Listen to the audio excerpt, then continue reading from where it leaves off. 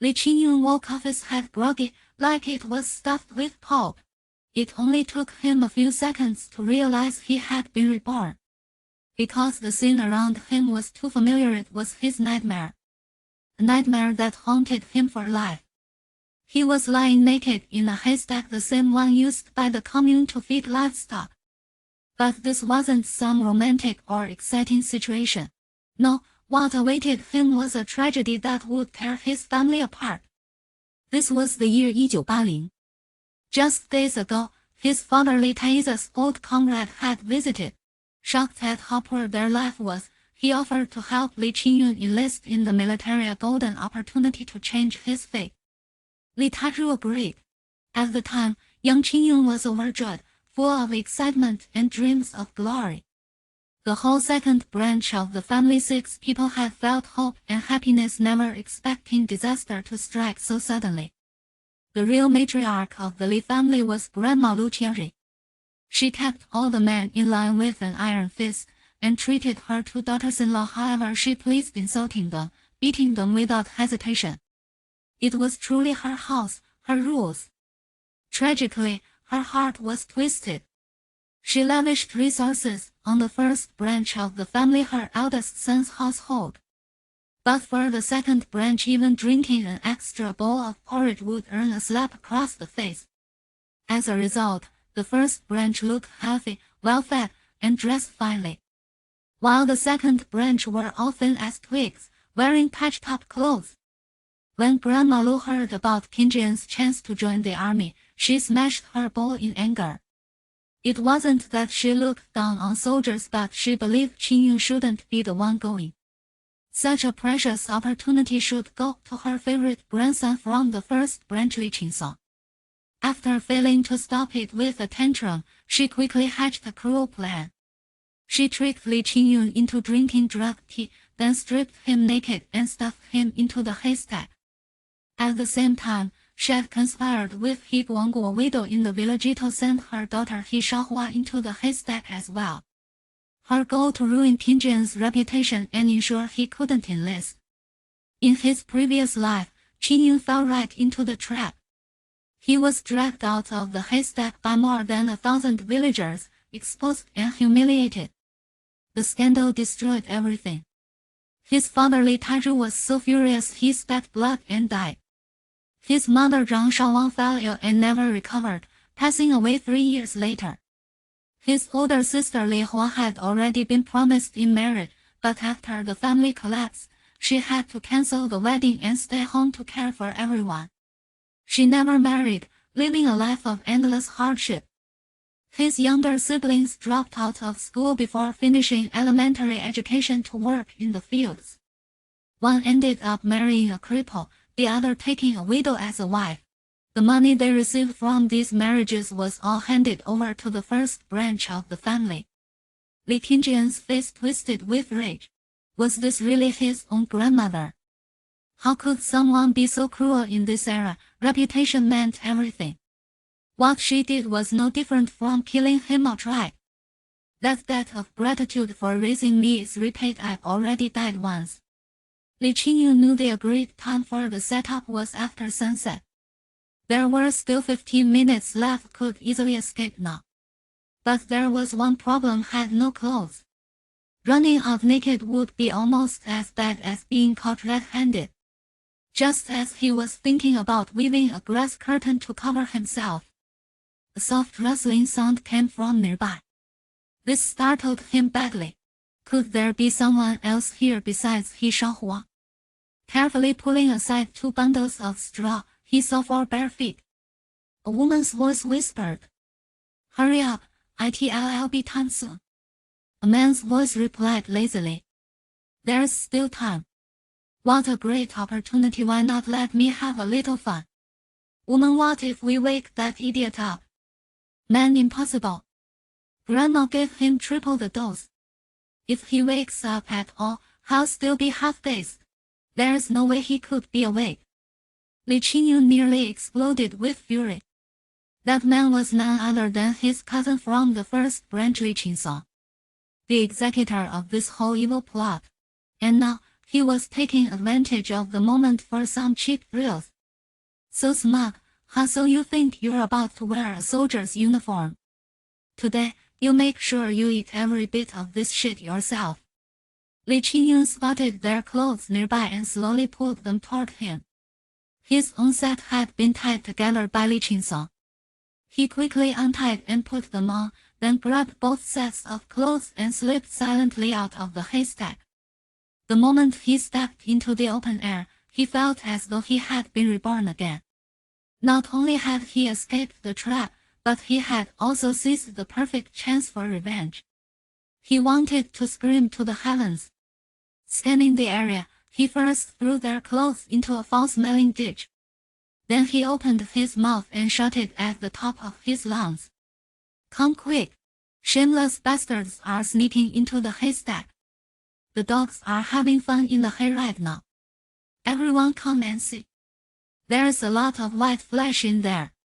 By now, the villagers had finished dinner and were chatting in groups. Li Qingyun's cry instantly stirred up the entire village. Countless figures ran toward the scene, eyes wide with curiosity, mouths watering. Inside the haystack, Li Qingyun and He Shaohua were just reaching the climax. When they heard Qingyun's shout, they both nearly wet themselves in fear. They reached for their clothes but they were gone. Naked, they scrambled to crawl out. But Li Qingyun wasn't about to let them escape. Whether it was a head or a butt that popped out first, they kicked it back in. Want to run, want to live. In your past life, you did this to me. Now I'm going to see your shame. You can wait until everyone arrives. Young people were curious and fast. Within a minute, more than a dozen teenagers had gathered around Qingyun. These boys were all in their teens, eager and ready to witness something scandalous firsthand. But they weren't happy with Qingyun's approach. Why kick them back in? You're supposed to let them show. If you don't let them show, what are we even watching? Last year, when a neighboring village showed a movie, someone got caught sneaking into a haystack. They were green with envy for missing it. And now, their own village had such a scandal.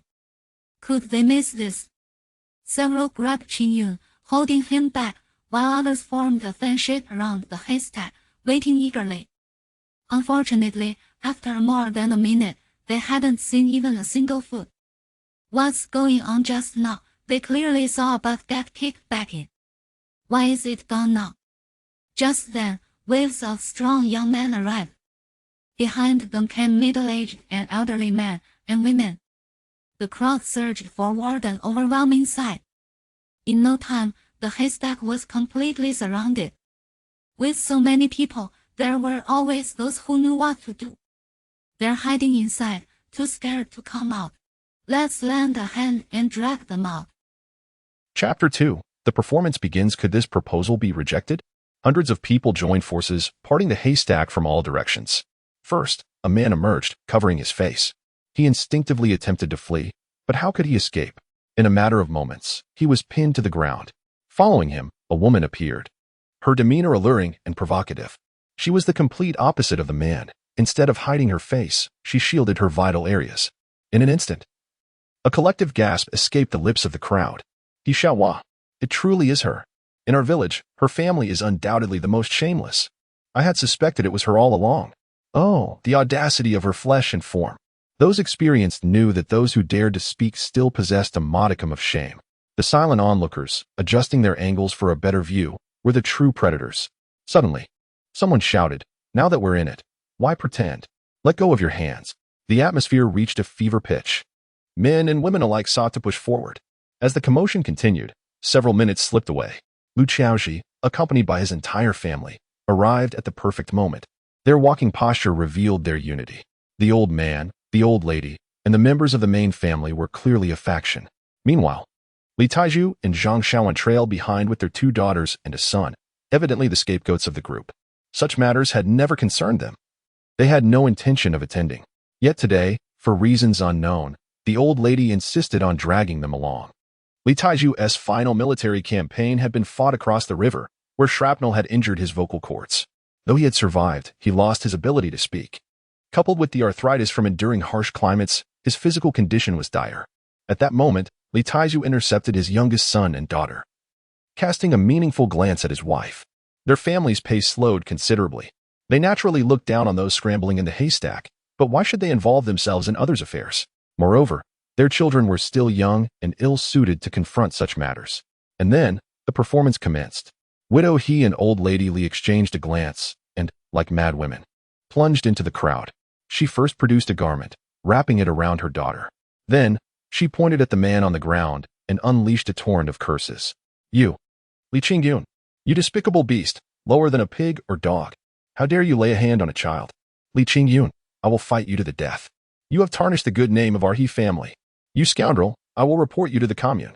I will see you executed by the police. Silly child. Quickly tell your mother, was it Li Qingyun who forced you? The moment Widow He uttered Li Qingyun's name, the scene fell into a stunned silence. Everyone wore expressions of disbelief. They might have believed accusations against others, but Li Qingyun? It was inconceivable. That child was so honest and simple. As I walked past the young lady, I dared not steal a glance. How could such a thing ever transpire? And with the infamous He Xiaohua, no less. From a distance, Li Taiju and Zhang Xiaojun, upon hearing their son's name, were instantly thrown into a state of panic. Li Tieju's body swayed slightly, his face transforming into a ghastly shade of purple. Zhang Xiaojun, overwhelmed, collapsed onto the ground. This moment revealed the deep bond between siblings. Li Hua urgently grasped his mother and fervently spoke to Li Taiju. Father, please remain calm. Qingyun is not that kind of person. They must have made a mistake. The first group of young ruffians, now observing the widow He, were seething with rage. How dare she arrive so soon? Could she not allow them a moment longer to gawk? Upon hearing the widow call out Li Qingyun's name, their ire reached a boiling point. One by one, they hurled their shoes into the fray. Li Qingyun is one of us. How can you slander him? After all, he is the one who reported the incident. They exclaimed. Shut your mouth, you shameless wretch. To defame brotherly, you must have a foul tongue. Does your family still possess any good name? A bunch of disgraceful scoundrels. Amidst the cacophony of insults, there were also those who understood the situation. With the spectacle fading, it was only natural to unveil the truth, especially among the middle-aged women. After observing for so long from behind, how could they refrain from seeing the front and the face? Moreover, this man was the crux of the matter. Regardless of whose man he was, this family had become notorious in Chaoyang Brigade. Who would want to witness such commotion? Thus, a chorus of over 1,000 voices arose, demanding, lift that man up and reveal his identity. Lu Qiaoji, the old woman, was indeed a master of theatrics. Just after the widow He finished her outcry, she began wailing and beating her thigh. What a sin! Misfortune has befallen our household. How could the Li family produce such a wretch? Li Taiju, Li Qingyun is your son. Why do you not strike him down? The Li family has no descendants of such a nature. At this, everyone was left bewildered. It was still daylight. How could such a scandal erupt? How could one bear the brunt of such accusations? Li Qingyun, standing tall at nearly 6 feet, was right there. How could his own grandmother utter such words? What a lack of trust in her own grandson. Those present were well aware of the Li family's circumstances, and the majority shook their heads in dismay. This old woman had grown to loathe Li Tieju's lineage. It was truly a pity for the second branch of this family of good people. From a distance, Li Qingyun noticed his father's grim expression and felt a surge of anxiety. In his previous life, this was precisely how his father had succumbed to anger. He managed to endure for a brief moment, bypassing Lu Qiaoji and hastily rushing to his parents' side. First, he helped his mother to her feet, then grasped his father's large hand firmly. Father, please do not become enraged. Although your son may not bring you glory, he is certainly incapable of such disgraceful actions. Be vigilant, for there are those who seek to tarnish your son's reputation. They aim to destroy us and shatter our family. Li Taiju is no ordinary farmer. His ill health and inability to speak over the years have left him disheartened and despondent. He has always been a man of integrity, deeply concerned with his dignity. In this moment of despair, when his world seemed to darken, his son appeared. Dressed appropriately, he was clearly not the object of public scrutiny. It was evident he was not an illicit lover. As he listened to his son's words, his posture straightened with renewed resolve. He may not care for his own fate, but how could he remain indifferent to those who wish to harm his son and dismantle their family? The strength of one individual is indeed limited. Despite Li Qingsong's attempt to conceal his face, it ultimately became visible. In an instant, over 1,000 spectators were left astounded. It was Li Qingsong.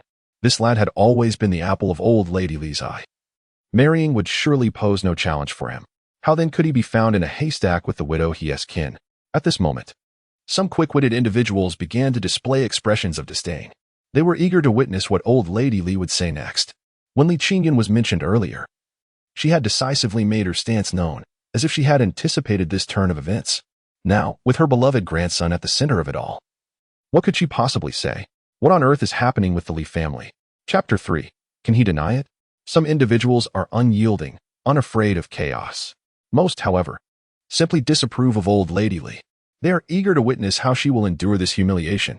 The crowd parted with a sudden rush, creating a path for the Li family. Li Qingyun, devoid of any clothing, stood before old Lady Li. His face was an ashen hue, marred by 4 or 5 handprints, with blood trickling from the corner of his mouth. Upon seeing his grandmother, he cried out in anguish, "Grandma, it was Li Qingyun, not me. They made a mistake. I am innocent." His protest only elicited uproarious laughter from the assembly. What is this spectacle? Even as he was pressed into a pile of hay, he continued to argue.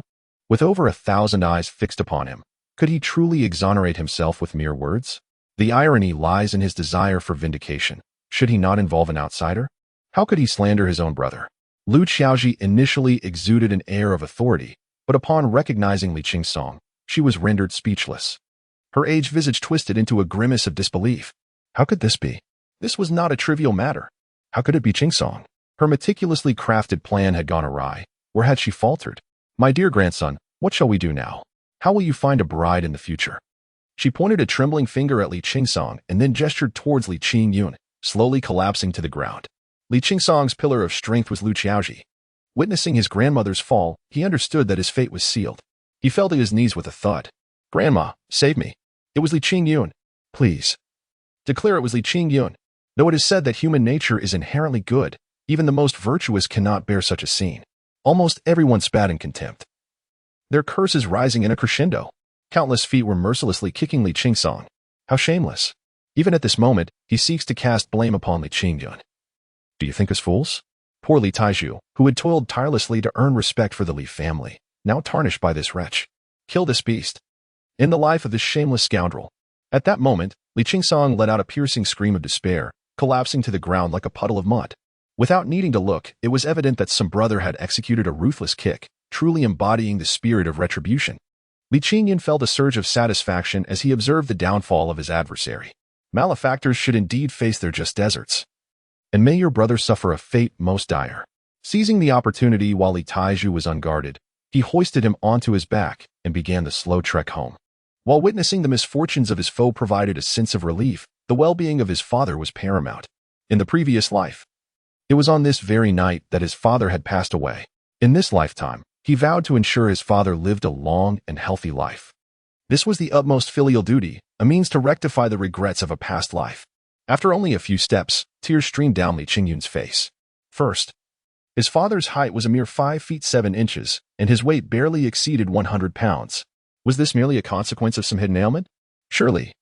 The direct cause was the daily struggle of hunger. Secondly, in his previous life, when he was alone, he often dreamt of his father carrying him in playful abandon. Countless times, he envisioned the opportunity to bear his father upon his back. At last, that dream has come to fruition. Thirdly, his mother is by his side, and his sisters stand behind him. He has returned. He possesses the power to alter everything. He finally has the chance to be a good son, a caring brother, and a devoted sibling. Li Taiju, resting upon his son's back, was overwhelmed with emotion. To speak candidly, he initially felt a sense of reluctance. After all, his son had grown, and they had not shared such intimacy in a long while. Yet, upon witnessing the tears streaming down his son's face, his own eyes became misty. He longed to grasp his son and inquire about the transformation he had undergone. What had transpired today? However, he could not voice his thoughts. He merely wished for this journey to conclude swiftly so they could return home. They entered a large courtyard and then a private chamber. As Li Taiju descended from his son's back, he immediately seized pen and paper. "Qingyun, tell your father what happened today. Who has wronged you? I shall avenge you." Li Qingyun, gazing into his father's tear-brimmed eyes, knelt upon the ground. "Father, you will soon learn of today's events. I beseech you for one favor, regardless of the truth. I implore you not to become enraged. You have 2 shrapnel pieces lodged in your lungs. Anger could be perilous. If you were to leave us, We would be left as orphans with no means to survive. You cannot be so heartless. Li Qingyun, trembling with emotion, pulled his son to his feet with one hand while swiftly scribbling with the other. What has transpired? Are you intent on driving your father to despair? Just then, the main door creaked open, and a cacophony of hurried footsteps filled the courtyard. In an instant, the door was forcefully kicked open. Lu Qiaozi appeared, looking considerably aged but still exuding an air of authority. Her sharp, triangular eyes seemed poised to devour. Li Qingyun, you wretch, did you not harm He Xiaohua and then stuff your second brother into the haystack? Li Qingyun scoffed softly. He gestured for his mother and elder sister to sit beside his father, one to the left and one to the right. Then he whispered something into his younger brother Li Qingfeng's ear before turning to face Lu Qiaozi. Lu Qiaozi was unaccustomed to such neglect. She raised a hand, aiming to strike Li Qingyun's face. Admit to the disgraceful deeds you've committed, or I shall break your legs today. Li Qingyun stepped back, evading her slap. Madam, are you out of your mind? Is your grandson dead? How could I have stripped him bare and shoved him into a haystack alone? So many witnessed his disgrace. How could he deny it? Lu Qiaozi was momentarily taken aback. She had not anticipated that her grandson, whom she used to manipulate at will, would now dare to accuse her of madness and confront her with such audacity. The next moment, she began to throw a tantrum. Li Taiju, are you still my son? How can you allow your son to speak to me in this manner without punishing him? I tell you, I declare that it was Li Qingyun who committed this act. And it shall be so. Li Qingyun, you must step outside now and confess to the villagers that the wrongdoing was yours. Li Taiju's countenance shifted to a shade of purple. Disbelief etched across his face. He was aware of his mother's favoritism, yet he never anticipated it would manifest in such an outrageous manner. He had tolerated minor grievances in their daily lives, but this matter pertained to his son's reputation, and it was an unjust accusation. How could he endure this? Swiftly, he pinned 2 lines. The truth cannot be concealed. Li Qingsong must bear the consequences of his actions. Mother, Qingyun is also your grandson. You cannot exhibit such bias. Lu Qiaozi staggered slightly, feeling as if today's events were surreal. How could her usually obedient son now defy her? Unable to find a rationale, she tore at her own hair in frustration. With her head bowed, she charged at Li Taiju. You lot, disregarding the words of your elders, today you shall kill me, this old woman. Li Qingyun rushed forward, swiftly lifting his grandmother and carrying her into the courtyard. Observing that his brother had opened the main gate, he called out to the gathering crowd, villagers, please adjudicate this matter. Is this how one treats their elders? As Lu Qiaozi noticed outsiders entering the yard, her eyes betrayed her panic. Forgetting about Li Taiju, she reached out with both hands to grasp Li Qingyun's face. How dare you? If you speak such nonsense, I shall tear your mouth apart. Li Qingyun raised his hand and pushed Lu Qiaozi down to the ground. Esteemed uncles, respected former secretary, I am certain you are perplexed by today's events. Why did Widow He call my name without seeing me? Why did my grandmother confess so early? And why is she now forcing me to take the blame for Li Qingsong? I shall elucidate this for you. This is a conspiracy orchestrated by my grandmother and Li Qingsong. Chapter 4. Conspiracy. The villagers rushing into the courtyard were mostly those who shared a close bond with Li Taiju and Li Qingyun, along with several cadre members from the brigade. Each and every one of them harbored disdain for the old matriarch, concerned that the Li family was too feeble. They had come to lend their support. The solidarity of friends goes without saying, and the cadre members acted according to their conscience. Ever since Li Taiju emerged as a hero from the Anping Brigade, had they not always occupied the front row at meetings in the commune? Whenever leaders praised individuals, did they not mention the Anping Brigade? They had even been invited to the county due to Li Tieju's reputation, adorned with accolades and benefits. Now, witnessing the blatant bullying of the Li family, how could they remain silent? Even if the perpetrator were their own mother, it would be unacceptable. No matter the debt of gratitude one owes to their mother, it cannot surpass the laws of morality and justice. The secretary of the Anping Brigade, Lin Yuanshan, was taken aback by Li Qingyun today. He had never realized that this young man possessed such acumen. Not only did he seize the moment perfectly, but his speech was also articulate and compelling. As he observed the old matriarch lunging at Li Qingyun once more, he commanded the women's team leader to restrain her, while he vocally encouraged Li Qingyun. Qingyun, speak boldly. We shall stand by you. If it becomes unmanageable, we will accompany you to the commune, or even to the county. Li Qingyun felt a warmth in his heart. His greatest fear was that the old matriarch would create a scene, obstructing him from expressing himself. Now, he raised his voice, filled with indignation, and proclaimed, a few days ago, a comrade of my father visited. He said our family's situation is dire, and given my father's significant contributions, I am entirely qualified to send a child to the military. This would not only serve to protect our homeland, but also alleviate some of the burden on our household. My father agreed and told me to uphold the dignity of Anping Brigade. If I were to fall in battle, I must not disgrace our name. I too am prepared to follow in my father's footsteps. He brought back 4 military honors for our Anping Brigade. I aim to return with 5. Or even 6. Li Qingyun's tone shifted, filled with a deep sense of grievance and despair. Upon learning of this, my grandmother declared that I am unworthy of military service, claiming I lack the physique to wear a uniform. She coerced my father into giving this opportunity to my elder brother, Li Qingyun. Although my father cannot speak, he understands. My elder brother is a coward. Should he go to war, he would surely soil his trousers at the first sound of gunfire. His presence would only bring disgrace upon our Anping Brigade. Thus, my father opposed this decision. Consequently, the two of us have offended my grandmother. Can you imagine? My own grandmother. Her heart has turned cold. She summoned me to her room, deceived me into drinking a bowl of medicine, and then had my elder brother stuff me into a haystack. She even conspired with Widow He, offering her 200 yuan to ensure that He Shaohua was also placed in the haystack. Then they called for someone to catch me in the act, thereby tarnishing my reputation and rendering me unfit for military service. Ultimately, I had to be replaced by Li Qingyun. By the mercy of heaven, I awoke midway. Of course, I must also express my gratitude to my second brother. He actually engaged in an affair with He Shaohua amidst the haystack. This provided me the time I needed and allowed the villagers to uncover the truth. Truly, the heavens have eyes. Today, with all the elders present, I wish to pose a question. Why, dear grandmother, must you be so harsh towards me, a mere grandson?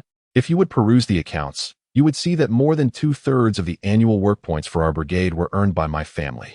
We have toiled relentlessly to uphold this household, yet why can we not warm your heart? Silence. A stillness so profound one could hear a pin drop.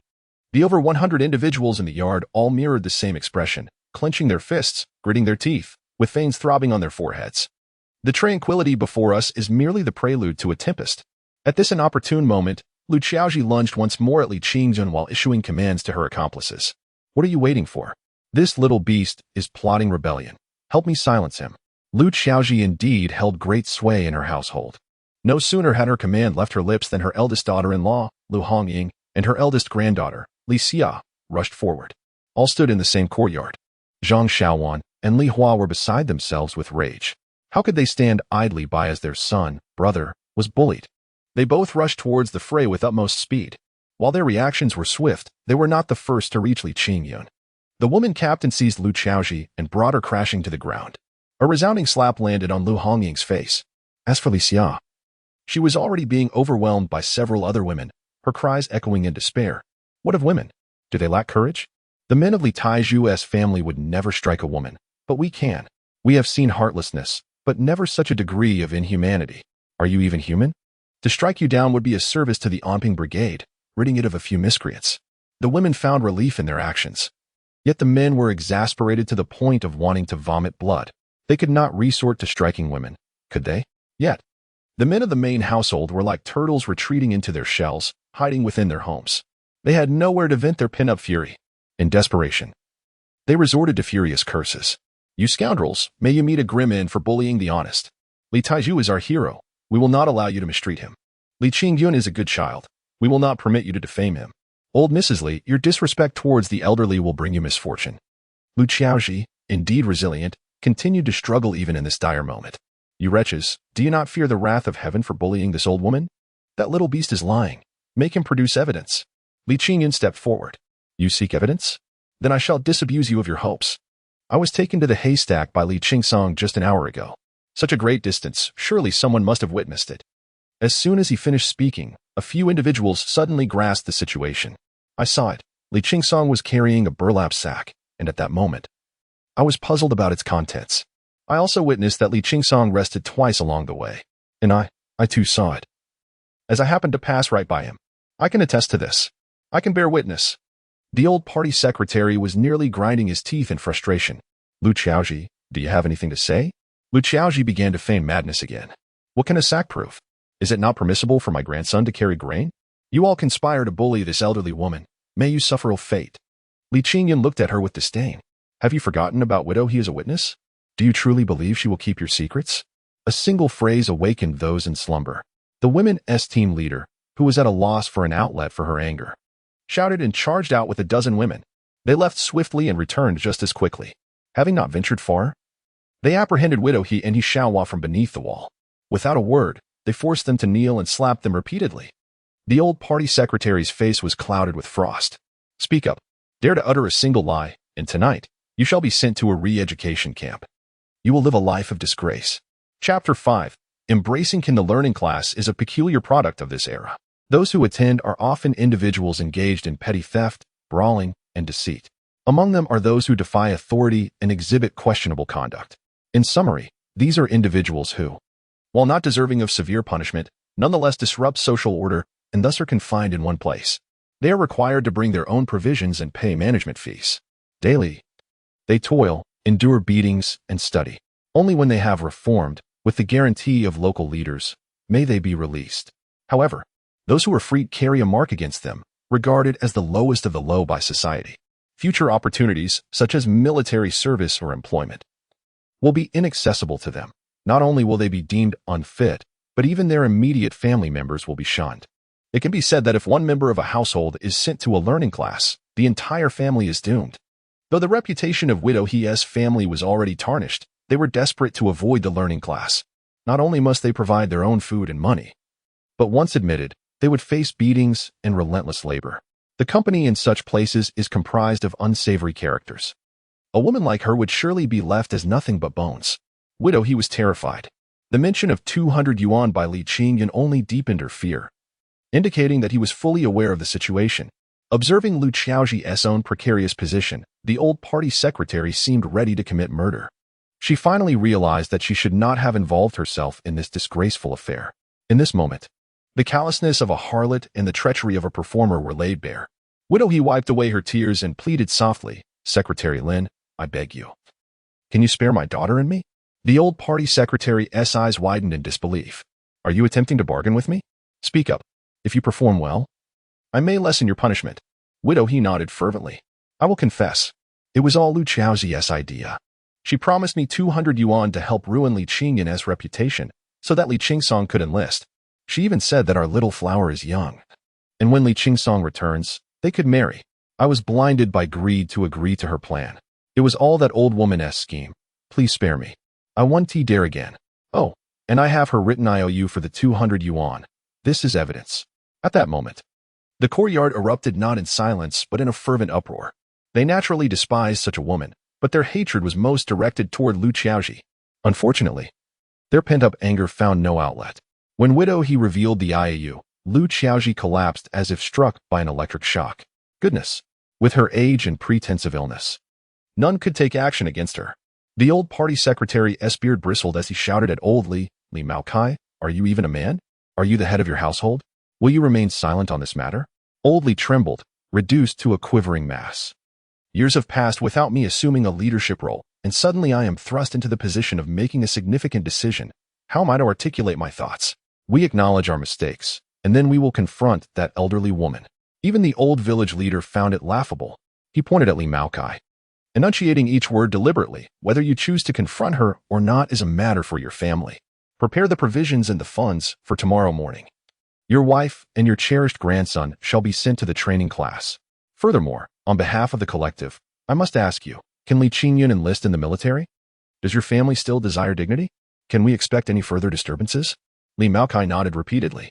Subsequently, he and his eldest son, Li Dazhuang, carried Lu Xiaoji back into the house. They closed the door, retreating into a shell of silence. At last, the air was less rancid.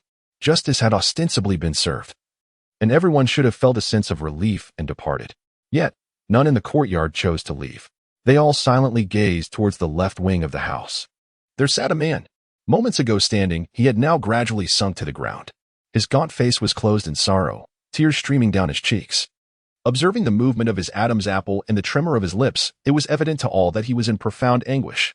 This suffering undoubtedly surpassed his inability to speak or the frailty of his body. It must have shattered his heart. A mother turning against her own grandson. How excruciating it must be for him as a father. Li Qingyun did not attempt to lift his father. Instead, he quietly stood beside him, placing a hand on his shoulder, assuring him that his son was safe. His son had matured. He could withstand life's storms and provide shelter for him. Everyone understood that at this moment, Li Taiju required tranquility. He needed to navigate this ordeal on his own. After a considerable time, the old village leader approached. He knelt beside him, tears streaming down his own face. Taiju, you are a remarkable man. You are the pride of our Onping brigade. In the past, you could carry explosives to demolish bunkers, remaining steadfast even in the biting cold. This challenge, too, you shall surely overcome. After a brief pause, the old leader continued. A man standing between heaven and earth cannot avoid having an unworthy wife or disobedient children. Your family's children are commendable, especially Qingyun. He will undoubtedly become your pride in the future. In comparison to so many other children, let go of your mother's shortcomings. The old village leader ushered the tearful onlookers away, personally closing the courtyard gate. From a distance, Li Qingyun overheard many discussing the situation. It is indeed a cruel twist of fate. How could a hero like Li Taiju have such a mother? That elderly woman's heart is truly blackened. She is unworthy of such fine descendants. Perhaps your words hold some truth. Look at Taiju's family. Are they not all possessing strong brows, large eyes, and prominent ears? Now glance at the eldest family, including Li Maokai. Are they not all possessing sharp features, triangular eyes, and hooked noses? To suggest that Li Taiju is an adopted member of their family is something I can wholeheartedly believe. The words of this individual not only became the focal point of discussion, but also stirred something within Li Qingyun. He could conceive of far more possibilities than an outsider might. Whether from a genetic standpoint or a relational one, it seemed remarkably plausible. However, this was not the moment to pursue the truth. First and foremost, he needed to stabilize his household before contemplating anything else. It was June 17th, and the northern night remained quite chilly. Ultimately, Li Qingyun managed to lift his father. Upon entering the house, Li Taiju still lay with his eyes closed. Li Qingyun leaned his father against the wall and turned to embrace his mother and sister. In that instant, the suppressed cries filled the small room. Son, are you all right? Have you felt any discomfort after taking so many medications? Qingyun, I am so sorry. It was I who urged you to meet that old woman, as mother and sister. They were engulfed in guilt. Li Qingyun had narrowly escaped a dire fate today, and they had been entirely oblivious, unable to offer any assistance. Reflecting on the perilous situation, they felt their hearts bleed at the thought of such a wonderful son, brother, almost becoming a victim of infidelity. Li Qingyun had a younger brother and sister, twins aged 13, currently in the 5th grade. At their age, they understood much of what transpired. What they craved most was to berate that old woman. But with their father present, they dared not speak out and instead rushed to embrace their older brother. Brother, do not be afraid. Tomorrow, I will help you confront Li Qingsong. Brother, I will help too. Li Qingyun remained silent, wishing fervently for additional arms to wrap around his loved ones. He relished this moment.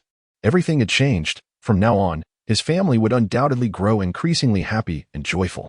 Once he began to speak, there was no stopping him. Li Qingyun was filled with unprecedented vigor.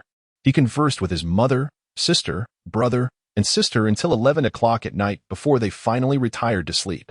The next morning, before dawn broke, he rose early. Stealthily exiting his room, he retrieved the machete hidden behind the door. Chapter 6. Monkey-head Li Qingyun was awakened by hunger. Or rather, he hardly slept through the night due to his gnawing hunger. Now, he did not venture out to act recklessly or harm others, but rather to ascend the mountains. He was starving, and undoubtedly, his entire family was as well. His younger siblings were at a crucial stage of growth, given time. How would they thrive? Since he had been granted a second chance at life, it was imperative to seize this opportunity and commence from this moment. This very morning, he must ensure that his family enjoys a hearty meal. Li Qingyun was not acting foolishly. He possessed the requisite skills. After the calamity of his previous life, he could no longer remain in the village. The former village leader, out of regard for Li Taiju, had introduced him to a temporary position at the Onping Forestry Bureau.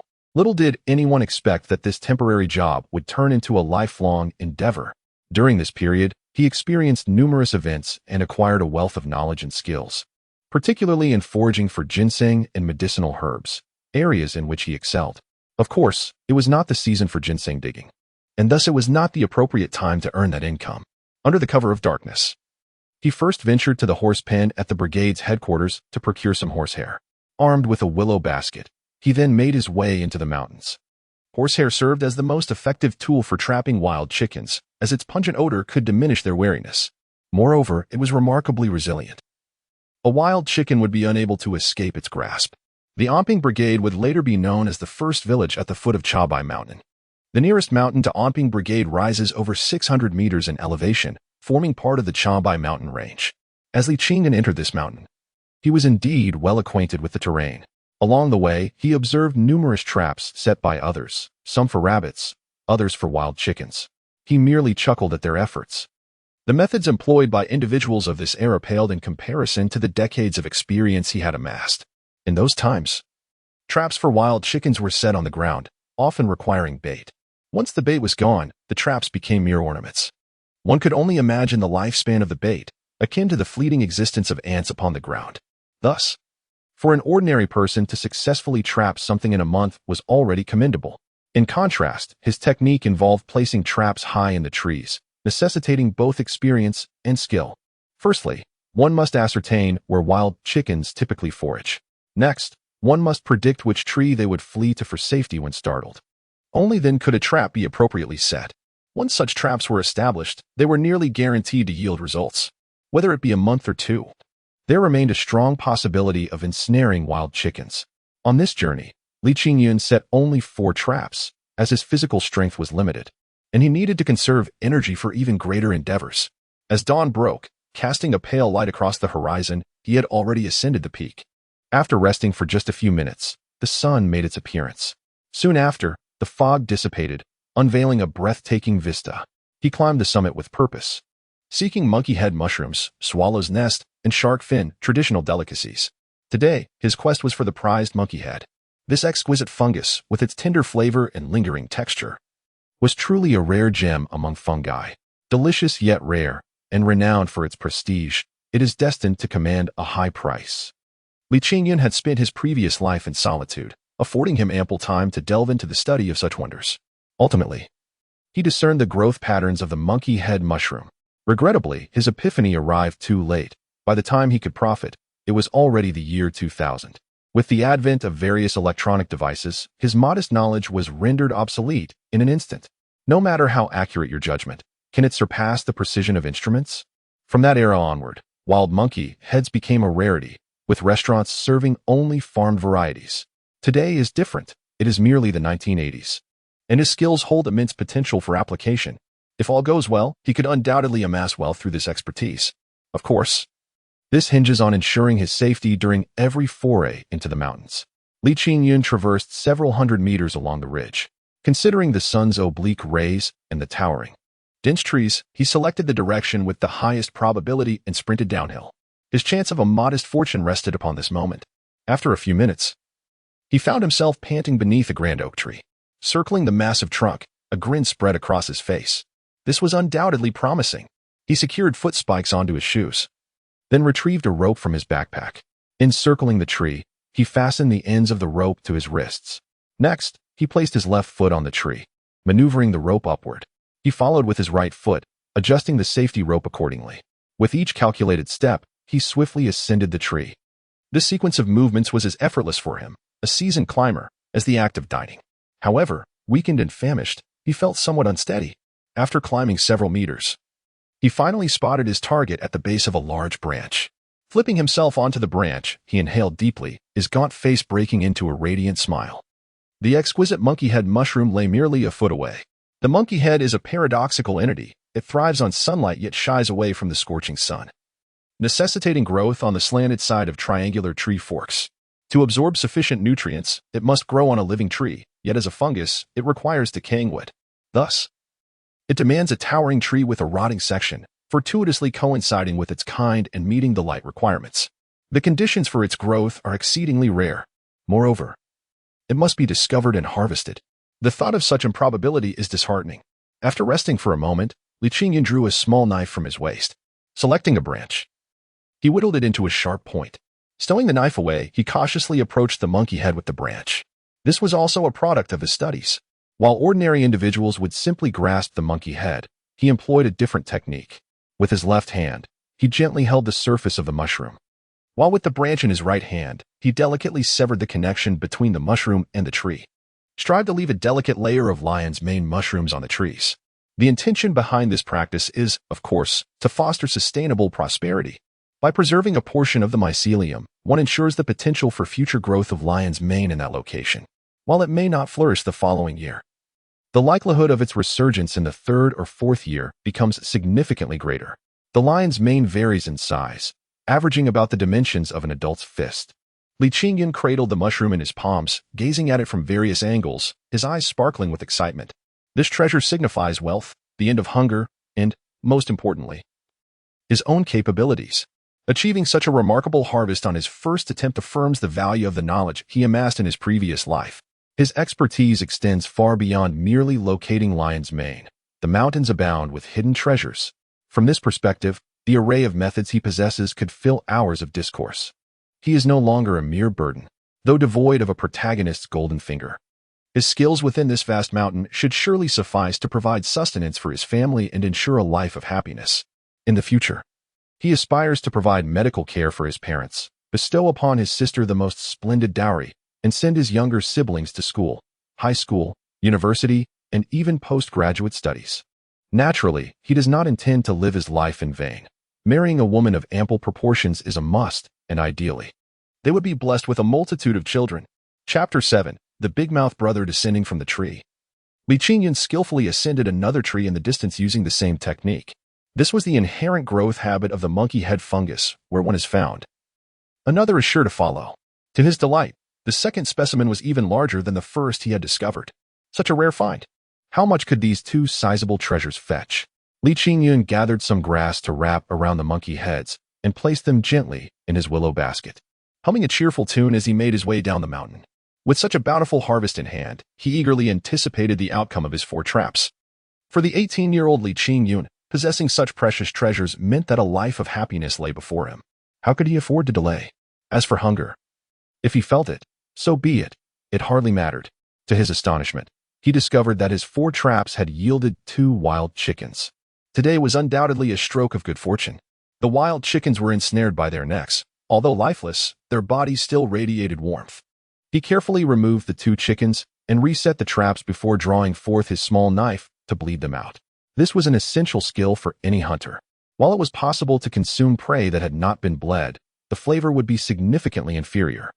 Li Qingyun concealed the chickens within his willow basket and hastened down the mountain. He had accomplished all his objectives for the morning, and it was time to head to the commune. Perhaps with his rebirth, his fate had taken a turn for the better. Luck had smiled upon him remarkably this morning. On his descent, he unexpectedly spotted 2 rabbits ensnared in traps. Was this not a windfall? As for the ethics of claiming another's catch, Li Qingyun merely chuckled. Would anyone leave behind the wild chickens caught in his trap if they had seen them? After all, a hunter's success often hinges on fortune. It could only be described as destiny. He bled the rabbits in the same manner, concealed them with grass in his willow basket, and sprinted forward with zeal. By 6:30 a.m., Li Qingyun had returned to the village. Along the way, he encountered a few individuals ascending the mountain, all of whom he deftly evaded. I have taken nothing from you. Your curses cannot reach me. Rather than returning home, Li Qingyun headed directly to the home of the former village head. Borrowing his bicycle, he set off for the Hongshi commune. The Hongshi commune was precisely 10 miles from the Omping brigade. Riding a bicycle would take about half an hour. During the farming off-season, villagers typically had 2 meals a day, with breakfast around 9 o'clock a.m. He had ample time to return. However, today marked his first venture to the commune to sell goods since his rebirth.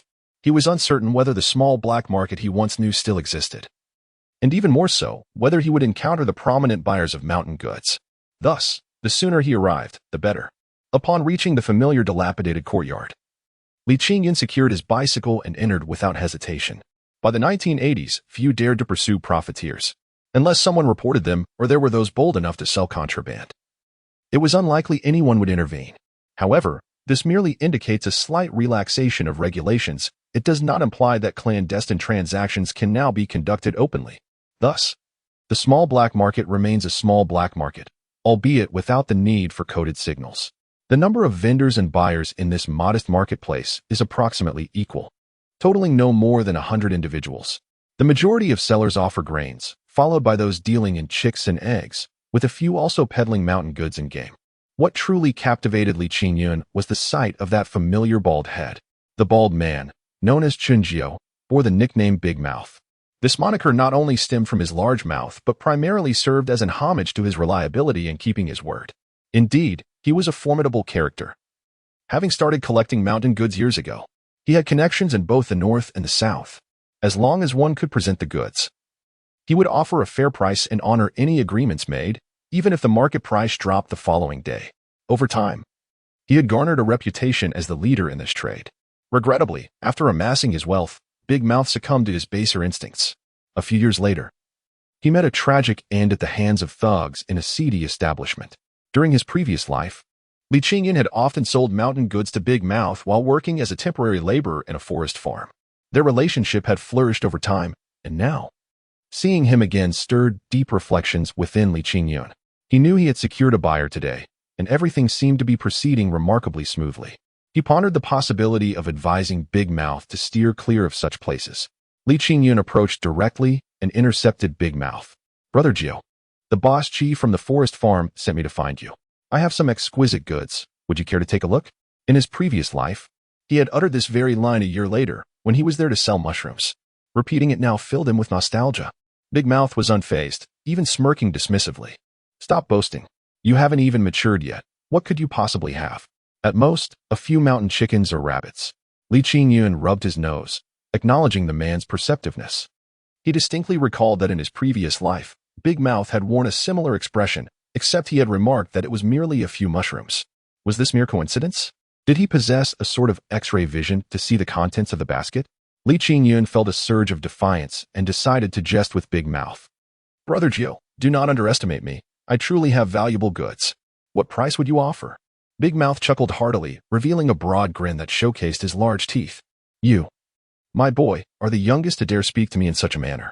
Today, I shall indeed accept your offer. Present your goods. And if they are as remarkable as you claim, I shall pay you double the price." Li Qingyun's eyes sparkled with the prospect of profit. He moved swiftly, deftly unfastening the willow basket. 2 rabbits and 2 wild chickens were casually tossed at his feet.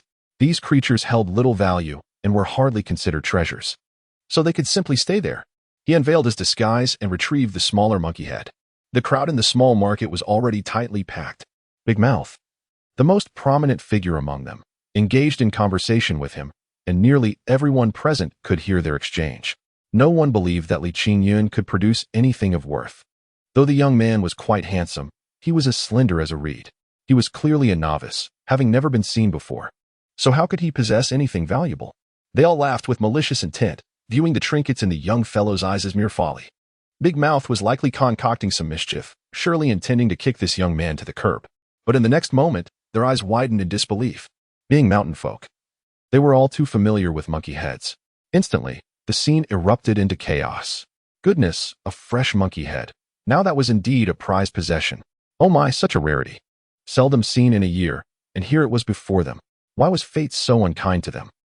Among the crowd, the most astonished was undoubtedly Big Mouth. His face shifted through a spectrum of colors, leaving one to wonder whether it was joy or regret that colored his expression. Ultimately, he cast aside his pride, picked up the wild chickens and rabbits from the ground, and dragged Li Qingyun away. Chapter 8. Such a delightful temper. Brother Big Mouth led Li Qingyun to a secluded spot before finally coming to a halt. His face was flushed with embarrassment, and he even began to rub his palms nervously. "Little brother, it seems that Brother Jiu misjudged you. You truly possess something remarkable. By the way, I share a close bond with Chief Chi from the lumberyard. Since you were introduced by him, from this moment on, we shall also be good brothers." Li Qingyun's lips twitched slightly, but he refrained from responding. This fellow was clearly attempting to weasel out of his words. "Today, I shall witness how you retract your statement. Aren't you Brother Big Mouth, known for your unwavering word?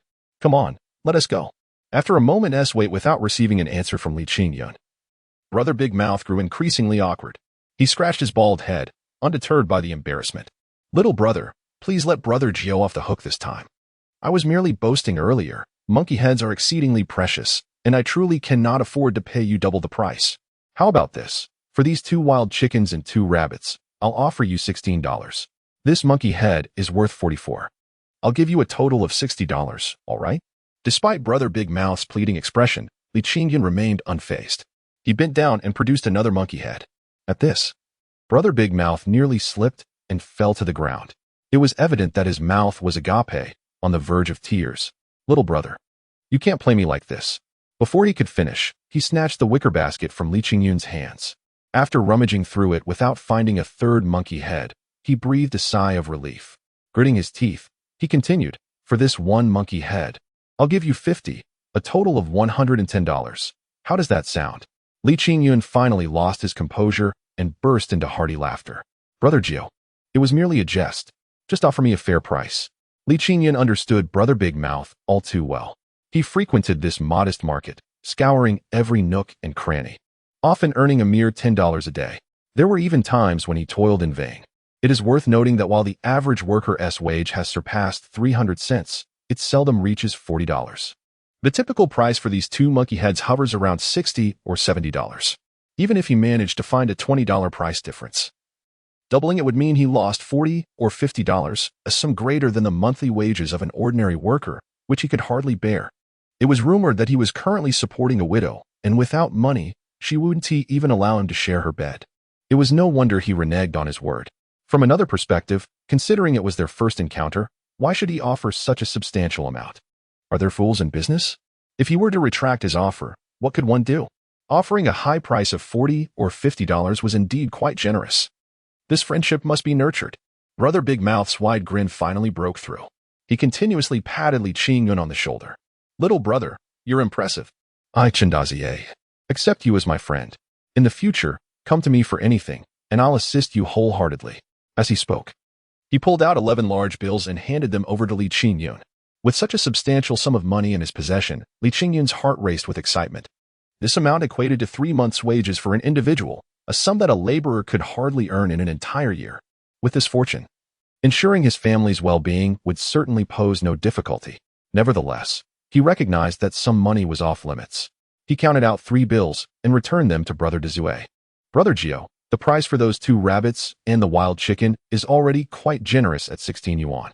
As for the 2 monkey heads, I require 64 yuan, which is only fair. It's settled then. I shall return to seek you out for any future treasures."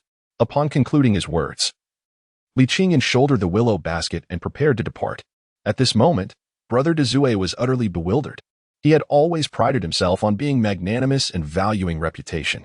Yet, he was acutely aware of his own limitations. Such a hefty sum as 30 yuan was beyond his capacity to simply give away.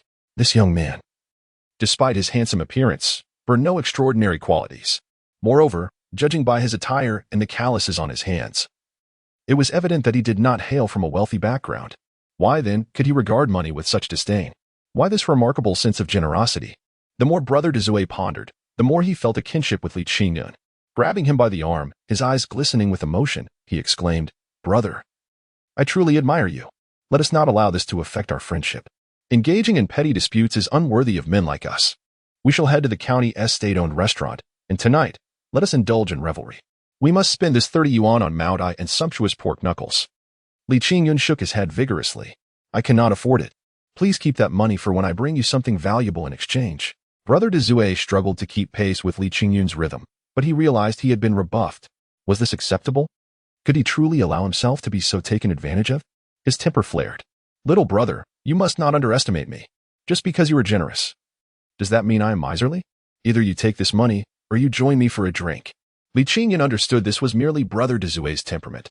With sincere conviction, he replied, "Brother Jiu, we have ample time ahead of us to cultivate our friendship. In the future, when I return to sell goods, you may offer me a higher price, or we can share drinks next time we meet. All right? I have matters to attend to at home and must return swiftly." Brother Dezue hesitated for a moment. Then, gritting his teeth, he pocketed the money. "Come with me. I have a bicycle to take you home." Upon reaching the door, Brother Dezue produced his keys and unlocked his bicycle. "By the way, where do you reside?" In the next moment, he was taken aback to see Li Qingyun also pushing a bicycle. Li Qingyun stifled a laugh. "This bicycle is borrowed. My name is Li Qingyun, and I live in Omping Brigade. I must be off now. Breakfast for my family has yet to be arranged. We shall meet again." Upon hearing the mention of breakfast, Brother Dezue's eyebrows shot up. Without further ado, he mounted his bicycle and declared, "Follow me. I assure you, it won't take up your time." Li Qingyun glanced in the direction Brother Dezue was headed, which coincidentally aligned with his intended destination. Without further ado, he mounted his bicycle and followed suit. 2 minutes later, they arrived at the residential building of the forestry machinery factory. Upon spotting Big Mouth Brother halted before a breakfast vendor, realization dawned upon him. This fellow simply would not rest until he had spent his money. Such a spirited temperament. While he was momentarily distracted and securing his bicycle, Big Mouth Brother had already procured an assortment from the vendor selling steamed buns and fried dough sticks. Carrying 4 hefty bags, he rushed towards him with a broad grin. "Brother, you take these first. Moreover, they're selling noodles and wontons." Li Qingyun stowed the 4 bags into his wicker basket, mounted his bicycle, and swiftly departed. "Ninth brother, you can keep the wontons for yourself, ha." Goodness.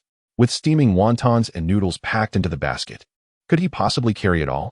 Wouldn't he risk scalding himself? The man's character was beyond reproach, though it was a pity he was destined for a short life. As he pedaled several miles away, noticing that Big Mouth Brother had not pursued him, Li Qingyun let out a sigh of relief. He halted his bicycle, removed the wicker basket, and opened the 4 bags. As he ravenously devoured a bun, he began to count.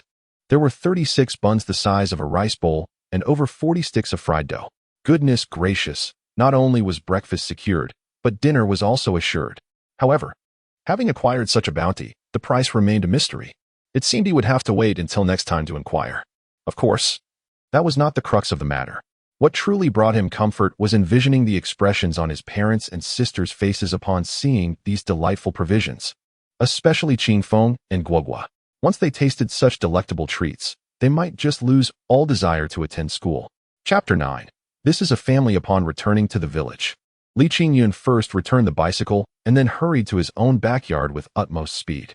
It was approaching 8:30, a time when his younger brother, Li Qingfeng, would come to the backyard to empty the urine pot. He had no way to bring back the contents of the willow basket, thus resorting to this desperate measure. It was not that Li Qingfeng was lazy, rising at such a late hour. Rather, he was attending to the urine pot for their elder brother, Li Qingchun. What an irony it was. This was the command of the old lady, insisting that one grandson tend to the needs of another. In the past, such servitude was only reserved for livestock. From this day forward, this indignity must never occur again. After waiting for over 10 minutes, Li Qingfeng finally entered the backyard, pouting. Li Qingyun, hiding behind the wall, let out a whistle. Upon seeing his elder brother, the little one immediately set the urine pot aside and scampered over. In his heart, his big brother had become a hero. What his brother did yesterday had been immensely satisfying. "Brother, what are you hiding here for?" Li Qingyun grasped his only brother, a wave of sorrow washing over him. Little Qingfeng was already 13 years old, yet he was no taller than a 10-year-old child, and in terms of weight, likely even lighter than that. With a large head and a slender neck, it was evident that he suffered from severe malnutrition. "Little brother, that wretched urine pot will remain there. From today onward, we shall no longer endure this humiliation." Li Qingfeng blinked his big eyes a few times, a hint of fear appearing. However, recalling how his brother had bravely confronted the old lady yesterday, he clenched his fists in resolve. "All right, I'll listen to you, brother. I won't go to that stinky room anymore." Li Qingyun ruffled his brother's hair. "Now, I need you to do me a favor. Go home, wash your hands, and bring Guogua along, both of you carrying your backpacks to me." Although Li Qingfeng felt that his brother was acting mysteriously, he obediently ran back home. Moments later, he returned with his sister, Guogua, in tow. Guogua was even shorter than Li Qingfeng, her hair a dull yellow, and her little face devoid of luster, making her appear even more pitiful. A pang of sorrow struck Li Qingyun's heart again. He pulled his brother and sister close, turned around, and removed the grass atop the willow basket.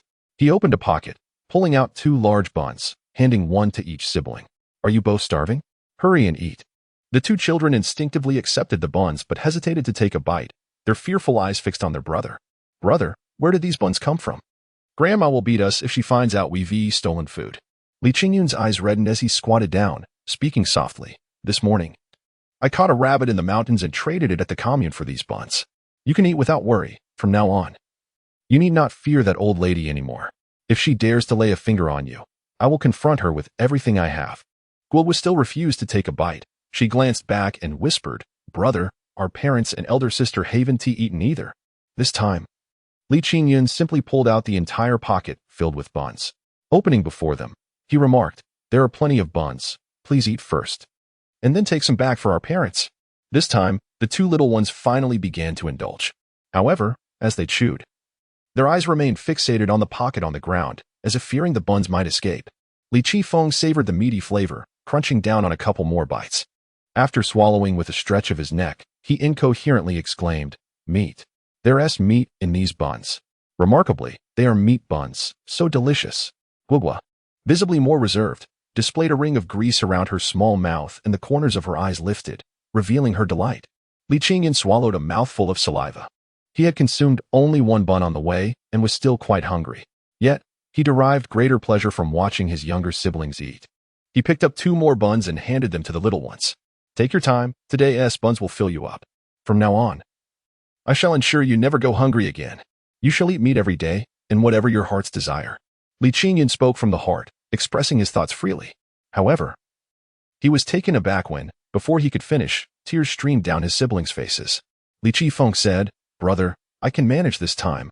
I won't crave more in the future." Guogua added, "Me too. I don't want you to go hunting. It's too dangerous. Last year, Bai Lauda even died." Regret washed over Li Qingyun. Just as his siblings were relishing their meal, why mention such dreadful things? "Don't cry. Don't cry. I have great abilities. You will see in time." He continued, "Now, stop crying. Open your backpacks and pack the buns to take back to our parents. Here's a task for you. You must ensure that our parents and elder sister finish all these buns before you return." His words proved effective. The little ones immediately wiped away their tears, filled their backpacks, and scampered away joyfully. Li Qingyun settled down against the wall, picking up a bun to eat. As he consumed, his mind wandered. These years, life had been exceedingly harsh for this family. If they could eat their fill, their father would undoubtedly not be as weak as he was now. Their mother clearly suffered from low blood sugar, frequently fainting while working each year. How could their health improve under such circumstances? And their elder sister, a 20-year-old maiden, was as thin as a bean sprout. They should be grateful she found a suitor. Everything must change. The family must be divided. It was imperative to separate. Minutes later, the 2 little ones returned stealthily, appearing much more spirited. Guogua eagerly reported, "Brother, they all only ate one. I had another." Li Qifeng chimed in, "We couldn't resist. Mother wouldn't allow it. She even said to eat more. To fill our bellies." Li Qingyun beamed with delight. Now, this was a true family. He handed another bun to his younger siblings. "Now, keep eating. Once you're full, you can return, and then it's time for you to go to school." Li Qingfeng accepted the bun, took a hearty bite, and moaned in satisfaction. And then, he too sat down against the wall. Li Qingyun rolled his eyes. How could this child be so oblivious to cleanliness? How could one sit anywhere? However, upon glancing at himself and then at the disheveled clothes of the 2 children, he felt a sense of understanding. Fortunately, Guogua was not like them. The little girl stood beside them, and although her attire was tattered, she possessed a unique charm. Surely, she would grow up to be an exquisite beauty. Li Qingyun consumed 5 buns before he felt satiated. The 2 little ones each devoured 3, and by the time they clutched the 4th, they were simply unable to manage any more. The sight of them made Li Qingyun want to laugh. "You 2 should not push your luck. Find a bag to stow it away and take it to school. But be sure to hide it well, lest others discover it." In an instant, the 2 little ones erupted in cheers. "Brother, can we skip school today? I can accompany you to gather pig fodder." Guogua clearly was also tempted. She had already reached out her tiny hand to grasp Li Qingyun's arm. Her adorable hesitance to nod was utterly charming. Li Qingyun stifled his laughter and gently flicked Li Qingfeng on the forehead. "How can we not go to school? If you skip, I shall confiscate that bond." Just then, a shadow flitted around the corner, and a figure appeared in the distance. Chapter 10. This is my biological father. The sudden appearance of Zhang Xiaojun startled the 3 siblings at first, but undeniably heightened their delight in their secret indulgence. The trio, with beaming smiles, eagerly approached their mother. Li Qingyun unfastened all his pockets, revealing their contents to her. His intention was to encourage her to indulge and enjoy a hearty meal. However, he was taken aback when confronted with an overwhelming quantity of steamed buns and fried dough sticks, which left Zhang Xiaojun both frightened and infuriated. The shock was evident. But her anger stemmed from the realization of how much money her son had squandered. While she was uncertain about the value of a rabbit, she was acutely aware of the cost of the dough sticks and buns. She surmised that her eldest son must have spent all his money. Was this the behavior expected of someone who had to make a living? After this meal, would they have any means to sustain themselves? Could she not educate him on this matter? "Qingyun, you are already 18. In a respectable family, you should be seeking a wife. Do you understand how much cornmeal could be purchased with this money? That cornmeal could sustain a family for a month if consumed judiciously. You are wasting resources." Li Qingyun listened with his head bowed, outwardly respectful but inwardly elated. Not everyone has the fortune to hear their mother's admonishments. The more she scolded him, the more it signified her concern. It was a manifestation of maternal love, an attempt to instill values in her child. He reflected on his previous life, where at this very moment he had been deprived of such warmth. His mother had been gravely ill, finding it difficult to utter a word, and passed away within 3 years. In stark contrast, how blissful was his current situation. He wished fervently for his mother to remain by his side forever, continually guiding him with her nurturing tone. Sensing her growing fatigue, Li Qingyun discreetly took out a rolled bundle of 8 large bills and slipped it into his mother's hands. Zhang Xiaojuan's mood improved significantly. The fact that her eldest son could bring back such a bounty was commendable. Furthermore, his obedient behavior today filled her with a sense of accomplishment as a mother. Just as she was about to forgive this prodigal son, she noticed the unexpected bundle in her hand. Upon glancing down, her world turned upside down. Who had not seen money? The issue is whether one had it. A thick stack of 10 yuan notes was something she had only witnessed during the distribution of funds at the production team. And she had never seen such a sum even during her wedding. Where did this come from? Did her son steal it or rob someone? As Zhang Xiaojun's head spun with confusion, she heard her son's reassuring voice. Mother, this money is neither stolen nor robbed. It is earned by me. You all go home and enjoy the buns. I will head into the mountains to hide the rest and return home immediately. Li Qingyun departed briskly, leaving Zhang Xiaojun bewildered in the wind. Why couldn't this reckless child communicate clearly with her?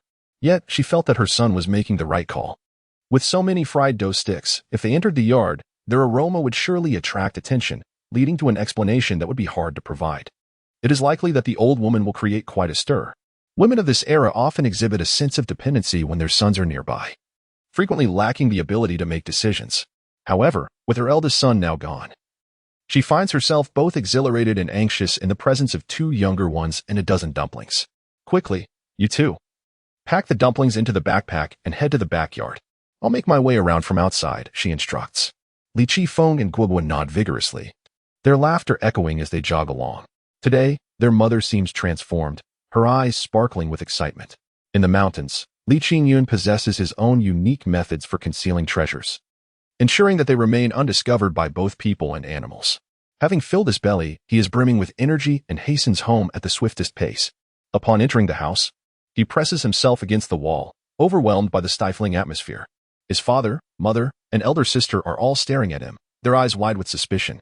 While it may be an exaggeration to say they wish to devour him, the uncertainty in their gazes suggests a reprimand is inevitable. Father, mother, please sit down and allow me to explain, he begins. After consuming that old woman's potion yesterday, I dreamt of a method to locate monkey heads. I rose early this morning with the intent to test my discovery in the mountains, and indeed, I found 2 of significant size. At the commune, I sold them effortlessly for $80. Those dumplings and fried dough sticks were gifts from others. And the collector of mountain goods remarked that they were a token of goodwill, encouraging me to return with more treasures for sale. This account is a blend of truth and fabrication, artfully crafted by him moments prior, and its immediate impact is palpable. Zhang Xiaojun and Li Hua visibly exhale in relief, their faces alight with joy. Although Li Taiju remains silent, his expression still wooden. He has positioned himself on the Kong and is busily jotting down notes. Li Qingyun quickly leans in, resting his shoulder against his father's, striking a pose reminiscent of a young boy seeking affection. Li Taiju appears slightly uncomfortable, shifting away momentarily before ultimately yielding to his son's gesture, revealing a glimmer of joy in his demeanor. This matter may merely be coincidental. Once your father regains his strength, we shall venture into the mountains together. Above all, you must not venture into the mountains alone, nor disclose this to anyone. Li Qingyun silently commends his father. This is indeed a wise and loving father. The significance of these words is profound, overflowing with paternal affection. Firstly, his father is concerned about his son's safety in the mountains and wishes to accompany him on any future adventures. The final admonition to keep this secret echoes the wisdom of experience. As common folk, no one would likely take notice of them. But should one possess extraordinary abilities, especially those that seem mystical and lucrative, envy could lead to dire consequences. Even if not so severe, mere gossip and sabotage can become unbearable. Rest assured, father, I am now an adult and fully comprehend the gravity of my actions. From now on, you should simply rest at home, nurture your health, and await the arrival of your grandchildren. This remark from Li Qingyun served both as comfort for his father and a playful jab at his elder sister. primarily aimed at alleviating the stifling atmosphere within the room. Both Li Hua and Zhang Xiaojun were preoccupied with that 80 yuan. His words caused a blush to spread across her delicate face, prompting her to pinch a handful of her brother's soft flesh. "You little rascal, do you deserve a scolding?" Li Qingyun exclaimed, yelping in mock pain as he sought refuge behind Li Taiju. Witnessing the long-missed sibling banter, Li Taiju's expression visibly brightened. He sensed a profound transformation in his eldest son, one that was nothing short of revolutionary. Yet, he was certain that this was indeed his son, and he found solace in this newfound change. It appeared that he was truly aging, as his son was now capable of standing on his own. This family could thrive without him. Contemplating these thoughts, a wave of relief washed over him. His wife and children had endured so many hardships alongside him, all due to his own inadequacies. Perhaps it was time to let his son take the reins? If that were the case, what about the old lady? Chapter 11. The necessity of separation. Zhang Xiaojun noticed her husband had ceased writing, signaling that she could now speak. She first pulled her eldest daughter aside, then approached her eldest son. "Qingyun, speak the truth to your mother. Did you encounter any wolves or other dangers during your early morning trek up the mountain?" Li Qingyun retrieved a match and lit the bundle of mugwort hanging on the wall. He then solemnly replied, "Mother, rest assured, I did not venture far. I remained on the first mountain. Not to mention wolves, I didn't even see a single rabbit." "Child, why do you not speak the truth to your mother? Just a moment ago, Qing Feng returned and mentioned you had caught a rabbit. Now, how is it that you've seen none?" Li Qingyun was reluctant to burden his family with worry. If they knew the truth, they would scrutinize him closely, likely preventing him from even attempting to ascend the mountain again. "Mother, calculate my speed for the round trip. If I had wandered far, could I possibly return so quickly? I truly only circled the first mountain. The spots where you gather mushrooms pose no threat to a grown man like me.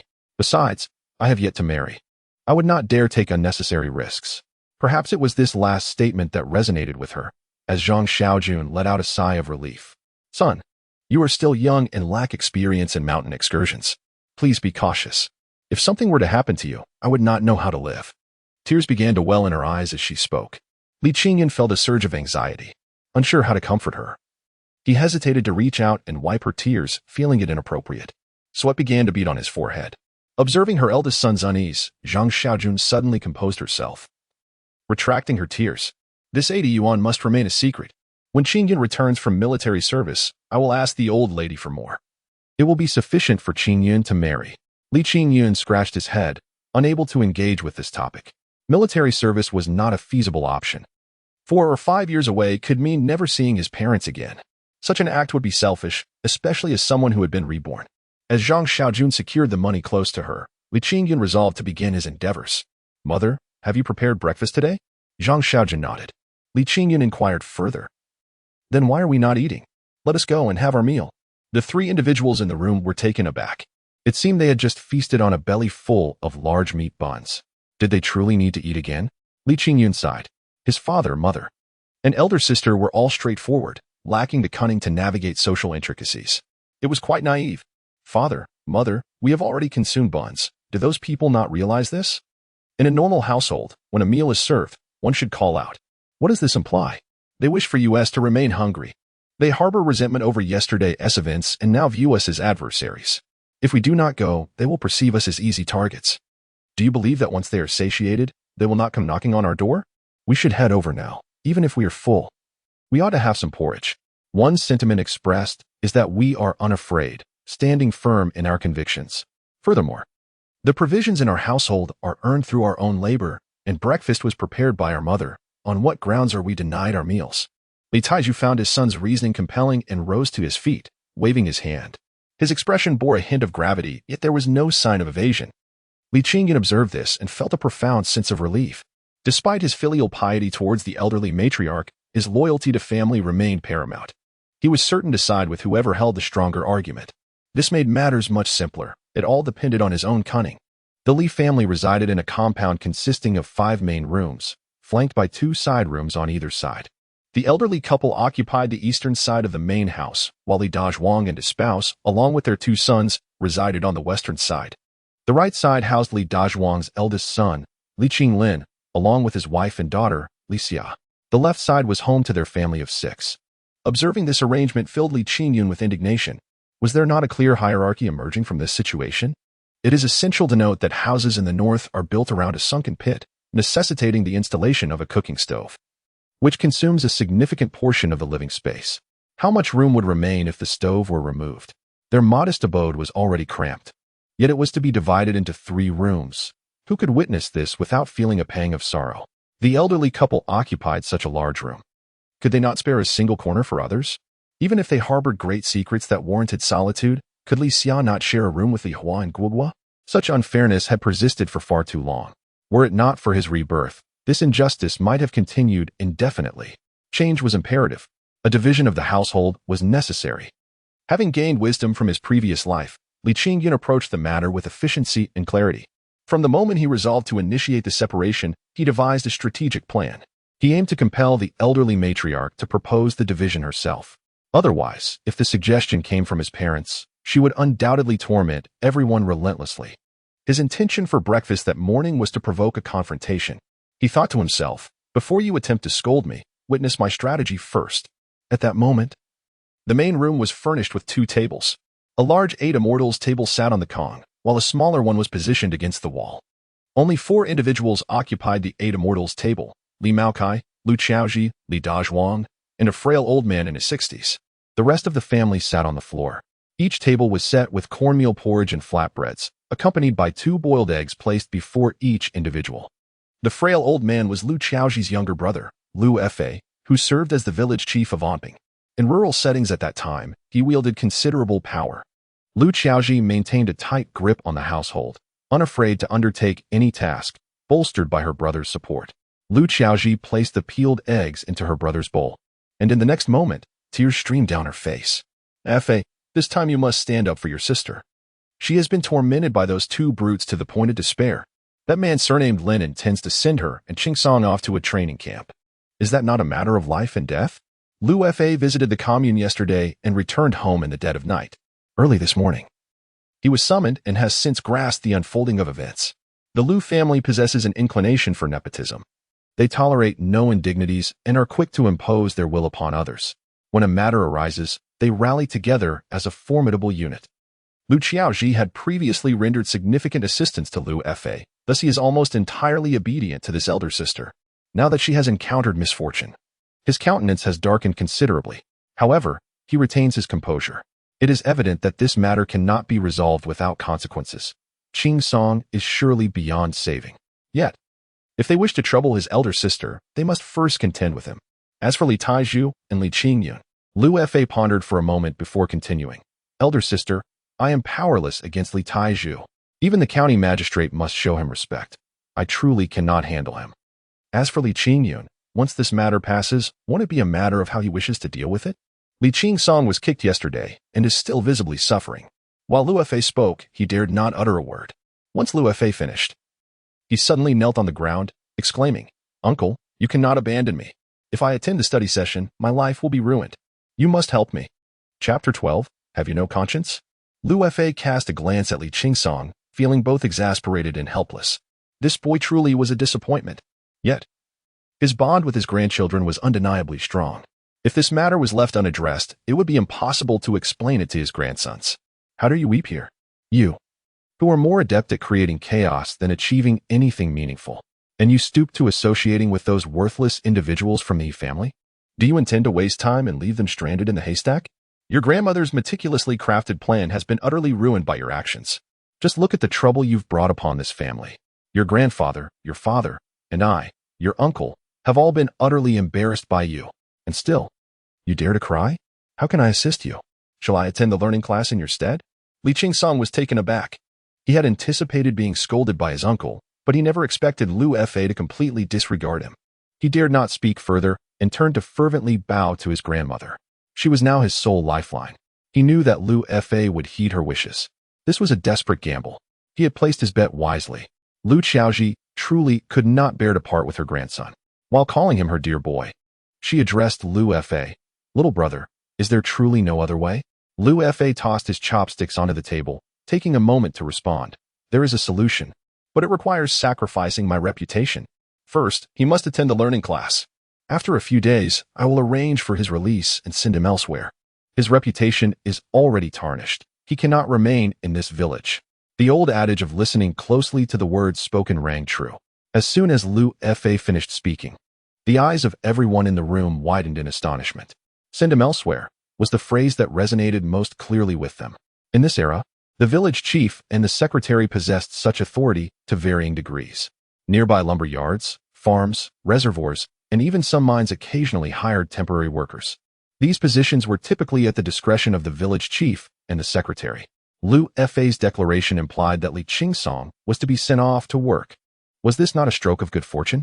Li Qingyun had turned misfortune into fortune. One must remember, if one worked as a temporary laborer for several years and performed well, there was a possibility of being made permanent. Would he not then rise to prominence? In an instant, Li Dazhuang and Li Qinglin felt a twinge of jealousy. Li Maokai, seated at the Kong table, also felt pleased for Li Qingyun. However, upon observing the expressions of his eldest son and grandson, his own countenance immediately darkened. These children were truly a source of worry. Must his own flesh and blood harbor jealousy against one another? "What are you all staring at? Hurry up and eat," he made a subtle remark, hoping his descendants would not embarrass themselves too much. But Lu Fa was not about to let this pass so easily. Having heard that his elder sister had been pushed around the previous day, he was filled with ire. "Dazhuang, Qinglin, are you not men? Do you possess no sense of filial piety? Why did you not come to your grandmother's aid when she was so cruelly mistreated last night?"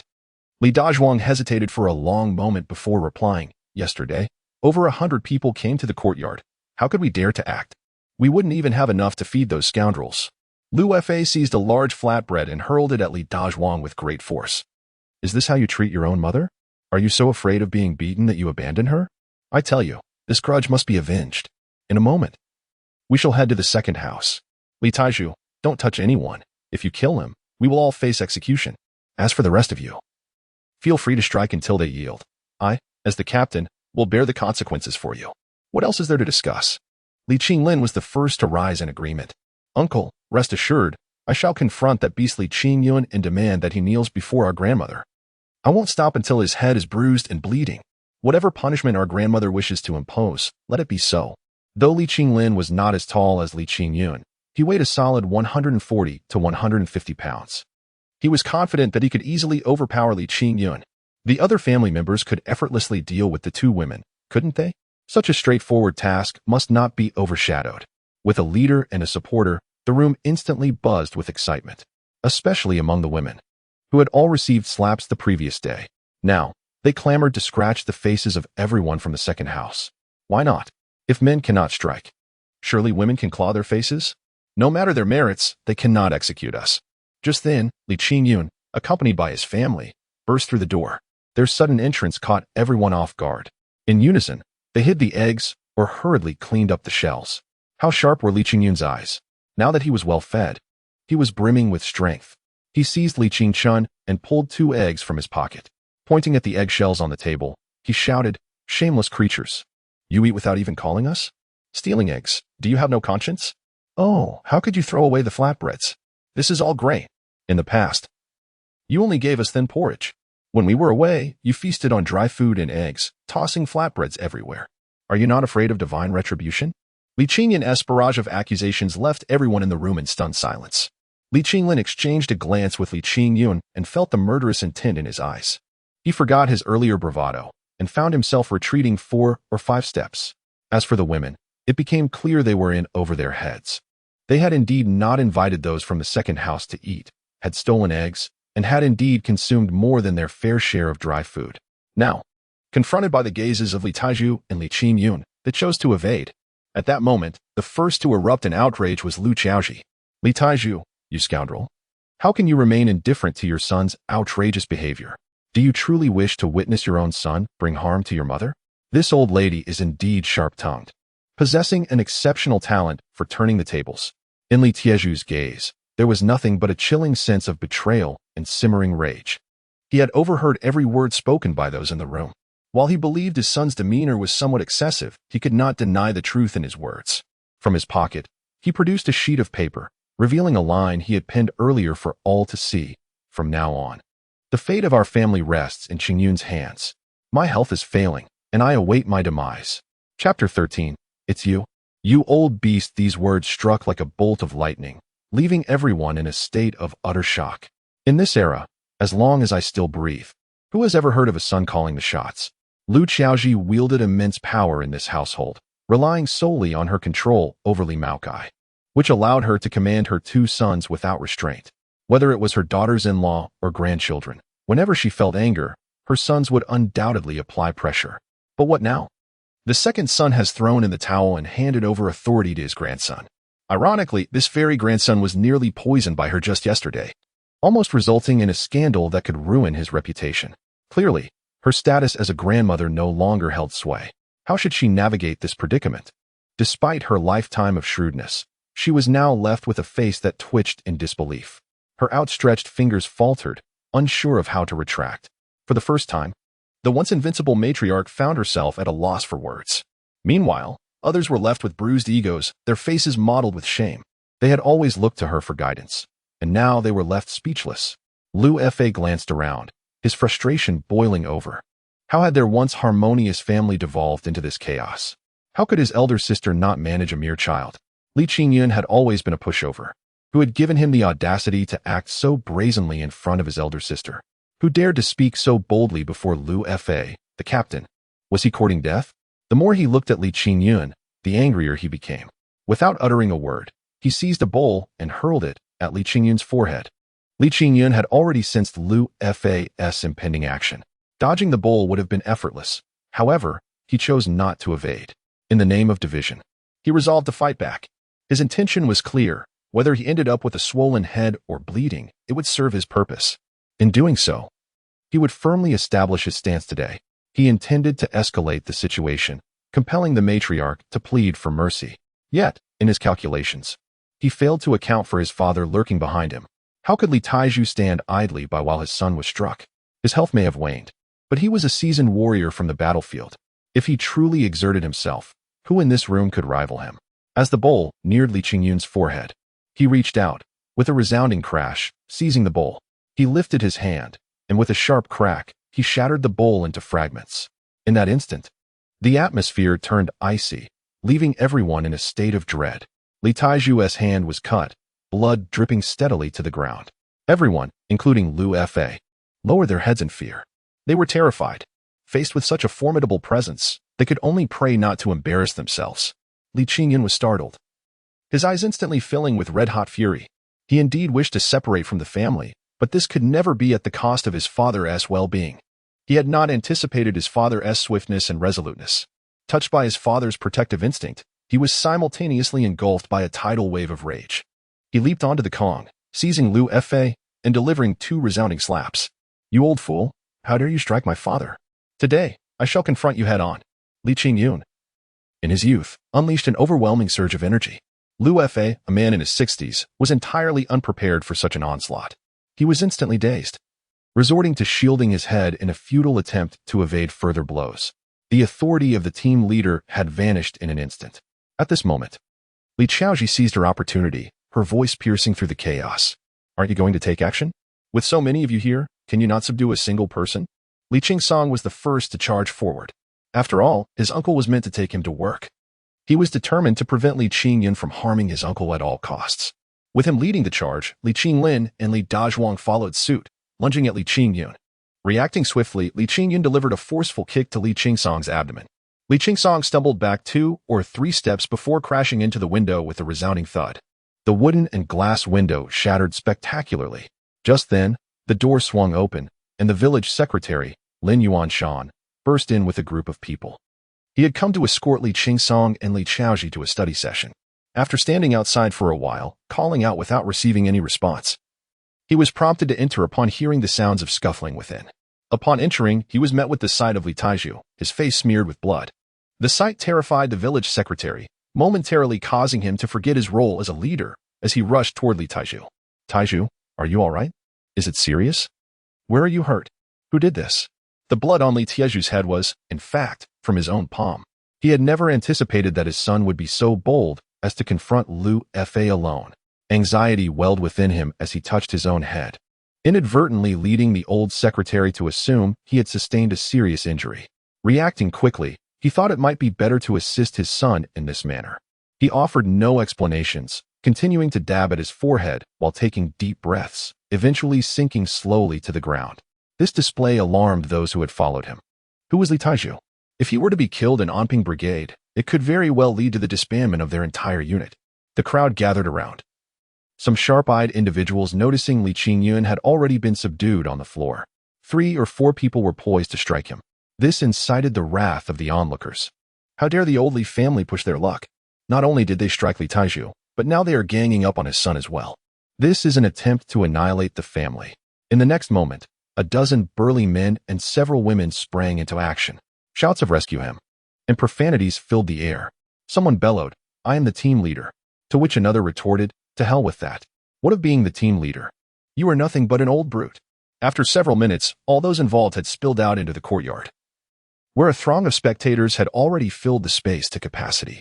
At this point, the participants had clearly divided into 2 distinct factions, Lu Fa and Lu Xiaoji. Accompanied by a group of battered and bruised soldiers, stood at the entrance of the main house. The party secretary, Lin Yuanshan, held on to Li Taizhu with one hand and Li Qingyun with the other, positioned on the eastern side of the courtyard. Behind him stood Zhang Xiaojun and Li Hua, along with those who had recently come to their aid. The onlookers, upon witnessing Li Tiezhu's condition, were filled with fervor. They rolled up their sleeves, eager to confront those inside the main house. "Old Li, you are truly straying from the righteous path. How could you strike someone as frail as Li Taizhu? Damn you. Li Dazhuang, is it you who inflicted that injury on Li Tiezhu's head? Show yourself, and I shall deal with you.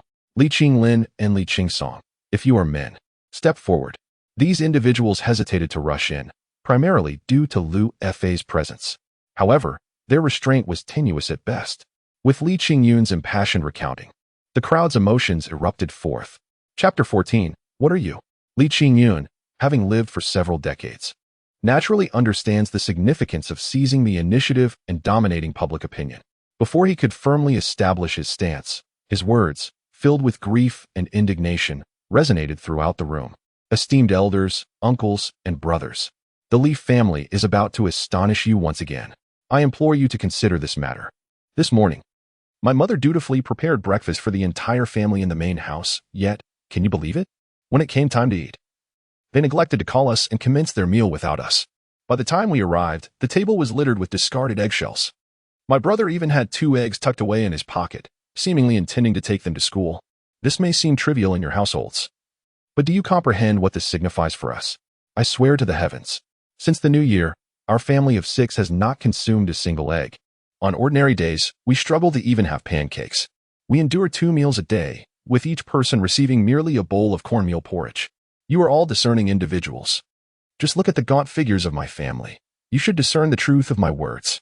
Furthermore, my younger brother and sister went to school today on empty stomachs. They are merely 13 years old, at a crucial stage of growth. Is it not pitiful? Given this mistreatment, should we not demand an explanation? As I entered the house and began to voice my grievances, a shameless wretch struck my father with a bowl. Imagine, as a son, or even as a stranger, how one could remain calm in such a situation. When I confronted that scoundrel, I was assaulted by my uncle's entire family. This was witnessed by all. Li Qingyun paused momentarily, and in that instant, he lost his voice. Lu Fa erupted in fury. "Silence, you little beast! You irreverent wretch, how dare you insult your elders? Are you even human? Now that the villagers have gathered, instead of repenting, you escalate your misdeeds. Who do you dare to call a shameless wretch? I am your uncle. Do you not fear divine retribution?" Li Qingyun's face reflected despair. "That old woman drugged me thrice yesterday, attempting to tarnish my reputation. She seeks to end my life. How can I possibly respect such an elder? I harbor no desire to honor her. What are you to me? Just because you are the village chief, do you think you can evade accountability? I ask you, did you not call us to the table during your meal? Did you not consume eggs within those walls? Were the uneaten pancakes not discarded upon the floor? After finishing your meal, did you not threaten our family?" Li Qingyun's inquiries were astutely crafted, tightening the noose with each question. Lu Fa stood there, momentarily stunned. The reality was that every question posed by Li Qingyun was indeed true. He understood that he could not follow Li Qingyun's line of thought. Yet, in his desperation, he found himself at a loss for a rebuttal. His momentary daze caused the people in the courtyard to cease their actions. Li Qingyun's disdain for the elderly woman was universally comprehensible. What did it matter if she was a grandmother? She had wielded a knife to commit murder, and now she demanded that others kneel and grovel before her. It was outrageous, refusing to provide sustenance while resorting to violence. Was this an attempt to bully the entire Li Taiju family into submission? Such a lack of humanity was truly appalling. He was aware of the old lady's unsavory reputation, yet he never anticipated such malice. It was clear that she had erred first, yet she sought to chastise her descendants. Where in the world could one find such a grandparent? Lu Fei was incensed. Silence. You are unaware of the circumstances. What right do you have to meddle? He continued. What has become of the respect due to elders in a household who allows a mere child to run amok? My elder sister is his grandmother. What is wrong with her reprimanding her grandson? Just because he is Li Qingyun's son, does that grant him license to act with impunity? Is he free to insult his parents at will? Just because Li Taiju has achieved some military merit, does that mean he can disparage his own father and mother? You all. As Li Qingyun began to speak, Lin Yuanshan, accompanied by those behind him, returned to the crowd. At this moment, only Lu Fei remained as an outsider near the main house. Lu Fei would not permit Li Qingyun to finish his statement. Naturally, Li Qingyun was equally unwilling to let him continue his incessant prattle. Stepping forward, Li Qingyun pointed an accusatory finger at Lu Fei, exclaiming, You old fool. Close your foul mouth. I will ask you but one question. What is your current status? If you are the captain, then stand among the masses. You must maintain fairness and cannot spew nonsense simply for the sake of your sister. If you wish to be an uncle, then abandon your pretensions and cease using your bulk to oppress others. What do you even amount to? If you wish to impart wisdom, first ensure that your own affairs are in order. Li Qingyun's words struck a nerve. He had heard tales of disarray within the Lu family, scandalous rumors even surfacing. Although he possessed no proof, he knew that confronting Lu Fei with such insinuations would yield results. Indeed, Lu Fei's complexion darkened immediately. He opened his mouth several times, nearly grinding his teeth in frustration, yet no words emerged. His fierce glare at Li Qingyun suggested he wished to devour him whole. Li Qingyun's arguments were sound. Addressing topics Lu Fei dared not confront, compelling him to relent. He exchanged a glance with Lu Qiaoji, ultimately choosing to retreat behind Lin Yuanshan. As soon as he stepped back, Lu Qiaoji emerged. You little wretch. Your disrespect towards the elderly will lead to your downfall. We have supported you for so many years. What is a little food and drink to you? Just for a mere egg, must you berate us? At this juncture, the onlookers had already widened their eyes in anticipation. There was no need for Li Qingyun to utter another word. Old Lady Li, did you eat without inviting the second branch? Old Lady Li, did you dine and then proceed to attack the Li Taiju family? Madam Li, was it you who inflicted the injury on Li Tieju's head? You all keep silent. Our family's affairs do not require your interference. This is the courtyard of the old Li family. You are all to leave at once. Lu Qiaoji, overwhelmed by the questions, could only resort to her seniority to create a commotion. As the saying goes, even Qin Hui had 3 friends.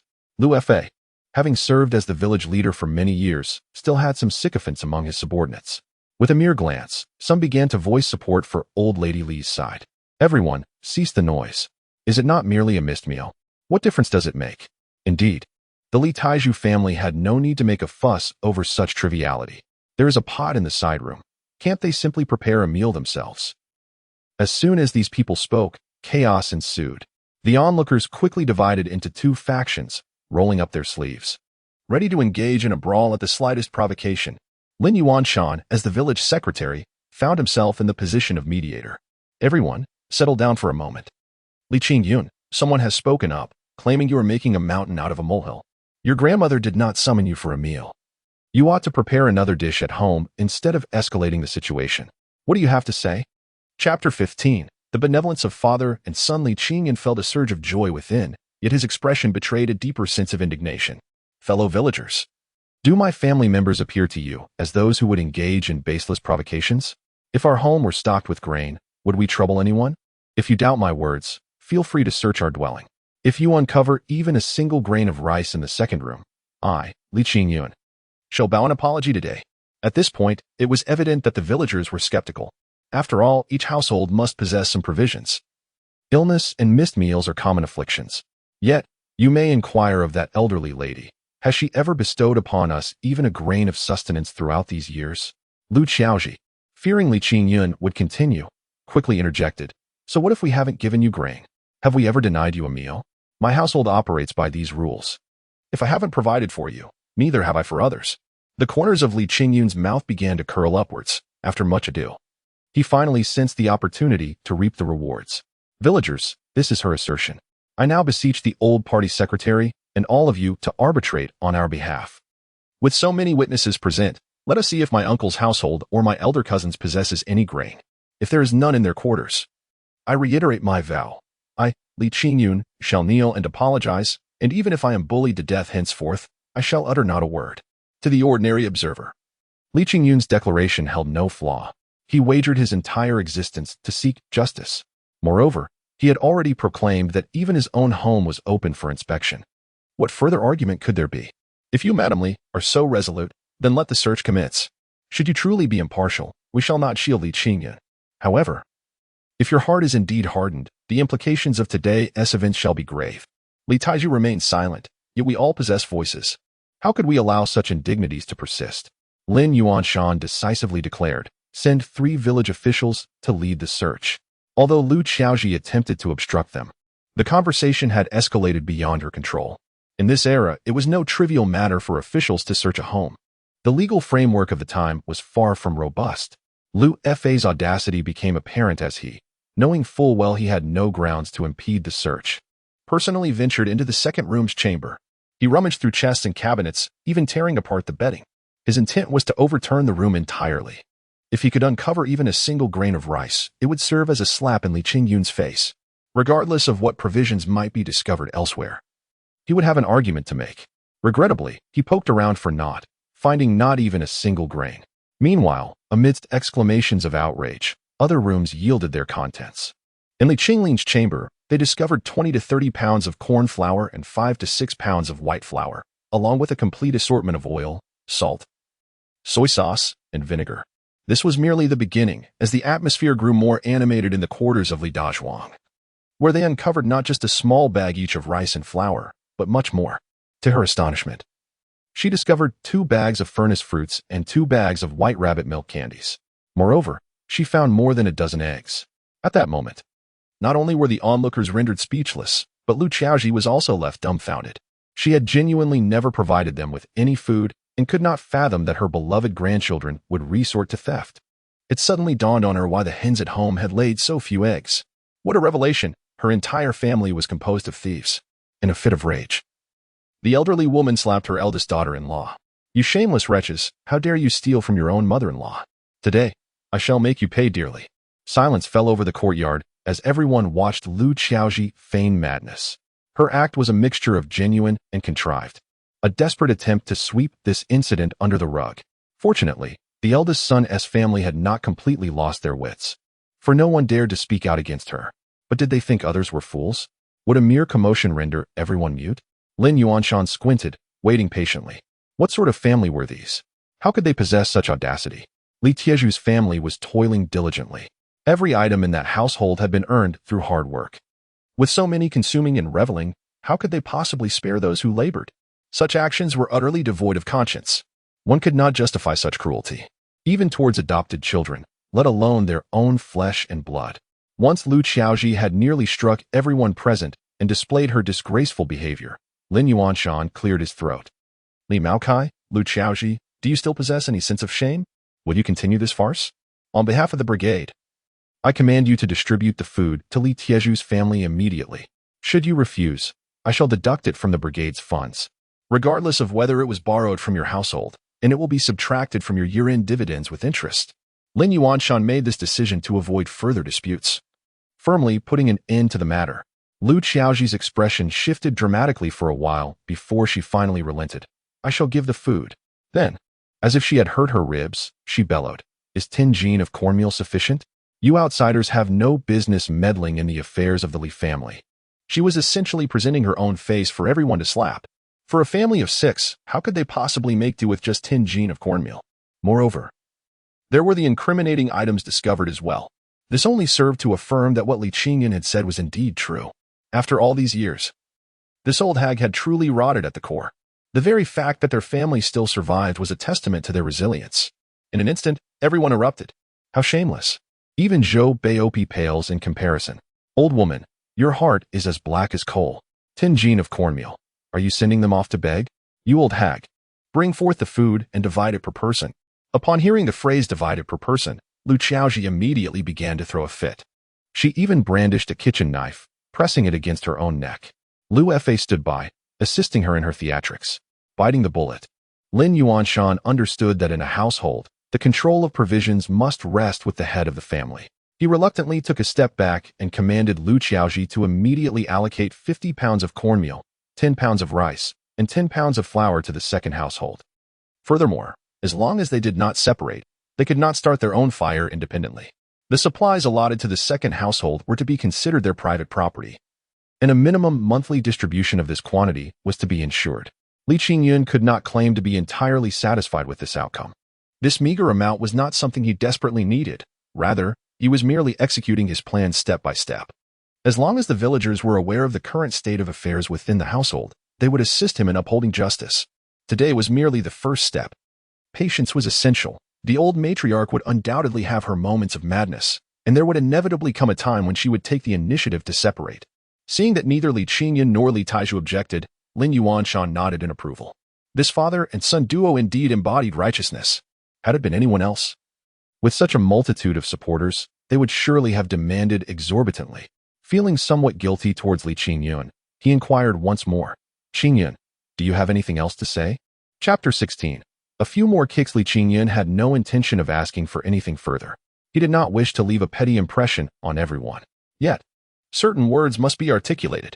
This was an exceptional opportunity. He first pushed his mother and sister to the front row, then stood beside his father. One to the left and one to the right. Pointing at the sun in the sky, he enunciated clearly, "Though I, Li Qingyun, am still young, I speak with a conscience that is true to heaven and earth. Uncles and aunts, you are all discerning individuals. Observe the garments we wear and those they don, and gaze upon their double chins while we are but skin and bones. Fellow villagers, my parents have endured for decades. Do you know the extent of their suffering? My father cannot haggle with that old woman, for to do so would be deemed unfilial. He can only subdue my mother, forcing himself to endure. His silence does not equate to a lack of feeling. Can he not be pained by his own flesh and blood? Others may refrain from speaking. But today, I shall address my elder sister. She is already betrothed, with the suitor having offered a bride price of 120 yuan. That money never passed through my father's hands. It was given directly to that old woman. Just look at how dark her heart is. My sister is to be married. A 20-year-old young lady. Yet she still dons patched clothing. If this were your family, would you allow such a thing? Is not a marrying daughter the face of the family? Even in poverty, should she not be adorned? That old woman possesses wealth, abundant wealth. Why does she act thus? Does she regard us as less than human? She views us as mere beasts of burden, intending to exploit us to death." Li Qingyun spoke from the depths of his heart. His words were piercing. Yet, he could only go this far. Zhang Xiaojun and Li Hua, struck by his words, found their deepest wounds laid bare. The mother and daughter embraced, their tears flowing freely. Meanwhile, Li Taizhu could no longer stand, his forehead pressed against the wall, slowly kneeling to the ground. From his trembling shoulders and the incessant bending of his waist, it was evident to all. Such a man had reached the pinnacle of suffering. Silence. After a considerable pause, a wave of furious denunciations reverberated throughout the Omping brigade. "There is no justice. Old woman, you are committing sins. Old woman, you will face retribution. To bully honest people so, in your next life, may you become a harlot. Divide the family. Li Taizhu, you must divide from them." Upon hearing someone shout those two words, Li Qingyun's heart skipped a beat. He had initially intended for the old woman to declare it herself. Now, with such a turn of events, he was uncertain whether it was for better or worse. In the next moment, something even more unexpected occurred. Lin Yuanshan astonishingly agreed to the division of the family without hesitation. He did not consult Li Taizhu and Li Qingyun, but directly addressed Li Maokai, saying, "Li Maokai, I believe what everyone says is reasonable. Since you all look down upon the second branch, let us divide the family." Such a significant matter left Li Maokai hesitant, unable to utter a word after much stammering. Ultimately, it was Lu Qiaoji who began to protest vehemently. "We two elders are still alive. Why should we divide the family? This is not a decision for you to make. If you continue to press us, I will report you to the commune." Lin Yuanshan sneered twice. "Lu Qiaoji, do not think you have Li Taizhu under your thumb? I hereby inform you that after the conclusion of this commune meeting, I will convene a meeting at the brigade office to specifically discuss your family situation. If a vote is passed, whether you wish to or not, the family will be divided." With that, he and Captain Lu would head to the commune for a meeting, not wishing to waste any more time. Li Qingyun, Lu Qiaoji. Take a month's worth of rations and living expenses. I will escort you to the study class. In this era, the brigade branch secretary indeed held power. With a mere word, he dismissed the earlier discussion and opened a new chapter. It was at this moment that everyone recalled the most pressing matter of the day. In a sense, their arrival was merely to witness this spectacle. In an instant, the collective animosity transformed into mockery. Take them away, those shameless ones. Let them suffer in the study class. They cannot remain in the village. Even the old lady must go. Seeing her makes one want to vomit. When the moment of reckoning arrived, even knowing that Lu Fa would come to his rescue, Li Qingyun was still paralyzed with fear. He darted back into his room, crying out, refusing to open the door no matter what. He had heard too many stories about the study class.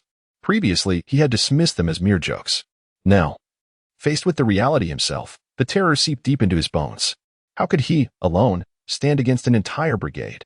4 or 5 militia members barged in, dragging him out with a flurry of punches and kicks. I've longed to beat you. Now, let us crush your kidneys and see if you can still harm innocent women. Li Qingyun also joined in. Strictly speaking, he used his feet. His large foot landed several blows on that backside. Only when that backside was on the cart did he cease.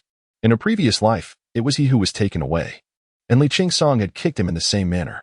At that time, he had been wronged.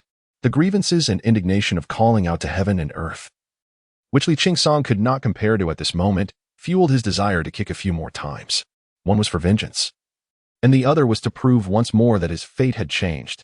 As Li Qingyun was taken onto the cart, the Li family accepted the situation. However, when it was Lu Qiaoji's turn, they began to take action. Their excuse was that the old lady was elderly, even if she made a mistake. She should not be sent to the study class. They accepted the punishment. As long as she did not go to the study class, they were willing to do anything. At this moment, Lu Fa put aside his pride and stood in front of Lu Qiaoji, accompanied by a dozen of his followers. He could no longer maintain his facade. His face was marked by desperation. Comrade Lin, considering the relationship, Lu Qiaoji is my elder sister. I implore you to exercise leniency this once. Moreover, my sister has already reached the age of 70, and according to regulations, those over 70 are exempt from attending the training sessions. As Lin Yuanshan's gaze shifted towards him, Li Qingyun stepped forward. I can attest that this elderly lady is 69 years old. She has yet to reach 70 for another 2 months. I propose that the brigade bring her back on her birthday. His words resonated with the crowd, who found them quite satisfying. If you insist on scrutinizing age, then let us be precise. Lu Fa was infuriated, raising his hand as if to strike Li Qingyun. Yet, midway through the motion, he retracted his hand. He understood that if he were to strike now, he would undoubtedly jeopardize his sister's well-being. The onlookers would not regard his position as brigade leader. They would not hesitate to retaliate.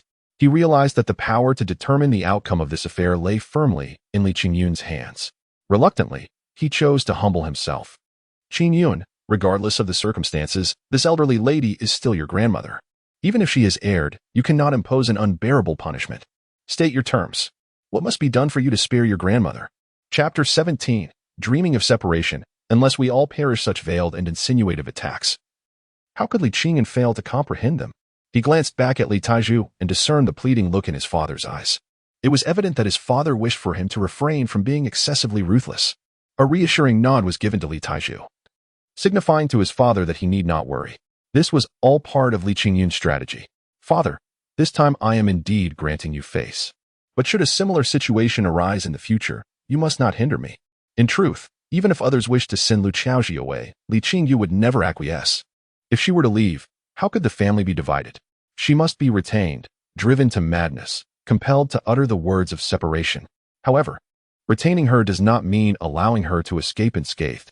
Villagers, as a younger generation, I find myself compelled to concede at this moment. I can agree to let her remain in our household, but I have a condition. She must publicly admit to having drugged me yesterday, intending to tarnish my reputation. Here and now, before all of you, she must apologize to me. Furthermore, she must guarantee that she will no longer harm our family. Upon hearing this, many among the crowd sighed. They perceived Li Qingyun as too weak. Did they not witness the old woman being dragged away like a slaughtered pig? Regrettable. Yet, most believed Li Qingyun to be benevolent. His ability to set aside hatred and spare the old woman indicated his commendable nature. Not a cruel person who would not relent when in the right. Now, all eyes were fixated on Lu Qiaoji, with a singular thought echoing in their minds. Li Qingyun has shown you mercy. Do you, old woman, recognize the gravity of your situation? Lin Yuanshan gave Li Qingyun a thumbs up and then, with gritted teeth, addressed Lu Qiaoji. The decision rests with you. Will you accompany us? Or will you apologize to Li Qingyun? Naturally, Lu Qiaoji was unwilling to choose either option. Her face was a mask of resentment, her triangular eyes glaring at Li Qingyun, wishing nothing less than to tear him apart. As she prepared to feign death, Lu Fa leaned in close and whispered in her ear, "Just yield this time. After all, they have caught you red-handed. If you navigate today's ordeal, will you not still hold the reins later?" She considered this, and indeed, she had devised 1,000 ways to gradually deal with Li Qingyun. "Do not take me away. I shall apologize to that little scoundrel." Li Qingyun's smile remained amiable. "Dear old lady, the apology can wait. First, you must acknowledge that you poisoned me." With gritted teeth, Lu Qiaoji spoke as if reciting a mantra. "Yesterday, I deceived Li Qingyun into drinking poison. I intended to ruin his reputation and prevent him from enlisting. I admit to this." Her confession elicited a chorus of outrage. For this was her own admission. With so many witnesses, this would be a stain on her life. What incensed the crowd further was her nonchalant demeanor as she recounted her misdeeds, as if narrating the transgressions of another. Just how thick-skinned could one be? How callous could one's heart grow?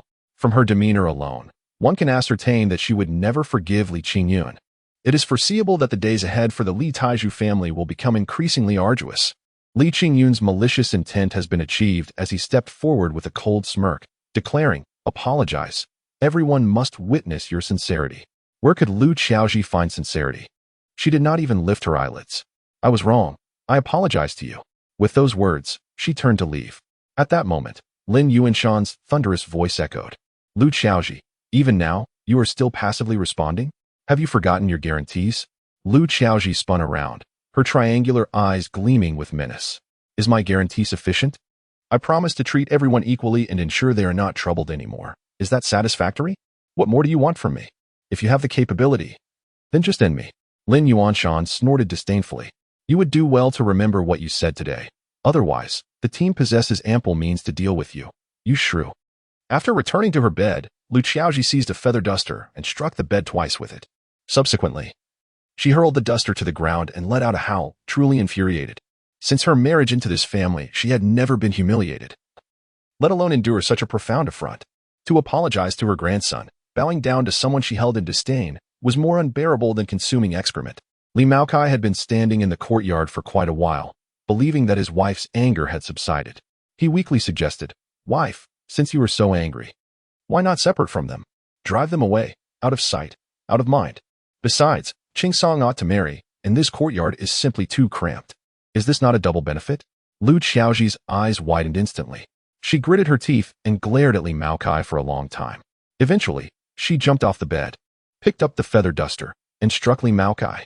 "Old fool, has your brain turned to mush? If we separate, how will we receive Li Tieju's monthly allowance of 22.5 yuan? Who will handle the household chores? Rely on you, or those useless ones? Furthermore, I raised Li Taiju. Why should he live a separate life? He owes his mother and must bear the burden for life. Not just him, but his descendants as well. None shall enjoy a good life." Li Maokai rubbed his backside, letting out a long sigh. "For decades, why can't you let go?" At that moment, the room fell silent. Lu Qiaoji hung her head, wiping away her tears. At a certain moment, her emotions erupted once more, though she suppressed her voice. "How can you expect me to let go? The reason I brought him back was that his father was a prominent figure. I thought he might grow up to be someone of worth, capable of helping our Li family rise. But what has he accomplished? I raised him through thick and thin, sending him off to serve in the army. And what has come of it?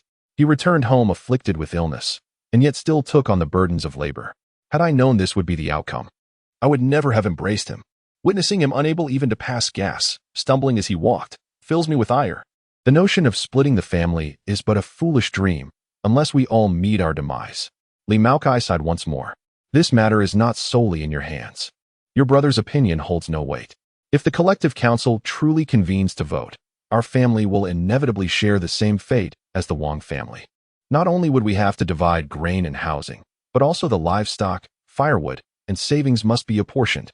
In my view, it would be preferable to simply send them away. As for the 22 yuan and 50 cents, we can certainly demand that from him. Dividing the family does not equate to absolving filial duties. He must continue to honor us each month, does he not? That money still belongs to us, after all. Lu Xiaoji paused momentarily, before reverting to her previous state of defiance. No, I declare that we shall not divide the family. You, old fool, dare utter such words again. And you may as well leave. If we were to divide, would they not find comfort in the arrangement? A wife cannot permit that. A wife will not tolerate such nonsense. Go summon the eldest, those ingrates, all of them ungrateful wretches. How dare they pilfer from me? Li Maokai readily acquiesced, turning to step outside. Just as he found himself on the threshold, the outer door swung open, and Li Qingyun strode in with an air of audacity. Chapter 18. My brother is truly exceptional. Li Qingyun entered the kitchen, his left hand gripping a glass bottle, his right hand clutching 2 wooden boxes, and a small jar tucked under his arm. Without uttering a word, he proceeded to pour soybean oil into the bottle. This sight horrified Li Maokai. What is soybean oil? To Lu Xiaoji, it was undoubtedly more precious than life itself. Every day during meal preparation, she would sit nearby, vigilantly watching. Anyone daring to add even a drop too much would be met with her furious reprimands. Should anyone spill it, they could expect a beating in return. Now, Li Qingyun was brazenly pouring it out. Was he seeking his own demise? Li Maokai trembled in fear, rushing back to the calm, his lips trembling uncontrollably. Old woman, Qingyun is pouring out our soybean oil. At that moment, Lu Xiaoji's innate combat instincts kicked in. She did not tremble or hesitate. Within 2 seconds, she brandished a feather duster and stormed into the kitchen. By this time, Li Qingyun had already poured out half of the oil and was now filling the wooden boxes with salt. This sight pained her deeply, raising her feather duster. She was ready to strike. Old lady, what do you intend to do? Li Qingyun exclaimed, turning his head with fierce intensity, advancing step by step. Do you even realize what position you are in? You are under my protection. Do you believe that one word from me could have them take you away again? Lu Xiaoji's old face quivered slightly, continually retreating under Li Qingyun's imposing presence. Why, you little wretch, how dare you brazenly steal? Li Qingyun erupted into laughter. Steal? This is simply taking what is rightfully mine. Do you truly believe that the meager rations you provide each month cover oil, salt, and vinegar?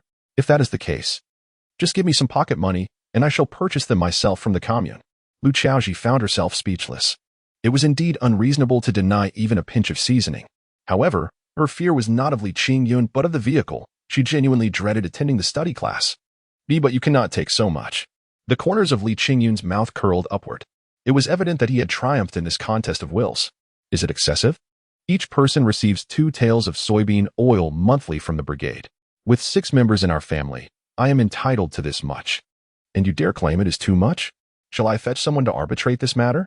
I assure you, should that occur, I shall not be so accommodating. Hurry. Open the big jar of soybean paste. I require some of that as well. And pots, pans, and dishes, they have them, and I intend to take my share. Once Li Qingyun exited the kitchen, Lu Xiaoji collapsed onto the ground, her complexion a ghastly shade of purple, as if she were about to spew forth blood. After a considerable time, she finally let out a lament. Cursed be this life, I can no longer endure. My soybean oil, my soybean paste, such splendid provisions, ones I can hardly bear to consume myself, have all been commandeered by that little beast. You wretched scoundrels, cannot you lend me a hand? Do you all wish to witness the downfall of our household? In the eastern side room, Li Taizhu, Zhang Xiaojun, and Li Hua each crouched before a sack, all adorned with smiles. Though they had encountered grain before, they had never truly possessed it. The mere sight of these several dozen pounds of grain held immense significance for them. This was their inaugural experience of owning personal belongings, their first taste of security, and the first glimpse of hope that they would no longer face hunger. Zhang Xiaojun smiled at Li Taizhu and then turned to Li Hua, saying, Xiaohua, our family is fortunate to have your brother. Without him, would we have dared to dream of possessing our own grain? Would we have imagined a day when we could cook for ourselves? With this grain, Qi Feng and Guo will no longer have to attend school with empty stomachs.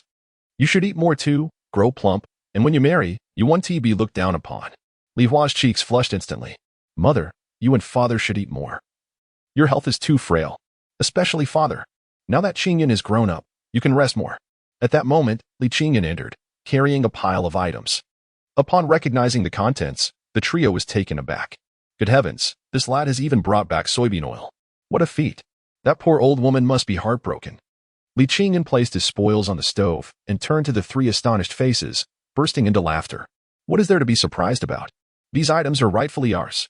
From now on, our possessions shall only multiply, and our lives will flourish. Father, you should go inside and rest, Li Qingyun said, ushering Li Taiju away. He leaned in close to his sister and mother, recounting in detail his earlier encounter in the main room, emphasizing the image of that old woman, agonizing yet helpless. In an instant, the atmosphere in the room transformed into one of joy, with all three laughing. Zhang Xiaojun was somewhat concerned, her laughter subdued, while Li Hua let loose, her boisterous giggles echoing as she praised her brother's prowess. As for Li Qingyun, he could not contain himself, laughing heartily. What can they do about it? I simply must laugh. The more agitated they are, the more delighted I become. Entering the inner room, Li Taiju understood that his son feared to embarrass him. Although he could not speak, his hearing was keen, and he had caught every word spoken by Li Qingyun. In all honesty, he felt immense pride for his son. After all, he himself had lacked such courage at the age of 18. Yet, the old woman his son mentioned was, after all, his own mother, and he felt a twinge of reluctance at the thought, just as he contemplated stepping out to give his son a stern look. His gaze was drawn to the burning bundle of mugwort. In that moment, a resounding clarity struck him. Could it be that his son possessed such meticulous thought? Li Taiju could no longer contain himself. He stepped outside and pulled his son back in, pointing towards the mugwort bundle awaiting Li Qingyun's response. He noted the absence of herbicides in this era, where farming relied solely on hoes. Consequently, the fields were overrun with abundant mugwort. In the northern countryside, this plant was considered an essential household treasure. Upon returning from labor, families would always select suitable bunches to bring home. They would weave the mugwort into a braid, then flatten it with a hammer before rolling it into a compact ball. Over time, every household would accumulate a sizable mugwort bundle. Initially, this resource was of little use. However, as winter passed and mosquitoes began to emerge in the following year, the mugwort bundle would prove invaluable. Once ignited, it would emit a fragrant smoke that, regardless of circumstances, would not produce open flames, alleviating any fears of fire hazards. Moreover, the smoke not only repelled mosquitoes but also deterred all crawling insects. Thus, in every home, one would invariably find a substantial bundle adorning the walls or beams. Li Qingyun was well aware of what his father was inquiring about. He first rubbed his nose and then replied, "The aroma from the buns you all are enjoying cannot be dissipated in an instant. I anticipated that the household would be anything but tranquil today, so I decided to light it in advance." Li Taiju finally smiled, feeling a sense of joy and pride in his son. He even extended a thumbs up to him, thinking, this lad is quite capable. From now on, I truly need not worry. Chapter 19. Is it a tiger's threat? At noon, Li Qingyun ventured into the mountains once more, wielding a machete and carrying a wicker basket. The Omping Brigade is bordered by the towering mountains to the south, southeast, and southwest. 5 miles to the east lies the source of the Muden River, while less than 50 meters to the west runs a small stony creek. This creek, with its crystal-clear waters, swells fiercely during the flood season, but during ordinary times, it measures merely a dozen meters in width and several dozen centimeters in depth. Ultimately, it feeds into the Muden River. 100 meters west of the creek, the mountains rise again. To the north of the Omping Brigade is the Linjiang Brigade, and further north leads to the Hongsher Commune. The road connecting the Hongsher Commune and the Omping Brigade extends deep into the mountains. Approximately 15 kilometers in, one finds the Omping Forest Farm. Continuing further for another 45 kilometers leads to the renowned Lao Jinggu. The Omping Forest Farm is where Li Qingyun had worked as a temporary laborer in his past life. As for Lao Jinggu, that place is shrouded in mystery, and ordinary individuals seldom have the opportunity to enter. Li Qingyun had ventured there twice in his previous life. The first time was to assist in delivering supplies, returning without even stepping off the train platform.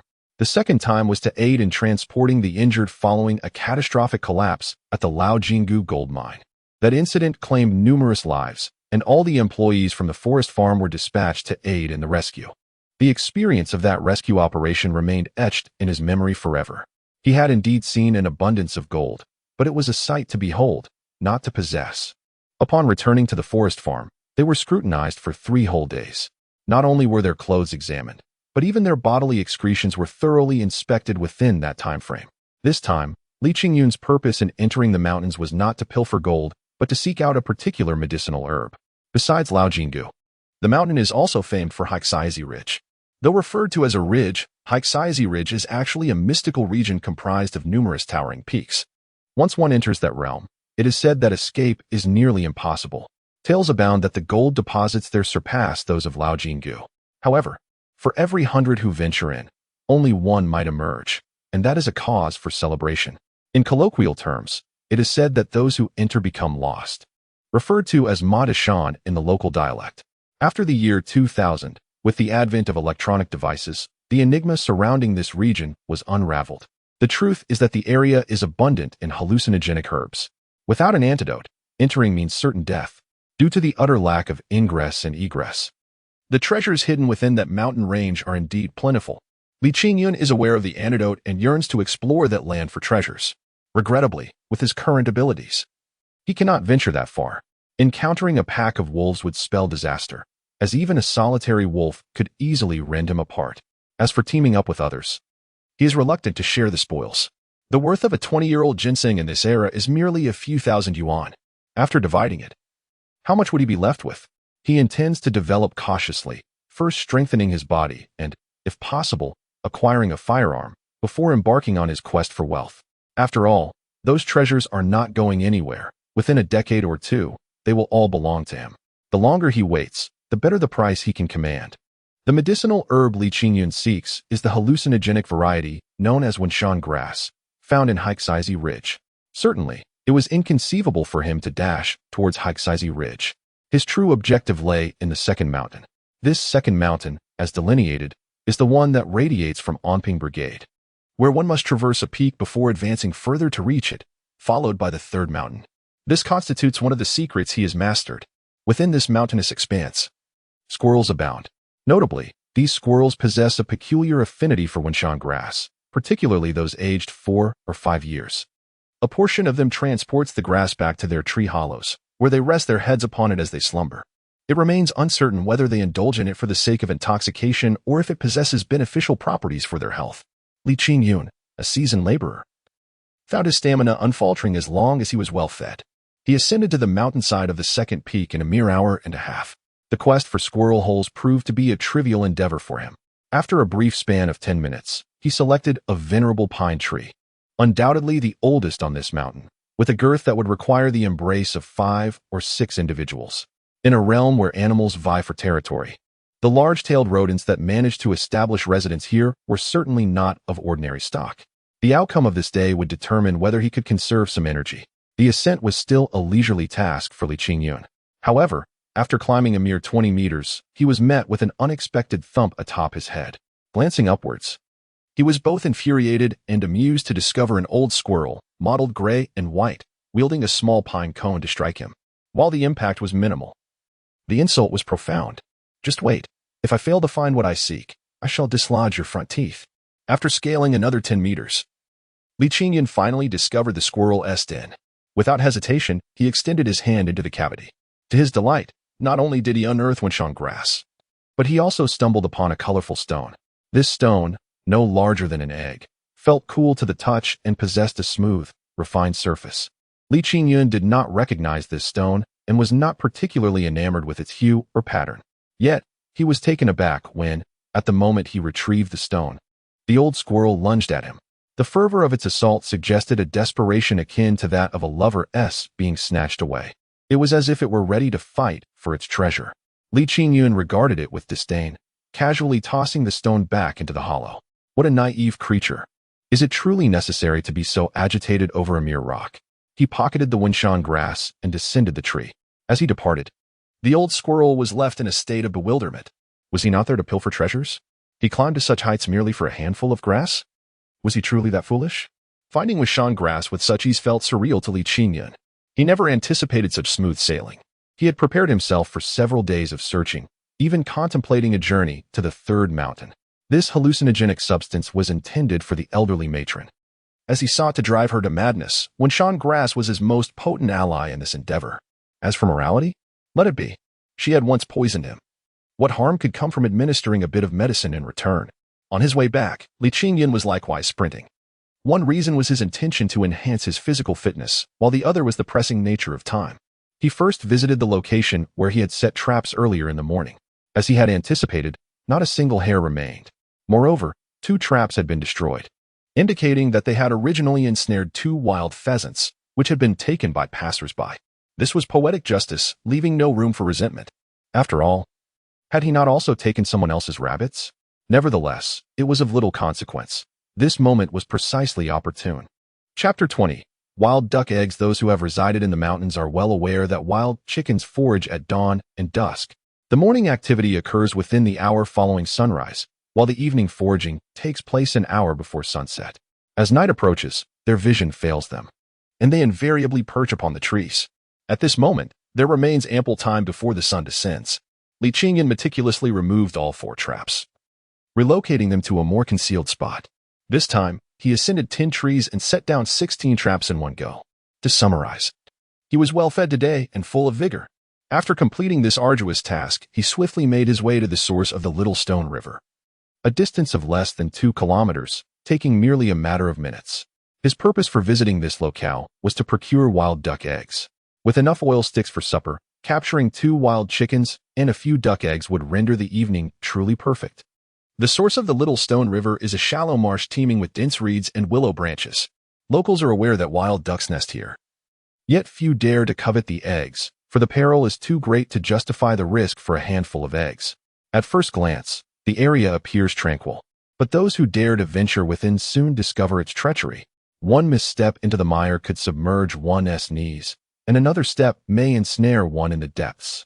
In the lean years of hunger, many have sought to exploit this place. Even those tethered with ropes and standing on wooden planks have met their demise in the suffocating mud. This peril is merely at the water's edge. Who can fathom the depths of the mud where the wild ducks nest?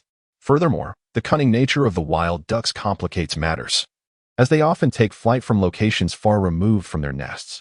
Even if a common person spots their takeoff point and struggles valiantly to reach it, they are often left empty-handed. Over time, even hunters have ceased to frequent this perilous spot. What good is a gun if a duck falls amidst the reeds? While others find themselves at a loss, Li Qingyun is a notable exception. Having conducted hundreds of trials in his previous life, he has never missed his mark. He first used a machete to cut some willow branches, binding them into 2 large bundles, secured at both ends with rope. Then he opened his mouth wide and emitted a series of loud quacks. If a beautiful woman were to witness this, she would surely be in fits of laughter. Without any pretense, he merely quacked, extending his arms and lifting his backside. This was his secret strategy. His imitation of duck calls was not a mere trivial endeavor. He had practiced diligently. Though he had yet to attain the ability to converse with animals, his rhythm and pitch were remarkably convincing. As his calls resonated, distant duck quacks began to echo in response. He chuckled to himself and promptly selected a nearby target, a mere 30 meters away. This audacious creature was remarkably well camouflaged, remaining still despite his antics. However, today was its ill-fated day. In its quest to raise young, it would have to lay a few more eggs. Li Qingyun stood at the water's edge, procuring 2 thin ropes to secure his shoes tightly to his feet. He rolled up his trousers past his knees and shouldered 2 bundles of willow branches. Spotting a cluster of red-rooted willows, he leaped forward. Upon landing, he sank slightly into the ground, finding himself firmly planted. A glance downward revealed that the mud had not yet reached his shoes. Reminiscent of an experience from his previous life, this bolstered his confidence, and he grinned widely.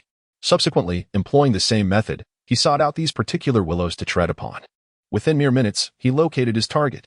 Without any surprises, nestled within a simple wild duck's nest lay 6 pristine duck eggs. The eggs appeared remarkably fresh, likely having begun to incubate only in the past couple of days. Definitely a fresh catch. Without a second thought, he swiftly completed his task. A few minutes later, he returned to the shore with great success. Tidying up the rope and washing his shoes, he felt elated as he hurried toward the next trapping location. The act of cutting those willows was merely a precaution. Should he misstep, those 2 bundles of willows would undoubtedly save his life. Thus, while others might perceive his actions as perilous, he was fully aware that there was no risk at all. Absolutely none. This was true skill. Arriving at the trapping site, it was precisely 3:30 in the afternoon. To his delight, he discovered 2 wild chickens already ensnared and struggling in the trap. How fortunate! What were they doing out so early? Were they seeking their demise? This was undeniably a stroke of good fortune, saving him at least an hour of effort. Without hesitation, he bled the 2 wild chickens and placed them, along with the duck eggs, into his willow basket. He then picked up his hatchet and chose a path he had not previously traversed to begin his return journey. This was also a habit of the wild dogs. While the average person would certainly opt for a familiar route, he chose otherwise. He intended to rely on this vast mountain for his livelihood. Thus, he needed to familiarize himself with every aspect of the terrain, where passage was possible, where traps lay hidden, and where medicinal herbs flourished. Such knowledge could be life-saving in critical moments. For instance, if he were to encounter a wild wolf on the mountain, he would stand little chance in a direct confrontation and would have to flee. However, if speed were the only factor, how could a human outrun a wolf? In that instance, knowing the location of nearby traps could prove invaluable. Even if he could not turn the tables, he might still preserve his life. Li Qingyun lacked any supernatural abilities. To ensure a long and prosperous life, he understood he must exert greater effort than others. Untraveled paths would undoubtedly be fraught with obstacles. The thorns that obstructed his way required him to wield his knife. As he memorized his surroundings, he concentrated intently on his blade. In the north, such knives were rarely used. His knife had been forged 2 decades prior when Li Qingyun visited the county, crafted by a comrade. It was undeniably sharp and exceptionally durable. Moreover, the tip of this knife was also edged, resembling the formidable swords wielded on the battlefield. Its appearance may have been somewhat unrefined, but its functionality was unmatched. Li Qingyun conducted a test. With his current strength, he swung the knife to sever a pine branch as thick as a fist. Each strike cleanly bisected it. Such prowess was indeed a rarity, a true treasure of a weapon. If one were to use it for harm, At 4:30 p.m., Li Qingyun discovered the willow basket he had concealed. He had hidden the basket amidst the crevices of the stones, surrounded by mugwort. This location was inconspicuous to passers-by. The scent of mugwort not only masked the aroma of the fried dough sticks, but also deterred small animals. Thus, he felt entirely at ease. Now, all the ingredients for dinner were gathered.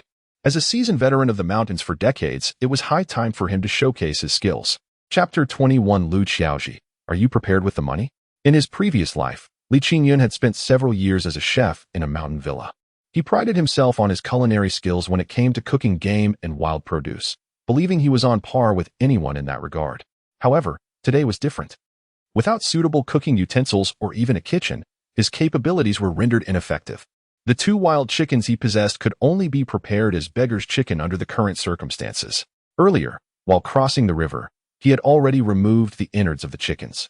Now, he merely needed to find appropriate yellow clay, which posed no difficulty for him. In his previous life, he had prepared beggar's chicken numerous times and knew that a particular type of yellow clay found in this area was ideal. After selecting the right location, he used his hatchet to dig diagonally downward. After breaking through half a meter of soil, he uncovered the clay he needed. He did not rush to collect the clay, but instead continued to enlarge the pit, shaping it into a large, rounded cavity before he began to retrieve the clay. As for the seasonings, he could only claim he had done his best.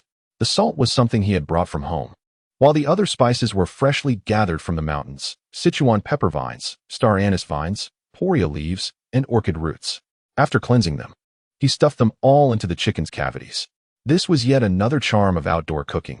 These fresh seasonings were undoubtedly tenfold superior to their dried counterparts. They lacked the overpowering, tongue-numbing properties of aged spices and instead offered a refreshing taste with a lingering aftertaste. Once everything was prepared, Li Qingyun ignited a bonfire. He chopped the remaining spices into small pieces, mixed them with water and yellow clay, and then enveloped the whole chickens, feathers and all, in the clay, forming a large spherical shape. The remaining time was spent in anticipation.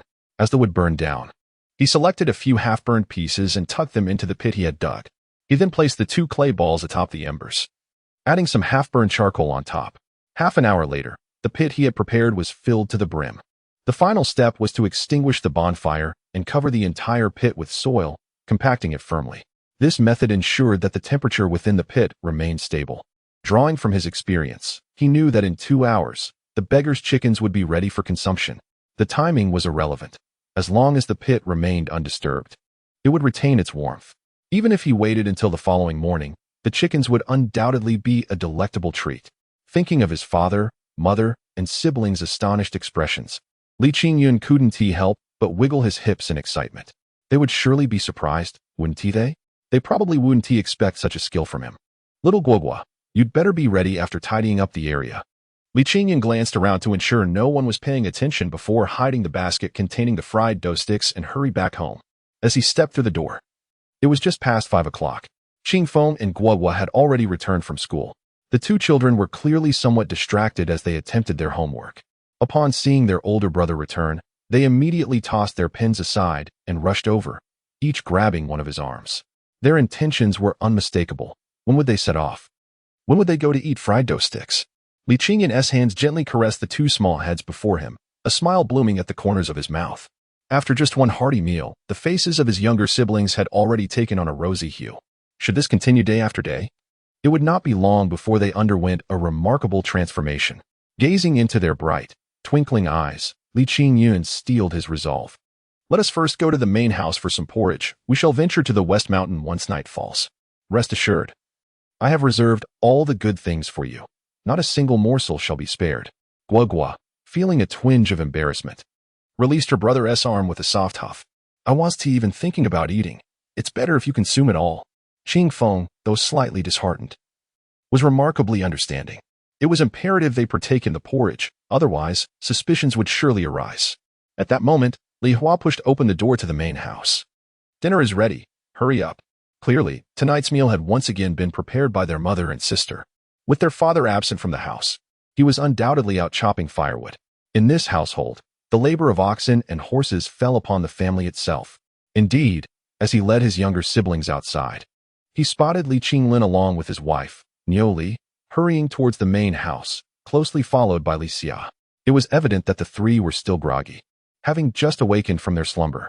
Meanwhile, their father, after quite some time, returned from behind the house, axe in hand.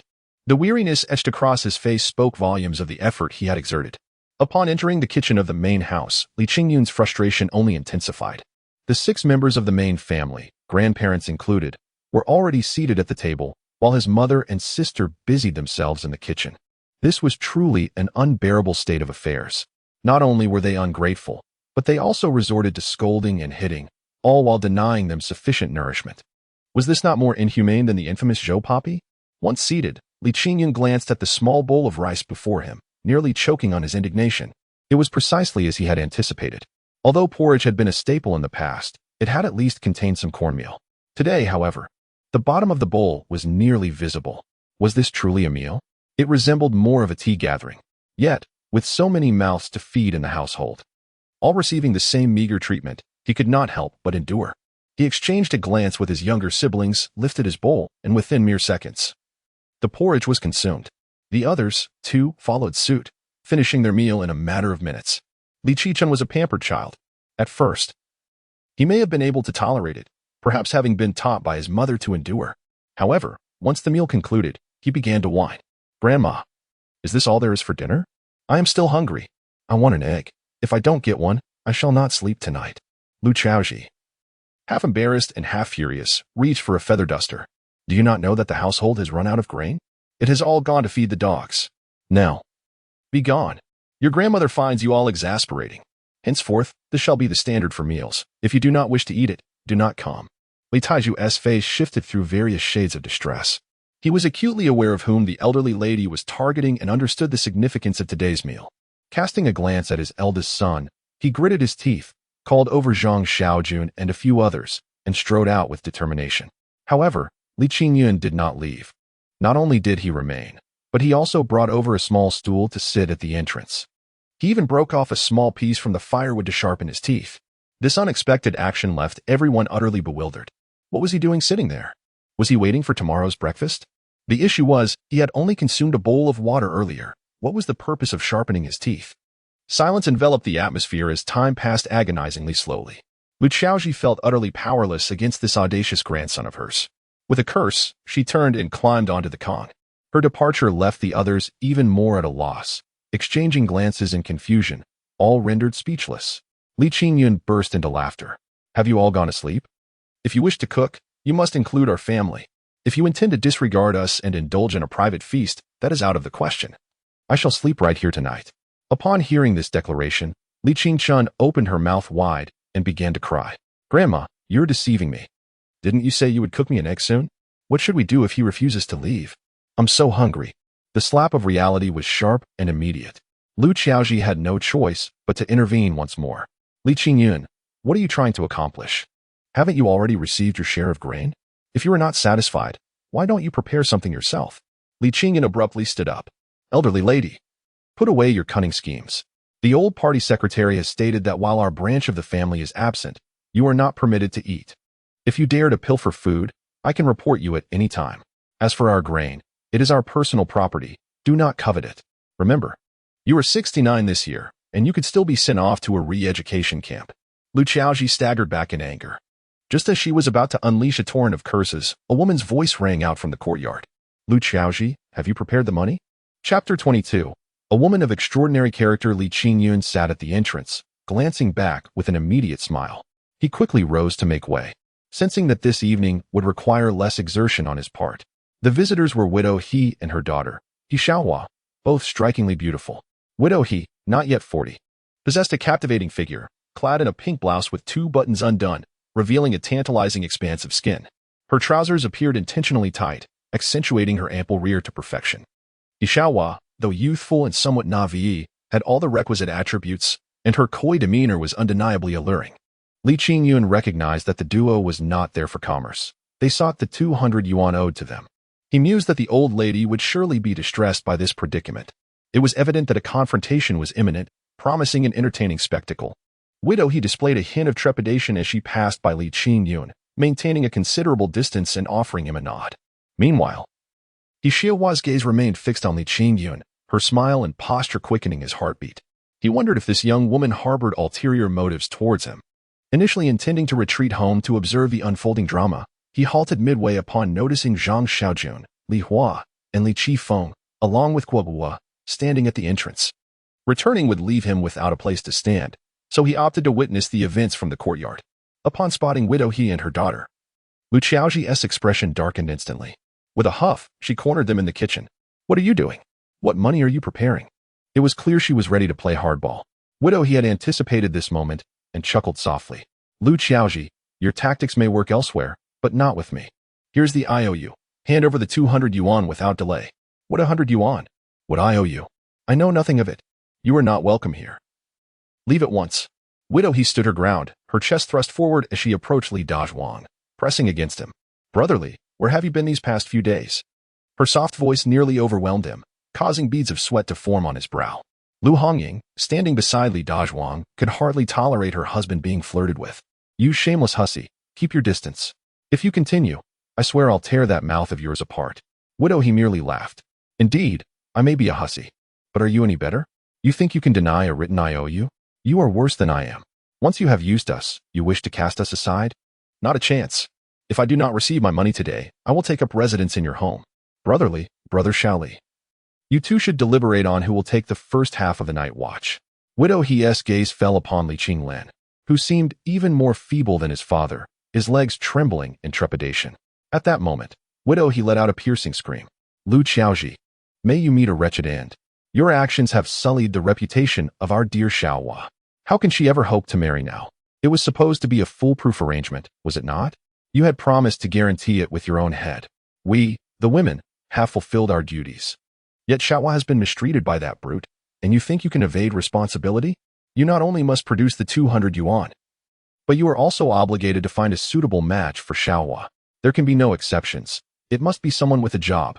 Otherwise, I shall take my grievances to the commune and expose all of your family's disgrace. With someone protecting you in this brigade, I refuse to believe you can escape unscathed at the commune. Li Qingyun heard every word clearly from the courtyard. He slapped his thigh and gave Widow He a thumbs up. Truly, she is a formidable woman, seasoned by the trials of life. She knows when to wield her power and when to employ reason.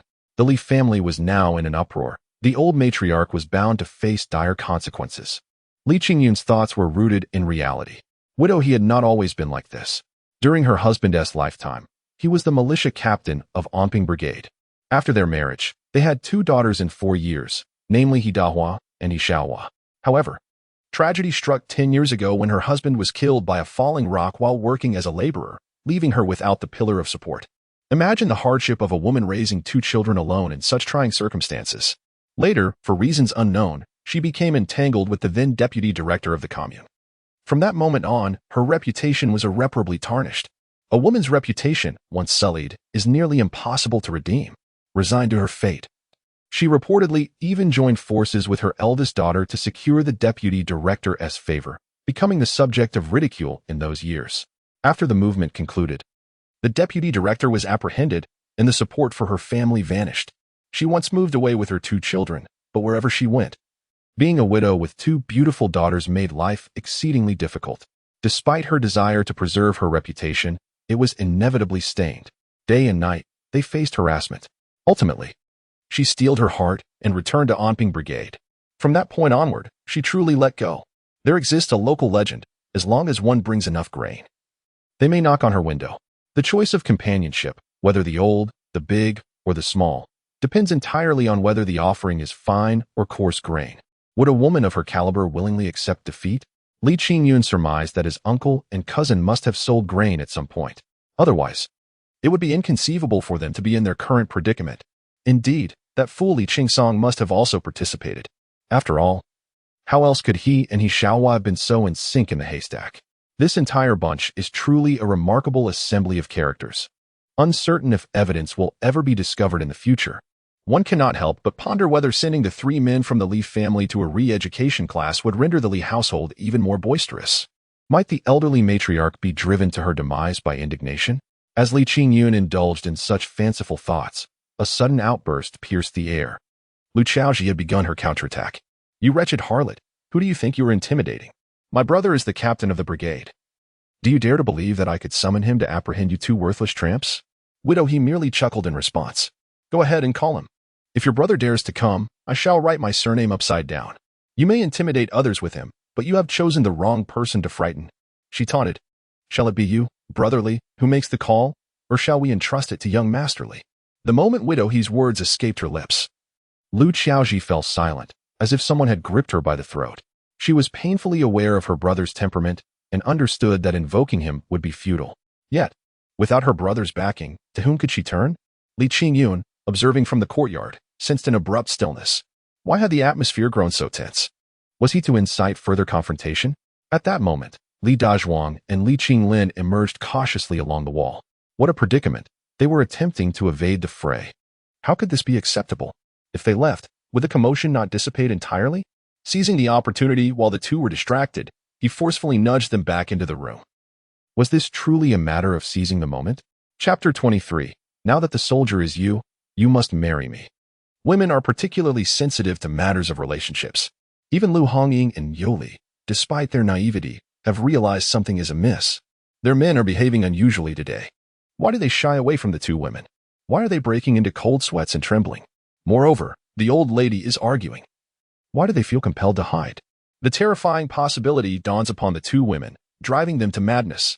Each clutches her man, raising a cacophony of accusations. Li Dazhuang. Confess honestly, do you have an affair with that vile woman? Li Qinlin, you scoundrel. How dare you cavort with a harlot? I want a divorce. And I'll have my brother kill you. The main room has erupted into chaos. Cries, sighs, and the sound of slapping thighs resonate throughout. Li Qingyun stands outside, observing with delight. He cannot hide his joy. This is precisely the outcome he desired. Lu Xiaoji is utterly bewildered at this moment. She only considered her brother's character, neglecting the implications for her son and grandson.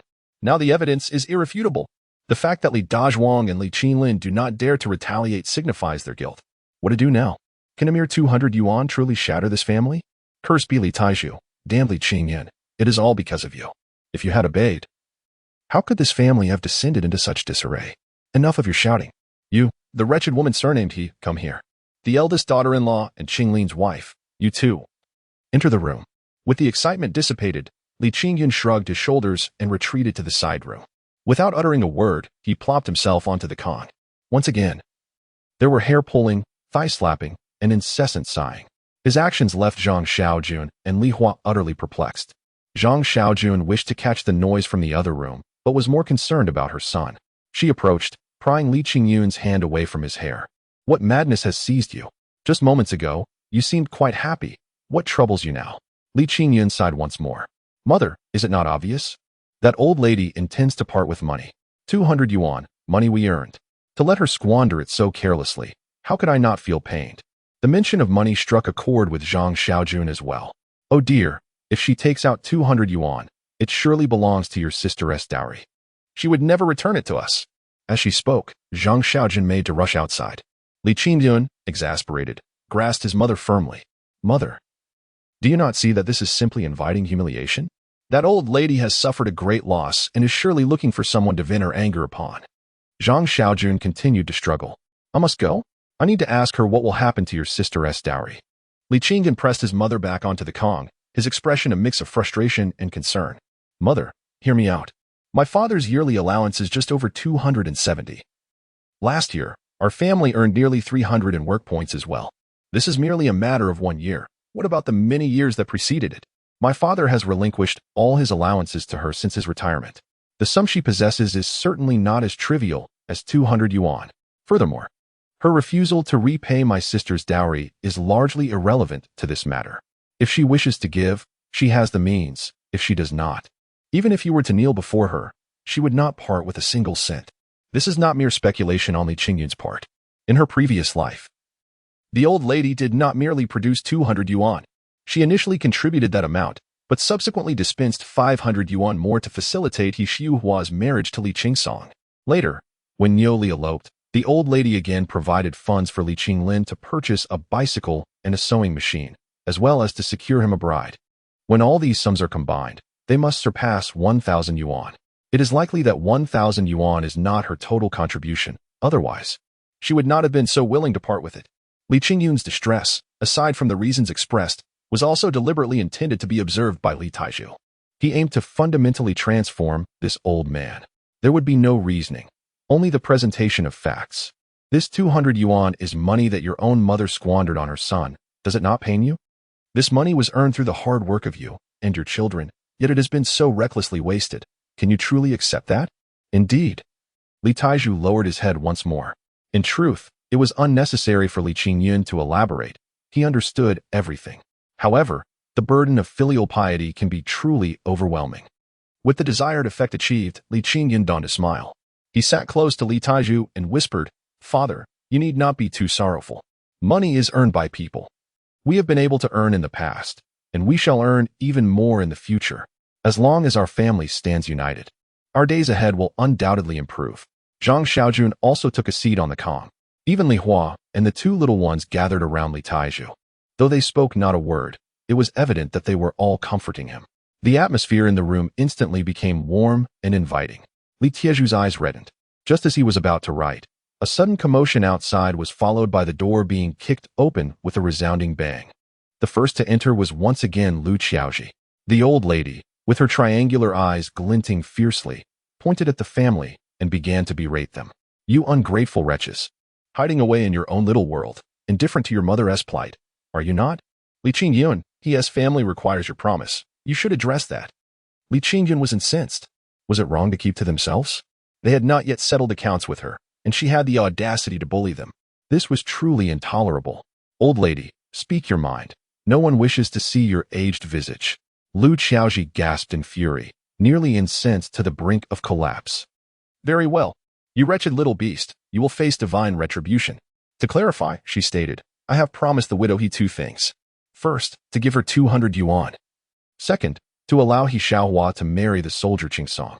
Now that Qingsong can no longer serve, there is naturally no need for him to marry He Xiuhua. You are to enlist in the military. This responsibility must be borne by you. Today, you must give a definitive answer before your enlistment. The two of you ought to settle the betrothal gifts. Li Qingyun smacked his forehead.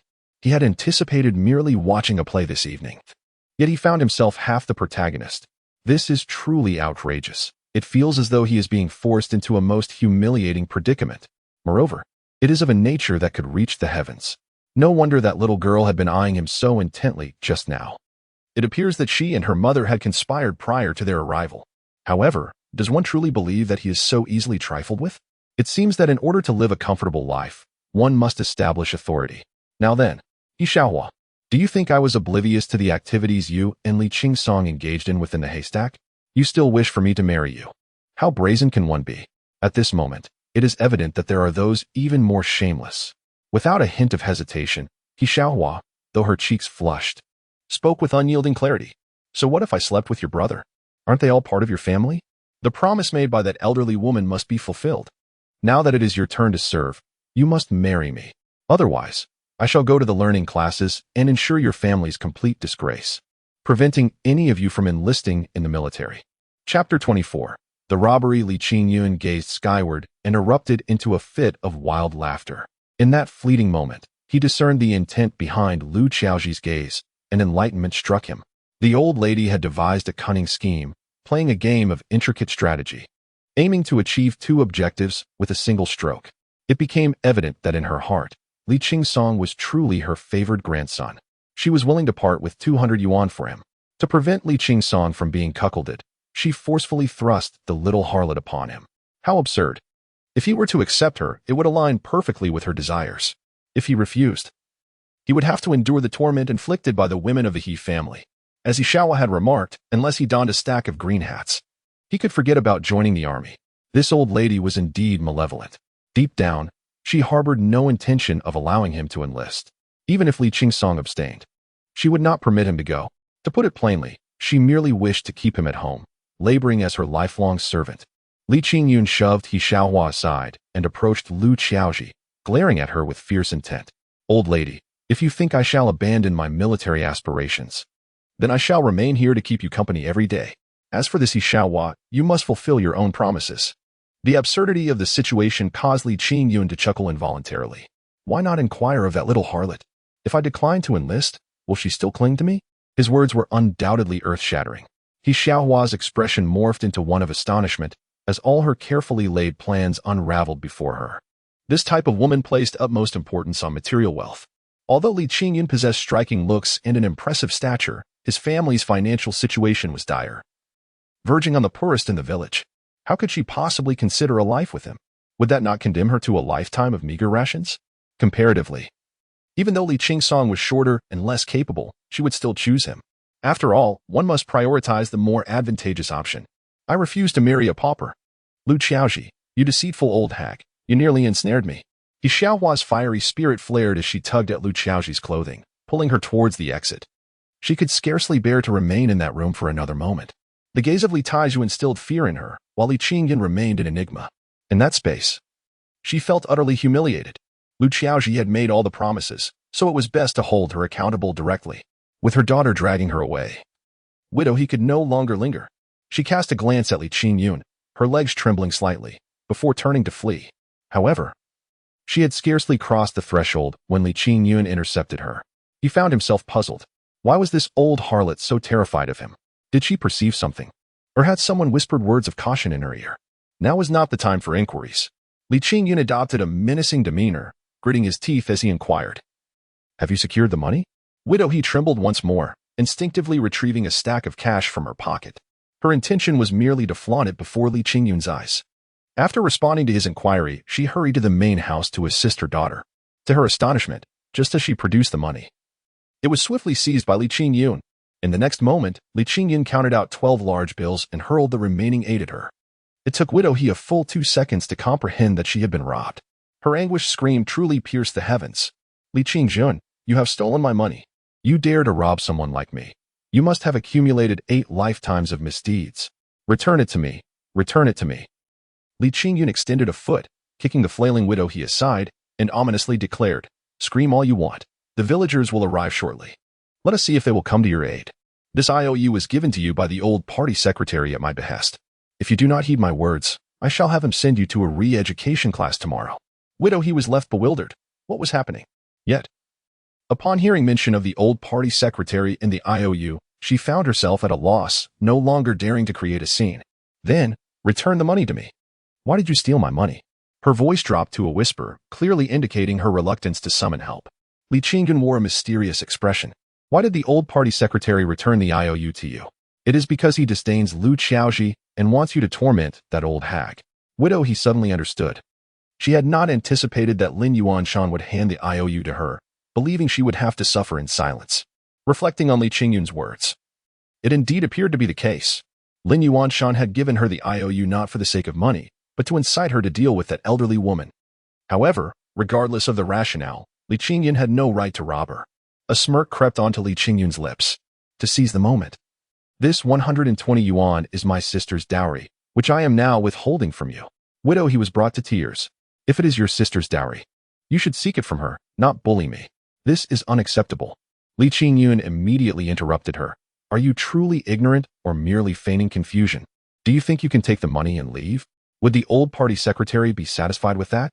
Your task today primarily involves tormenting that old woman. You must drive her mad, ensuring she cannot sleep. As for the money you are short of now, you can demand it again. That old woman has plenty. Do not think that 200 or even 500 yuan is beyond your reach. Use the excuse that our family has no soldiers and you must secure a good match for your daughter, and then cling to her relentlessly. Li Qingyun was akin to a cunning procuress, enticing this old hag into a web of deceit. A few minutes later, widow he dashed to the main house, driven by the fear that her young daughter could not contend with that old beggar. Moreover, Li Qingyun's words had stirred her resolve.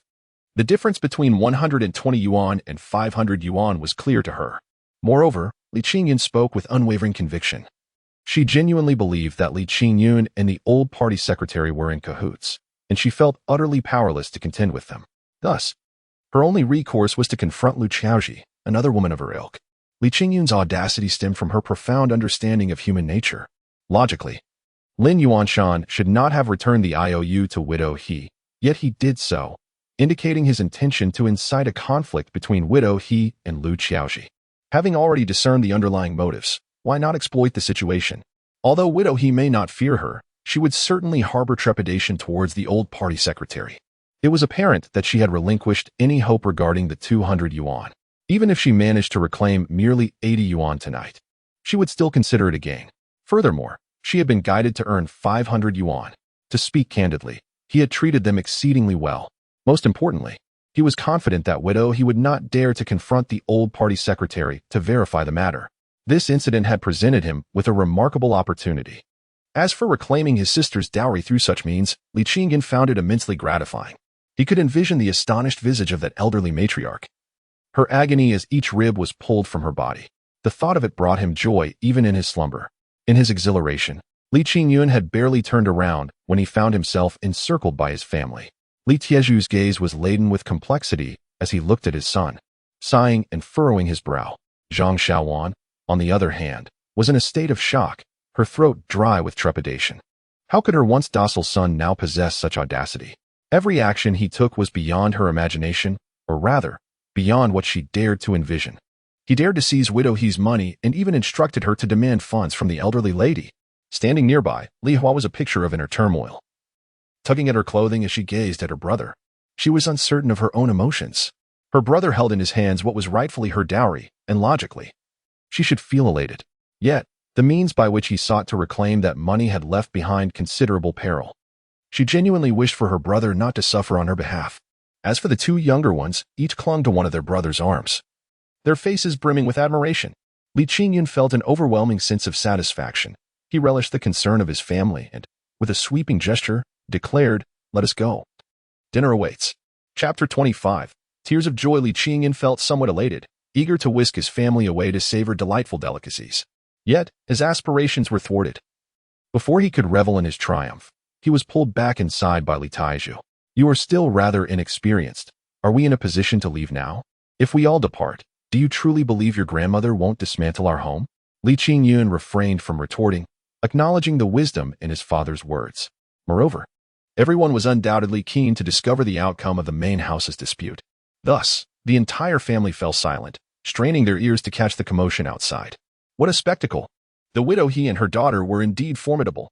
Perhaps emboldened by Li Qingyun's earlier encouragement, they were now firmly in control as they confronted the elderly matriarch. For a full hour, the family listened intently, hearing the exchange of insults. The disgraceful deeds of Li Dazhuang and Li Qinglin were laid bare.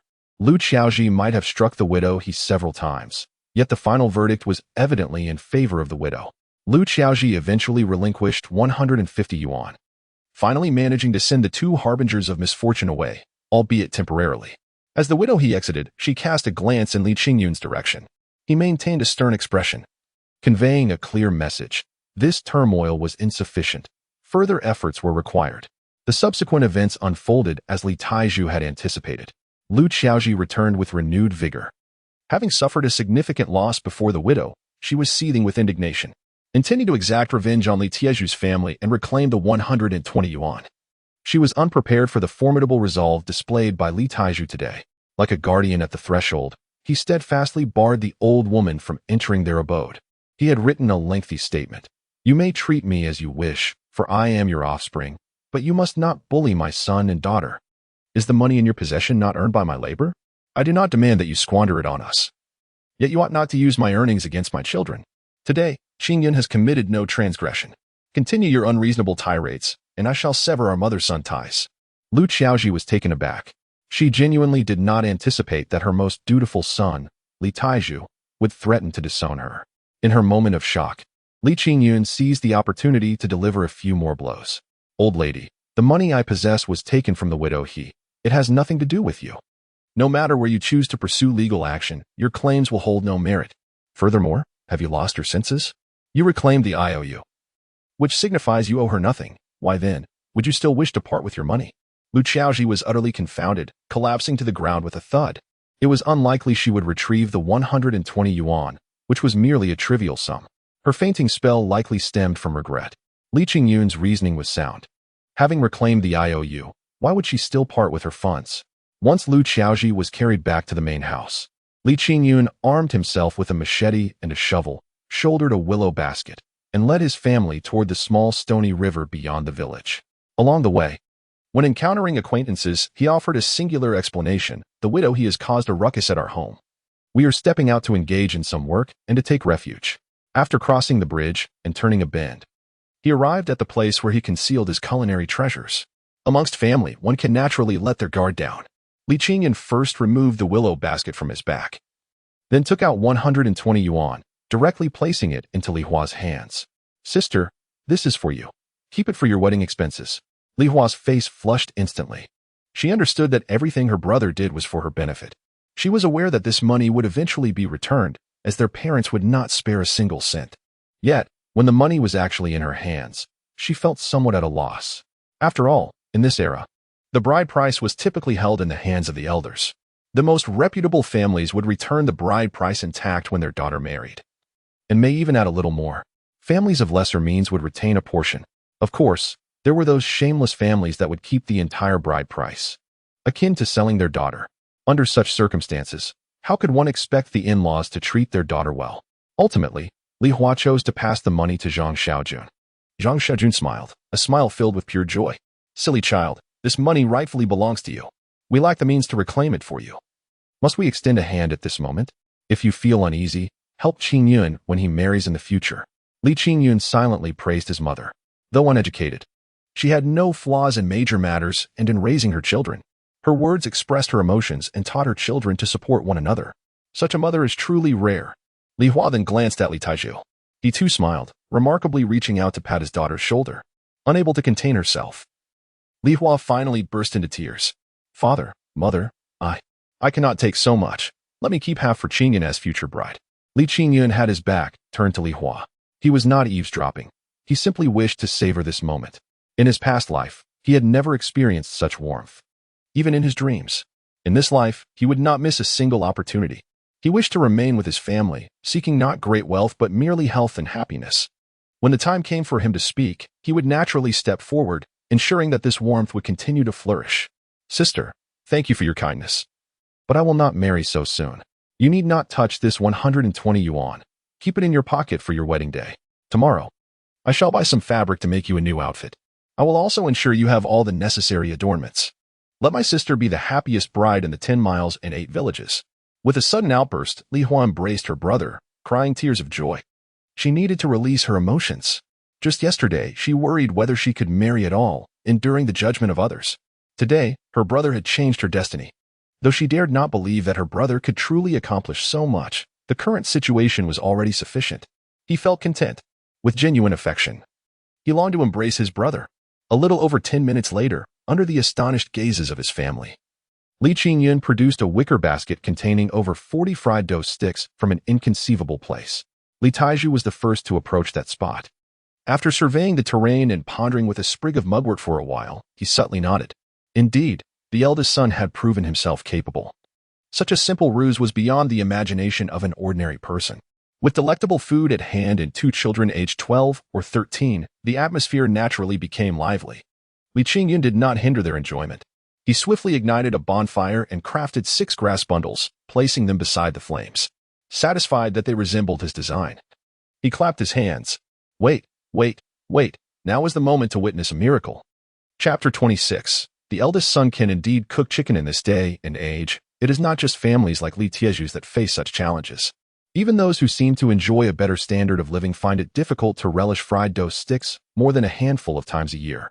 Li Taiju partakes in the meal prepared by his younger son. If he refuses to eat, the children will follow suit. He must set an example. The smile adorning his face attests to his delight. He sees no necessity to kindle a bonfire for a mere meal. As he observes the younger ones reveling in their play, he simply acquiesces to the moment. Now, the eldest son beckons him to witness a miracle, and his interest is piqued. Recently, the eldest son has transformed remarkably. He is genuinely curious to see what peculiarities his son might conjure. Li Qingyun chuckles, grasping Li Qifeng with his left hand while wielding a shovel in his right, making their way to the spot where the beggar's chicken is buried. Qifeng, would you like an opportunity? He inquires. Do you see this fresh soil? Digging down from here will surely yield a delightful surprise. Li Qifeng, brimming with youthful energy after devouring 3 or 4 large buns that day, is eager to comply. For him, anything his elder brother suggests is worth pursuing. He readily agrees. And with enthusiasm, he plunges the shovel into the earth. The first scoop is manageable, yet the second encounters a stubborn piece of charcoal. Scratching his head, he reaches to grasp the charcoal. This action startles Li Qingyun, who instinctively intervenes with a swift slap to his brother's behind. You silly child, it's still hot. Can't you see? Do you wish to scald your hand? Li Qingfeng feels a touch of grievance, yet his stubborn nature prevails. Whatever lies beneath the surface must be unearthed. Thus, the little sprout, head large and neck slender, engages in a duel with the ground, shovel in hand. Li Qingyun is not fatigued, rather. He wishes to impart some wisdom to his younger sibling. He possesses a wealth of knowledge that ought to be shared. Today, they commence with the preparation of the beggar's chicken, beginning with the art of digging. However, moments later, he realizes he has overestimated his own capabilities. Witnessing his brother's struggle tugs at his heartstrings. Ultimately, he retrieves the 2 clumps of earth himself. At this juncture, none can fathom his intentions. Yet, once he strikes a gap in the clumps with the shovel, a collective gasp erupts from all present, young and old alike. The aroma that wafts forth is utterly irresistible. It is a scent that captivates them all, regardless of age. With necks craned and eyes wide, they inch forward, swallowing in anticipation. In this moment, Li Qingyun steps back, a mischievous grin on his face, eager to see who will be the first to reach out. To his astonishment, it is neither Qifeng nor Guogua who crouches down first, but rather Zhang Xiaojun. Having spent a lifetime cooking, she displays her expertise. Instead of using her hands to excavate, she cleverly fashions 2 twigs into makeshift chopsticks, meticulously prying apart the clump of earth piece by piece. In the next moment, an intense aroma wafted through the air. Yet, in that instant, a startled cry escaped from Zhang Xiaojun's lips. Child, how can you prepare a chicken without even plucking its feathers? Have you left the entrails inside? Is this even edible? Li Hua, closest to Li Qingyun, felt a pang of sympathy upon witnessing the scene. She swiftly turned and smacked her younger brother. What a waste. If you don't know how to do it, couldn't you have asked your sister? Li Qingyun erupted in laughter, for this was precisely the spectacle he yearned to witness. In this era of complete information deprivation, unless one had seen the legend of the Condor heroes, who could possibly know about such a dish as beggar's chicken? It was merely the year 1980, and the Anping Brigade had yet to receive electricity. What television could they possibly watch? Their ignorance led them to believe that it was a disgraceful act, which was entirely understandable. Their expressions reflected a perfect score of astonishment. Regrettably, his father's reaction was not as pronounced. Otherwise, what expression would have adorned his face after tasting it? Li Qingyun offered no explanation. He meticulously prepared the chicken, restraining it before tearing off 2 legs, one for each of his younger siblings, his face alight with joy. Hurry and eat. If you won't, claiming it's dirty, then we shall relish it. To his dismay, Guogua immediately scampered over to Li Taiju, tiptoeing as she attempted to feed the chicken leg to their father. Dad, you try it first and see if it's delicious, she exclaimed, swallowing her saliva in anticipation. Being outpaced by his sister, Li Qingfeng could only extend the chicken leg to their mother. Mom, you should taste it too. Such is the essence of family education. Li Taiju and Zhang Xiaojun each took a small bite. They simply said, "You all eat," before simultaneously turning their attention to another lump of earth. they began to understand. Their eldest son did not lack the ability to prepare a chicken. On the contrary, his skill was beyond their wildest imaginations. Zhang Xiaojun meticulously dissected the chicken, discovering the fine lines on its belly. The seasonings inside exceeded her expectations. What baffled her the most was that when the dirt skin was removed, those chicken feathers oddly followed suit. The remaining chicken meat was pristine. Comparatively, it was cleaner than the hen she painstakingly prepared for the new year. As for the flavor, after tasting just a morsel, she realized she could never replicate such delicious chicken in her lifetime. With no outsiders present, there was no need for excessive formality. She began to tear bits from various parts of the chicken, starting from the neck. After sampling it, she was utterly convinced. However, her son must have never cooked before. How could he possess such high culinary skills? Qingyun, tell your mother, where did you learn this craft? Li Qingyun shrugged his shoulders. In my dreams. Haven't I mentioned it before? This is nothing. The seasoning is too sparse, so the flavor can only be deemed average. This struck a chord. If this is merely average, then what have I been cooking all these years? Pig feet. The conversation faltered, leaving only the enjoyment of the delectable meal. In the next moment, the family of 6 gathered around the bonfire. The actions were all the same. With his left hand grasping a fried dough stick and his right hand clutching a piece of chicken, he took a bite from the left and 2 from the right, his laughter ringing out incessantly. With only 4 legs between the 2 chickens, the 2 robust men, Li Taiju and Li Qingyun, could only engage in a contest over the chicken wings and necks. Yet, their joy was palpable. The happiness of their family far outweighed their own delight. After much anticipation, the family finally gathered for a cheerful meal, and everyone had much to share. Initially, Li Qingyun took the opportunity to demonstrate the preparation of the traditional beggar's chicken. While it may seem simple to describe, imparting the skill is a far more complex endeavor. One must select the right type of clay, determine the appropriate amount of water, and know how to apply the seasonings. The methods and timings for roasting were elaborated in meticulous detail, and only when Guo nodded in understanding did he relent. He believed this was the essence of his rebirth. Whether his family would master the technique or the final dish would be palatable was of little consequence. What truly mattered was the shared experience. The joy and warmth during the learning process were paramount. Zhang Xiaojun felt she had grasped the concept. After finishing a piece of fried dough, she voiced her most pressing concern. Qingyun, when you said you wouldn't join the army, were you deceiving them? Chapter 27. How can I allow my family to suffer when I have been reborn? Li Qingyun had long anticipated that his mother would inquire about his decision to enlist. He was acutely aware that no matter how many excuses he offered against joining the military, his parents would never acquiesce. In this era, securing a military position was an arduous task. Once enlisted, his identity would transform, enabling him to depart from the countryside and become a true urbanite. Imagine the plight of parents who have toiled in the fields their entire lives. They are all too familiar with such hardship. If their children were afforded the opportunity to venture beyond, they would undoubtedly spare no effort in supporting them, especially for someone like him, who had just graduated from elementary school and had no path to higher education. The chance to rise above his circumstances was invaluable. How heart-wrenching would it be for his parents if he failed to seize this opportunity? Li Qingyun leaned closer to Li Taiju, knowing that words might be futile. Yet he felt compelled to persist. Father, as someone who has walked this path before, do you wish for your son to enlist out of a desire for him to defend our homeland and achieve honor on the battlefield? Li Taiju nodded. Like Zhang Xiaojun, he was uncertain whether his son truly rejected military service. His heart was heavy with concern, yet he could only patiently listen to what his son had to say. Li Qingyun continued, however, the Japanese are currently focused solely on profit, and relations with America have improved. In the foreseeable future, our nation is unlikely to face war. If I enlist, it will merely be a formality within the ranks, devoid of the glorious opportunities you experienced. Wouldn't that be an unfair advantage taken from the country? Li Taiju disagreed with Li Qingyun's perspective and began to write. Li Qingyun gently restrained his father's hand, saying, Father, I understand your intentions. There is no rush. Let us deliberate this matter together. After planting a seed of thought in his father's mind, Li Qingyun turned to his mother. Mother, given our current circumstances, what would become of the family if I were to leave? Previously, my sister and I were able to contribute to the household. If I enlist and my sister marries, you would be left to care for 2 young children. How arduous that would be. Considering your health, how many more years can you endure? Are you certain you can raise Qifeng and Guogua? Will you be able to wait for my return from military service? Upon hearing his words, Li Tieju's face grew ashen, and he lowered his head. The others present had red eyes filled with unspoken emotions.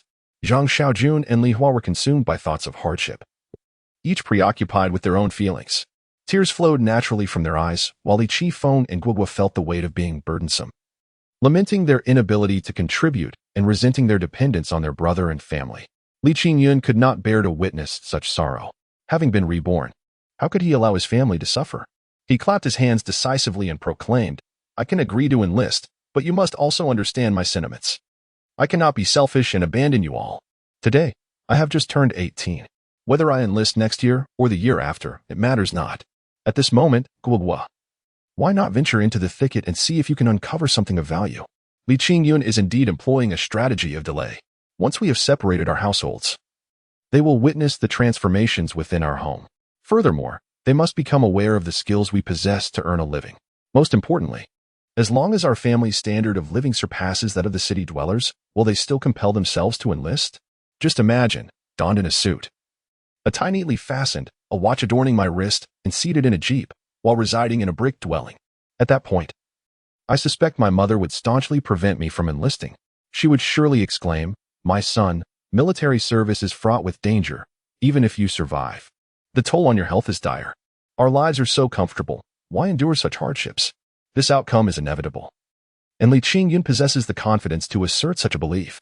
As for sending Guogua to search for something, it was a plan he had meticulously devised. Initially, it was merely to amuse Guogua, but now it serves to lighten the atmosphere and divert attention from earlier matters. Guogua, with a pouting expression, upon hearing her brother's words, immediately dashed outside.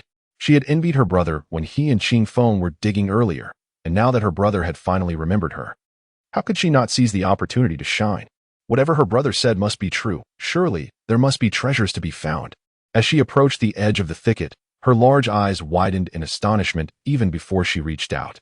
Then, with a small hand covering her mouth, she turned to glance at her family, back at the thicket, and then again at her family, before a piercing scream of pure excitement escaped her lips.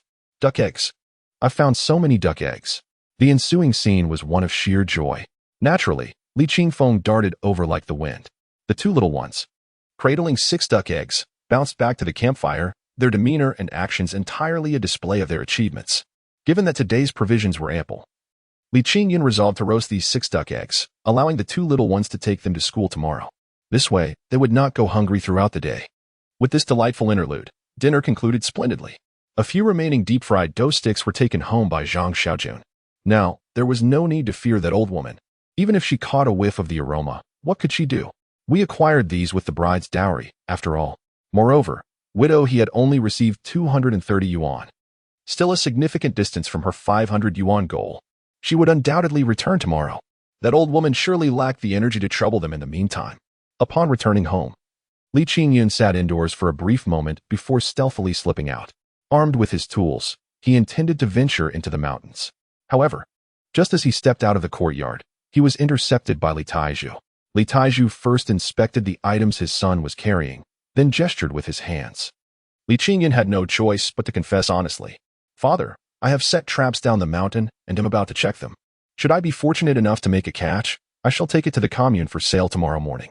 Li Taizhu was skeptical, prompting Li Qingyun to elaborate further. "My traps differ from those of others. They inspect their catches in the morning, while I do so at night. This approach is intentional, as I wish to avoid encounters with them. You need not worry, as I will remain on the first mountain, where danger is minimal even at night." The more Li Qingyun spoke, the more uneasy Li Taizhu became. Unable to voice his concerns, he resolutely seized the knife from Li Qingyun's hand. Though Li Qingyun felt a surge of gratitude, he understood the necessity of his actions. "Father, I am now 18, an adult, and cannot rely on your protection forever. I vow to return within an hour, regardless of whether I have caught anything." Ultimately, neither could persuade the other, and Li Taizhu accompanied his son to the foot of the mountain. The message was clear: you may go, but you must return within an hour. Otherwise, father will risk everything to venture into the mountain in search of you. Chapter 28. Li Qingyun becomes possessed by the Yellow Emperor's child upon entering the mountains. Li Qingyun accelerated to his utmost speed. This time, he dared not be reckless, opting to traverse familiar paths. He was certain his father would keep his word. If he failed to return within an hour, his father would undoubtedly venture into the mountains. The mere thought of his father's frail physique pierced his heart with anguish. It was best not to cause his father any worry. Reaching the traps, Li Qingyun was instantly filled with elation. To his astonishment, he had caught 6 wild chickens in the 16 traps, a bounty that was truly delightful. In his previous life, after 2010, every time he had to travel far, catching even a single wild chicken each day was a remarkable feat. Now, it felt akin to simply raiding a chicken coop for chicks. After placing the 6 wild chickens into his backpack, Li Qingyun did not pause for a moment and sprinted back. Yet, he was caught off guard. Having traversed only 3/4 of the return journey, he spotted Li Taiju, laboriously making his way up the mountain. In that instant, his heart ached profoundly. Leaning on a wooden stick, Li Taiju climbed at a moderate pace, but every few steps, he had to pause against a tree to catch his breath. If an outsider were to witness this scene, they might not think much of it. However, they were father and son. How could one bear to see such a sight? "Father, it has even been an hour yet. Why are you not honoring your word?" Li Qingyun's voice quivered with emotion, his heart truly pained for his father. Reflecting on the hardships his father had endured throughout his life, he found himself unable to contain his feelings. Upon seeing Li Qingyun, Li Taiju visibly relaxed. As he exhaled a sigh of relief, his gaze returned to a vacant stare. He merely patted his son's shoulder before sitting down on a stone. Throughout the entire exchange, not a single word was spoken. Only the profound love of a father filled the air. Half an hour later, Li Qingyun supported Li Taiju as they exited the mountains. The duo bled the wild chickens by the roadside before hastily making their way home. By the time they arrived, it was already 8:30 p.m. Li Qingyun exchanged only a few words before retreating to his room to sleep. At 3 a.m, a shadow emerged from the guest room. With nimble movements, he first retrieved a knife from behind the door and then found a stone outside the courtyard wall. Stealthily, he approached the window of the main room. Lu Qiaoji had truly endured a harrowing day. Not only had she been driven to the brink of fury, but she had also lost over 300 yuan. Her heart ached, her mind felt foggy, and sleep eluded her. It was not until the early hours of the morning that she finally dozed off, albeit fitfully. Just as she succumbed to a deep slumber, a sudden sound of a blade being sharpened jolted her awake. Startled, she immediately opened her eyes. Propping herself up, she listened intently. The noise emanated from beneath the window. In an instant, her hair stood on end. Who would sharpen a knife at this hour? Why come to her window to do so? The northern regions were rife with ominous legends. She had committed her share of misdeeds in her lifetime. It was precisely the guilty conscience that gnawed at her. In that moment, she swiftly recalled all the dark entities she had encountered. She kicked Li Maokai twice, but the old man slept like a log, utterly unresponsive. Gritting her teeth, she cautiously approached and lifted the curtain. A mere glance outside sent her spiraling into unconsciousness with a gasp. Minutes later, Lu Qiaoji stirred and awoke, groaning softly. As her mind regained clarity, she instinctively covered her head with the quilt. Just moments ago, she had seen a face. What a peculiar visage it was. The entire countenance was a sickly yellow, with eyes, mouth, and nose all resembling triangles. The sparse mustache on the lips clung to the face, extending to the ears. This immediately conjured the image of the notorious Huang Daxian. Everyone in the vicinity knew that Huang Daxian held a grudge. Anyone who had offended him would find no respite. He would employ various methods to exact revenge. At best, one would suffer from severe illness. At worst, he could drive one to madness or even claim one's life. After hiding under the covers for a while, Lu Qiaoji heard the sound of a knife being sharpened. For reasons unknown, she felt that the one sharpening the knife was none other than Li Qingyun. How could she have such a sensation? She did not know, but the more she pondered, the more convinced she became. Li Qingyun had undergone a drastic transformation in these past few days. Previously, no matter how he was scolded or beaten, he would never utter a word in retaliation. Yet now, he had turned into a prickly hedgehog. He would not even need to be touched to cry out. Moreover, he seemed to know far too much. How could he possibly be aware of her promise of 200 yuan? Connecting this to the Huang Daxian lurking beneath her window that night, she could only deduce one possibility. Li Qingyun had been possessed by Huang Daxian. This Huang Daxian was protecting him and plotting against her. Was he sharpening that knife to kill her? The more she contemplated, the more terrified she became. And Lu Qiaoji mustered all her strength to emit a piercing scream. Naturally, it was Li Qingyun beneath the window, instilling fear. He dubbed this tactic fighting poison with poison. The tales of Huang Daxian and Hu Daxian have endured for millennia in the north, and few are those who remain skeptical. He believed that this method would yield optimal results. The elderly matriarch would surely be convinced. Once she was persuaded, she would descend into madness. Thereafter, he would need not expend further effort, for she would willingly present him with whatever he desired. This approach may have been somewhat underhanded, But Li Qingyun felt it was a fitting retribution for someone like her. Upon hearing Lu Xiaoji's scream, Li Qingyun hastened home with utmost urgency. After tidying up his props, he immediately burrowed into bed. Moments later, the entire courtyard erupted into chaos. Lu Xiaoji's wails, followed by the shouts of Li Maokai and Li Dazhuang, filled the air. Li Qingyun listened intently. His father, mother, and elder sister were all roused. After stepping outside and returning, his sister was laughing heartily. She kept exclaiming about retribution, even bowing to Huang Daxian, showering him with flattery. Li Qingyun nearly burst into laughter. His elder sister was truly superstitious. Yet, why did he feel so at ease? The following morning, Li Qingyun uncharacteristically awoke half an hour late. One reason was the restless night he had endured. Another individual wished to wait until those in the main house had risen to observe their reactions. Indeed, as he made his way to the latrine, he sensed the gaze of 7 or 8 pairs of eyes upon him. The expressions he encountered were predominantly filled with trepidation. He feigned nonchalance, merely stroking an imaginary beard and casting his eyes upward at a slant. The corners of his mouth curled downward slightly. Unbeknownst to him, he had succeeded. These few gestures of his had inadvertently confirmed the occurrence of the possession by the spirit of the Huang Daxian. Chapter 29. The shaman's dance. Lu Xiaoji endured a night of torment, filled with curses and screams. That ghastly yellow visage, that demonic figure, was forever etched in her mind. Each time she closed her eyes, it would leer at her with a sinister grin. She could feel the cold blade hovering above her head, even as she walked. A weightless sensation engulfed her, her thighs bruised from her own grasp yet numb to the pain. A profound terror transformed her disheveled hair into a wild frenzy, rendering her almost mad. In such a state, both Li Dazhuang and Li Maokai found sleep elusive. Fear gripped Li Dazhuang as he pulled Li Maokai aside and whispered, "Father, my mother claims that Li Qingyun is possessed by the Yellow God. Yet, why do I feel she is the one who has lost her sanity? Look at her eyes. Are they not filled with malice? That sharp, monkey-like face, incessantly shrieking." Li Maokai shuddered, casting a stern glance at his son before retreating to the room. This time, he scrutinized the elderly woman intently, posing numerous questions. Upon emerging, he shook his head at Li Dazhuang. "Your mother is not being tormented by the Yellow God.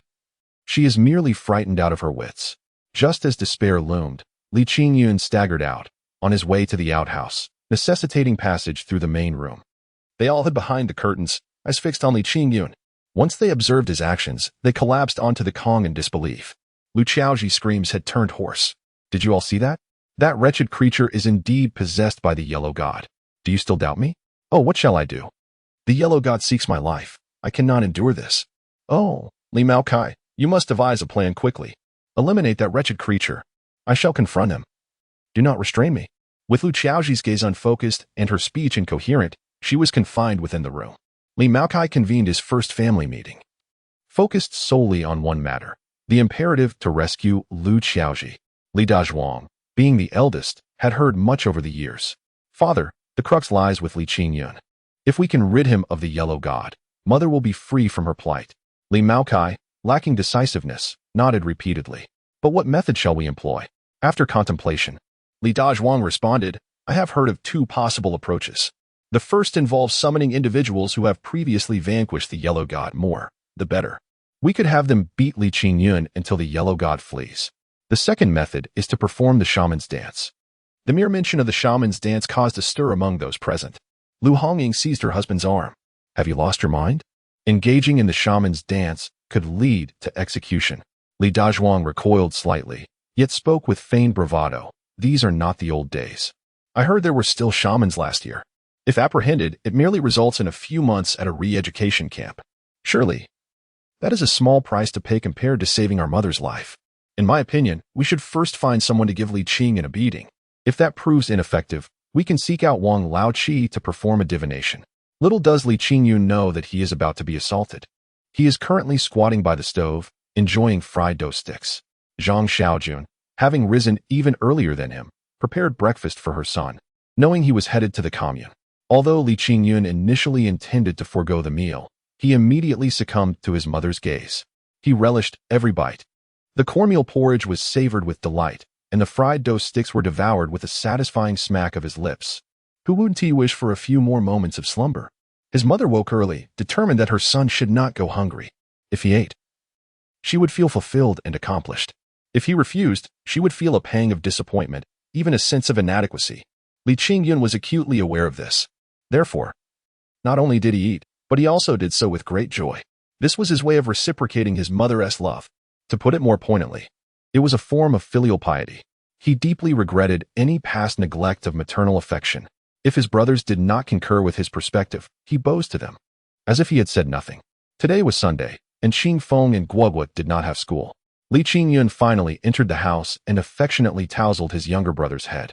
Afterward, he slung a backpack over his shoulders and, amidst his mother's gentle admonitions, stepped outside.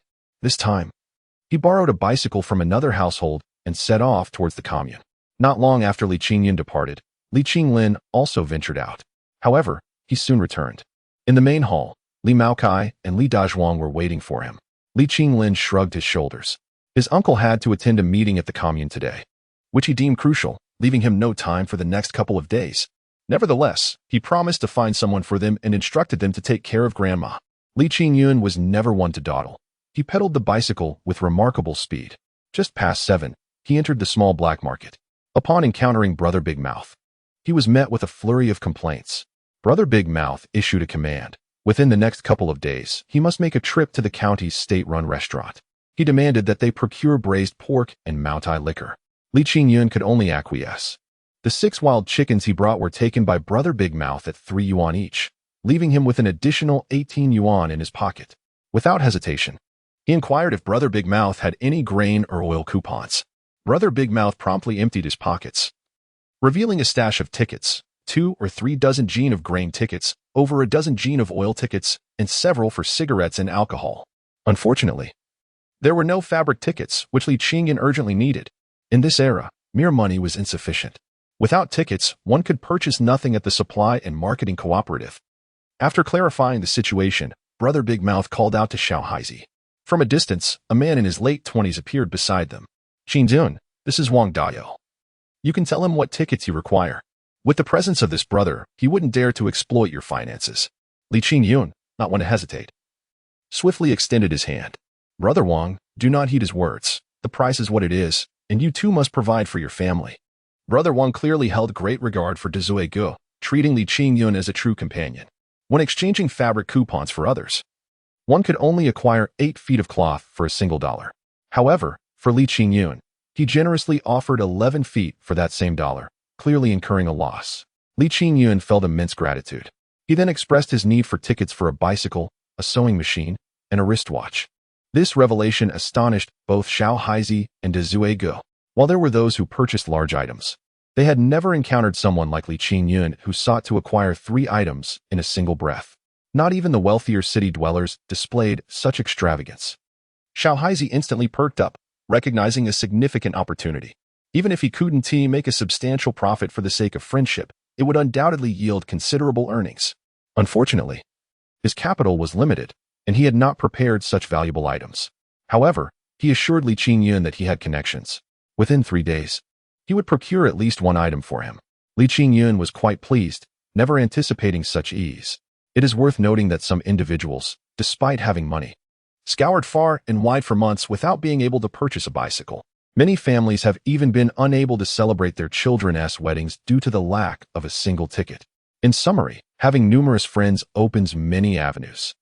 Li Qingyun initially believed today to be another fortuitous day, unaware that what awaited him was a calamity of bloodshed. Chapter 30. The fugitive. After bidding farewell to Big Mouth and Little Black, Li Qingyun hurriedly made his way to the supply and marketing cooperative.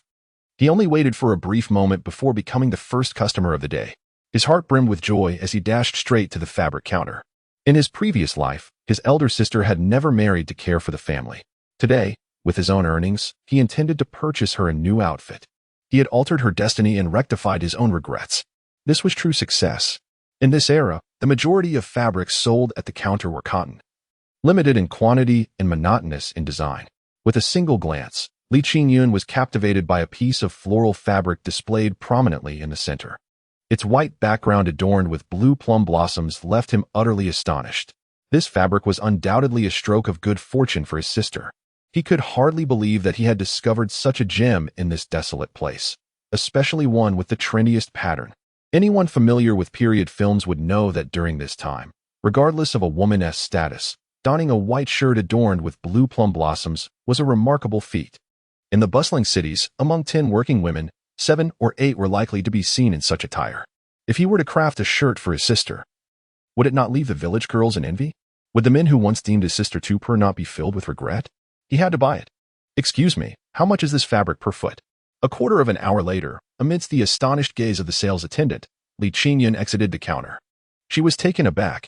This impoverished lad had chosen not to purchase the 70-cent fabric, but instead opted for the 20-cent piece. What a spendthrift! Yet, Li Qingyun was indifferent to her thoughts, reveling in his own happiness. A white shirt, blue trousers, he only lacked a pair of leather shoes. Regrettably, he was not yet able to afford them. A pair cost 12 yuan and 50 cents, so he would have to wait for another opportunity. Next, he bought some medicine for his parents and a few candies for his younger siblings, preparing to leave the cooperative. His family's current situation did not permit him to draw too much attention. In a few days, when they divided the household, he could return to shop again. However, just as he was about to push the door open, he unexpectedly encountered a familiar face, his best friend, Tianhua. Tianhua, whose full name was Tian Xiaojun, had been his childhood companion. From elementary school to working in the production team, they had always been together. Today, Tianhua was there to purchase pain relief tablets for his mother. In a hurry, after acquiring the medicine, the two friends exited the Hongshe commune at breakneck speed. Li Qingyun had initially planned to buy some steamed buns, but upon meeting Tianhua, he reconsidered. Breakfast was already taken care of, and he had ample time to venture into the mountains during the day, so there was no need to part ways with Tianhua. This was fate. Perhaps, had he insisted on buying the buns, he might have missed this brush with disaster. The two young men chatted and laughed as they traversed the path, swiftly covering half the distance. As Li Qingyun passed through a grove, he faintly heard the piercing scream of a woman, though he was uncertain of its reality. He glanced at Tianhua, who displayed no reaction, leading Li to question whether he was merely experiencing auditory hallucinations. After advancing a couple of 100 meters, a sudden jolt of alarm surged through him, prompting him to halt abruptly. After a moment's hesitation, he turned to Tianhua and said, "I've forgotten something of great importance. You should head back now." Given that Tianhua's mother was suffering from a fever and an urgent need, he said nothing further and departed promptly. Li Qingyun, however, hastened back to the grove with all possible speed. He discarded his bicycle, withdrew a machete from the willow basket, and cautiously stepped into the thicket. A significant realization dawned upon him. It was this very Sunday in his previous life that the local private teacher, Guan Xiaoya, had been murdered in this grove by two notorious criminals. He was certain that the event would transpire today. Yet he remained unsure of the timing or whether the scream he had heard was a figment of his imagination. His decision was resolute. He would search the area. Should he encounter the teacher, he would rescue her. If she had not yet passed through, it would be best to wait by the roadside, either to alert her or, should it come to it, to protect her brazenly. His intentions were not driven by romantic interest, but rather by an appreciation for the kindness Guan Xiaoya had shown to Qin Feng and Guagua. Moreover, a life was at stake. If he could recall the past, then failing to act upon it would be nothing short of selfishness. A seasoned woodsman, he felt at home in the forest, adept at navigating its varied terrains, moving silently, and maximizing speed. His heart raced as he advanced only 20 meters before hearing another scream, this time unmistakably a woman pleading for help, approximately 100 meters from his current position. Cold sweat immediately broke out upon him. Undoubtedly, the worst-case scenario had unfolded. He vividly remembered that the two criminals were wanted by the state for half a year, both hailing from Yanbei, with blood on their hands from 3 murders. They had intended to cross the border through this area, but increased patrols by border forces had thwarted their escape, leaving them stranded nearby. According to the original trajectory of events, these two men had met fierce resistance from Teacher Guan, and in a fit of rage, had stabbed her multiple times. After fleeing, they went to Linjiang village, committing another heinous act. They murdered 2 boys of about 14 or 15, binding their bodies to stones and sinking them in the Muden River, while abducting 2 14-year-old girls into the mountains. When apprehended, one of the girls had been tortured to death, and the other had been driven to madness. Li Qingyun did not claim to be particularly noble, but he possessed a fundamental sense of justice. Besides, he was the son of Li Taizhu. If father were to find out, he would be furious, knowing that his cowardice indirectly led to the demise of 5 lives.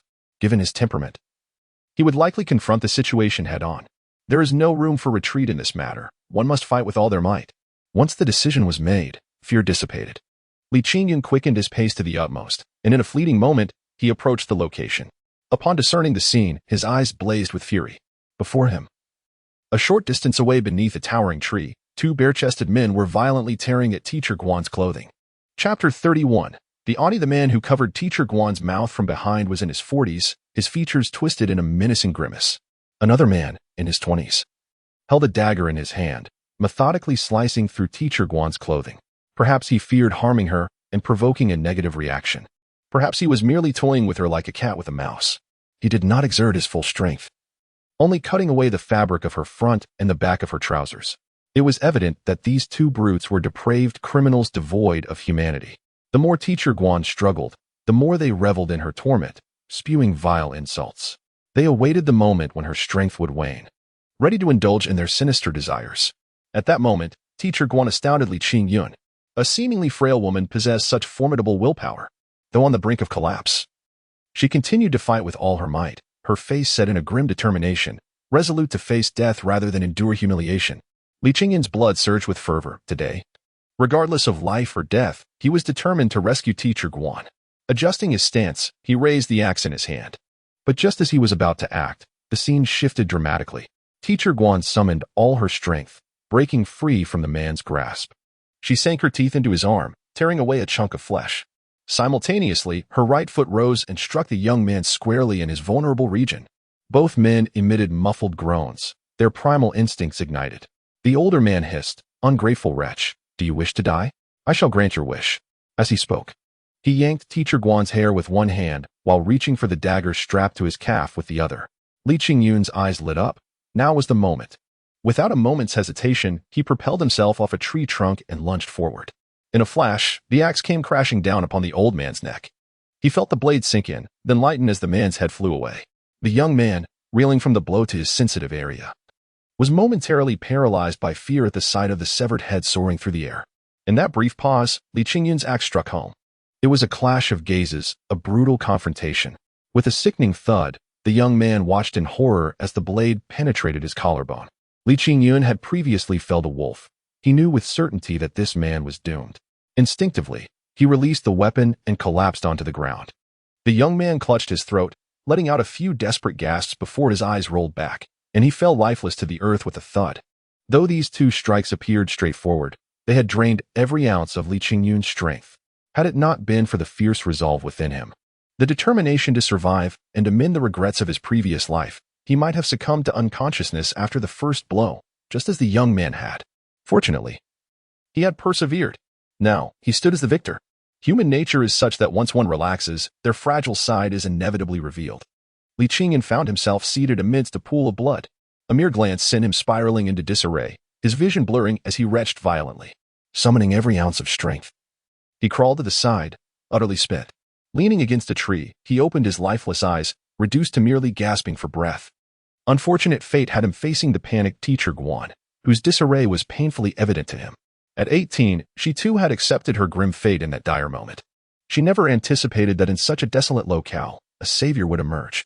She witnessed every brutal strike Li Qingyun endured. To be frank, she could never possess his fortitude. Yet, those who have transcended the fear of death exhibit an undeniable strength of will. Despite her terror, she remained upright. Recognizing Li Qingyun, she saw him collapsing and vomiting. Mistaking his plight for a grave injury, gathering her strength, she endeavored to rise and assist him, but the shift in his gaze instantaneously alerted her to the truth. Lowering her eyes, she caught sight of her own chest, and with a piercing scream, she stumbled away towards the cover of the tree. The situation had taken a turn, revealing her alluring form, round and inviting, as it continued to move. Li Qingyun sprang upright, eager to clarify. "I am weak. I saw nothing. My awakening was not due to temptation." Silence enveloped him. Although he knew he should speak, he remained mute for what felt like an eternity. "Auntie, I saw nothing." Now was not the time for such entanglements. She needed to leave swiftly. "Look at what you carry. Do not leave a single item behind. Even torn clothing must be taken. Otherwise, if they trace this back to you, you will find it impossible to explain. Rest assured, I will not speak of this to anyone. Even if it costs me my life, I will never reveal your identity." Unbeknownst to him, it was that very statement that captured the heart of a beautiful woman. 2 or 3 minutes had elapsed since Li Qingyun's lethal actions. Guan Xiaoya was far from a mere decorative vase. She had regained some composure. Upon hearing his address of auntie, a realization dawned upon her. Li Qingyun was indicating that he did not recognize her, attempting to extricate her from this ordeal to preserve her dignity. This was not merely an act of saving her life, it was a rescue of 2 lives. The thought of her impending investigation and the ensuing rumors sent shivers down her spine. She understood that all Li Qingyun's actions were for her sake. Yet, should she depart, he would face the consequences of 2 lives lost alone. How could he possibly explain his actions to the authorities? Without her testimony, would he truly face execution? How could she treat her savior in such a manner? I will not leave. I must prove you're a good person. If I were to leave, you would indeed face dire consequences. Guan Xiaoya understood the gravity of remaining behind, and as her words trailed off, she succumbed to tears uncontrollably. Li Qingyun admired teacher Guan's resolve. She was commendable, truly deserving of her vocation and education. Listen to me, auntie, these 2 are fugitives, without your testimony. I will be fine. Perhaps I could even emerge as a hero. He urged her to gather her belongings and depart swiftly, for if others were to discover this, her life would be irrevocably ruined. Guan Xiaoya, however, remained unconvinced. The more Li Qingyun elucidated, the less she believed him, and her admiration for him only intensified. Despite being a woman, she held firm to her principles. She could never jeopardize the life of her savior for the sake of her own reputation, no matter what. She could not act in such a manner. This conviction persisted until the next awkward moment arose. Chapter 32. The suspect Li Qingyun was utterly exasperated by that obstinate woman. How could one possibly endure such stubbornness? Anyone who married her would likely find themselves in a state of despair after merely 2 nights. After some considerable delay, Li Qingyun, feeling quite helpless, resorted to mentioning his father. Auntie, you must have heard of Li Taizhu, who lives nearby, right? He is my biological father, a war hero. Even if I were to be apprehended, they would not dare to mistreat me. Think about it. If those 2 individuals were not wanted criminals, would I be immediately sentenced to death? Once you hear the news, can't you simply go to the Public Security Bureau to clarify the situation? His words proved effective. Guan Xiaoya nodded, vowing to reassure Li Qingyun. If he truly could not provide a satisfactory explanation, she would promptly go to the Public Security Bureau to elucidate the circumstances. The next moment, an exceedingly awkward scenario unfolded. Guan Xiaoya emerged, clad in her clothing. Her cheeks flushed as she stepped out from behind the tree. She first located a backpack, then began to gather the scattered remnants of her garments. Throughout this entire ordeal, she twirled in front of Li Qingyun.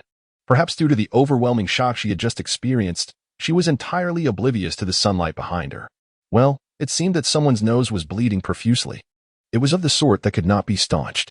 Fortunately, with bloodstains on his clothes, he could discreetly wipe them away. Yet, a thief's fate inevitably awaits discovery. When Guan Xiaoya found a piece of fabric from her trousers, she immediately reacted. She turned around to touch her neck, letting out a piercing scream. Her neck. Her delicate face, even her arms were flushed with embarrassment.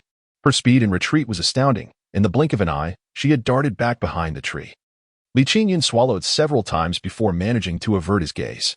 Auntie, why did you run away again? Just wait. I will fetch you a garment. You cannot go out looking like that. He had fled. It was the kind of retreat where one slapped themselves in the face and escaped in utter disarray. 10 minutes later, he found himself sitting alone by the roadside. He had just delivered the 2 pieces of fabric he had purchased to Guan Xiaoya. Wrapping both pieces around herself, her mood had improved somewhat. She did not speak further, offering Li Qingyun a deep glance before disappearing into the woods. It seemed she intended to remain in the mountains for the entire day. Until nightfall, she would not dare to enter the village in such a state. Li Qingyun left the scene untouched. Sitting at the roadside, he was, in a sense, preserving the scene.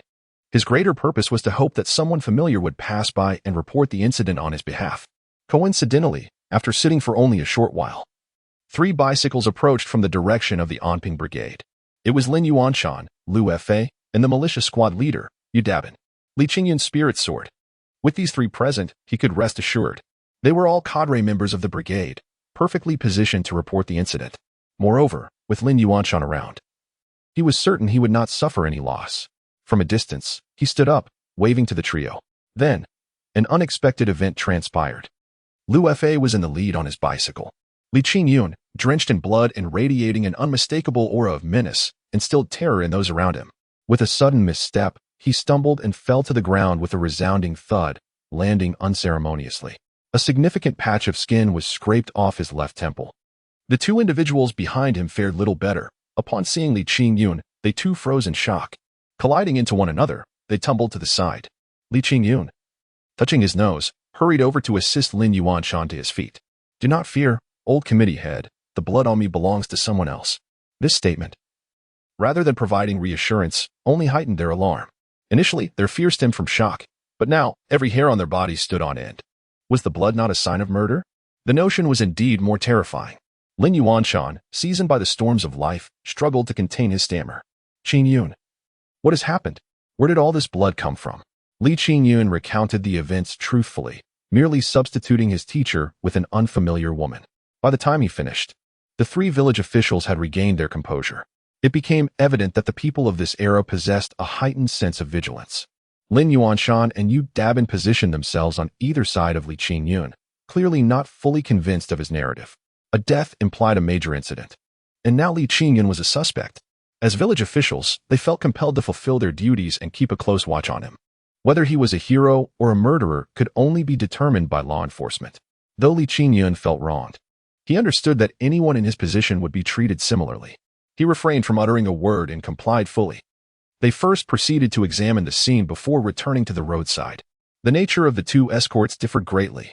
The initial escort could be seen as him being led away, while the latter was a rigorous effort to drag the three men back.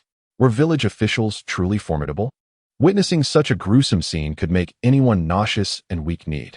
Li Qingyun now confirmed his own courage. He had not brought shame upon his father. After a brief respite, Lu Fa insisted on reporting the incident himself and rode off on his bicycle, swerving awkwardly. Lin Yuanshan and Yu Dabin remained, though pale. They sat on either side of Li Qingyun. Li Qingyun chose to recline on the ground, having no intention of fleeing. There was no need to create a tense atmosphere. They waited for half an hour, during which none of the three spoke a word.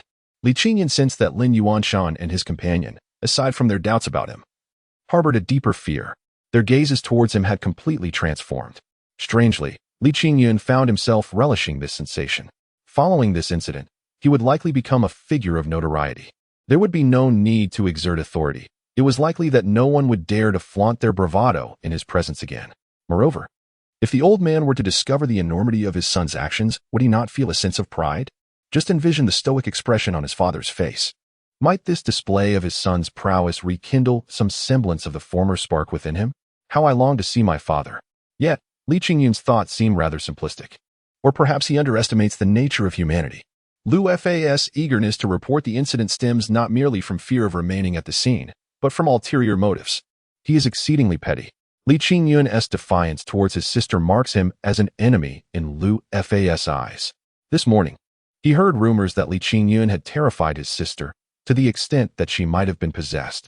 Thus, he resolved to deal with Li Qingyun decisively.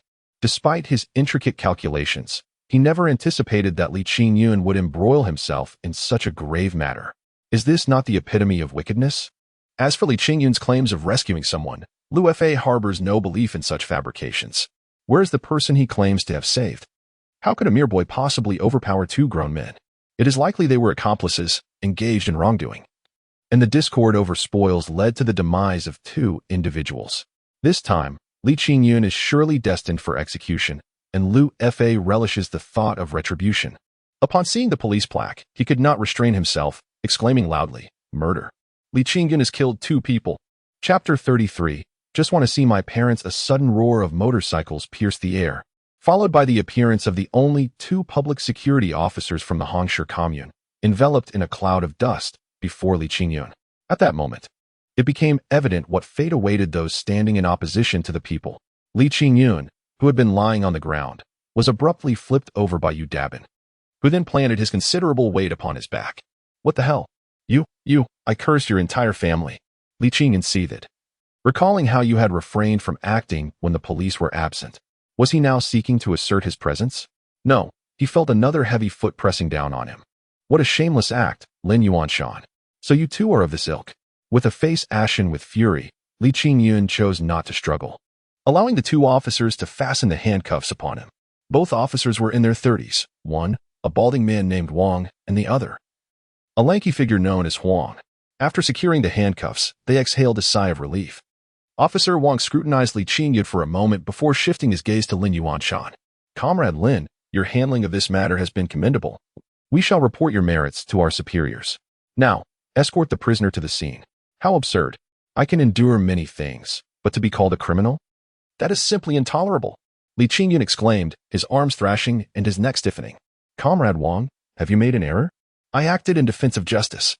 Not only did I save an elderly woman, but I also eliminated 2 wanted criminals. Is this how you treat those who have rendered service? Do you not fear alienating the people? Wang, accustomed to hearing criminals defend their actions, contemplated delivering a reprimanding slap. After all, a murderer was destined for execution. Any punishment would be justified. Yet, Li Qingyun's words left him momentarily bewildered, causing him to retract his raised arm. Comrade Lin, what is the situation? Captain Liu reported that he is a murderer, yet he asserts he is a good person. Are you aware of the specifics? Lin Yuanshan and Yu Dabin both shook their heads. The gravity of the situation was beyond their capacity to shoulder responsibility. They merely reiterated Li Qingyun's earlier statements. Wang and Huang exchanged glances, remaining silent. They flanked Li Qingyun, escorting him to the scene. Upon arrival, the 2 officers were taken aback by the sight before them. The severed head rolling on the ground and the knife embedded more than half a foot deep into the body were utterly horrifying. Indeed, professionalism was paramount. After examining the scene, the officers confirmed that there were indeed traces left by a woman. They posed several questions to Li Qingyun, and their demeanor towards him softened significantly. Furthermore, upon Lin Yuanshan revealing that Li Qingyun was the eldest son of Li Taizhu, the officers' faces brightened with smiles. Though they did not remove the handcuffs from Li Qingyun, they offered him a cigarette, repeatedly explaining that it was protocol and beyond their control, hoping for his understanding. After waiting for several more minutes, 2 jeeps came to a halt on the road.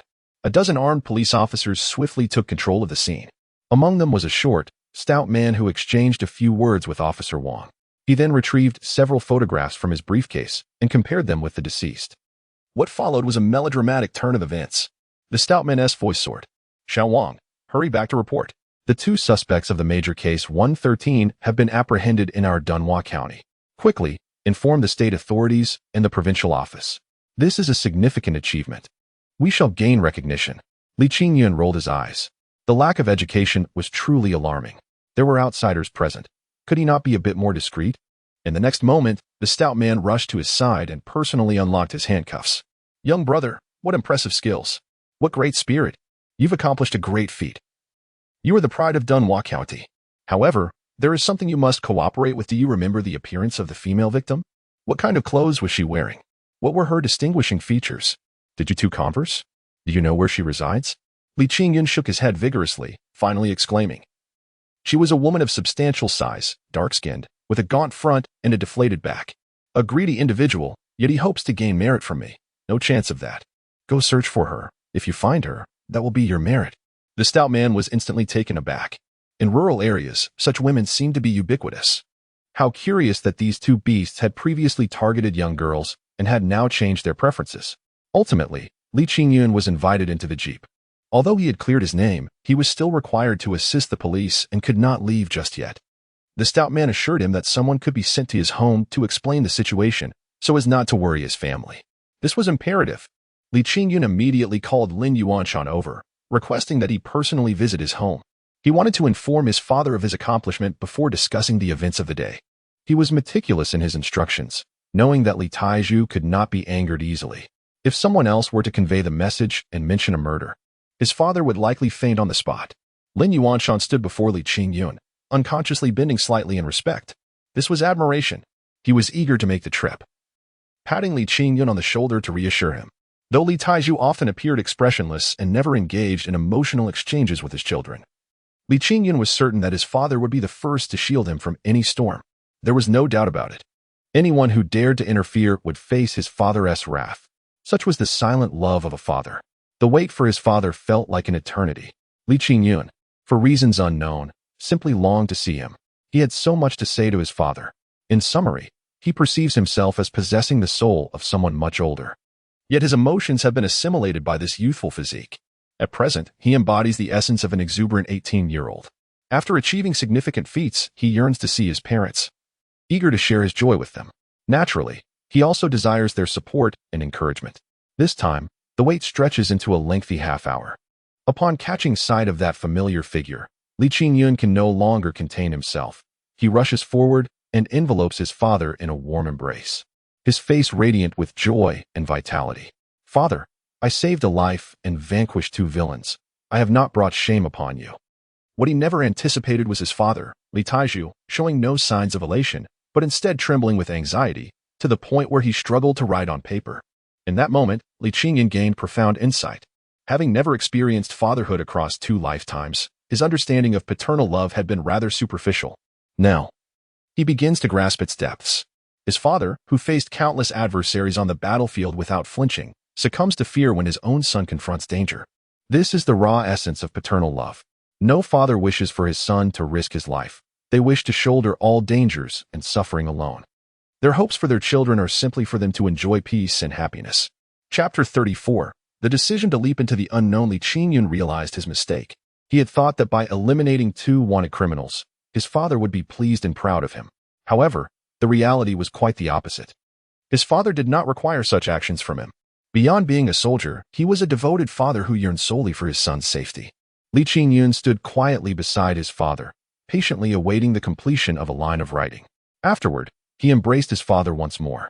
"Rest assured, father, I shall never again take such risks. I am determined to grant you a healthy, plump grandson, allowing you to revel in the joys of family life. I will also ensure your health is restored, so that you and mother may enjoy longevity." Li Taiju finally smiled. He playfully punched his son on the shoulder. And as he turned away, his posture instantly straightened with renewed vigor. He walked cheerfully towards Lin Yuanshan, even engaging in conversation with the county police officers. Once the identities of the 2 wanted criminals were confirmed, the remaining process was merely a formality. Li Taiju accompanied Li Qingyun to the county police station, where Li Qingyun recounted his statement 4 times from afternoon until evening. The first at the county police station, the second at the state police department, the third at the provincial public security bureau, and the 4th for the national task force. At 8 in the evening, within the main room of the Li household, Lu Fa sat on the Kong with a bandaged head, his expression one of deep dejection. Originally, Li Qingyun's affairs had nothing to do with him. Yet, he had foolishly inserted himself into the matter, only to be met with a harsh reprimand from the police. They chastised him for failing to adhere to the facts, leading the investigators astray and nearly wrongfully accusing an innocent person. That was not the worst of it. Lu Fa had returned to the village and spoken of Li Qingyun's alleged crime. Now, the villagers were oblivious, believing his words and assuming that Li Qingyun would be apprehended and executed. This would be difficult to rectify. When the truth emerged tomorrow, he would surely be drowned in their scorn. His already limited support would dwindle further, and his position as captain could very well be jeopardized. That evening, it was Li Maokai who had summoned Lu Fa to the gathering. Upon entering the room, Lu Fa wore a sullen expression, leaving Li Maokai perplexed. He glanced at Lu Qiaoji, who lay on the Kong in distress, and mustered the courage to speak. "Fa, you see your sister's condition. You cannot disregard it." Lu Fa let out a huff. "How could I neglect my sister? I'm trying to find a solution." Seeing his uncle finally speaking, Li Dazhuang quickly interjected, "Uncle, my mother must have been terrified by Li Qingyun. But since Li Qingyun has been taken away, why is she still unwell? She can hardly walk. And everything she sees is a ghost. This seems rather odd, doesn't it?" Lu Fa sighed deeply. "Li Qingyun will be released tonight. We must find a way to assist him." The entire family was rendered speechless by this revelation. What was happening? Could one commit murder and still return? Wasn't execution the expected consequence? Lu let out a cold snort. The rumors circulating outside were false. Young Li Qingyun indeed had taken a life. But it was that of a wanted criminal. Not only was he unharmed, but he had also accomplished a significant feat. Now, it was not just Li Taiju who would have to contend with him. This Li Qingyun was likely to become a formidable force as well. The room erupted into chaos, voices overlapping and nearly lifting the roof off. They could not comprehend, nor did they wish to believe. Li Qingyun was merely a good-for-nothing who knew only how to toil. How could he ever achieve such merit? If he were to rise in stature, how would they continue to manipulate him? The heavens were exceedingly unjust. With so many capable individuals in their own household, why was there no opportunity for them to shine? Why did the accolades fall to a worthless wretch? Li Maokai, oblivious to the tension, asked another question. "Faz, didn't you say you were going to find a good person? When will you deal with that little bastard?" Lu, exasperated, shot a fierce glare at Li Maokai. "Deal with him? Who would dare?" He single-handedly dispatched 2 men. One head flew quite a distance. and the other was utterly mutilated. Knowing his prowess, who would be foolish enough to confront him? Do they seek death? He lamented. The person I initially hired for $10 has returned my money and berated me for leading them into a trap. This plan is certainly no longer viable. At that moment, the room fell silent. The image of Li Qingyun swinging his knife, with heads flying, made everyone break into a cold sweat. Lu Xiaoji lay on the Kong, listening intently. The sight of Li Qingyun wielding that knife terrified her so much that she fainted. A foul odor permeated the air, clearly. She had been so frightened that she lost control of her bowels. Lu truly felt for his elder sister, and after a moment of steeling himself, he resolved, I will send my second brother-in-law to find a shaman. We must exorcise the malevolent spirit from that little bastard. You all listen carefully. We need to find an opportunity to drive Li Tieju's family away completely. You must keep this a secret. Whoever dares to leak any word will be as good as murdering my elder sister. I will take their life. Today, Guanxia truly ventured into the depths of the abyss. The night had long since fallen when she stealthily returned to the youth cadre point. She stood outside for a moment, ensuring her roommate was not in the room before quietly opening the door and slipping inside. To be on the safe side, she meticulously inspected the room once more. Confirming that not even a mouse was present, she locked the door securely. Then, she unwrapped the two cloths covering her and swiftly removed the bloodied rags. She had already devised a plan for disposal. First, she ignited the stove, tossing the torn garments into the flames. Then, she added water to a pot. Once the clothes were reduced to ash, she promptly moved the basin to a concealed corner and began her bath. She took out the bar of soap she cherished, scrubbing every inch of her body relentlessly. Her skin was left marked with blood, yet she refused to relent. The blood of the wicked has surely run dry, yet she still feels sullied. It is only when her strength wanes that she begins to weep softly. She regrets her decision to venture into the county today, and even more so, her choice to go alone.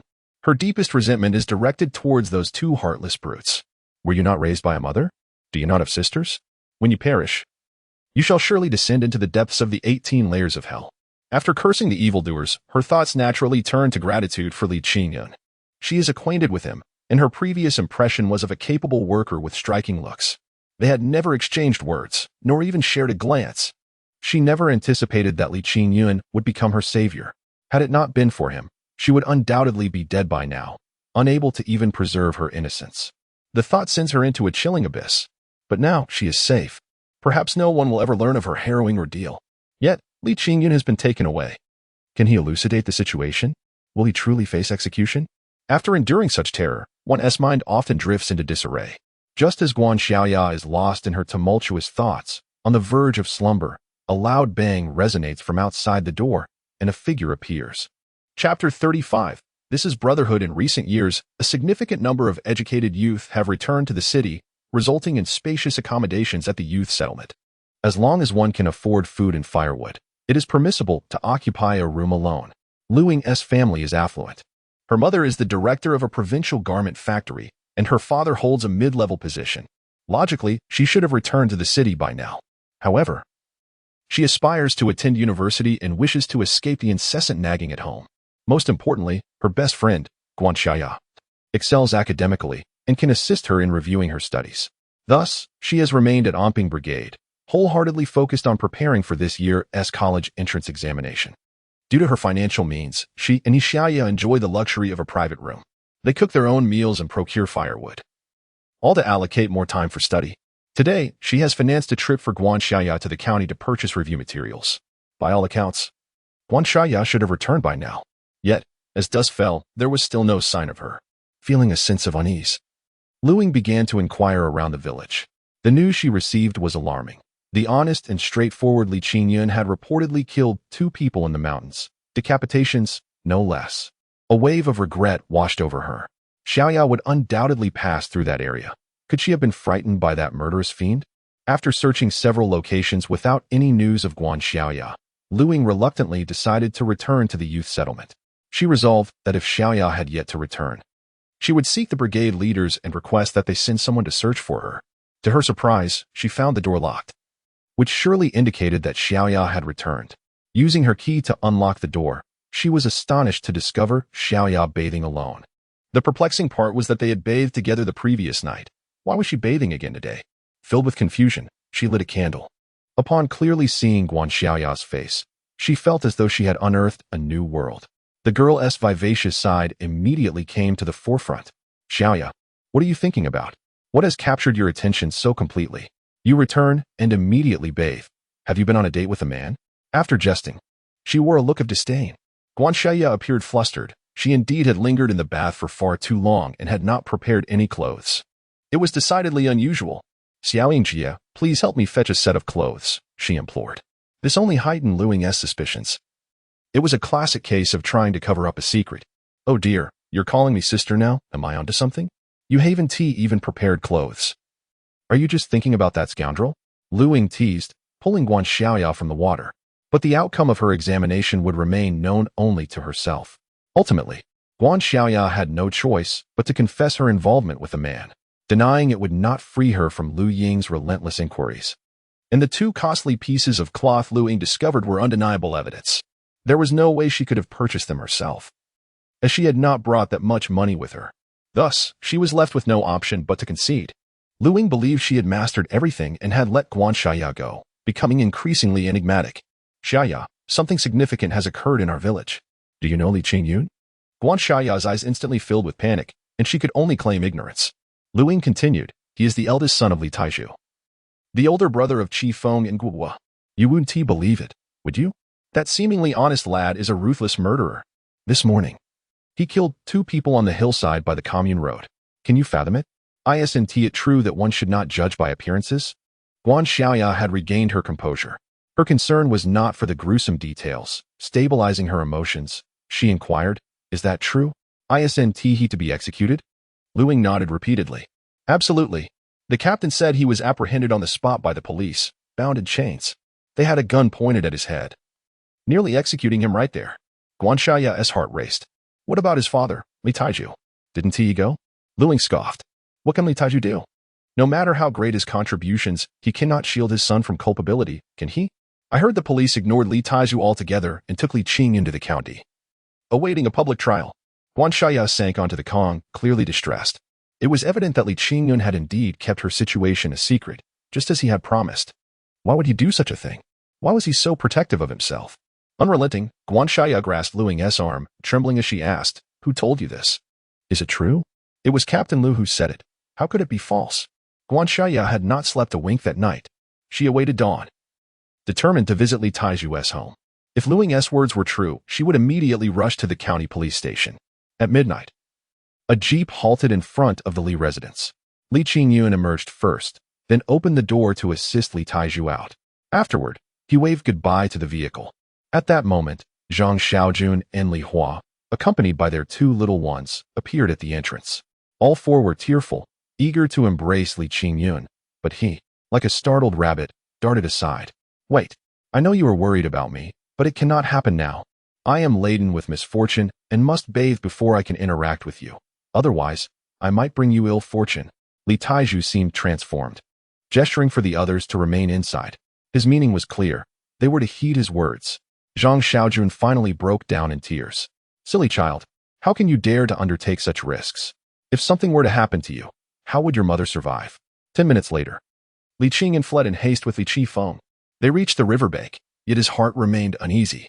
It is said that the most difficult burden to bear is the grace of a beauty, but where did that leave their mother and sisters? The most precious thing in the world should undoubtedly be familial bonds. The poignant tears of my mother and sister truly imparted to him the essence of helplessness. No matter how he tried to console them, his efforts were in vain.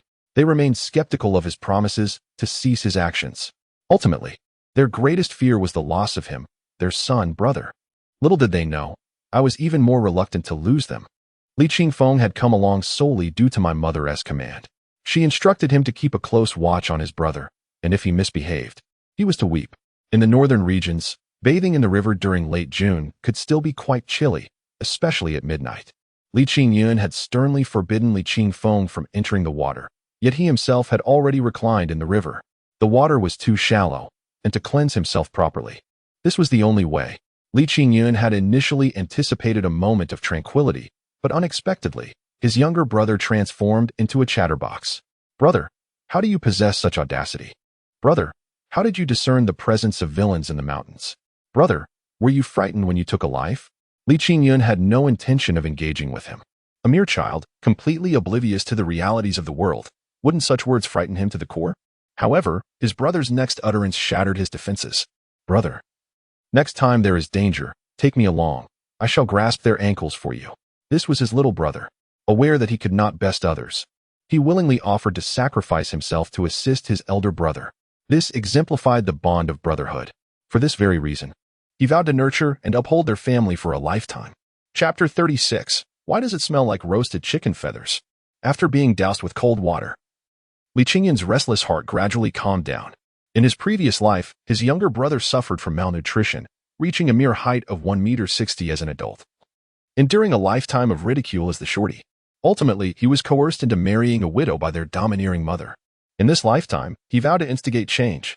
Qifeng, is everyone well fed today while I am away? Li Qingfeng nodded. Yes, brother. We saved half of the youtiao from breakfast to eat tonight. Li Qingyun felt a mix of sentiment and helplessness. How could a few youtiao satisfy so many? Their mother, despite having a good meal, never forgot her own needs. Do you believe that once I finish my bath and return, she will still have youtiao to offer? There was no choice today. He would rise early tomorrow instead. Li Qingyun was not averse to cleanliness, but anyone who had just committed murder and bore the stains of blood would certainly take great care in cleansing themselves. This process, naturally, did not hinder their conversation. Qingfeng, did anything happen at home while I was gone? Li Qingfeng was busy gathering firewood. He intended to light a fire, knowing his brother would feel cold after his bath and would appreciate a warm toast. Much has transpired today. After breakfast, Widow He arrived and caused a ruckus for over 2 hours, scratching Lu Hongying's face. Li Qingyun stroked his chin, realizing that the drama was far from over. What was the outcome? Did the old lady manage to secure any money? Li Qingfeng shook his head. She was reluctant to part with money but promised to find a good match for He Xiaohua. Anything else? Oh, right. The matriarch of the Qin family paid a visit. Li Qingyun paused momentarily. Who is the matriarch of the Qin family? She is the mother-in-law of our older sister. Li Qingyun's heart tightened. What did she say? Did she know about your brother's actions? Li Qifeng shook his head. I cannot say what she mentioned, as mother sent me out. But she certainly did not know you had committed murder. Li Qingyun refrained from further inquiry, surmising that the Qin family had come to gather information. Their character was generally respectable, but whether they could withstand this trial remained uncertain. It seemed implausible. Who would marry the sister of a murderer? The conversation between the brothers turned jovial. Li Qingyun only inquired about the matriarch's demeanor that day, prompting an enthusiastic recount from Li Qifeng. That old hag must have charged at the Huang de Xian. She insisted on sitting on the small stool, claiming she was on the Kong, only to tumble over and wail in pain. She walked as if treading on clouds, and when she saw the sharp-faced Li Qinglin, she called him Huang de Xian. In the morning, having skipped breakfast, grandfather had mother steam her 2 white buns, yet she refused to eat them. When she felt hungry tonight, she sought the buns, but ended up biting the rice bowl instead. Li Qingfeng animatedly narrated, while Li Qingyun listened with delight. Both brothers sharing a singular thought. Whatever torment the old lady endured was well-deserved retribution. Li Qingyun found himself in a perplexing situation as his younger brother ignited a bonfire. His foolish yet endearing sibling truly embodied a charming kind of naivety. The village lay less than 100 meters away, and by setting a fire, was he attempting to tarnish his brother's reputation? In a bid to avoid exposure from the blaze, he could only retreat further into the shadows. This comical scene brought immense joy to Li Qifeng, who had discovered a source of amusement. Periodically, he would seize a piece of flaming charcoal and toss it towards his elder brother, reveling in the delightful game. Brother, don't hide. Let them see. You dare to confront villains, yet fear the light? At one moment, Li Qingfeng fell silent, captivated by a pair of trousers lying on the ground. His tiny hands reached out to touch them. These trousers had been purchased earlier that day by Li Taiju, who, upon noticing the tattered and blood-stained garments worn by his eldest son, had gritted his teeth and bought a new pair. Brother, these trousers are truly beautiful. When I grow up, will they be mine? Li Qingyun halted, his eyes instantly welling with tears. It was not just little Qifeng. He himself had never donned new clothes. For over a decade, he had worn the hand-me-downs of Li Qinglin and Li Qingsong. Meanwhile, all of Qingfeng's attire had been salvaged from his older siblings' remnants. Li Qingyun felt an overwhelming sense of pity for his brother. Who does not yearn for new garments? The child's immediate reaction was not to compare himself with others or to beseech their parents. He simply hoped that when he no longer needed them, they would be passed down to him. Was this not tragic? Did it not break one's heart to witness such understanding? Cursed old crone. Had your heart been even a fraction kinder, you would not be suffering this fate now. Li Qingyun's gaze shifted to the red mole on his right index finger. This mole was no larger than a corn kernel. Remarkably, both he and his brother, along with Li Taiju, bore this identical mark on their hands. Positioned similarly and nearly identical in size. This was undoubtedly a hereditary trait. Yet, why did the other members of the Li family lack it? Did this imply that they were not truly blood relatives? If there were indeed a hidden truth, the old crone deserved an even harsher fate. After his bath, Li Qingyun suddenly recalled an old folk custom. It was said that those who had experienced bloodshed must leap over a fire pit upon returning home. Having taken a life and spent half a day at the Public Security Bureau, should he not partake in such a ritual? With no fire pit available, he resolved to use the bonfire instead. Thus, a lanky figure emerged from the shadows, swiftly leaping over the blaze and disappearing into the darkness on the other side. This spectacle startled Li Qingfeng. "Brother, what are you doing? Why does it smell like burnt chicken feathers?" Li Qingyun hastily donned his trousers, his gait somewhat awkward. He had been careless. The jump had been a tad too low. He had transitioned from a feathered chick to a bare one. "Qifeng, come here. What I did by the fire must remain a secret, especially that particular scent. Otherwise, do not expect me to take you out to play." When the two brothers returned home, it was already past 1 in the morning. As anticipated by Li Qingyun, Zhang Xiaojun had prepared a bowl of porridge and a fried dough stick for him. This time, he consumed a small portion, compelling his mother and younger brother to finish the remainder. The following morning at 4 o'clock, Li Qingyun forced himself to rise. To avoid disturbing his father, he quietly opened the window and stealthily leapt outside. Unfortunately, the axe was a piece of evidence in this case and could not be retrieved for the time being. Otherwise, he would have sharpened it once more, but he would let it slide this time. However, the Wenshan grass must have tormented her, for she had a guilty conscience. Before dawn, Li Qingyun ventured into the mountains, naturally intending to search for monkey heads. Along the way, he also checked on several traps. As expected, all 10 traps had been destroyed. Some had been taken after catching pheasants, while others were vandalized. This is easily understood. Such an effective method would undoubtedly attract scrutiny. However, he had left a contingency plan, and without his personal instruction, they would never master it. He did not set any more traps and would not return to this place again. After climbing to the summit, he waited for a while until the sun emerged. Utilizing the slanting rays of light, Li Qingyun identified several locations. Comparing them with his previous memories, he chose the optimal direction and dashed down. He hoped for better fortune today. As long as he made a catch, his elder sister's little leather shoes would be secured. Chapter 37 Farewell to Teacher Guan. Li Qingyun's fortune today remains remarkably favorable. He changed his position 5 times and struck gold twice, ultimately reaping 4 monkey heads. Though these 4 are somewhat diminutive, each fetching a respectable price of 30 yuan, amounts to a grand total of 120 yuan. In this era, such a sum could procure a fine lady. It is undoubtedly a small fortune. May the heavens bless me with such luck daily. If that's unattainable, a mere 2/10 of it would suffice. However, during his final position, he encountered a hornet's nest, which delayed him somewhat. Consequently, as Li Qingyun descended the mountain, he moved with remarkable swiftness. This morning, a visit to the commune was imperative. The supply of steamed buns and fried dough sticks could not be interrupted. A slight regret lingered, for he had already discovered all the monkey heads the mountain had to offer.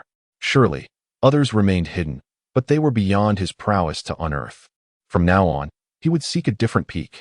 Since he would not return, he felt no need to hide any longer. When he encountered others strolling about, he either greeted them or nodded in acknowledgement. He came and went with a carefree and elegant demeanor. Little did he anticipate that this decision would bring misfortune to another. Shindabin, at the age of 32, had earned the reputation of being the most audacious individual in the village since the day he ensnared his first weasel with a trap. Gradually, he became accustomed to this title, taking pride in it. As for hunting weasels, he had become quite addicted. It was said that these creatures possessed a certain cunning, capable of ensnaring men and wreaking havoc until death. Yet, he had never felt threatened by them. He had dispatched dozens, remaining robust and vigorous. Moreover, their pelts had garnered him a considerable sum. Now, he found little enthusiasm in earning work points with the production team. His sole focus was hunting weasels. Yesterday morning, Captain Lu sought him out. He offered 10 yuan, urging Shin to enlist 2 more individuals to teach Li Qingyun a harsh lesson. This was an obligation he could not refuse. 10 yuan, enough for a month's worth of drink.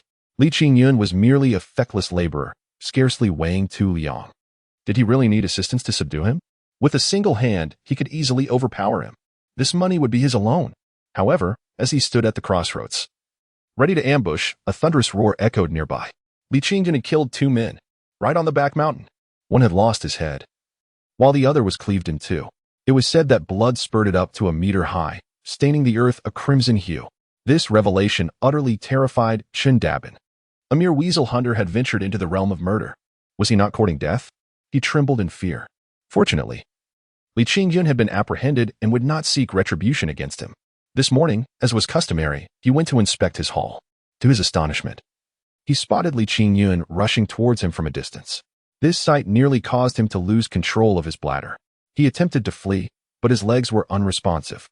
Upon realizing that Li Qingyun brandished a sickle, he wasted no time and fell to his knees. Li Qingyun, dear ancestor, spare me, please. It was your uncle Lu Fa who urged me to confront you. I did not comply. Truly, I did not. Spare me. Li Qingyun initially intended to greet Chen Dadong, but unexpectedly stumbled upon an unforeseen revelation. With a shift in thought, he deduced the situation. After clarifying the matter, he turned to leave, a smile already curling at the corners of his mouth. His plan had succeeded. Everyone in the main house believed they had summoned the spirit of the great deity. If they could reach out to Chen Dadong for assistance, they would surely resort to invoking the supernatural. Let them dance. Once they begin, this household will be utterly theirs to command, and it would be at the mercy of the young master. He departed with an air of nonchalance, while Chen Dadong, in stark contrast, began to weep. During Li Qingyun's inquiry, he had already wet himself halfway.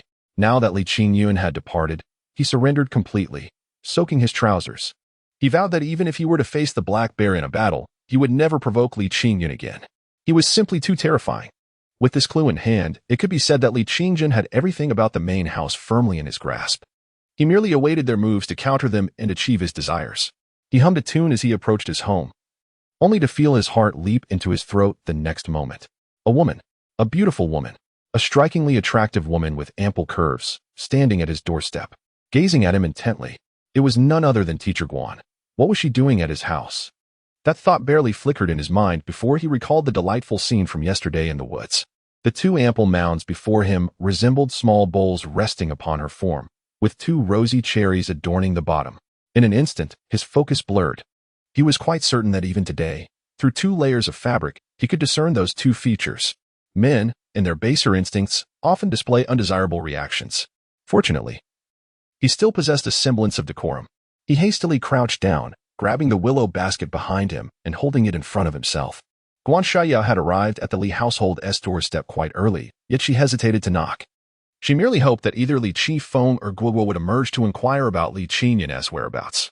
To her astonishment, she found herself face to face with the very Li Qingyun. This was an unimaginable surprise indeed. His return indicated that he had managed to explain everything. He was fine, and she could continue to conceal her own matters for a lifetime. She was genuinely elated. Just as she began to smile and greet Li Qingyun with gratitude, she was taken aback to see his eyes fixated upon her, utterly transfixed. Then he began to drool, revealing a rather distasteful expression. This visage instantly reminded her of a scene from the mountain. Instinctively, she covered her chest and glanced down. Her attire appeared entirely appropriate, which relieved her somewhat. Yet, a surge of resentment welled up within her. However, when her gaze returned to Li Qingyun, she swiftly noticed a change below. She was already 18, fully aware of such matters, but it left her utterly embarrassed. Forgetting everything, she turned to flee. However, after merely 2 steps, she found herself crouching on the ground. There was no other reason. She felt as though Li Qingyun's gaze was fixated upon her posterior, as if he had stripped away her garments. Thus, here they were, a pair of 18-year-olds, separated by several meters, both huddled on the ground. One held a basket, while the other, uncertain whether to shield her chest or her rear, blushed furiously, her face resembling a vivid crimson cloth. At that moment, Li Qingfeng and Guo burst forth from the house. They had spotted Li Qingyun, eager to greet their brother, naturally eager to witness his latest endeavors. However, upon laying eyes on Teacher Guan crouched on the ground, they were momentarily taken aback. Instantly transforming into obedient children, they approached her, one on either side. "Hello, teacher." "Greetings, Teacher Guan." Guan Xiaoya grasped one child in each hand, positioning them protectively in front of herself, finally alleviating the awkwardness of the situation. Though she herself was unharmed, she had thoroughly frightened Li Qingyun, leaving him utterly mortified. Chapter 38. Embarrassment, non-existent the moment his younger siblings emerged. Li Qingyun jolted back to reality. He swiftly turned around, using a willow basket to shield his midsection, and took off in a sprint. He was all too aware of the mischief his siblings were capable of. Teacher Guan could only stave them off momentarily. They would soon come rummaging through his basket. At that point, if he exposed any vulnerability, would he not be driven to despair? There would be no returning home. He would borrow a bicycle and head straight to the commune. As Li Qingyun fled in disarray, Guan Xiaoya initially ground her teeth in frustration. Yet, mere moments later, she erupted into laughter. You rogue, if you have the audacity, why not stand your ground? Being a sensible girl, she understood that Li Qingyun was likely recalling the events of the previous day. A young man occasionally losing his composure could perhaps be forgiven. Moreover, it was indeed her fault for presenting herself so openly. It was impossible to harbor resentment. Most importantly, he had saved her life on 2 occasions. She resolved to forgive him this once. Qifeng, Guogua, ask the teacher when your elder brother is returning. Is he truly all right? Guogua shared the closest bond with the teacher and was the quickest to speak. Teacher Guan, my brother came back last night. He is fine. Plus, mother said he has earned merit and will be commended. Guan Xiaoya felt completely at ease. She first sent Li Qifeng away, then took Guogua's little hand and walked a few steps further. Guogua, did your brother mention a woman? Guogua shook her head. Brother didn't say anything. And our parents don't know of any woman. Teacher, should I ask my brother? Guan Xiaoya returned filled with gratitude towards Li Qingyun. He was indeed a man. Not a hint of information had escaped him regarding family matters, indicating he would never betray them. Yet, why was he so brazen? Li Qingyun sat on his bicycle, pedaling furiously. His heart brimmed with regret, his mouth contorted from his own self-reproach. At one moment, he suddenly halted. Reaching into his pants pocket, he extracted a small medicine packet, gritting his teeth as he stashed it into his jacket pocket. It must have been the proximity of Wenshang grass to that item that led him to embarrass himself. Without it, he certainly would not have been so shameless. Yes, that must be it. Having watched countless films in his past life, he had witnessed all manner of scenes. How could he falter before a young girl? With the cause identified, Li Qingyun regained his confidence. She was an educated youth aspiring to attend university. He was merely a farmer destined to become a prosperous landowner. They were worlds apart. Once they no longer crossed paths, it would be as if it never happened. Embarrassment? Non-existent. Though Li Qingyun possessed some monkey heads, he had no intention of selling them immediately. Such treasures were rarely encountered even once a year. If he managed to acquire so many in such a short span, it would undoubtedly raise suspicions. He planned to return home to dry them, then concoct an excuse to sell them to Brother Big Mouth. The only regret was that his sister's new dress would be delayed for a few days. He took a stroll around the small black market. Upon hearing that Brother Big Mouth had gone out of town for deliveries, and that Little Black was also absent, he decided not to linger. Riding his bicycle, he headed straight to the residential building of the forestry machinery factory. This place was the pride of their commune. While the offices of the commune consisted of single-story houses, here stood 3 4-story buildings. The factory produced an array of logging tools, and during this era of extensive deforestation, the demand for such tools was immense. Consequently, the forestry machinery factory thrived, with workers earning more than those in the city. The small vendors were acutely aware of this fact and frequented the area to sell their goods. Li Qingyun had 2 yuan and 80 cents in his pocket. The money for Li Tieju's trousers also came from him. After purchasing his items, he was left with only 20 cents. A large meat bun cost 10 cents, and he bought 10. Fried dough sticks were 8 cents each, and he bought 20.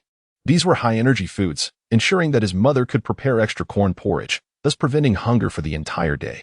For him at this moment, bringing home sufficient food for his family was the greatest joy. He relished the thought. As he rode home, it felt as if his bicycle could almost soar.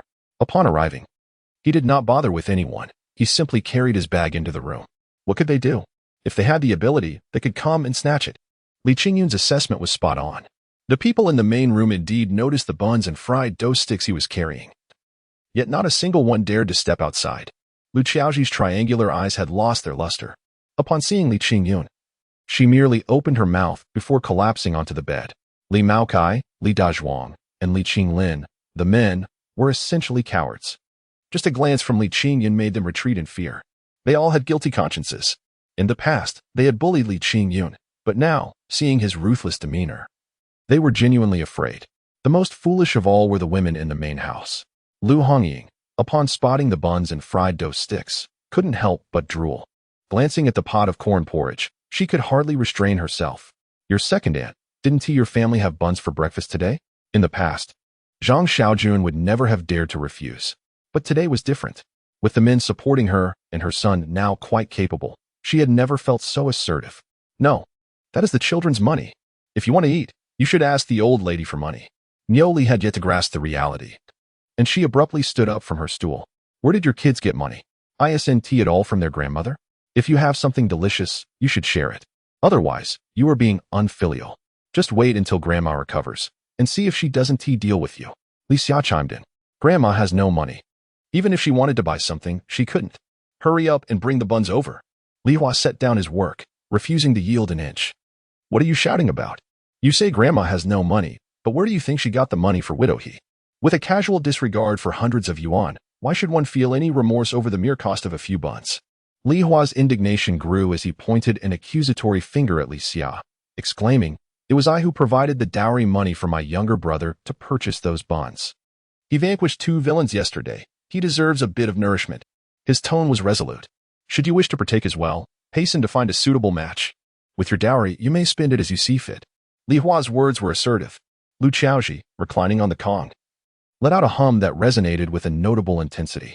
Meanwhile, Li Xia's face flushed a deep shade, akin to that of liver. At 21, she yearned for a marriage. Yet despite numerous blind dates, no suitor seemed to find her appealing, not even with a dowry to sweeten the deal. Li Hua's remarks struck a raw nerve, rendering her utterly mortified. How peculiar human nature can be. In the past, had Zhang Xiaojun and her mother dared to utter such words, they would have faced dire consequences. Yet today was different. Their voices rang out boldly, unchallenged by anyone. The underlying reason was clear. Li Qingyun had bestowed upon them dignity and confidence. While the main room was filled with tension, warmth enveloped the side chamber. Li Qingyun handed the buns and fried dough sticks to the 2 children, and amidst their laughter, he approached Li Taiju. In the next moment, fresh monkey heads appeared before Li Taiju. Father, look at what this is. Chapter 39. No need to find my sister. I can decide for her. Li Taiju had just finished tidying up the pigsty and was washing his hands. Despite having witnessed grand spectacles, the sudden appearance of 4 monkey heads before him left him utterly astounded. Casting a glance at his eldest son, he instinctively reached out to grasp them. However, Li Qingyun swiftly retracted his hand.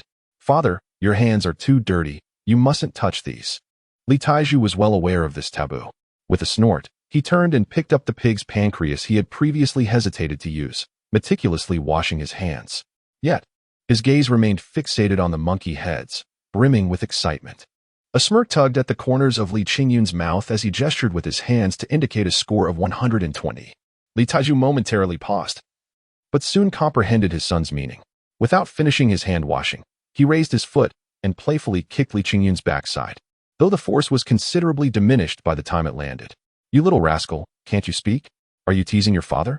After receiving the playful kick, Li Qingyun burst into laughter. Father, you shouldn't always be out working. With so many people at home, why must you bear the burden alone with your fragile health? Today, I have a task for you. Keep an eye on these 4 treasures. Once dried, they can be sold for cash. Once Li Taiju had washed his hands thoroughly, he gingerly accepted the monkey heads, his joy reaching new heights. In the next moment, an unexpected scene unfolded. He opened Guoguo's backpack, retrieved a notebook, and without hesitation, tore out 4 blank sheets of paper. This action caused Guoguo immense distress. That was her homework notebook. She had pleaded with the old lady for days to buy it. How could her father be so careless? The little girl dared not intervene, tears of grievance already streaming down her cheeks as she watched her father. Li Taiju felt embarrassed and finally pointed at Li Qingyun, implying clearly that he should buy her a new one. Li Qingyun beamed with delight. His father valued education above all. Neither his elder sister nor he had completed junior high, which had always been a source of worry for their father. In the past, even if the children merely dirted something, he would rush to clean it up. Today, upon seeing the monkey heads, he was genuinely elated.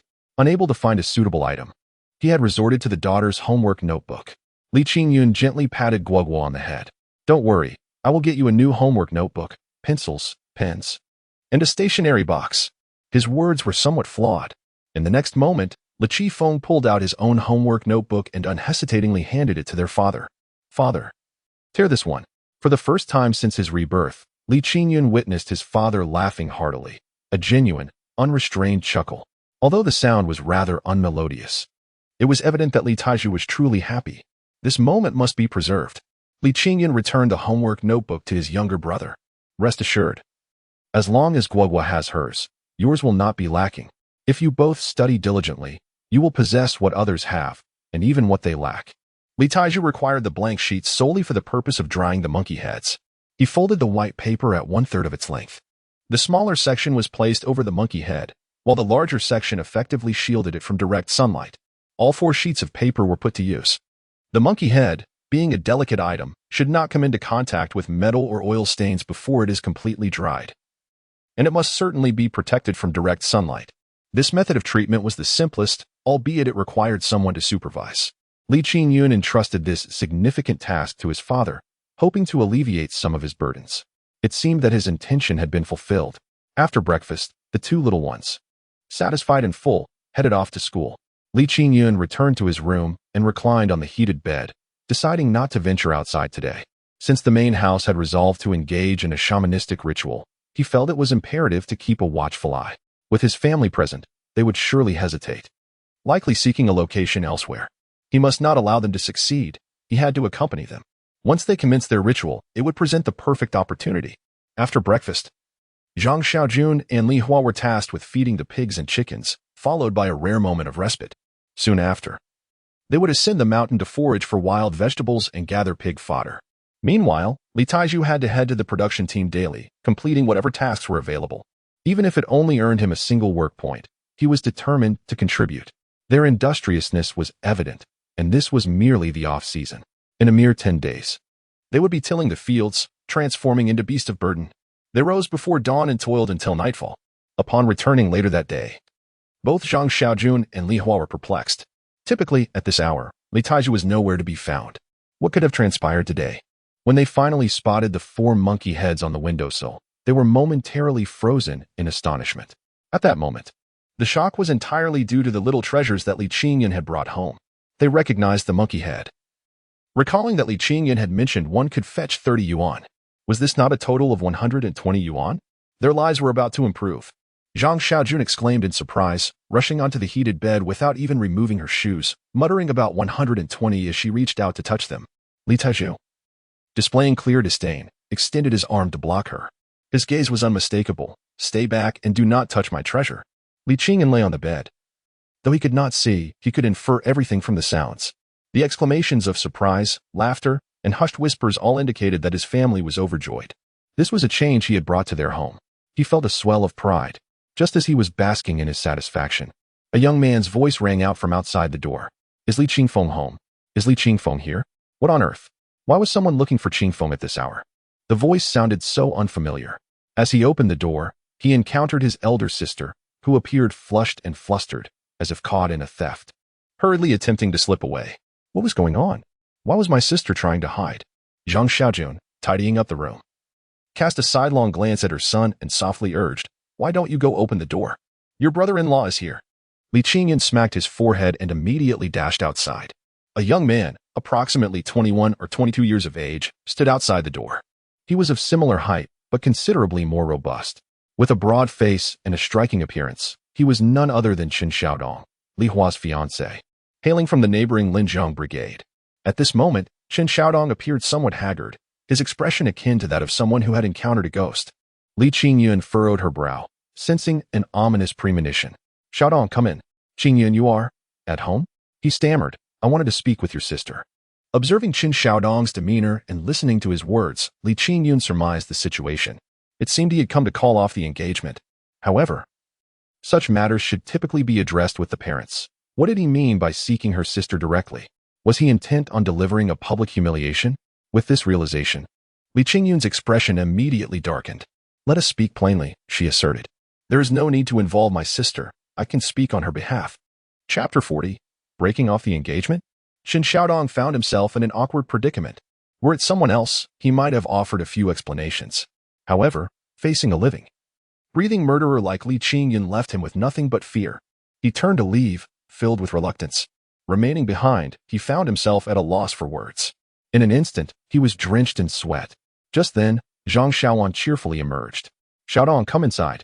Grateful for the opportunity to escape, Qin Xiaodong readily complied. He circumvented Li Qingyun, wiping his brow as he entered the room, completely forgetting his intention to speak with Li Hua privately. Li Qingyun had already become ensnared in his own thoughts. He firmly believed that Qin Xiaodong had come to break off the engagement. Upon entering, he leaned against the doorframe, glaring furiously at Qin Xiaodong, awaiting an opportunity to retort. At that moment, Li Taizhu had discreetly concealed the monkey head, wearing a smile as he personally invited Qin Xiaodong to sit on the Kong. Naturally, Qin Xiaodong felt the weight of Li Qingyun's gaze, sending chills down his spine. This oppressive atmosphere rendered him nearly incapable of uttering a word. All his carefully crafted plans for saving face evaporated, leaving him with only the truth to convey. "Uncle, Aunt, my grandfather has heard that Qingyun has killed someone, and he sent me to break off the engagement." Zhang Xiaoan, being a woman, understood the trials that women endure all too well. The thought of her daughter being rejected would become her greatest shame. Finding another suitable match would prove exceedingly difficult. Her eyes instantly filled with tears, and she opened her mouth to speak. However, upon witnessing the expressions on Li Taizhu and Li Qingyun's faces, she quickly grasped the situation. Though her son had committed murder, it was considered a significant achievement. Not only would it not tarnish his sister's reputation, but it would also elevate the family's standing. To withdraw the engagement at this juncture would suggest they did not recognize their fortune. No one would dare to look down upon their family. While she swiftly arrived at this conclusion, Li Hua was unable to do the same. Upon learning that her fiancé had arrived, her heart brimmed with joy. However, when she heard the news of the engagement being broken, the wooden comb she held fell to the ground with a resounding thud. She felt utterly defeated. Li Qingyun, hearing the commotion from within, understood that his elder sister was heartbroken, and his heart ached for her. He stepped forward, ready to retaliate. At that moment, Qin Xiaodong spoke again. "I disagree. I do not wish to break off the engagement." This declaration was undoubtedly more shocking than the initial announcement of the engagement's dissolution. Li Taizhu and Li Qingyun's expressions were nothing short of extraordinary. Both had anticipated that the Qin family would come to break off the engagement, but they could never have foreseen such a dramatic turn of events. The two stared wide-eyed, mouths agape, wearing expressions of utter bewilderment. Qin Xiaodong continued, "Last night, my grandfather sent me here. I hid outside all night, pondering, and ultimately concluded that I still wished to marry Xiaohua." Li Qingyun's actions reflect upon him alone. They do not implicate Xiaohua, who remains a good person. "I have come today to inform Xiaohua that, for the rest of my life, I am determined to marry her." Wailing filled the inner room as Li Hua succumbed to tears. Meanwhile, Li Qingyun scratched his head, rolling his eyes in disbelief. What did it mean to be labeled a bad person? Was he truly that wicked? Isn't he a valiant hero who stands up for justice? He approached and patted Qin Xiaodong on the shoulder. "You better think this through. I have taken a life. Our family's reputation will be tarnished forever. Are you truly certain you still wish to marry my elder sister? Furthermore, if I am capable of killing others, I am equally capable of turning against you. Consider the consequences if you were to have a quarrel with my sister." Qin Xiaodong, already apprehensive, was now drenched in sweat. Nevertheless, he maintained his bravado. "I am unafraid. I have made up my mind to marry Xiaohua, no matter what. I will heed her wishes, so you will not turn against me, will you?" At this moment, not only did Li Qingyun struggle to contain his laughter, but Li Taizhu and Zhang Xiaojun also erupted in mirth. At that instant, Li Qingyun could not have been more pleased with this prospective brother-in-law. In a previous life, after his elder sister had called off the engagement, this fellow had waited for her for many years. He married in his 30s but lived a life devoid of happiness. It was said that he would wander around Anping Brigade after drinking. It seemed that until his demise, he had never forgotten his elder sister. Such a loyal and devoted person must be cherished. His sister was truly fortunate. She was destined for happiness in this life. However, contemplating the brighter side naturally led to thoughts of the darker aspects. In the previous life, everyone believed they had wronged his elder sister. Yet, the true instigator was that old woman. Curse her. In this life, she would have no opportunity to meddle. If it came to it, he would not mind sending her off. The reaction of the Li family greatly exceeded Qin Xiaodong's expectations. He had considered many scenarios, but he never anticipated that this family could still find joy in such circumstances. "I have come to express my intentions. Shouldn't you provide a response? Isn't it time to devise a plan?" As fate would have it, at that moment, the loudspeaker of Anping Brigade blared to life. "Attention, comrades. Attention, comrades. Everyone is aware that Li Qingyun from the first team killed someone yesterday. Some say he deserves to be executed, while others claim he has brought disgrace upon our brigade. Now, I am here to tell you, he is a hero of our brigade. Just like his father, Li Qingyun. He is a true hero. Li Qingyun killed to save lives. The two he killed were wanted criminals. I will find out who spread these rumors. I will ask them, do you speak in good conscience? Fellow villagers, the Li family has faced enough hardship. I implore you, do not further harm them. They have brought us too much honor. They allow us to hold our heads high and maintain our dignity wherever we go. Why can't we show a little compassion?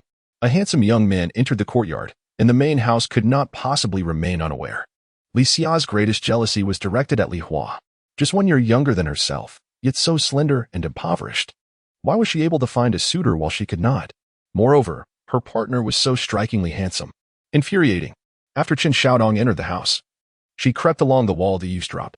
Upon hearing that the Qin family intended to call off the engagement, she plopped down onto the ground, overwhelmed with joy. In an instant, a thought surged forth, compelling her to scramble back to the main house. Grabbing Lu Hongying's arm, her face radiated excitement. Mother, you must help me this time. Li Hua's engagement has fallen through, and they have come to annul it. I have set my sights on Qin Xiaodong. He is so handsome, tall with a prominent nose, he grows more appealing with each glance. He is the one. I want to marry him. Please. Go tell the Qin family that we do not require a dowry. I have 50 yuan here, and I can offer it all to them. As a mother, Lu Hongying naturally felt distressed at the prospect of her daughter remaining unmarried. Moreover, this only daughter was her precious treasure. She had never refused any of her daughter's wishes. Today was no exception.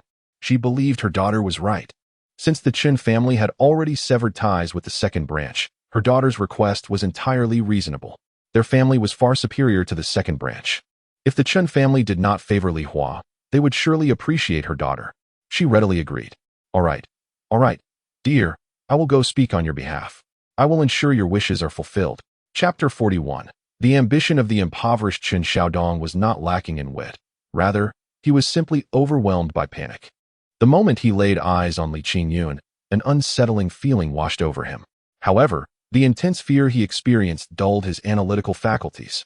The loudspeaker conveyed the message with utmost clarity. When he turned to glance at Li Qingyun again, his fear had dissipated, replaced by a profound respect and admiration. Reflecting on his earlier thoughts, he found himself quite foolish. Was it possible for someone who had already returned home to be a criminal? Upon hearing about the cancellation of the engagement, the laughter of Li Qingyun's family indicated their confidence in the situation. And here he was, the one who had made a fool of himself. The recollection of this sent a fresh wave of cold sweat down his back. Fortunately, he had not heeded his grandfather's advice. Had he truly gone to cancel the engagement, would he not have become the subject of ridicule? It was likely that the entire Qin family would bear the brunt of mockery for decades. A reputation for being blind to one's own shortcomings would undoubtedly ensue. Young people are certainly not adept at concealing their emotions. Qin Xiaodong was already rubbing his palms together, his gaze inadvertently drifting towards the inner room. Amidst the turmoil of his thoughts, courage surged within him. Second uncle and aunt, I have not cancelled the engagement. You would not reconsider, would you? He, a robust man, had transformed into a child, his eyes brimming with hope, almost kneeling before his future in-laws. Zhang Xiaowan and Li Taizhu, united in heart, exchanged a glance, and she instantly grasped her husband's intent. You are a good child. Rest assured, we will not reconsider, Xiaohua. At that moment, Li Qingyun stepped forward. Wait, do you remember what you just said? Qin Xiaodong nodded fervently. I remember. I will listen to your sister from now on. This elicited laughter from everyone in the room, including the uncontrollable chuckles from Li Hua in the inner room. Just then, the courtyard door creaked open, and two middle-aged individuals in their 50s burst into the yard. Is Taizhu home? Big brother has come to see you. Suddenly, the atmosphere in the room turned solemn. Everyone understood who had arrived, each harboring their own thoughts, uncertain of what would transpire next. Li Qingyun steeled himself and opened the door. Uncle and aunt, please come in. The newcomers were none other than Qin Xiaodong's father, Qin Guoqiang, and his mother, Hu Xiuyun. Among all present, Qin Xiaodong was undoubtedly the most anxious. He feared that his parents might utter words of cancellation. His concern was palpable. His father and mother were equally apprehensive. Unaware that his son was present, Qin Guoqiang's heart sank upon seeing him. Had his son listened to his grandfather and truly come to cancel the engagement? What could be done now? It seemed that today would not end well. After exchanging pleasantries with Li Taizhu and Zhang Xiaowan, he lavished compliments upon Li Qingyun, all the while casting furtive glances at his son. This only deepened the misunderstanding between father and son. Neither knew what to say, and the atmosphere gradually became awkward. Li Qingyun's lips curled into a faint smile. He resolved to take the initiative.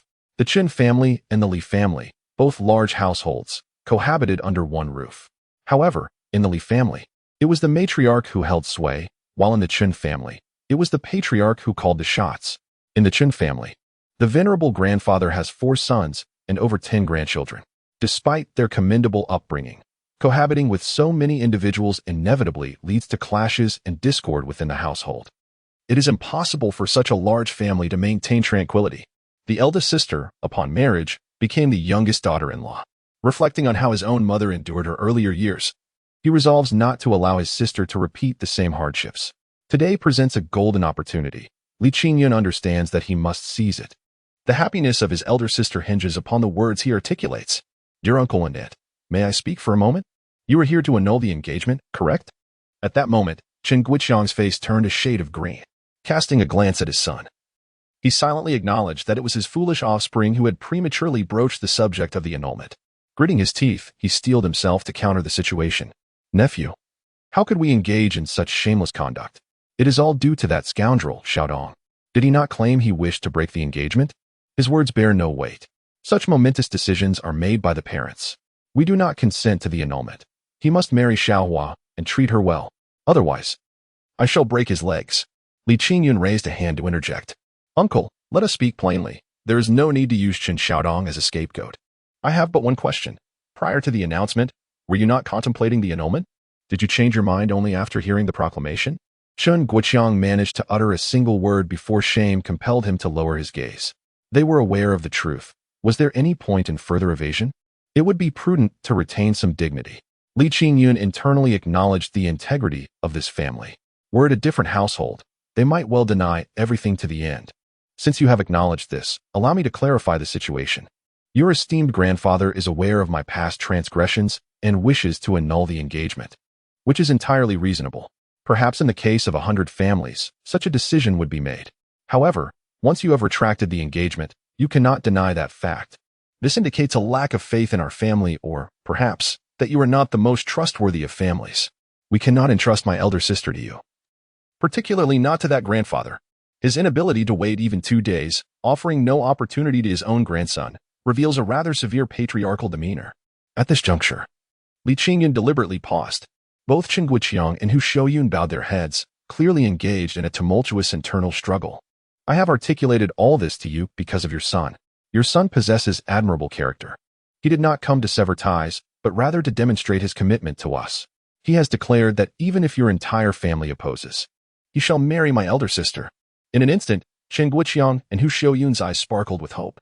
They lifted their gazes to their son, their faces reflecting profound remorse. Nephew, you need not mock us. In our family, it is indeed my father who holds the final say. As parents, we find ourselves powerless in matters of our children's marriages. At this juncture, Chen Guiqiang turned his gaze towards Li Taizhu. Brother, we were in the wrong. Shall we return home to discuss this matter? We shall certainly persuade the old man to increase the betrothal gift. Perhaps we could double it. What do you think? Li Taizhu's expression darkened as he cast a glance at Li Qingyun, subsequently turning his head away. Li Qingyun's countenance also soured. Uncle, your words are rather inappropriate. Are they not? Is our family marrying off our daughter purely for monetary gain? Although we are impoverished, we possess our own aspirations. The 120 yuan betrothal gift from your family is currently nestled in my sister's pocket. At the time of their marriage, we will not only refrain from keeping a single penny, but we shall also provide a substantial dowry. If the Qin family can endure it, I, Li Qingyun, will take full responsibility for their wedding residence. The Qin family, including Chen Xiaodong, was utterly bewildered. Everyone knew the worth of a substantial dowry. They had only heard that the wealthiest individuals in the city valued such extravagance. To hear such words emanate from Li Qingyun was utterly unexpected. Without comparison, there is no pain. They had exerted all their efforts to suggest an increase in the dowry, perceiving the 120 yuan as a considerable sum, a significant gesture. Yet, the other party not only dismissed this amount, but also proposed to offer a lavish dowry in return. Was this not a slap in the face? Had they not inadvertently presented their own embarrassment for others to ridicule? Chen Guoqiang felt as though his head could vanish into his trousers. Being a perceptive man, he sighed and inquired, "Nephew, if there is something you wish to convey, please do so candidly. We, the Qin family, are willing to consider any feasible arrangement." Chapter 42. Marriage and Separation. Li Qingyun knew that the Qin family would undoubtedly doubt his family's ability to provide a substantial dowry. They refrained from voicing their skepticism, but guilt weighed heavily upon their hearts. He felt it necessary to clarify a few points. "Uncle, you must be aware that I have accomplished something significant. When I returned from the County Public Security Bureau, the leaders had a conversation with me. The county, the prefecture, and the province will all reward me. My father and I have already discussed this. Whether the reward is in cash or in kind, it will all be given to my elder sister as her dowry. Do you believe me now? I am not boasting in front of you. My words carry the weight of my father as promise. What I say is as binding as a nail driven home." Chen Guoqiang and Hu Xiaoying stood up from the Kong almost simultaneously, their faces etched with disbelief. Li Qingyun had accurately surmised that they had not believed in the promised dowry. They thought him merely a hot-headed youth trying to embarrass them. To their astonishment, the dowry was indeed real. This revelation left them feeling utterly humiliated. They wished they could retract their earlier comments about increasing the bride price. However, once spilled, water cannot be retrieved. To speak candidly, the patriarch of their family had never truly valued Li Hua. His agreement to the marriage was solely based on the reputation of Li Taizhu. The meager bride price of 120 yuan clearly indicated that, in his eyes, the position of this granddaughter-in-law was not high. The circumstances after the marriage were predictable. The more they pondered, the more shame engulfed Chen Guoqiang and Hu Xiaoying. How could Li Taizhu, no fool himself, be unaware of the disdain directed towards his daughter? He had acquiesced, merely yielding to the wishes of his elderly matriarch. Now, with the requirement to provide such a lavish dowry, they sought to salvage their daughter's dignity. The situation had turned in their favor. With Li Qingyun's reputation added into the mix, the Qin family not only gained prestige from the Li family but also received a dowry worth several times more. They were indeed reaping a bountiful harvest. Was this not a source of guilt? Previously, the entire family had murmured that Li Hua was too slender to be a match for Xiao Dong. And now, no matter how thick-skinned they were, who could dare to utter another word? Chen Guoqiang bowed to Li Taizhu. "Brother, let us maintain a good relationship moving forward. Today, if you have any requests, please do not hesitate to voice them. We will return and appeal to the old man, even if it proves impossible. My wife and I will stand by Xiaohua's side." Li Qingyun smiled. This was the promise he sought. Once his elder sister married, she must not be subjected to mistreatment. "Uncle and aunt, your patriarch does not value my sister. Your family members are secretly hoping to see her humiliated. Am I wrong? We have but one condition. Once the couple marries, they shall separate from the family. They should fulfill their filial duties, yet live their own lives without unwarranted interference from you. I reiterate, the promised dowry will not be diminished by even a single item. If you find it difficult, simply provide them with a plot of land. We will also take responsibility for building a new house." Every word spoken by Li Qingyun was resolute and unwavering. Between the lines, there exists a profound defense of the elder sister, and the bond of kinship is vividly apparent.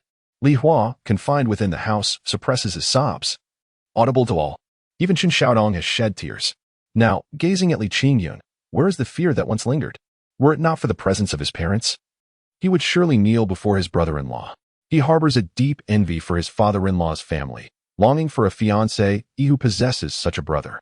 He vows to treat his future wife with utmost reverence, adhering to her every whim. Otherwise, he deems himself unworthy of this union. Among them, Hu Xiaoyun remains the most burdened by guilt. She had visited just yesterday, convinced that her actions were flawless. In retrospect, who could fail to recognize her intentions of gathering information? Subsequently, she staged a scene of wanting to break off the engagement while continuously reaping benefits from others. Even as a woman, she feels the heat of shame. Once a women's team leader, her assertive nature now emerges.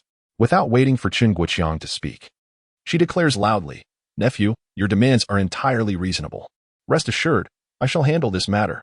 As a woman, I understand the challenges faced by a daughter-in-law. Your family has provided such a substantial dowry to prevent any mistreatment of your daughter, which is commendable. As for building a house, should the Chen family refuse, I will borrow from my own family. Regardless, we are fortunate to have this daughter-in-law." Li Qingyun feels triumphant, believing that the price he pays is well worth it. His father, frail with 2 bullet fragments lodged in his lungs, endures the burden of hard labor, thanks entirely to his elder sister's meticulous care. As for his mother, through all the beatings and scorn, she stands steadfast alongside his sister. The mutual solace shared between mother and daughter has seen them through countless adversities. It can be said that the stability of this family owes half its credit to the elder sister. Thinking further, after the elder sister's marriage, their parents will undoubtedly feel heartache. This transitional period, no matter how diligently he strives, cannot be compensated. Should the elder sister marry and the family split, circumstances would shift dramatically. The distance between Linjiang Brigade and Anping Brigade is merely 7 miles, allowing the elder sister to return home daily if she wishes. Most importantly, if he flourishes in the future, might he bring his sister and brother-in-law back? Would that not bring the utmost joy to their parents? Once the agreements were settled, the Qin family promptly took their leave, eager to return home and engage in discussion with the patriarch. Additionally, outside the Li family gate, a throng of several dozen individuals awaited, all friends of the Li family, come to congratulate Li Qingyun. In such times, it is wise to depart early. However, the three of them walked away, glancing back repeatedly. The Li family indeed inspires envy. Moreover, Li Qingyun exhibits exceptional capability, far removed from the typical navet of an 18-year-old. It is foreseeable that their family's fortunes will continue to flourish. One must diligently strive for one's own home. Having married such a remarkable wife is akin to receiving a divine blessing. Regardless of the circumstances, it is imperative to facilitate the separation of the young couple. Li Qingyun initially intended to revel with his friends, yet no sooner had Qin Guiqiang and the others departed than he was enveloped from behind by his elder sister. Goodness! The tears of a woman are indeed boundless. The issue lies in the fact that your brother's clothes have gone unwashed for several days. Are you truly unconcerned about the dirt? Sister, please refrain from crying. Your contributions to this family far exceed such trivial matters. Now that I possess the means, I shall ensure your splendor. This occasion is merely the beginning. Henceforth, should anyone dare to bully you, remember that your brother stands resolutely behind you. Li Qingyun's words, rather than providing comfort, only exacerbated his sister's tears. Ultimately, her weeping attracted the attention of everyone outside, and only then did she cease. In the ensuing moments, the Li Taiju household was filled with exuberance. Although there were no lavish feasts or fragrant teas to offer, true friends celebrated Li Tieju's happiness and admired Li Qingyun's fortitude. Naturally, after the joyous festivities, there were spirited condemnations of Lu Fa, that shameless scoundrel. As the criticisms escalated, they inevitably turned towards Lu Qiaoji. Despite her lofty demeanor, Lu Qiaoji was not deaf. Being berated by dozens of individuals while lying on the bed infuriated her. She pointed an accusatory finger at Li Maokai, incessantly demanding he summon the spirits. While the Li Taiju household basked in joyful festivities, a melodramatic scene unfolded on the road from Anping Brigade to Linjiang Brigade. Chapter 43. They have come to propose to you. As Chun Xiaodong and his parents approached Linjiang Brigade, they suddenly heard someone calling his name from behind. Turning around, they beheld a bicycle that had clearly suffered greatly. It bore the weight of 3 stout individuals, its frame visibly bent under their bulk.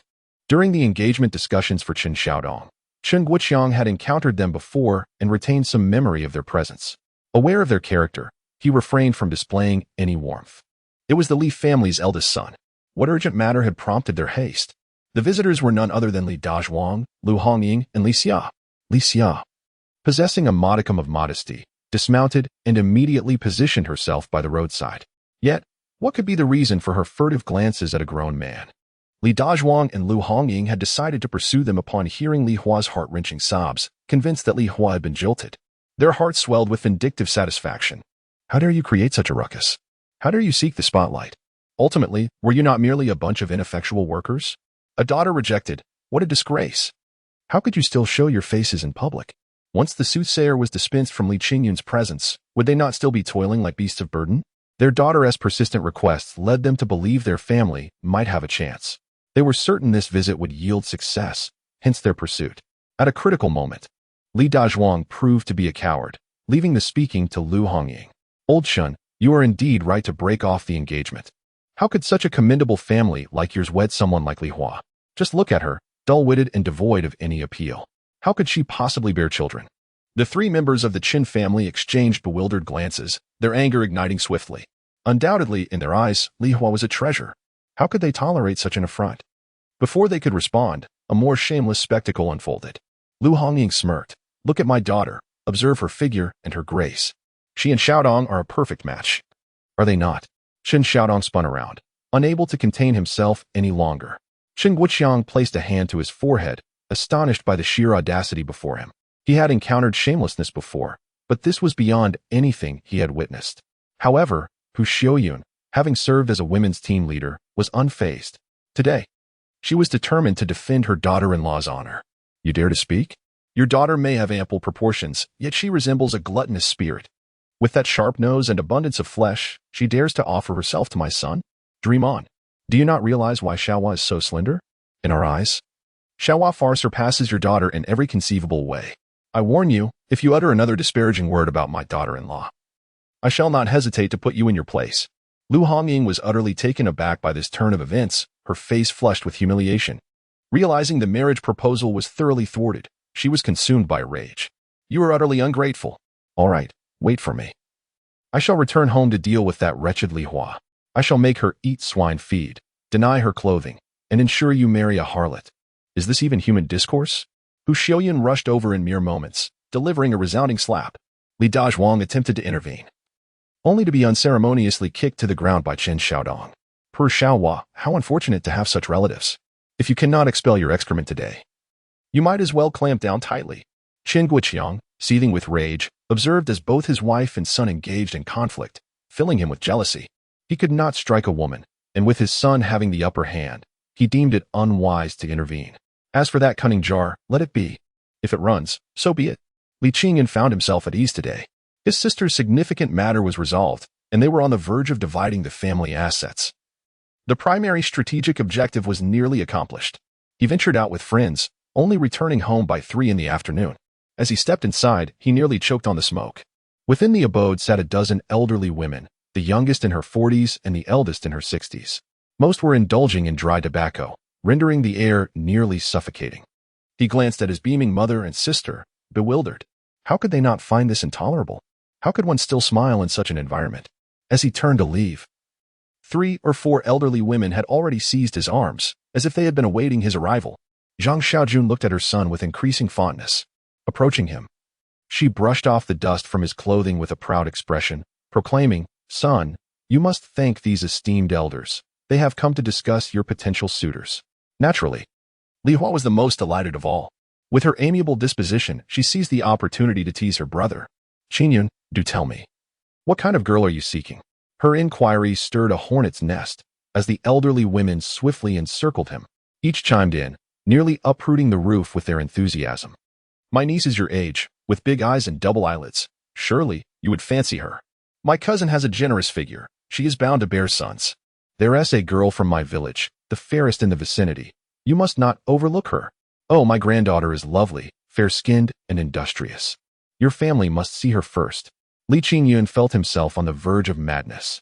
What irked him most was that his mother and sister stood by, reveling in the spectacle, utterly unconcerned for his plight. "Wait, just a moment. Do you dare believe I shall break your tobacco pipes? I shall state my requirements.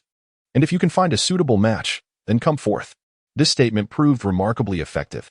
The elderly women leaned in, all ears, after taking a puff of their smoke. "Speak quickly. If you can articulate your desires, we shall find it for you." Li Qingyun discreetly inched towards the door. "Well then, I desire a woman with ample bosom, generous hips, and a slender waist. Primarily, one must be beautiful, and furthermore, a university student from the capital." The moment the last word escaped his lips, he dashed out. It was truly a desperate flight, utterly unbearable. He fled. While he managed to escape, chaos ensued at home. A group of matchmakers exchanged bewildered glances, reduced to merely smoking. The initial conditions were relatively easy to address, but where could they possibly find female university students? And from the capital, their standards seemed excessively high. Within mere minutes, everyone had departed, leaving behind a consensus. "Once your young man has recovered from his madness, we shall return." Among them was an elderly woman in her 60s who approached Li Hua. She relayed to him, "Tell your brother that the girl I have in mind for him is endowed with ample bosom and ample posterior, surpassing even widow he in that regard. Make sure he does not miss this opportunity." Li Qingyun lingered outside for quite some time, waiting for everyone to leave before sulking back home. The atmosphere inside had transformed dramatically. Zhang Xiaojun and Li Hua were opening the windows for ventilation, the fans in their hands producing a loud whooshing sound. Their expressions were filled with disdain, almost as if they were ready to curse. Li Qingyun cleared his throat. Please, spare the fans. You could laugh amidst all that smoke earlier, and now that everyone is gone, what are you pretending for? This was a sheer invitation for trouble. In the next instant, Li Hua pinned him onto the Kong. Even Zhang Xiaojun joined in, and the commotion that ensued was akin to a cacophony of wailing spirits. Chapter 44. What kind of family affection? Zhang Xiaojun had already smacked her son on the back twice, yet her irritation remained unabated. You little rascal. Do you even realize what you just did? So many people came to propose to you, indicating that our family is on the rise. And yet, you shamelessly turn them away and even seek out university students from the capital. Are you deliberately trying to drive them away? Just wait until no one wants to propose to you, and you find yourself a lifelong bachelor. Let's see how you handle that. Li Hua was equally relentless, pinching a piece of soft flesh and refusing to let go, her face a mask of frustration. Have you no shame? Is that kind of talk about big breasts and big bottoms something you should utter? If you have any thoughts, share them with me or your mother so we can discuss it properly. Now, thanks to you, your reputation as a shameless person will surely spread. How will you hold your head high in the village from now on? Li Qingyun feigned a dramatic cry, but inwardly, he reveled in the attention. His mother and sister were wholly focused on him, and this interaction was precisely what he had longed for. He wished for this dynamic to endure throughout his life. Stop. Stop. Have you forgotten something? I'm going to join the army. What is the point of matchmaking at this time? Zhang Xiaojun was momentarily taken aback, but after a brief pause, she struck her son again. So what if you're joining the army? Does that mean you won't marry? You can get engaged first and marry after your service. What's wrong with that? Li Qingyun laughed heartily. That won't do. If I join the army, I aim to become a high-ranking officer. By then, you won't even see me, let alone marrying a village girl. Zhang Xiaojun was visibly flustered, even grasping her son's hand tightly. It was clear to everyone that a single remark from her son was enough to rattle her. Li Hua, aware that her brother was merely jesting, chuckled softly. Mother, don't take him seriously. He would never abandon you. After saying this, she tugged at her brother's ear. Then, she leaned in closer and whispered something into his ear. Li Qingyun immediately sprang up, gesturing with his hands to indicate a size as large as a grinding wheel. Is it really that big? Goodness, that won't he do? If I were to share a bed with her, wouldn't he be doomed? His brother was truly bold, daring to say anything. Li Hua picked up a feather duster, ready to strike. Just then, a voice that sounded like a broken gong rang out from outside. Second daughter-in-law. Come out for a moment. Li Qingyun was taken aback. What had happened to Lu Hongying's voice? What could she possibly want from his mother? Seizing the opportunity while Zhang Xiaojun stepped out, Li Qingyun turned to Li Hua and asked, Sister, what transpired at home while I was gone? Li Hua glanced towards the door and whispered, Lu Hongying got beaten up. She looks like a pig's head. Quite a sight. Li Qingyun's interest peaked instantly. Do you know who did it? Was it Li Dazhuang? Li Hua shook her head. Li Dazhuang returned with a limp. He must have received a beating himself. Li Qingyun smacked his thigh. Well struck. But who is so audacious as to dare strike them? Aren't they afraid of retribution? By the way, what does Lu Hongying want with our mother? Upon mentioning this topic, Li Hua appeared bewildered. You would never guess. That old woman actually wants our entire family to visit the grandmother. Moreover, she is willing to provide a hen and 20 eggs. Isn't that akin to the sun rising in the west? Li Qingyun was momentarily taken aback, but soon realized the implication. Undoubtedly, the old crone intended to send her family away. They still believed it was safer to perform their rituals at home. What a reckless endeavor. This matter must be accepted. They ought to face the consequences. Sister, go and tell mother that we can all visit the grandmother, but 1 hen is insufficient. We require 2 hens and 50 eggs. The following morning, a horse-drawn cart departed from Anping Brigade. The driver was Li Taizhu. Zhang Xiaojun sat in the center of the cart, flanked by Li Hua on her left and Guoguo on her right. The 3 women safeguarded a basket of eggs, while Li Qingyun and his brother Li Qifeng lounged at the back of the cart, struggling with 2 hens. Their family was en route to their grandmother's home, which lay 25 miles away. The previous night, it was Li Qingyun who had negotiated 2 hens and 50 eggs. Anything less was unacceptable. If the eggs fell short, they would have to borrow some. Otherwise, they would not leave their home. That half hour had been torturous for Lu Qiaozi. It was meant to be a test of endurance. Did they think they were clever? Did they believe they had us at their mercy? Did they think they had devised ways to torment us? If so, they would have to pay the price. Of course, it was also essential to administer some medicine to the old woman. The herbs needed to be ingested to be effective, and their potency would only last 3 days. Li Qingyun ensured to double the dosage. After all, it wouldn't kill her, it would merely drive her to greater madness. As he contemplated his grandmother's family, Li Qingyun fell silent. In his previous life, after his mother fell ill, it was his grandmother's family that bore the financial burden. None of his 3 uncles had shown any concern. Several aunts, even those distant cousins, had contributed money and goods. That family had been profoundly kind-hearted and cherished familial ties. Who could have imagined that they provided hundreds of yuan in medical expenses for his mother each year? What a testament to familial love. Alas, his mother ultimately passed away. After Li Qingyun began to earn money, he often wished to repay his grandmother's family. However, in their eyes, he was the very cause of Zhang Xiaojuan's demise. They did not acknowledge him as kin. After his mother's departure, his grandmother followed suit just 3 months later. The most tragic part was that the funds for his grandmother's coffin had been spent on his mother, and the uncles had borrowed money for the burial expenses. The debts incurred made life even more challenging for his uncles. Years later, Uncle Da and Uncle Air, in their pursuit of extra income, resorted to hiring laborers for others. Fate dealt a cruel blow when the dam broke, claiming one life entirely and leaving the other in a state of lifelong disability. The tragedy was profound. A once harmonious family found themselves in despair. Ultimately, the blame lay with that wretched old woman and with the ineptitude of oneself. Now, having been reborn, certain events must never be allowed to recur. One must ensure that grandmother lives a long life and that the uncles steer clear of peril. Moreover, it is imperative to lead them towards prosperity. Such kind-hearted individuals, such a loyal family, deserve wealth and honor. They should command the respect of all. The cart paused briefly before the entrance of the Hongsher Supply and Marketing Cooperative. Li Qingyun received 20 yuan from Zhang Xiaojun, purchasing 20 pounds of rice, 20 pounds of flour, and a selection of candies and small gifts such as books. This was a collective decision made by the family, due to Lu Qiaoji's stinginess. They had not visited their grandmother in 4 years. With not a penny to their name, how could they muster the courage to visit? When Li Qingyun suggested buying gifts, no one objected. Over the years, several uncles would come by annually, bringing items for them.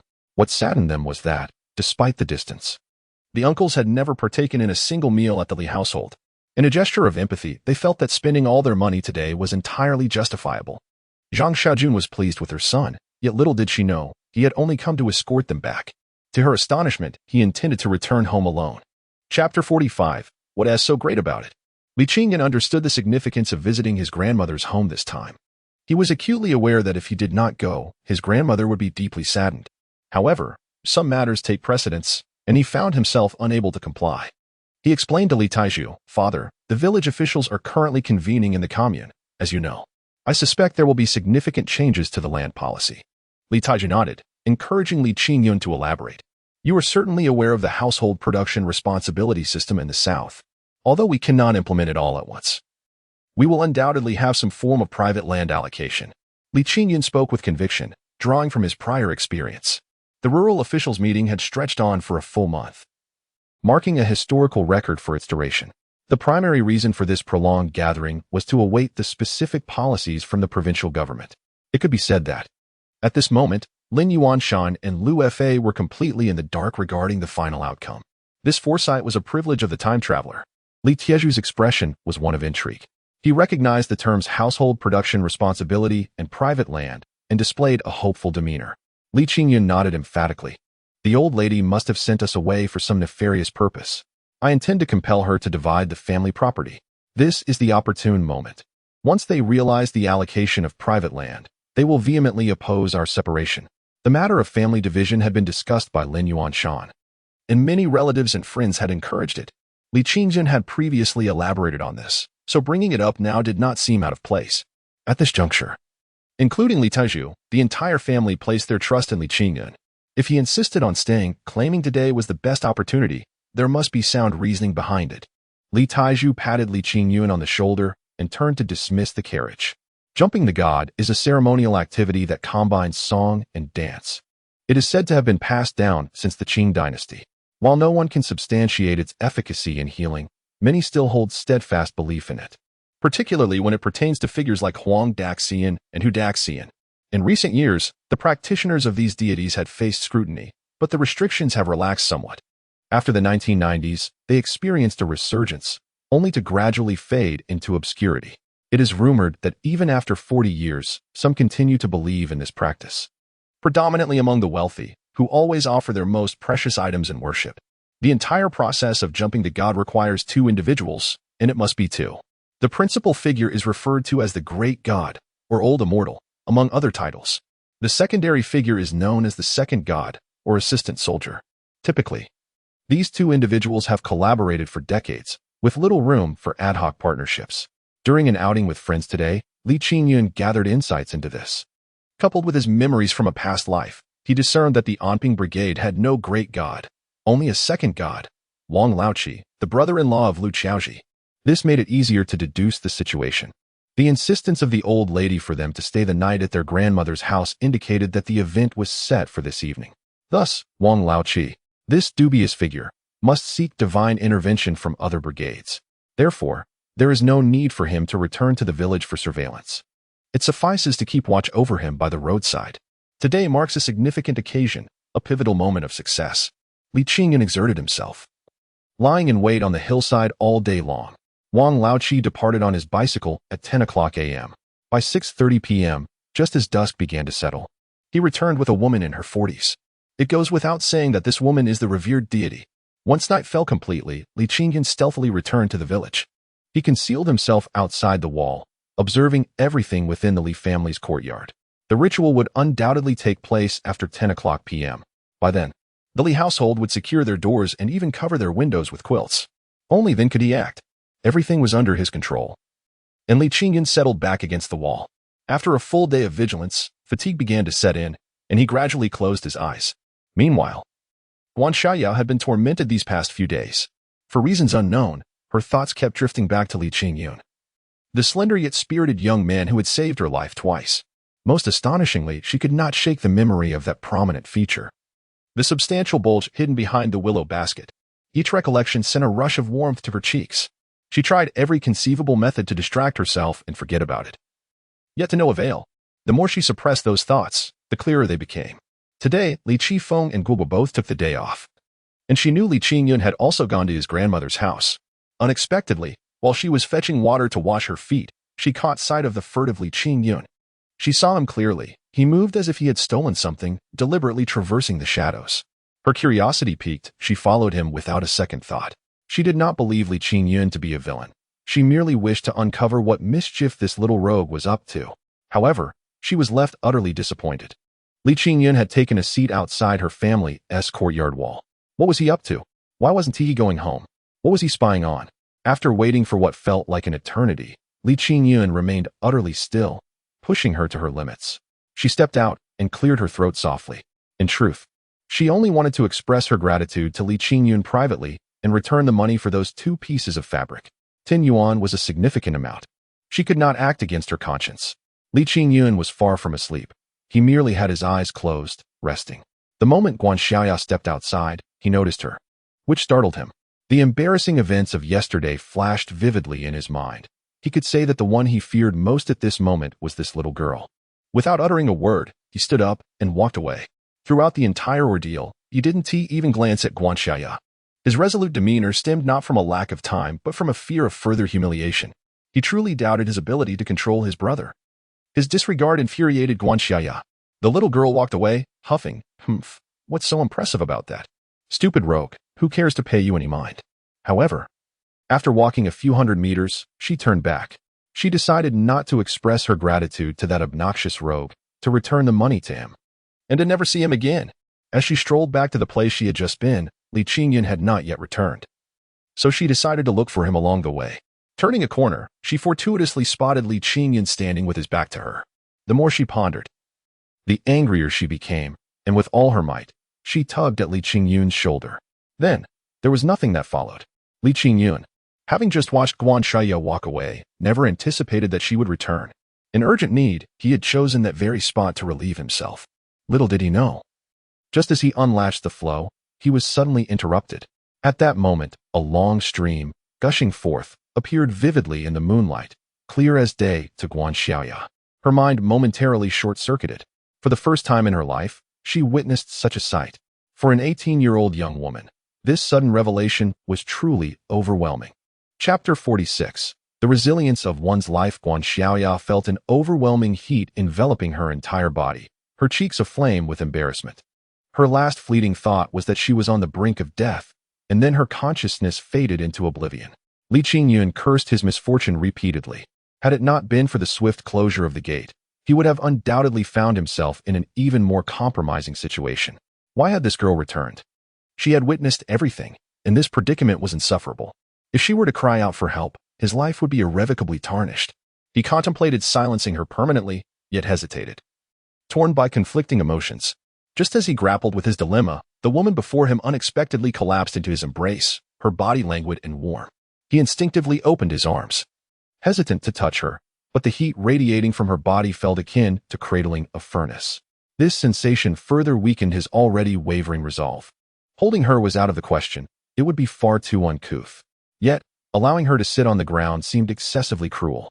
Reluctantly, he decided to embody his principles and serve as a makeshift cushion. Ultimately, he settled into a corner, gently positioning Guan Xiaoya on his lap. Unbeknownst to her, she had lost track of time while unconscious. Upon regaining awareness, she was acutely aware of her enervated state. It was then that she noticed a hard object beneath her, inciting a wave of mortification. Had she been? Once she grasped the situation, a sigh of relief escaped her lips. However, her attention quickly shifted to the man beneath her, whose hands were positioned on either side of her. Regardless of which way she leaned, he would instinctively offer support, creating an unsettling sensation as if she were radiating heat. This realization jolted her into a more composed state. Observing his actions, it became evident that he had not taken advantage of her vulnerability. The contact was entirely a result of her sudden fainting spell. Yet, if he were truly a gentleman, why did he allow her to remain in such a position? Guan Xiaoya struggled to rise, and just then, she was startled by the sound of snoring emanating from behind her. What? Guan Xiaoya was at a loss for how to process this revelation. She promptly stood, discarded a few banknotes and fabric tickets onto the ground, and turned to leave. She resolved to keep her distance from this insufferable man and vowed never to cross paths with him again. Was he truly dismissing the matter? Did he think that simply because he had dozed off, nothing had transpired? Such audacity. At last, she departed, and Li Qingyun exhaled deeply, relief washing over him. He stood up, gathered the scattered money, adjusted his belt, and hurried back beyond the confines of his yard. He would set aside concerns regarding teacher Guan, intending to address them only after her university examinations concluded. The pressing matters at hand demanded his immediate attention. Moments later, Li Dazhuang and Li Qinglin emerged with flashlights in hand. They proceeded with utmost caution, meticulously surveying their home's perimeter, conducting 3 or 4 thorough inspections. Following this, they secured the doors and plunged the house into absolute darkness. Li Qingyun knew they had not extinguished the oil lamp, but had instead draped blankets over the windows. This strategy not only blocked out light, but also minimized the transmission of sound. It was time. Li Qingyun scaled the wall and paused beneath the window of the main room. Then he shifted to the side of the main house and ascended to the rooftop via a ladder. At this moment, the benefits of hard work became evident. Anyone who has lived in a simple dwelling knows that an earthen Kong is quite comfortable, yet it invariably results in smoke and soot. The efficiency of the chimney is paramount. Due to his youth and industriousness, Li Qingyun had consistently taken on the task of climbing high to tend to the chimney. Beneath the chimney of the main house, there had once been a leak, and the large patch of yellow clay atop it was applied by him. Now, he could be considered quite adept at this task. He first pried off the patch of yellow clay and set it aside. Then he extracted a small knife he carried and made an incision. Gradually, a beam of light, measuring an inch square, began to pierce through. With light streaming in, it naturally allowed him to discern the interior's condition. He adjusted his angle until he could see everything clearly inside before halting his movements. In the next moment, he grasped the chimney with one hand and slowly laid down on the roof, one eye squinting to focus on the interior. Aside from Li Qingyun, everyone else was present in the room. Lu Qiaoji, her head wrapped in a white cloth, sat in the corner by the window. Her complexion had improved significantly since the previous night. She could speak normally and even appeared somewhat more energetic. However, her gaze remained somewhat vacant. Only Li Qingyun knew that this demeanor did not indicate her comfort. On the contrary, she had consumed triple the dosage of medicine, making her far more uncomfortable than before. Concentrating was beyond her reach. Her mind was likely overwhelmed with chaos. Li Maokai sat beside Lu Qiaoji, looking pained as he withdrew 200 yuan and handed it to the female deity. Old immortal, Thank you for your hard work. You must drive that spirit away from the young man. Otherwise, our family will truly suffer. The deity had a rather peculiar appearance, enigmatic in a way that defied description. A woman with short hair, small eyes, high cheekbones, a prominent nose, and a pointed chin. Her visage was unsettling. Rest assured, when the immortal intervenes, it is to alleviate your tribulations. However, we must agree that once we summon the immortal, this 200 yuan shall not be refunded. Should your wishes be fulfilled, you are to provide an additional 200. If we fail, we shall part ways here. One more thing must be made clear. Confidentiality is imperative. If outsiders learn of this, the immortal will not spare you. At that point, it will not only be the old lady who suffers. Your entire family will face dire consequences. These ominous words terrified the entire Li family. Li Dazhuang, Lu Hongying, and others continually recoiled. Wang Laoqi, Lu Xiaoji's brother-in-law, around 60 years of age, interjected as a supporter. Fear not, old immortal. They would not dare, I can assure you. Li Qingyun gritted his teeth, completely disillusioned with Lu Xiaoji. Even if she were his own grandmother, he would show no mercy.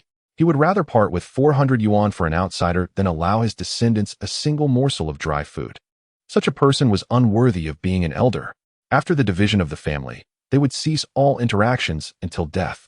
At that moment, the drums within the room began to resonate.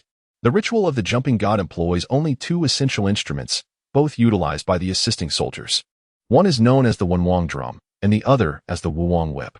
It is said that the Wuwang drum is crafted from the hide of a beast that has attained a mystical essence. The drum's body is connected by 8 strings, 4 horizontal and 4 vertical, symbolizing the connection between heaven and earth, proclaiming the duality of yin and yang. Surrounding the drum are embellishments resembling Nez's circles. Legend has it that when the Wuwang whip strikes the Wenwang drum, nearby ethereal beings who have also attained a mystical essence will be alerted. Unless their powers transcend this realm, they are obliged to offer their assistance. Such summoned beings are referred to as wild immortals. Correspondingly, in the northern regions, there exists the concept of guardian immortals. Most deities maintain their own guardian immortals in their households, and those they summon are typically their own protectors. Such deities wield significant power, capable of resolving nearly any predicament. However, in this era, no household dares to enshrine guardian immortals. Thus, the deity seated on the Kong is undoubtedly accompanied by wild immortals. Li Qingyun, a reincarnated individual, inherently harbors a sense of reverence towards these ethereal beings. As the phenomenon of rebirth itself is extraordinary, yet he firmly believes that he is the protagonist of his own tale, convinced that his fate is resilient.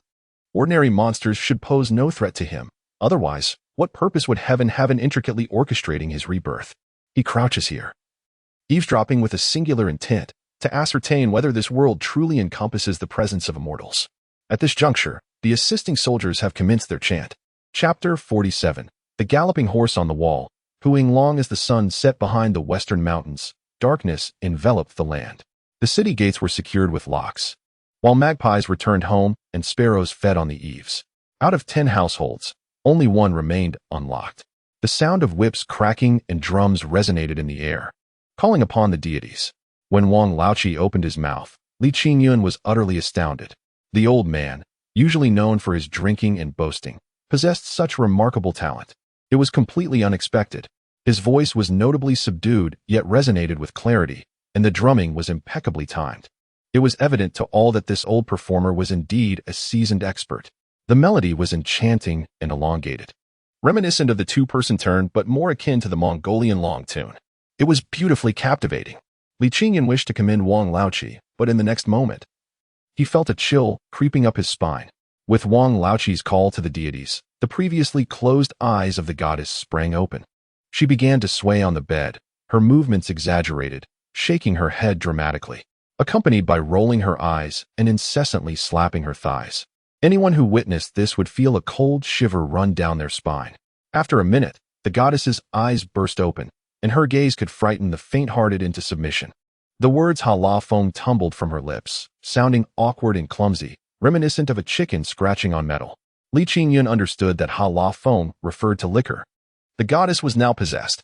The first command of the spirit was to drink. Indeed, Wang Laoqi immediately gestured for Li Maokai to present the liquor. As smoking and drinking were customary among the immortals, provisions had been made beforehand. At this moment, Li Maokai trembled as he held the bottle. The goddess, however, paid no heed to his fear. She snatched the bottle and gulped down nearly half in one go. Following this, she began to scratch her ears and was filled with uncontainable joy. Li Qingyun's eyes widened in disbelief. Who could consume such potent liquor without flinching? Moreover, she showed no signs of intoxication, not even a hiccup. Upon deeper reflection, this goddess was female. If she were feigning, could she truly possess such a capacity for alcohol? The term Dao Feng emerged next, still awkward and clumsy, signifying smoke. This time, Li Maokai needed no prompting and promptly offered a lit cigarette. In the next moment, Li Qingyun was left in awe. The goddess did not grasp the cigarette between her fingers but pinched it with her thumb and forefinger. With an outstretched neck and pursed lips, she inhaled the entire cigarette in one swift motion. Incredible! This was more audacious than even Master Qian. Li Qingyun set aside his previous disdain and felt a surge of tension. After smoking 3 cigarettes and consuming an entire bottle of liquor, the goddess turned her gaze towards Wang Laoqi. As the drumbeat resonated, Wang Laoqi began to sing once more, inquiring about the goddess's residence and name. No sooner had he finished than the goddess responded with a line of her own. The celestial summoning has come to an end. Present is the fox spirit, known as Huing Long. At this moment, Wang Laoqi ceased his singing and revealed Lu Qiaoji's circumstances, as well as their financial endeavors to expel the Huang Xianer from Li Qingyun's being. The celestial being continued to shake its head, indulging in smoking and drinking. This time, another bottle of white liquor was consumed, and it devoured nearly half a pack of cigarettes. Subsequently, it closed its eyes and began to sway once more, occasionally emitting squeaky sounds. Li Qingyun could no longer remain composed. Gritting his teeth, he embraced the chimney and rose to his feet. It was evident that the celestial being had commenced its task. The dilemma was that he felt nothing at all. What would it proclaim upon completion? If it fabricated a tale of having banished the Huang Xian from him, it would spell trouble. The elderly matriarch would not orchestrate the division of the family assets, rendering his efforts futile over the past few days. There was a pressing question. Li Qingyun was still uncertain whether the deity on the Kong possessed any genuine prowess. However, he could not afford to wait any longer. He needed to introduce some disruption to alter the course of events. Without hesitation, he leaped while clutching the chimney. One jump, then another. The rhythm of his leaps resonated strikingly with the drumbeats Wang Laoqi had played earlier. Are you not here to send off the Huang Xian? Come, let us see if you can escort me away. His leap stirred chaos. A cloud of dust cascaded from the ceiling, enveloping both the deity and the assisting spirits, instilling terror in everyone present. The elder spirit, engrossed in its work, suddenly opened its eyes wide. With a squeak, it leaped from the Kong to the floor, its face a canvas of fear, trembling with a rapidity even greater than before. It is said that those who have encountered ghosts are the most terrified of them. Their profession revolves around this very essence. Over time, they surely come to believe in it. Now, with a formidable presence materializing overhead, how could they not tremble in fear?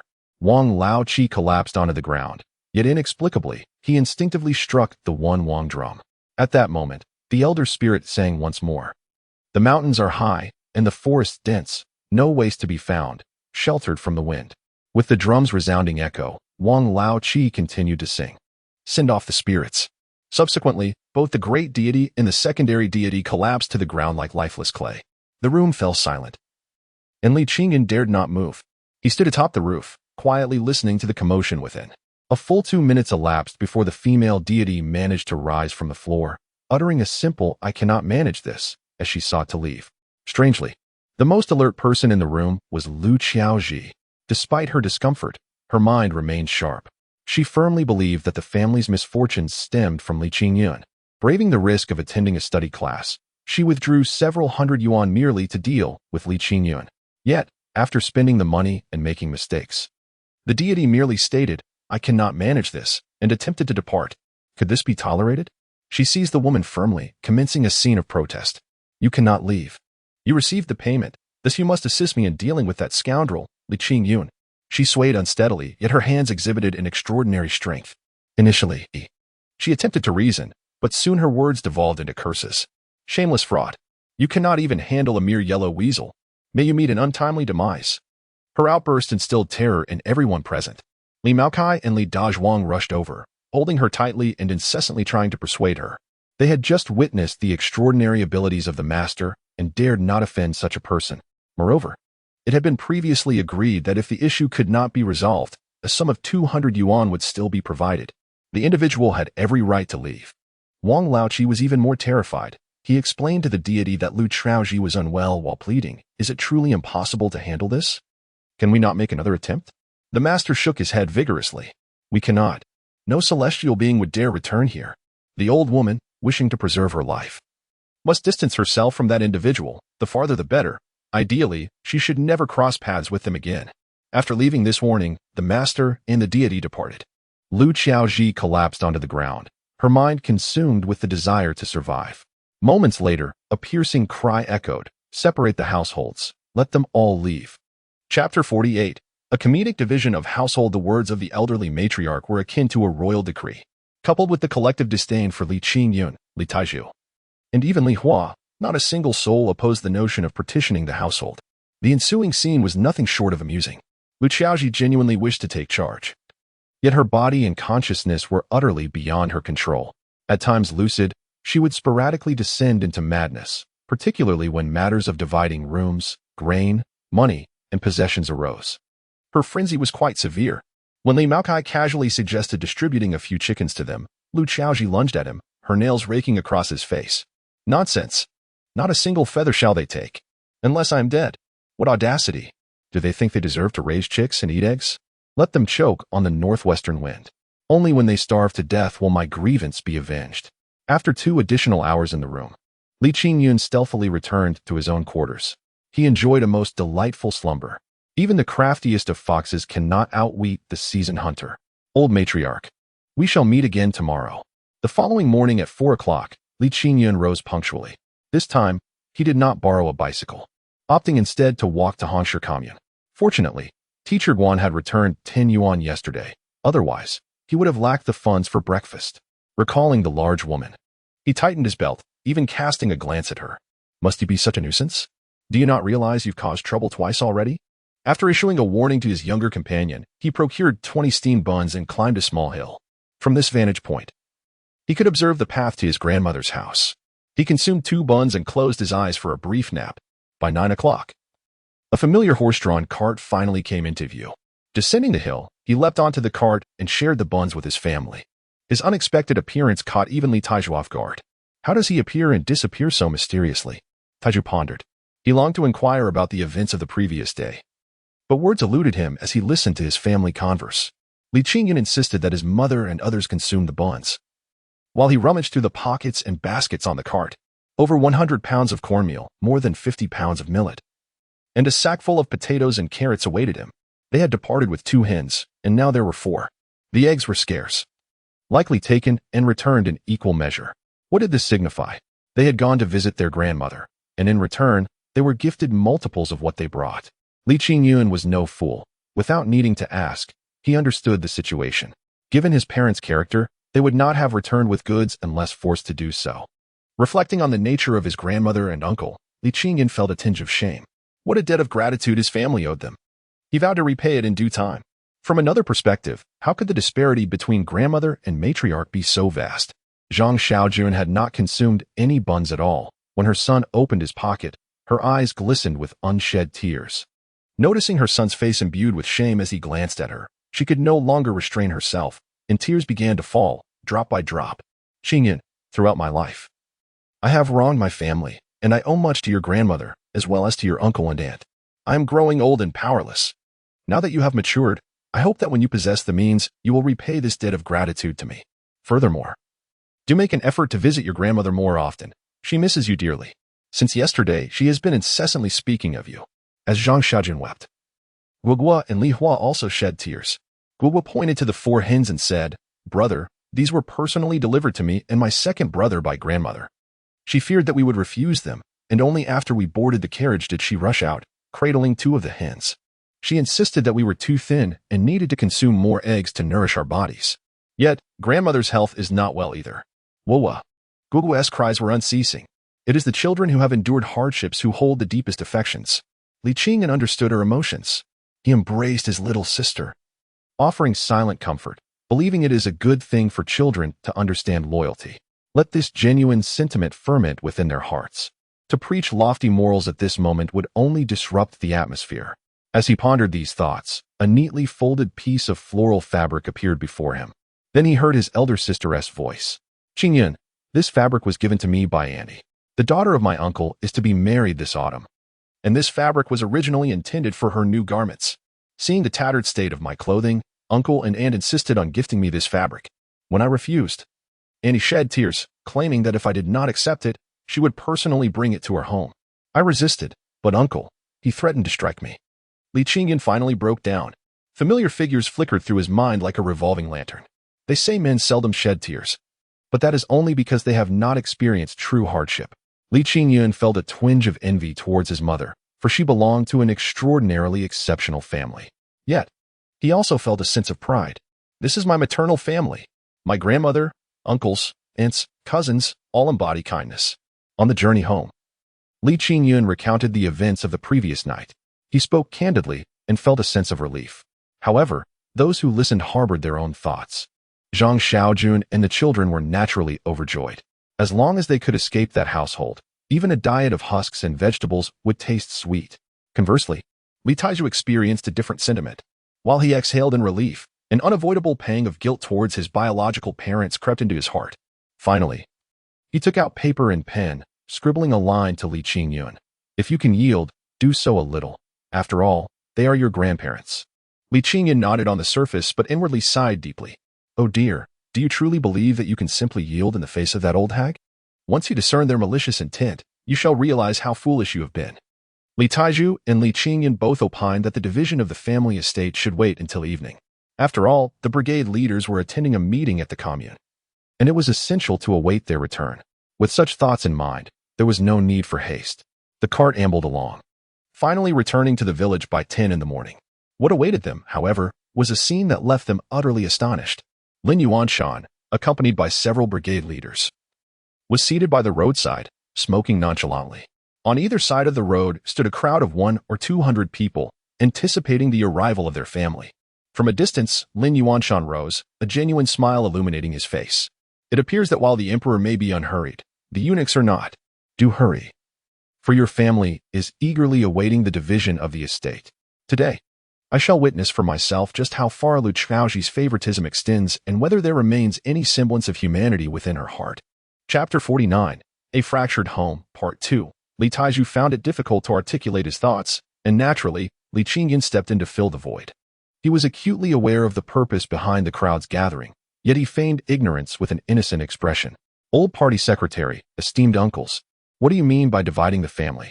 Are you suggesting that we should be separated? It appeared the assembly had been anticipating this very display from Li Qingyun.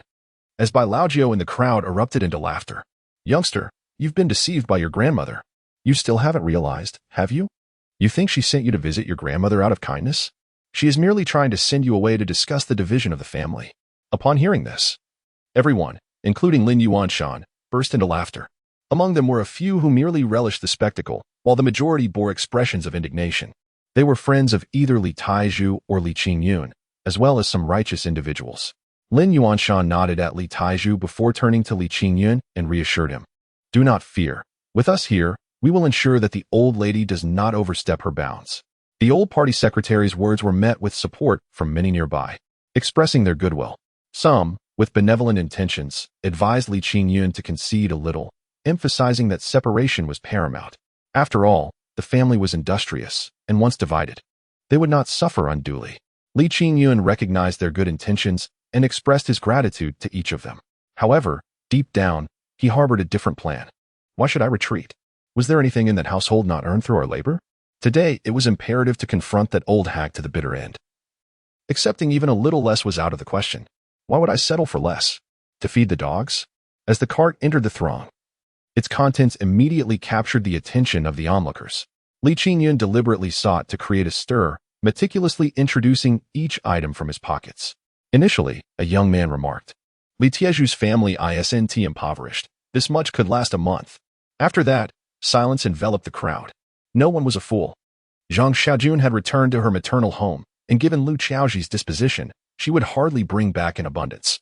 The sheer volume of goods on the cart only indicated the generosity of Zhang's family.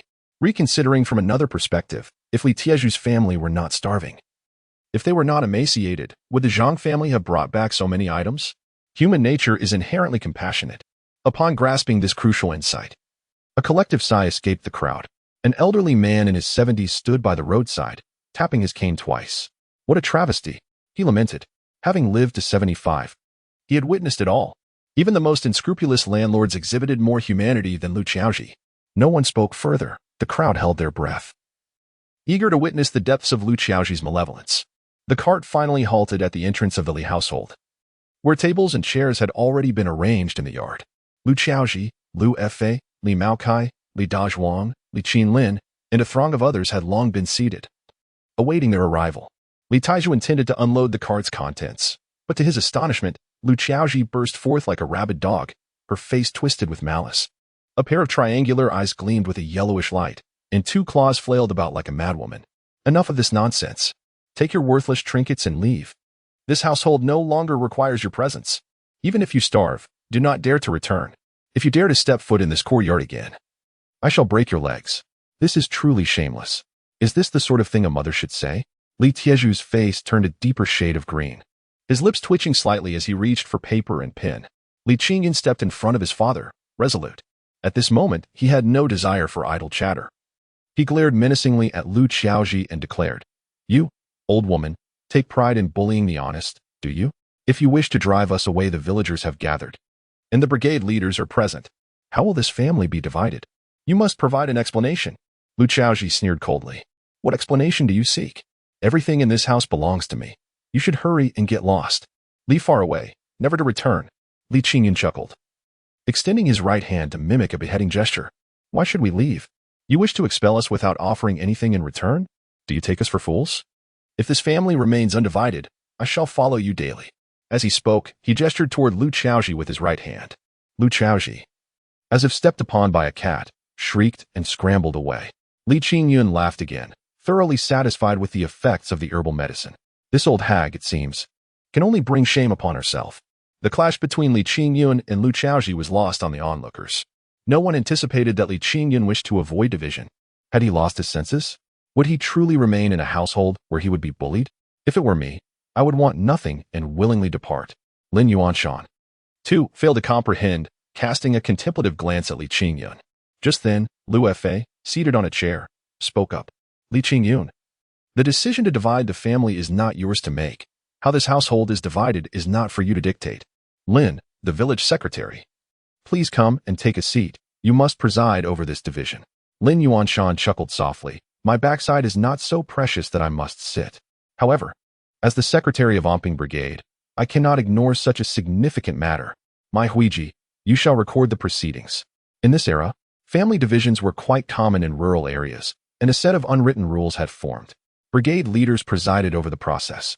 If negotiations were successful, all parties would sign. If not, discussions would continue until an agreement was reached. As for quarrels and fights, such occurrences were nearly universal, especially among families with many siblings, a scene modern individuals could scarcely imagine. My Huiji, a small old man in his 50s, had prepared paper and pen long ago. He found a table to sit at, remaining silent as he began to write furiously. After a moment, he glanced at Lin Yuanshan and stated, "Let us begin. First item, cash division. How much savings does your family possess? Are there any debts?" Li Qingyun instantly comprehended the situation. It appeared to be a predetermined pattern. Once the accounting records were finalized, the agreement would also be drafted. He understood that what was destined to happen would certainly come to pass, and he could only hope that his father could endure this trial. After overcoming this hurdle, a world of opportunities would await them. At that moment, Li Maozhe stood up.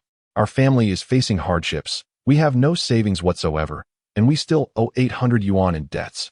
Chapter 50, A Tumultuous Separation, Part 3. At this moment in the countryside, a robust laborer could scarcely earn a mere 100 yuan in a year.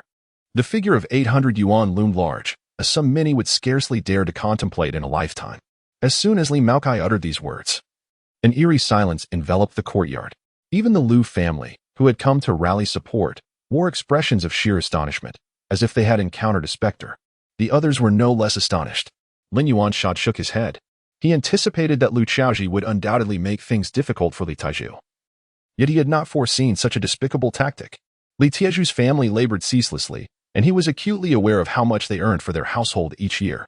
Moreover, Li Taizhu received a monthly allowance of 22 yuan and 50 cents. That modest sum sufficed for the essentials of a large family. Indeed, with Li Taiju alone, their family could be considered affluent. While no one knew how much they had saved, it was certain they bore no debts. Was this truly a mother and son? They seemed intent on utterly destroying Li Tieju's family. Upon hearing that figure, Li Tieju's body tensed immediately, and he erupted into a fit of violent coughs. He had braced himself for anything, even the prospect of leaving with nothing, yet he could never have imagined his mother would present such an overwhelming amount of debt. If they were to share the burden, they would be encumbered with hundreds of yuan in debt, a situation that could indeed be fatal. Li Tieju's physical distress alarmed Li Qingyun, who grasped his father's arm, helping him to pat his back while whispering, "Father, do not panic. I am prepared. Just sit back and observe." At that moment, Li Maokai continued, "Secretary Lin, please delineate these debts, and then we shall commence the division of the grain." Li Qingyun entrusted his father to Li Hua and strode out boldly. "Secretary Lin, I suspect they are lying. May I speak with them for a moment?" Lin Yuanshan was well aware that Li Maokai was fabricating a tale. However, given that Li Maokai had likely prepared evidence, he found himself at a loss as to how to proceed. This was not merely a matter of professional competence. While there were certainly disputes in the division of property, one would not expect such a callous disregard from parents. Individuals like Li Maokai and Lu Xiaoji seemed utterly devoid of shame. As an outsider, he could hardly conceive a solution at that moment. Yet, with Li Qingyun stepping forward, it was precisely what he needed. "Go ahead, as long as it is not unlawful. You may do as you wish." Li Qingyun fixed his gaze on Li Maokai. "I demand to see the IOU." Li Maokai had anticipated this, extending 2 sheets of paper towards the accountant. After a brief examination, the accountant cautioned against any tampering before handing the documents to Li Qingyun. It was evident that his brow furrowed in concern. The 2 IOUs indicated one for 300 yuan and another for 500 yuan. The creditors were identified as Wang Laoqi and Lu Fa, with the guarantors being the 2 individuals themselves. Legally, these IOUs held validity, yet they appeared exceedingly casual. Even a fool could discern that they were forged. However, they were unable to ascertain the date on the promissory note, and despite knowing it was fraudulent, they found themselves powerless. This was a blatant betrayal. "I will take you down. I intend to ruin you. What will you do about it?" Nobody expected that after reviewing the 2 promissory notes, Li Qingyun would burst into laughter, an uproarious, hearty laughter. He pointed his finger at Wang Laoqi, who was seated at the back, beckoning him over. Wang Laoqi complied, stepping forward with a sideways glance. "You little brat. Don't think that just because you've committed murder, I'm afraid of you. Even if you were to kill me today, you still owe the money." Li Qingyun couldn't be bothered to look at him, raising his head and speaking to himself. "Yesterday at 10 a.m., you left the Anping Brigade, and at 6:30 p.m., you returned with a woman. The woman had short hair, small eyes, and a large nose. She drank 2 gin of liquor without a hitch, smoked half a pack of cigarettes without even coughing." Wang Laoqi, who had been certain of his hold over Li Qingyun, instantly lost control at these words. He reached out a hand to cover Li Qingyun's mouth, but Li Qingyun kicked him aside. "Should I continue?" At that moment, not only Wang Laoqi but everyone in the main room, including Lu Fa, was in a state of panic. They realized that Li Qingyun was aware of the supernatural events they had been involved in. Was this a matter of life and death? With just a word from Li Qingyun, they would all be doomed. The fines would likely exceed several 800 yuan penalties. They were terrified, not only of the unbearable consequences, but also of Li Qingyun himself. How did he know such a secret? Could it be that he grasped everything even at his grandmother's house? Was his prowess greater than that of the old sage? Wang Laoqi was on the verge of kneeling. "Don't say it. I beg you, don't say it." The corners of Li Qingyun's mouth curled slightly. "So, are your promissory notes genuine or false?" Wang Laoqi answered without hesitation. "They are false. We forged them this morning." Li Qingyun swiftly turned back, locking his gaze onto Lu Fa. "Captain Lu, are your promissory notes true or false? If you have the gall to deny it, I would respect you as a man." Lu Fa was drenched in cold sweat, opening his mouth, and finally said, "I admit they're false, but that's because you are unfilial. You." "Silence, old fool. Put away your pretentiousness. Do you think you are worthy of being the captain?" Lin Yuanshan stepped in at the perfect moment. "Lu Fa, you have forged evidence and deceived the members. On behalf of the branch, I am suspending your captaincy. Tomorrow, I will report to the commune. Await your fate." In an instant, Lu Fa deflated like a punctured balloon. He shot a vicious glare at Li Qingyun and turned to leave. Losing his greatest support, Lu Qiaoji oscillated between madness and lucidity, while Li Maokai quickly wilted. Under Li Qingyun's pressure, he admitted that there were no external debts, but he stubbornly insisted there were no savings either. How could Li Qingyun let them off the hook? They had already stabbed you in the back, and you still harbored goodwill. Wasn't he that foolish? He decided to take action starting with Wang Laoqi. Wang Laoqi, if you succeeded yesterday, do you still need to produce 200 yuan? Wang Laoqi could only nod in response. Li Qingyun let out a cold laugh. Then go and inquire whether they still possess the 200 yuan. The message was crystal clear. Either you acknowledge the existence of the 200 yuan, or I shall proclaim that you are engaging in charlatanry. In the next moment, Lu Qiaoji's expression became quite theatrical. One moment pale, the next moment purple. She tugged at her hair, tore at her clothes, writhed on the ground, and stood to bang her head against the wall. The pained expression on her face was akin to that of someone being struck across the ribs. Ultimately, she conceded that there was indeed 200 yuan at home. Gritting her teeth as she handed over 50 yuan to Li Qingyun, this dramatic spectacle left everyone utterly bewildered. They were all enveloped in confusion. The only conclusion they could draw was that Li Qingyun had seized a significant leverage over Wang Laoqi. This matter must be of considerable magnitude. Even Lu Fa dared not confront it, and it compelled the seemingly mad Lu Qiaoji to part with her money. The onlookers found Li Qingyun, this brash young man, even more inscrutable.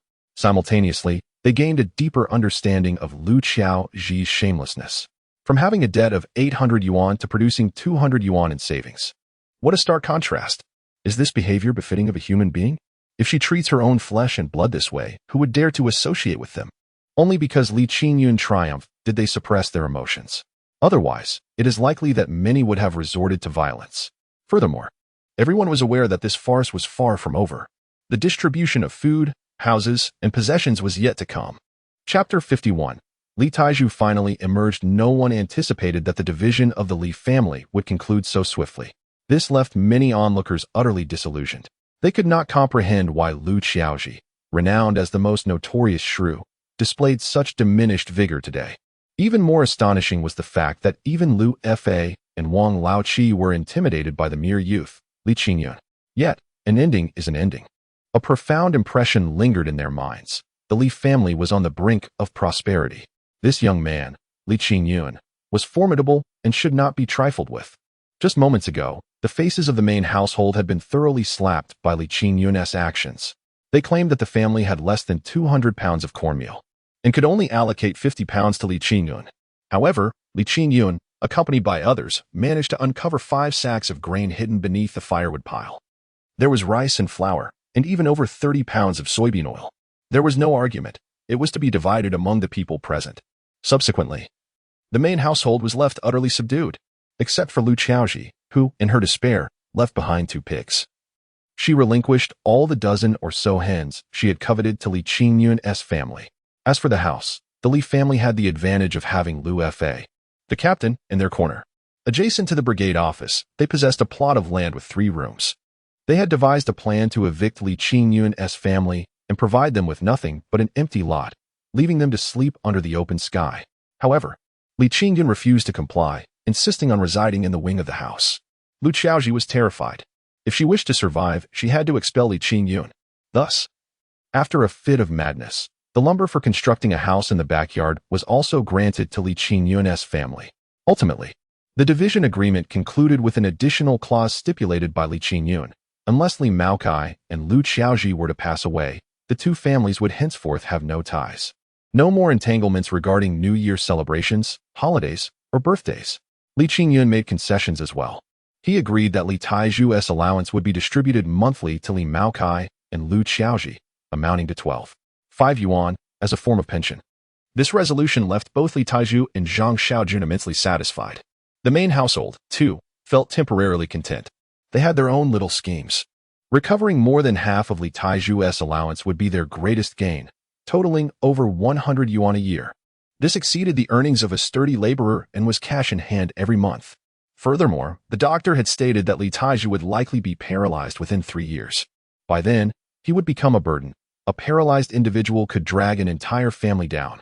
Wouldn't he expelling them now prevent such a day? Moreover, with Li Hua preparing for marriage and Li Qingyun seeking a bride, the younger siblings needed to attend school. Each of these necessities required funds. By dividing the family now, Were they not eradicating a significant calamity at minimal expense? Li Qingyun had calculated everything, yet he overlooked the warmth of the villagers. He had initially set his sights on a certain family to rent a house from, but little did he know that as soon as the division agreement was inked, the crowd erupted with excitement. The first to step forward was none other than his closest friend, Tianhua. Qingyun. My parents have requested that you all come to stay at our home. My elder sister just got married before the new year, and we happen to have a spacious room available for your entire family.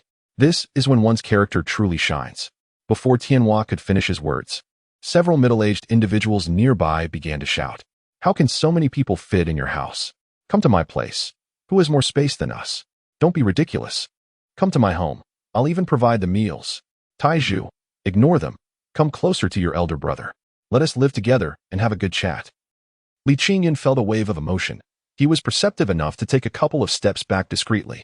It was time for his parents to step forward. Li Taizhu shed tears once more. This time, they were not tears of sorrow but of profound gratitude. He declined Zhang Xiaojuan's translation, took out paper and pen, and began to write line by line for his friends to read. Li Qingyun was unaware of the content.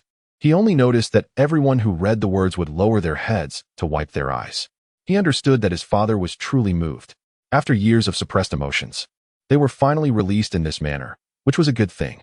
He believed that once his father's spirits were lifted, his health would inevitably improve. After a lively moment, it was Lin Yuanshan who spoke up. Enough of the noise. Our Omping Brigade is not so impoverished as to require your concern for arranging accommodation for Li Taizhu's family. The educated youth dormitory is our communal property, and there are several vacant houses available. I propose that we allow Li Taizhu's family to reside there. Who agrees? Who opposes? In an instant, hundreds of hands shot up in unison. I agree. So do I. Let them choose the largest room. They can stay there without needing to move again. This was indeed a remarkable occurrence. Rural people at this time had limited resources, and everyone kept a watchful eye on communal property, not to mention a large house. Even a bundle of straw from the production team would be meticulously counted by countless individuals. Yet now, without hesitation, they generously offered a grand house to Li Taizhu's family, which spoke volumes about his character. This time, Li Qingyun also stood up, bowing repeatedly to the villagers. He cherished their heartfelt support. When Lin Yuanshan spoke, the women's team leader hurriedly gathered several women. By the time they returned, having collected the necessary items for the cart, they were already drenched in sweat. Everything is ready. They can move in now. In an instant, the crowd sprang into action. Those with large items carried them, while others clutched even a stick of firewood, eager to join the throng. There was laughter and chatter, all centered around one topic. Li Taizhu has finally emerged victorious. May heaven grant such a person as Li Taizhu a few more years to live. Throughout the entire moving process, Li Qingyun only carried his personal belongings. He experienced firsthand the power of collective effort. In less than an hour, their family was settled. The stove has been ignited, and the windows shine with clarity, while even the firewood is meticulously arranged. Yet soon after, the crowd that came to assist vanished without even sipping a drop of water. All that remains are the gifts quietly laid down and the echoes of blessings. This is a secluded courtyard. The main house comprises 5 rooms.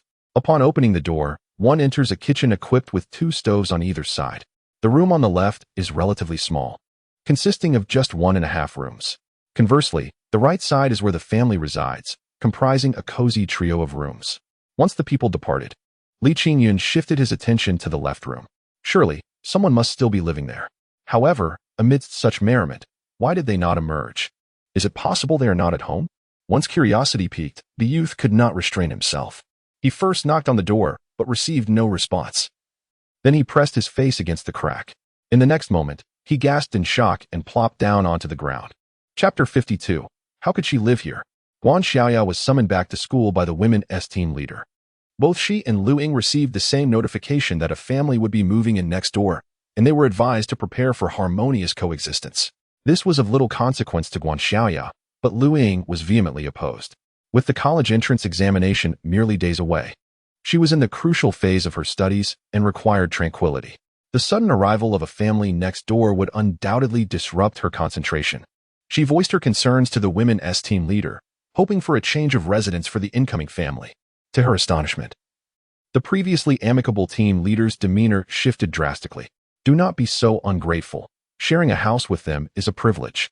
Ask anyone in the brigade who wouldn't want to be their neighbor. As for your studies, their children are grown. How could they possibly affect you? Lu Ying, a young lady of refined upbringing, was infuriated. Once the team leader departed with her entourage, she grabbed Guan Xiaoya and began packing their belongings. If we cannot confront them, let us simply evade them. The houses in the front courtyard are vacant. We shall move there. Guan Xiaoya had no objection to relocating, but she hesitated at the thought of the front house. Xiaoying, let us reconsider. Do you not recall the tales of the ghostly wails from that house? Lu Ying, initially incensed, now trembled at the recollection.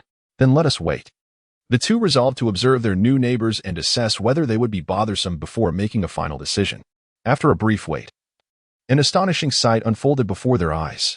In mere minutes, over 100 people squeezed into the small courtyard. The cacophony of voices, the bustle of activity, and the joyous laughter filled the air. This scene rendered them utterly speechless. Both young women, having spent the previous year in the countryside, had witnessed many rural events. Yet they had never encountered such a harmonious gathering. Clearly, everyone had come to assist the family with their move. Listening to their conversations, it was evident they held the family in the highest regard, with every word brimming with well wishes. Not only did they eagerly pitch in, but many discreetly left small gifts behind before departing. This piqued the curiosity of the two girls about their new neighbors. Once they deduced that it was the family of Li Qingyun, they both returned to their seats, exchanging glances filled with astonishment. Can you believe our luck? It is indeed Li Qingyun's family, and the villagers' warmth is understandable. Their thoughts diverged in two directions. Firstly, although they were not intimately acquainted with Li Qingyun, they were well aware of his reputation and held him in high esteem. To be neighbors with him was indeed an honor. Secondly, there was the renowned Li Qingyun. Just 5 days prior, he had narrowly escaped a tragic fate involving a haystack and an attempted poisoning by his own grandmother. Not to mention the scandal that nearly tarnished his name. Just 3 days ago, he had rescued a woman and eliminated 2 wanted criminals. Such monumental events would be remarkable in anyone's lifetime, yet an 18-year-old youth had experienced all this within a matter of days. It was impossible not to gain notoriety.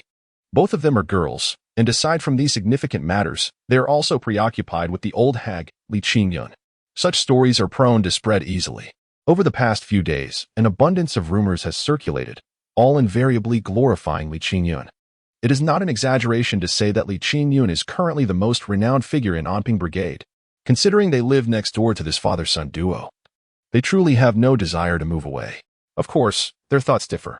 Guan Xiaoya is consumed with thoughts of her ambiguous relationship with Li Qingyun.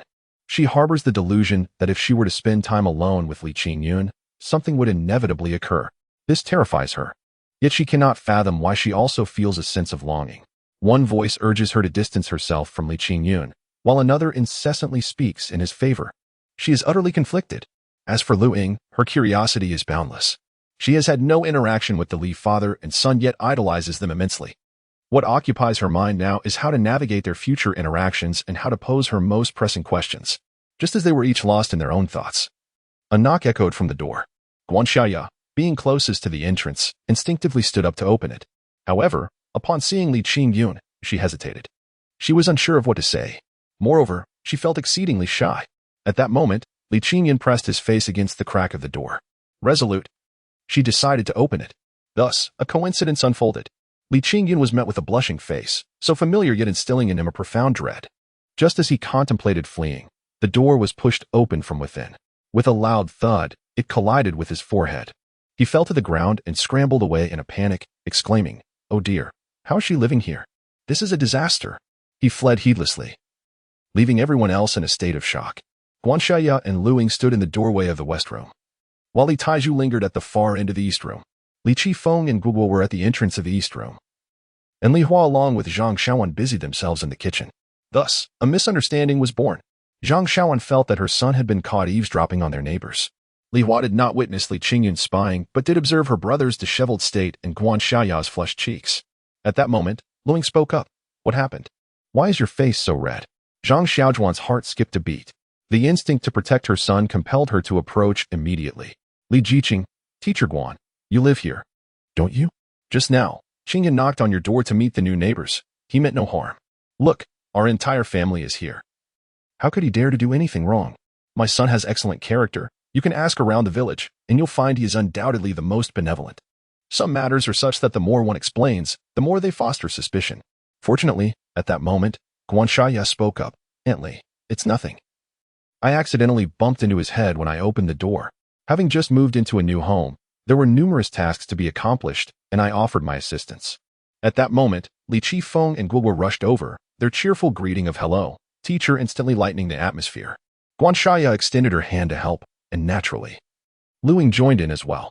Shortly thereafter, the women in the room began to laugh and chatter. None noticed that Li Taiju, inside, let out a long sigh of relief. His son needed guidance. After accomplishing several significant tasks, he felt a sense of pride swelling within him. Li Qingyun stepped outside for a brief moment, listened for silence within the house, and then returned to the courtyard. On the walls and windowsills of the courtyard, numerous small gifts were displayed. He began to organize them methodically. In this era, most families were not affluent, and the gifts for housewarming were quite simple. Typically, they consisted of a couple of eggs, a box of matches, or a torch. The most valuable item was glutinous rice. These offerings were tied with red strings, symbolizing prosperity and unity. While an egg from each household was hardly noteworthy, accumulating them in one place made a significant difference. As Li Qingyun continued to tidy up, his joy grew. Over 100 eggs, 2 to 3 pounds of glutinous rice, a large bundle of scallions, more than 30 boxes of matches, and the majority being torches. He owed a debt of gratitude to his fellow villagers. Over 100 eggs were more than sufficient to replenish his frail body. Just as he began to hum a tune, he felt a tug on his ear. Chapter 53. Li Qingyun's potential resembles that of Shimanqing. The house had not been vacant for long. The female team leader and her companions tidied up the place. And when the number of people was at its peak, they organized it once more. Consequently, Guanxia and Luing, having only assisted in cleaning the kitchen, found themselves without further tasks. Zhang Xiaojun reassured them that her children would remain exceptionally quiet and would not interrupt their studies. After exchanging a few polite words, they retreated to their rooms. Seizing the moment, Zhang Xiaojun tugged at her eldest son's ear, pulling him into the inner room and quietly shutting the door. She was genuinely furious and prepared to discipline her child. As soon as Li Qingyun felt his ear being yanked, he closed his eyes, realizing he was in deep trouble. The issue stemmed from his impulsive decision to run. Why did he run? Wasn't he that akin to a thief feeling guilty? Regret was too late. What he never anticipated was that the one delivering justice would be his father. Li Taiju slammed a sheet of paper, covered in his handwriting, against his face. "You want to marry a wife? I will arrange it for you immediately. How dare you act like Shimanqing, prowling around a young lady's door? Do you wish to disgrace our ancestors? Let me tell you, just because you've accomplished a few significant tasks lately, don't get too full of yourself. Even if you were to become an emperor, you would still be my son. If you dare to repeat this, I will break your legs." Li Qingyun understood that his father meant well, but he felt utterly wronged. He defiantly retorted, "I did not. I merely wanted to see who lived in that room." Li Taiju's expression darkened instantly. He had believed his son to be a brave and responsible young man, but now it seemed he was still just a mischievous child. He raised his hand and slapped him, then pointed at his own eyes and the door across the hall, making his meaning clear. "I saw it with my own eyes. Do you dare to argue?" Zhang Xiaojun held high expectations for Li Qingyun. While she could tolerate many things, she absolutely would not permit her son to err in matters of romantic relationships. Such mistakes could ruin a lifetime. She must safeguard her son's future. She again grasped Li Qingyun's ear. "Speak the truth. What are you truly up to? So many suitors have approached you without stirring your heart. Yet now you wish to sneak a glance at a young lady? After just meeting her, you behave like this. Are you not afraid she might scratch your face?" Li Qingyun raised his hands in exasperation. "Mother, I truly did not. If not, why did you run? Qingfeng, what did you see? Tell your father and mother everything. Let us see if he dares to argue further." Li Qingfeng glanced at his elder brother, shrinking his neck. At that moment, Li Hua interjected, "Speak the truth. Otherwise, you will receive the same treatment." With no choice left, Li Qifeng shot his brother a look that conveyed a warning of impending doom. I saw elder brother's head pressed against the door, his eyes nearly going inside. He even lifted one leg, and his hands were positioned like this. Li Qingyun's eyes widened in horror. This brother was simply unbearable. I merely cast a glance. When did it become so exaggerated? Why raise a leg? Is it a dog urinating? At this moment, his attempts at evasion had lost all significance. He retracted his neck, resigning himself to fate. The session of denunciation persisted for a full 10 minutes. Only after he vowed never to err again and promised to flee at the sight of a woman did Zhang Xiaojun relent. The east room and the west room were merely a dozen meters apart, yet they seemed to belong to entirely different worlds. When Li Qingyun was dragged back, Luing caught sight of him. She stealthily approached, pressing her ear against the door to listen intently. Upon returning, she paid no mind to Guanxia, who was alone on the Kong, rolling about and laughing with sheer delight.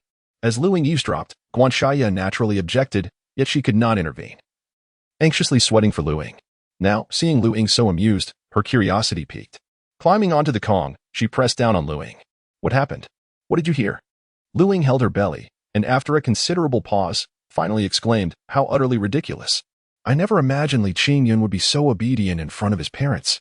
He resembled a little puppy, enduring torment without a hint of resistance. After laughing to her heart's content, Luing suddenly paused. Now, tell me the truth, did he really peek at you? Guanxia shook her head. You sat directly across the door. You could see better than I could.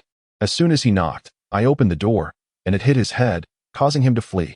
He can only blame himself for running. We didn't even speak. Why did he run? Luing chuckled again. No wonder that lad is so well behaved. He claims he didn't know anyone was in our room. Perhaps you were simply too beautiful. He had never encountered such a stunning maiden and was frightened away. Luing was entirely unaware of the complexities between Li Qingyun and Guanxia. Her interpretation seemed the most reasonable. Subsequently, Luing recounted all she had overheard to Guanxia, who laughed until her belly ached. The most satisfying part was the mention of Shimenqing. She felt that Li Qingyun possessed the potential to be just like Shimenqing. At this point, the two girls resolved to remain. Even if it meant a bit of noise, they had to stay here. That foolish boy was simply too entertaining. They eagerly anticipated witnessing the foolish lad receive another beating. After Li Qingyun was released, he undoubtedly felt uneasy. To call him well-behaved would be a misjudgment. He merely wished to avoid angering his parents.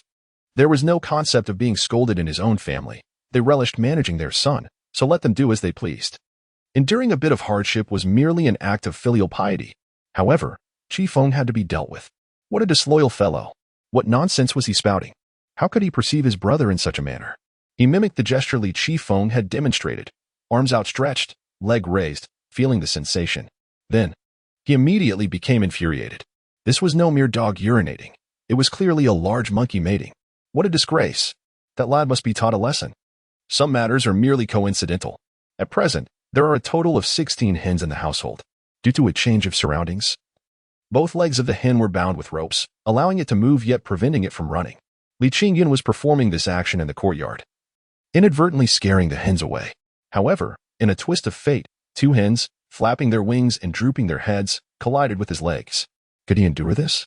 One kick from each hen sent them tumbling aside. The hens were indeed treasures to him, so he dared not exert force. What he referred to as kicking was merely a gentle push. Yet, misfortune has a way of compounding. With just those 2 feet, the two hens flipped over. Their bellies exposed, claws twitching, and heads tilted to one side, clearly lifeless. Most alarmingly, Zhang Xiaojun witnessed all of his actions. Unable to find a suitable tool, she rushed out wielding a rolling pin. This son had truly lost his mind. If he did not inflict pain upon them, it seemed he was beyond redemption. Chapter 54. The essence of filial piety. Li Qingyun was not harmed in any way. It was not that Zhang Xiaojun was reluctant, but rather that she discovered the situation upon stepping out. The countenance of Li Qingyun had turned an ashen hue. He had extracted 2 3-inch iron nails from the bellies of 2 hens. At that moment, Li Taizhu, Li Hua, the 2 young ones, Guanxia, and Luing all emerged.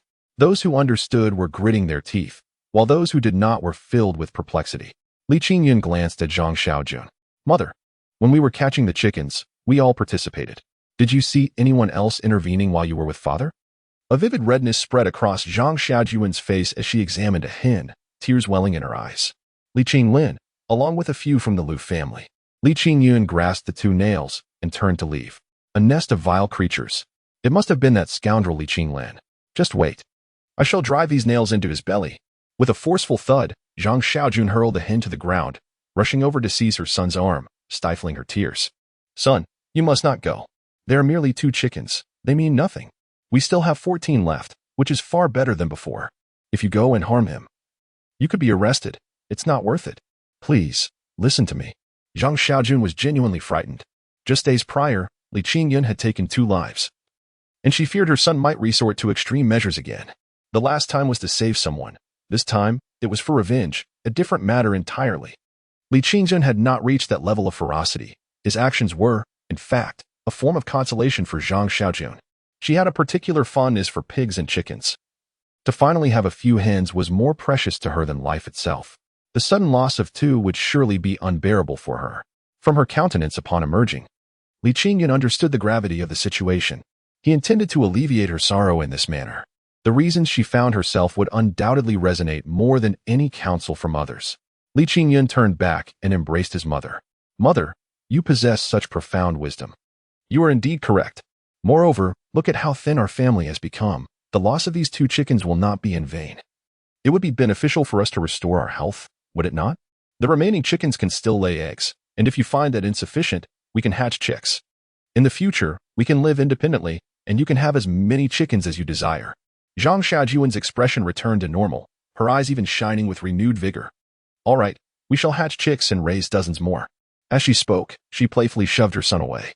You mischievous rascal, are you teasing your mother? Do you wish for them to perish? Have you longed to feast on chicken meat?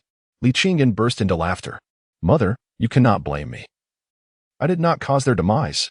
In an instant, the atmosphere in the courtyard shifted. Everyone broke into smiles. Among them, the most astonished was Guanxia. In contrast to the obedient lad Lu Ying spoke of earlier, she now finds herself utterly perplexed by Li Qingyun. Initially, her emotions were stirred by him, leading her to harbor a profound resentment towards Li Qinglin, the one who plagued the hen, wishing to deliver him a sound thrashing. Little did she anticipate such a dramatic turn of events. Reflecting upon it now, Li Qingyun's first instinct was to comfort his mother. The common thread that binds these two incidents is none other than filial piety. Though Li Qingyun may appear frivolous and aloof, the essence of his heart is firmly rooted in his devotion to his parents and siblings. His own well-being is inconsequential. What truly matters is to shield his parents from sorrow and anxiety. With these thoughts in mind, Guanxia's gaze towards Li Qingyun transformed, tinged with a hint of admiration, even causing a blush to bloom upon her cheeks. Among all virtues, filial piety reigns supreme. A dutiful person, even if they possess a hint of lechery, is undoubtedly a good individual. She ought to find a moment to express her gratitude to him privately. Mother, we have seized their chickens. They must be seething with discontent. Their retribution upon the chickens merely reveals the limits of their capabilities. Do not be upset. Consider this. A chicken is worth no more than 3 yuan, while the monkey head I retrieved can fetch 30. With this perspective, does it not ease your heart? Seeing her finally smile, Li Qingyun flicked his knife, ready to commence the butchering. Such exquisite ingredients necessitated his culinary prowess that evening. He entrusted the plucking of feathers to his elder sister and instructed them to return home to prepare the meal later. Afterward, he slung his wicker basket over his shoulder, grasped his sickle, and set off. I shall venture into the mountains to gather some wild vegetables. The broken eggs will be saved for our stir-fry tonight. Halfway through his journey, he paused, striking the earthen wall with his sickle. Hey, Li Qifeng, since you've had your fill today and Haven Tea even gone to school, shouldn't you lend me a hand? Li Qingfeng, no fool, realized he had just betrayed his elder brother. The prospect of retribution loomed ominously. Would he dare to go? Without uttering a word, he crouched low and retreated into the house. Li Qingyun was amused by his brother's antics. Just as he considered returning to frighten him, he spotted his mother's rolling pin. Have you no shame? A blood brother holding a grudge? Li Qingyun hastily surrendered and took off running. This time, Li Qingyun ascended the familiar mountain, his purpose clear, to collect tender thorns and seasonings. In this era, the tender thorns remain largely unrecognized as edible for several reasons. Firstly, no one could fathom that a plant covered in thorns could yield something consumable. Secondly, the window for harvesting tender thorns is fleeting. Miss the timing, and they harden into wood. The gourmands of this age have yet to appreciate such culinary delights. Thirdly, the absence of animals consuming tender thorns fosters a misconception among humans that they are inedible. The last to be discovered are often the rarest of treasures. Remarkably, in 40 years, tender thorns could fetch 80 yuan per pound. It is crucial to note that this is not a dried product. One can only imagine how valuable and delectable this ingredient is. He is confident that his culinary creations today will leave onlookers utterly astonished. He had thoroughly surveyed everything on this mountain. In less than half an hour, he reached the area where tender thorns sprouted. With a sickle, he bent the brambles and deftly pinched off the tender shoots, discarding them into a basket. While this process may sound straightforward, it proved to be quite arduous. Firstly, he was inevitably pricked by the thorns. Secondly, pinching with his hands required considerable effort. Today was his inaugural attempt. Next time, he would surely bring specialized tools. After half an hour, he had gathered approximately 3 pounds of tender shoots. Although it was not an abundant harvest, it sufficed for the evening meal. He then ventured to several other locations, collecting a sufficient quantity of seasonings. Without delay, he returned home. By the time he arrived, it was already 3 o'clock in the afternoon, and it was imperative to commence cooking. So, prepare your appetites, everyone. Tonight, I shall ensure that you are thoroughly satiated. Chapter 55. My goodness, it smells divine. This was the sentiment expressed by Li Qingyun. His intention was twofold: to lighten the atmosphere and to send his mother and sister back to rest. However, he miscalculated. Zhang Xiaojun and Li Hua not only remained, but drew closer to him. They were not skeptical of Li Qingyun's culinary skills. They had recently savored his beggar's chicken and were envious beyond measure. At that moment, both mother and daughter were eager to learn. In this era, whether in rural or urban settings, 99% of cooking was performed by women. Zhang Xiaojun and Li Hua identified themselves as homemakers. They had no desire for Li Qingyun to assume the role of the family chef. The thought of others discovering this was utterly mortifying. After several unsuccessful attempts to persuade them, Li Qingyun resigned himself to their presence. He rolled up his sleeves, washed his hands, and began his work. First, he soaked the glutinous rice in water, then proceeded to categorize and organize the seasonings he had gathered. He selected some tender sprouts, crushed them in a bowl, and added a small amount of soy sauce to create a paste. Then, a spectacle that would astonish anyone unfolded before their eyes. He actually began to massage the 2 hens. The freshly prepared seasoning was liberally applied to the chicken skin. Every inch of their bodies was subjected to his ministrations. Li Hua was utterly perplexed. Why would one want to smear the meticulously cleaned hens with such a dark concoction, rendering them unappetizing? Qingyun, who taught you this technique? Are you certain it will taste good? Li Qingyun wore a mysterious smile. Just prepare your stomach. I assure you it will be even more delectable than beggar's chicken. After massaging for a full 5 minutes, he finally withdrew his hands. After washing up, he continued to sort the seasonings. Part of it was diced finely and soaked in water, while another portion was bound into 2 bundles with twine.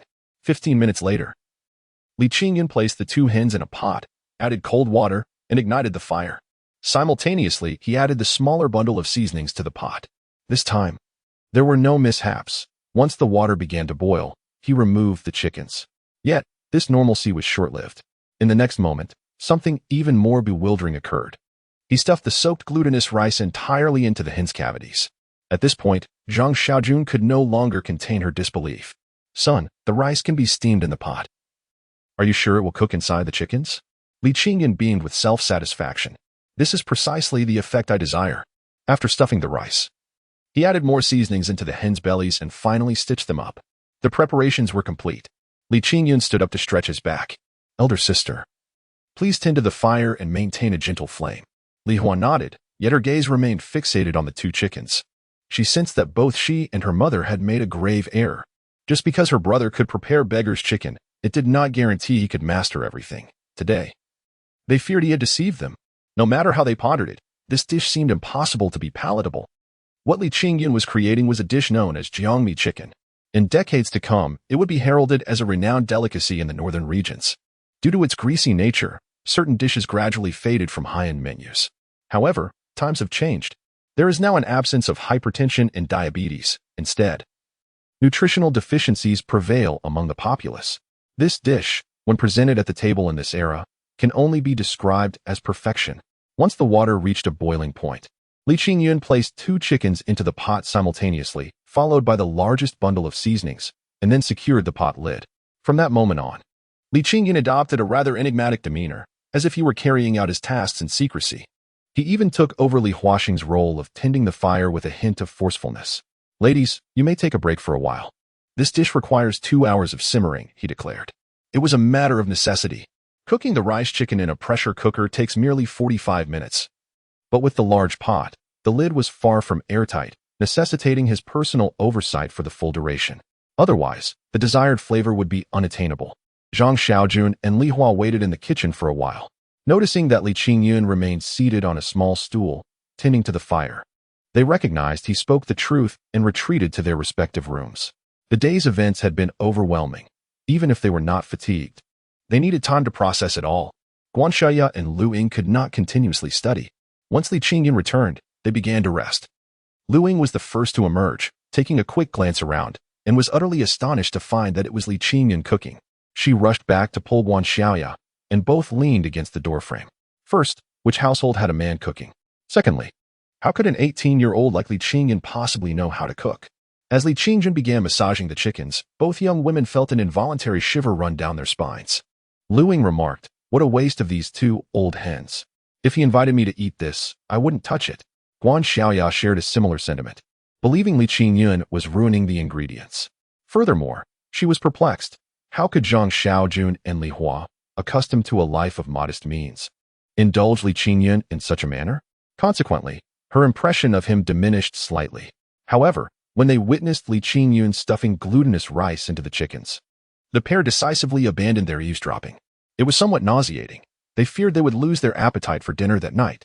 Guan Xiaoya playfully smacked Lu Ying on the backside. "If you don't want to eat, then study. Just endure for a few more days, and you'll be able to return home as a young lady." Lu Ying obediently complied, and the two settled quietly at the table. Yet, merely a few minutes passed before they could no longer bear it. A faint herbal aroma wafted through the air, making it impossible for them to remain composed. Upon peering outside, they realized the scent emanated from Li Qingyun's pot. Lu Ying stomped her foot. "See? I told you so. What he is concocting is truly inedible. Yet, he possesses a certain skill to infuse the chicken with herbal essence." In the brief moment it took her to utter that sentence, the fragrance transformed. Initially, the delicate aroma of chicken filled the air, but as it intensified, they began to detect the fresh scent of fish and shrimp. At that moment, the two young women exchanged a glance filled with astonishment. Both were taken aback, their astonishment palpable as they continually swallowed. However, this was merely the beginning. Unbeknownst to them, the aroma of Chinese herbs, the savory fragrance, and the essence of chicken had melded into an exquisite fusion. The revitalized scent prompted them to simultaneously push open the door and step outside. It was not until they approached nearly a meter from Li Qingyun that realization dawned upon them. In that moment, the amusement escalated. Li Qingyun merely glanced back, resembling a mistreated puppy, burying his head into his trousers. Meanwhile, the two young ladies found themselves unable to restrain their feet. With flushed cheeks, they spun around twice in the kitchen. Ultimately, it was Guan Xiaoya who pulled Lu Ying back into the room. Lu Ying, now seated, continued to inhale deeply, utterly entranced. "My goodness, how utterly delightful. Can chicken truly emit such an enticing aroma? Xiaoya, can your second aunt replicate this flavor?" Upon mentioning her second aunt, Guan Xiaoya visibly scoffed.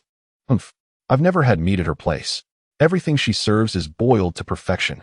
Lu Ying remained enraptured. "My mother couldn't possibly achieve this taste. I have dined at numerous restaurants, and those chefs pale in comparison to Li Qingyun. Oh dear, I must have some. Xiaoya, go and tell him. Just say I would be delighted for him to sneak a glance and ask if he might share a bit of chicken with me." Chapter 56, A Small Table. His entire world, Guan Xiaoya swiftly covered Lu Ying's mouth, delivering a few playful slaps to her backside. "Are you out of your mind? How dare you utter such words? If your young suitor were to hear this, he might very well cast you aside." Lu Ying, however, brushed off the concern.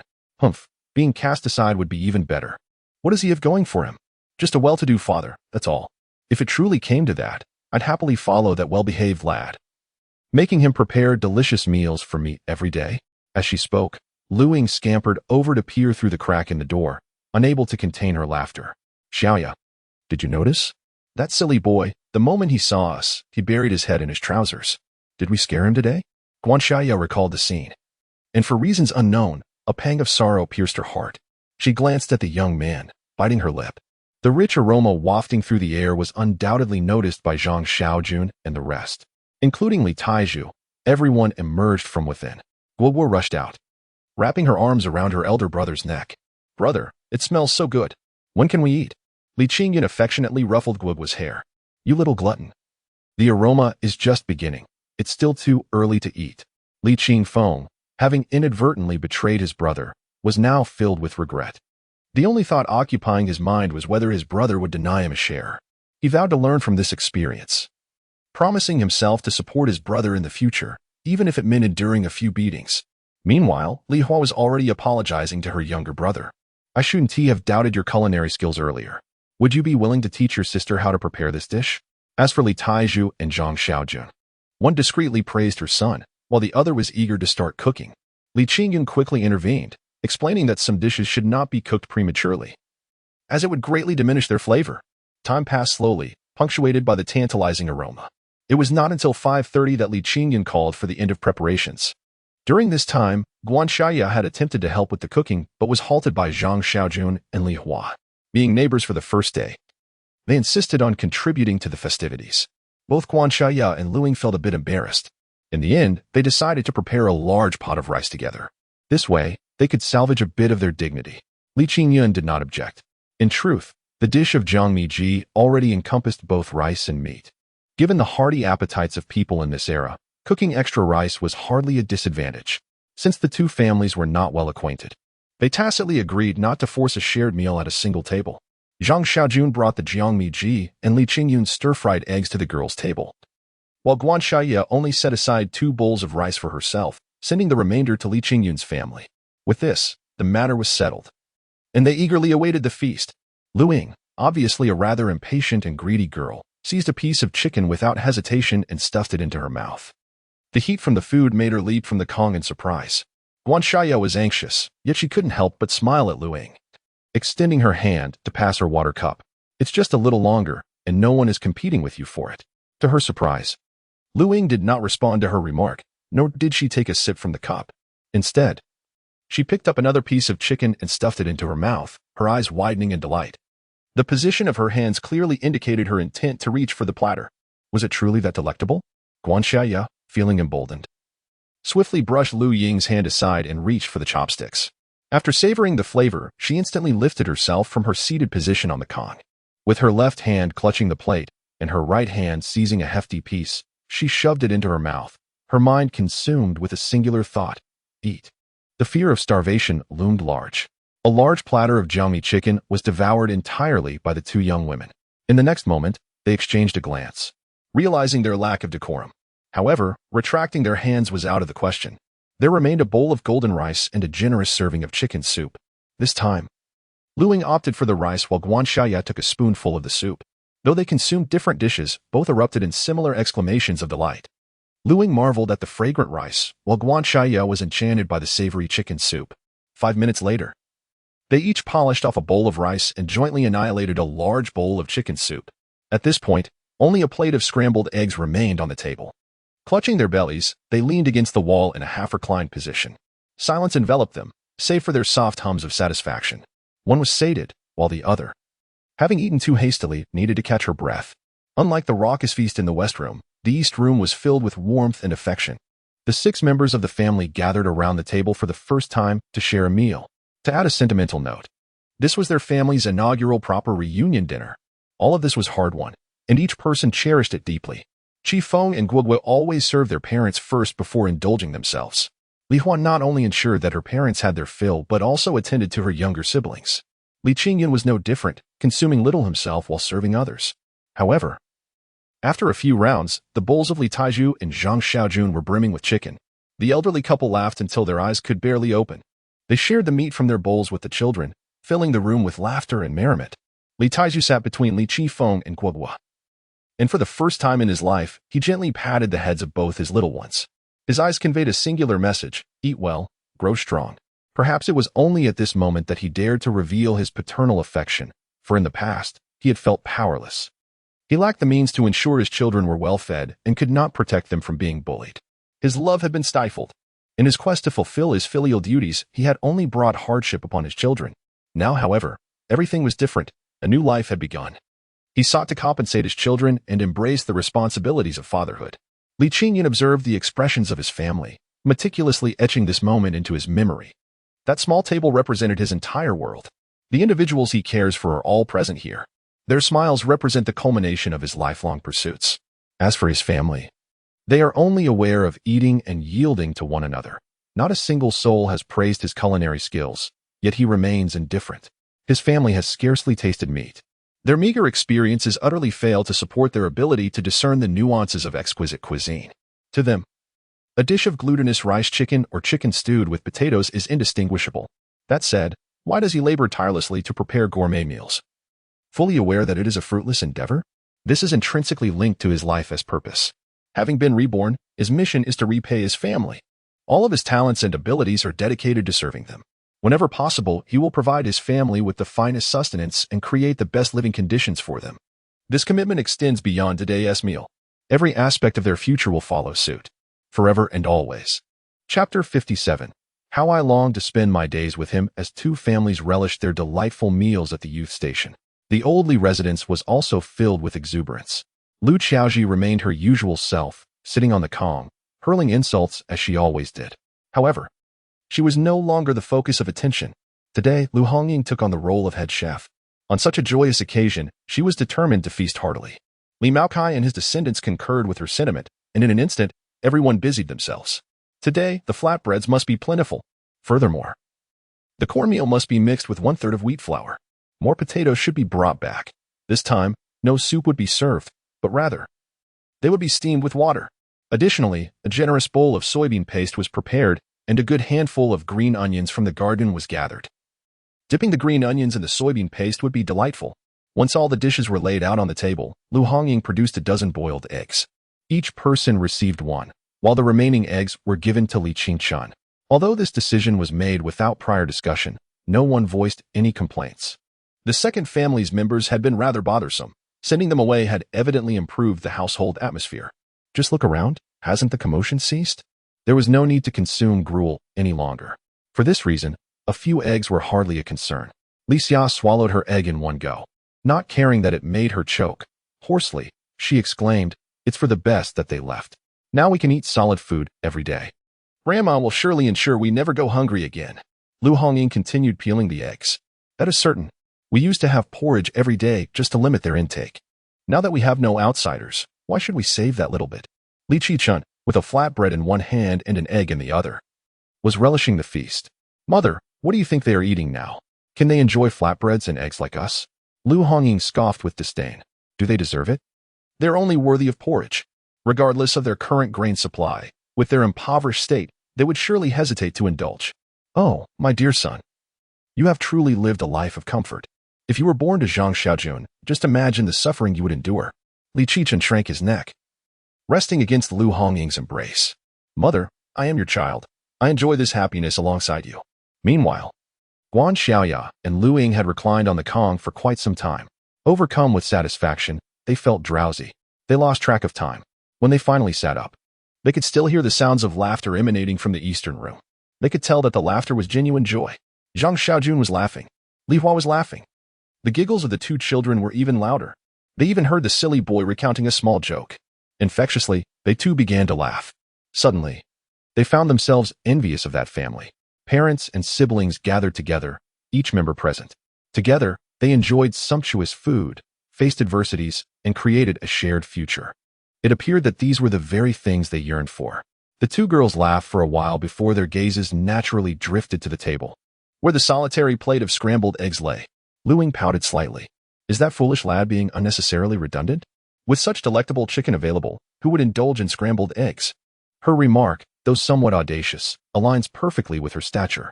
Each month, her parents send him 10 yuan along with various food and meat coupons. They certainly do not lack for eggs. Although Li Qingyun's scrambled eggs are visually appealing, they pale in comparison to the enticing jiangmi chicken, failing to whet his appetite. Guan Xiaoya, while satiated, yearns to sample the dishes crafted by Li Qingyun. Furthermore, she harbors a keen interest in the green vegetables within the dish. It is now late June, and aside from scallions and bok choy, the garden's produce has yet to ripen. What is this that Li Qingyun has stir-fried? Why does it possess an oddly peculiar taste? She picked up a small piece, slowly placing it in her mouth, and after merely chewing once, her eyes sparkled. She reached for a larger portion. Lu Ying immediately sensed something amiss, recognizing that she had displayed the same reaction moments earlier. The next moment, the two girls were once again devouring their meal. A plate of tender shoots stir-fried with eggs was promptly annihilated. Following that, they lay back, clutching their bellies. This time, they truly could not move and needed a proper rest. Lu Ying exclaimed, "What are we to do? This foolish lad's cooking is too delicious. I am utterly captivated. I long to share my life with him." Guan Xiaoya's heart ached anew. What more is there to say? You are already engaged. Your chance has slipped away. Lu Ying lamented, "What a pity you have a man as well. Otherwise, if you were with him, this girl could also indulge in delightful feasts. What are we to do? Such a wonderful man. Who knows which vixen he might end up with? Who knows if we will ever again savor jiangmi chicken?" Joy inevitably comes to an end. However, an ending merely paves the way for a better beginning. After laying down his chopsticks, Li Qingyun hurried to the riverbank with a sickle in hand. Li Hua, too, had eaten her fill.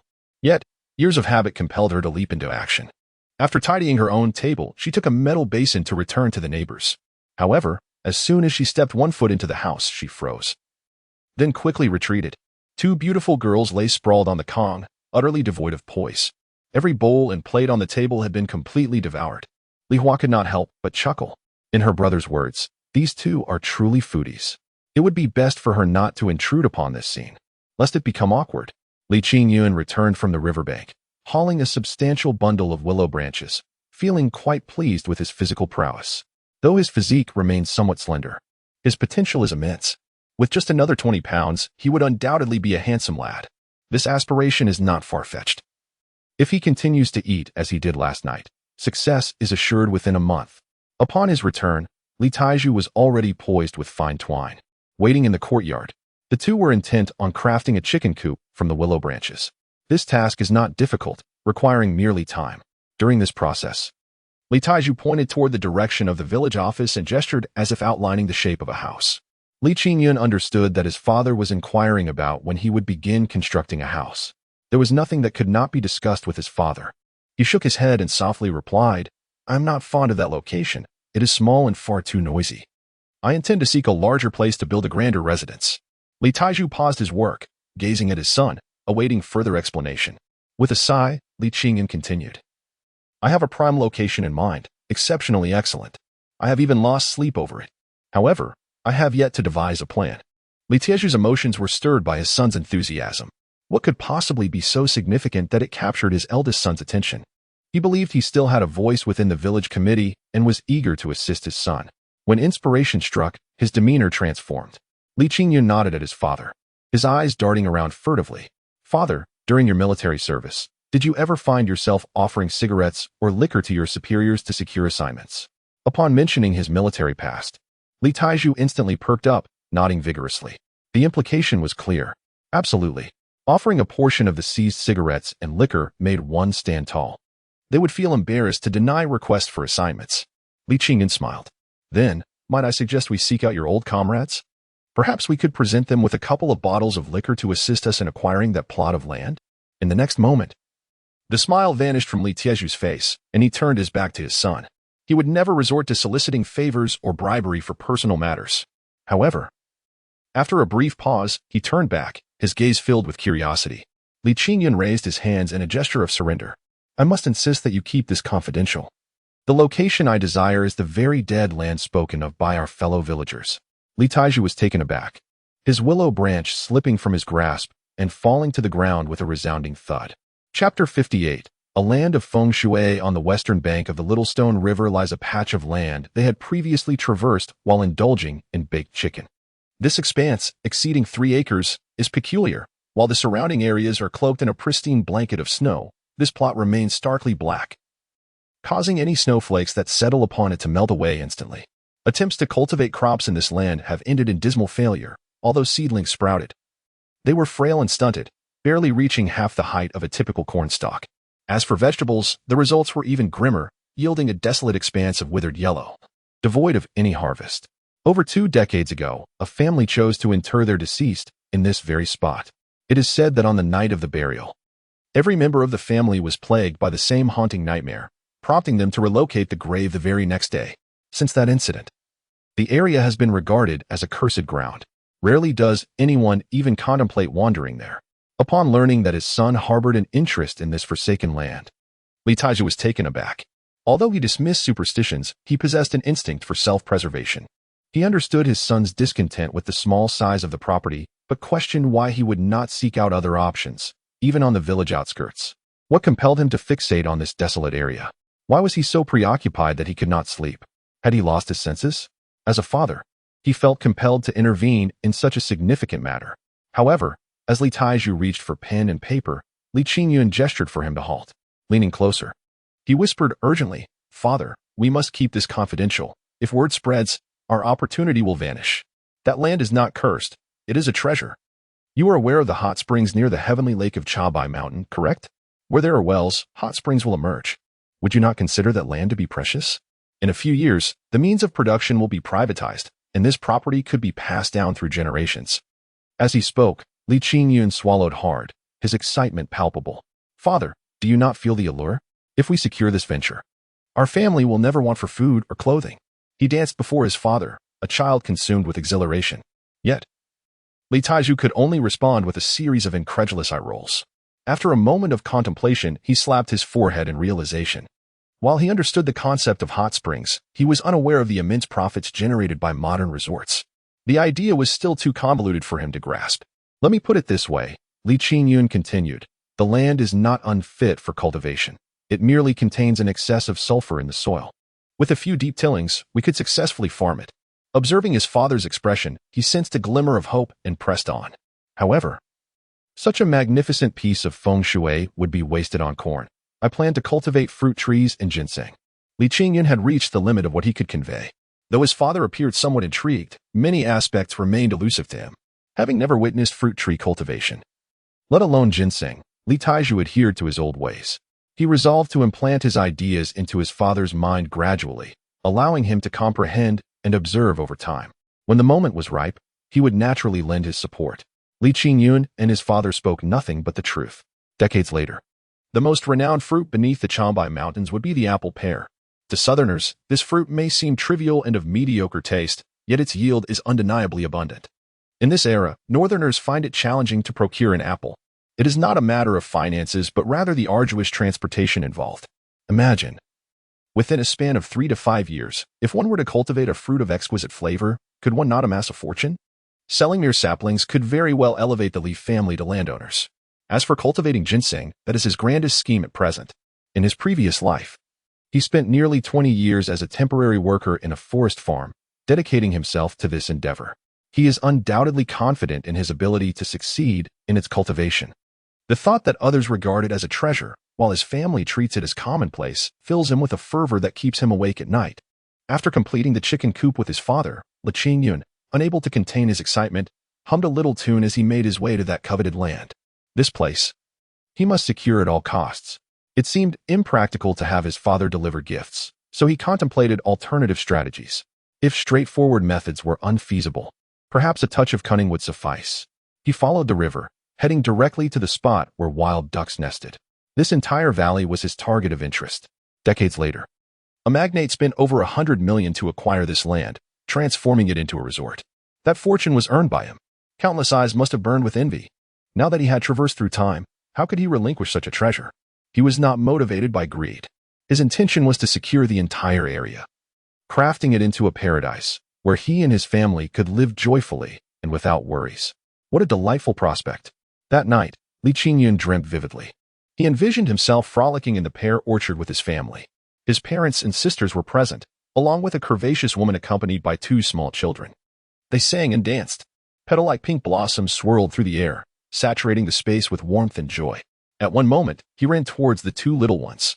Just as he was about to embrace them, he suddenly noticed. When Li Qingyun awoke, he was drenched in cold sweat. He reached down to check, hastily getting up to step outside.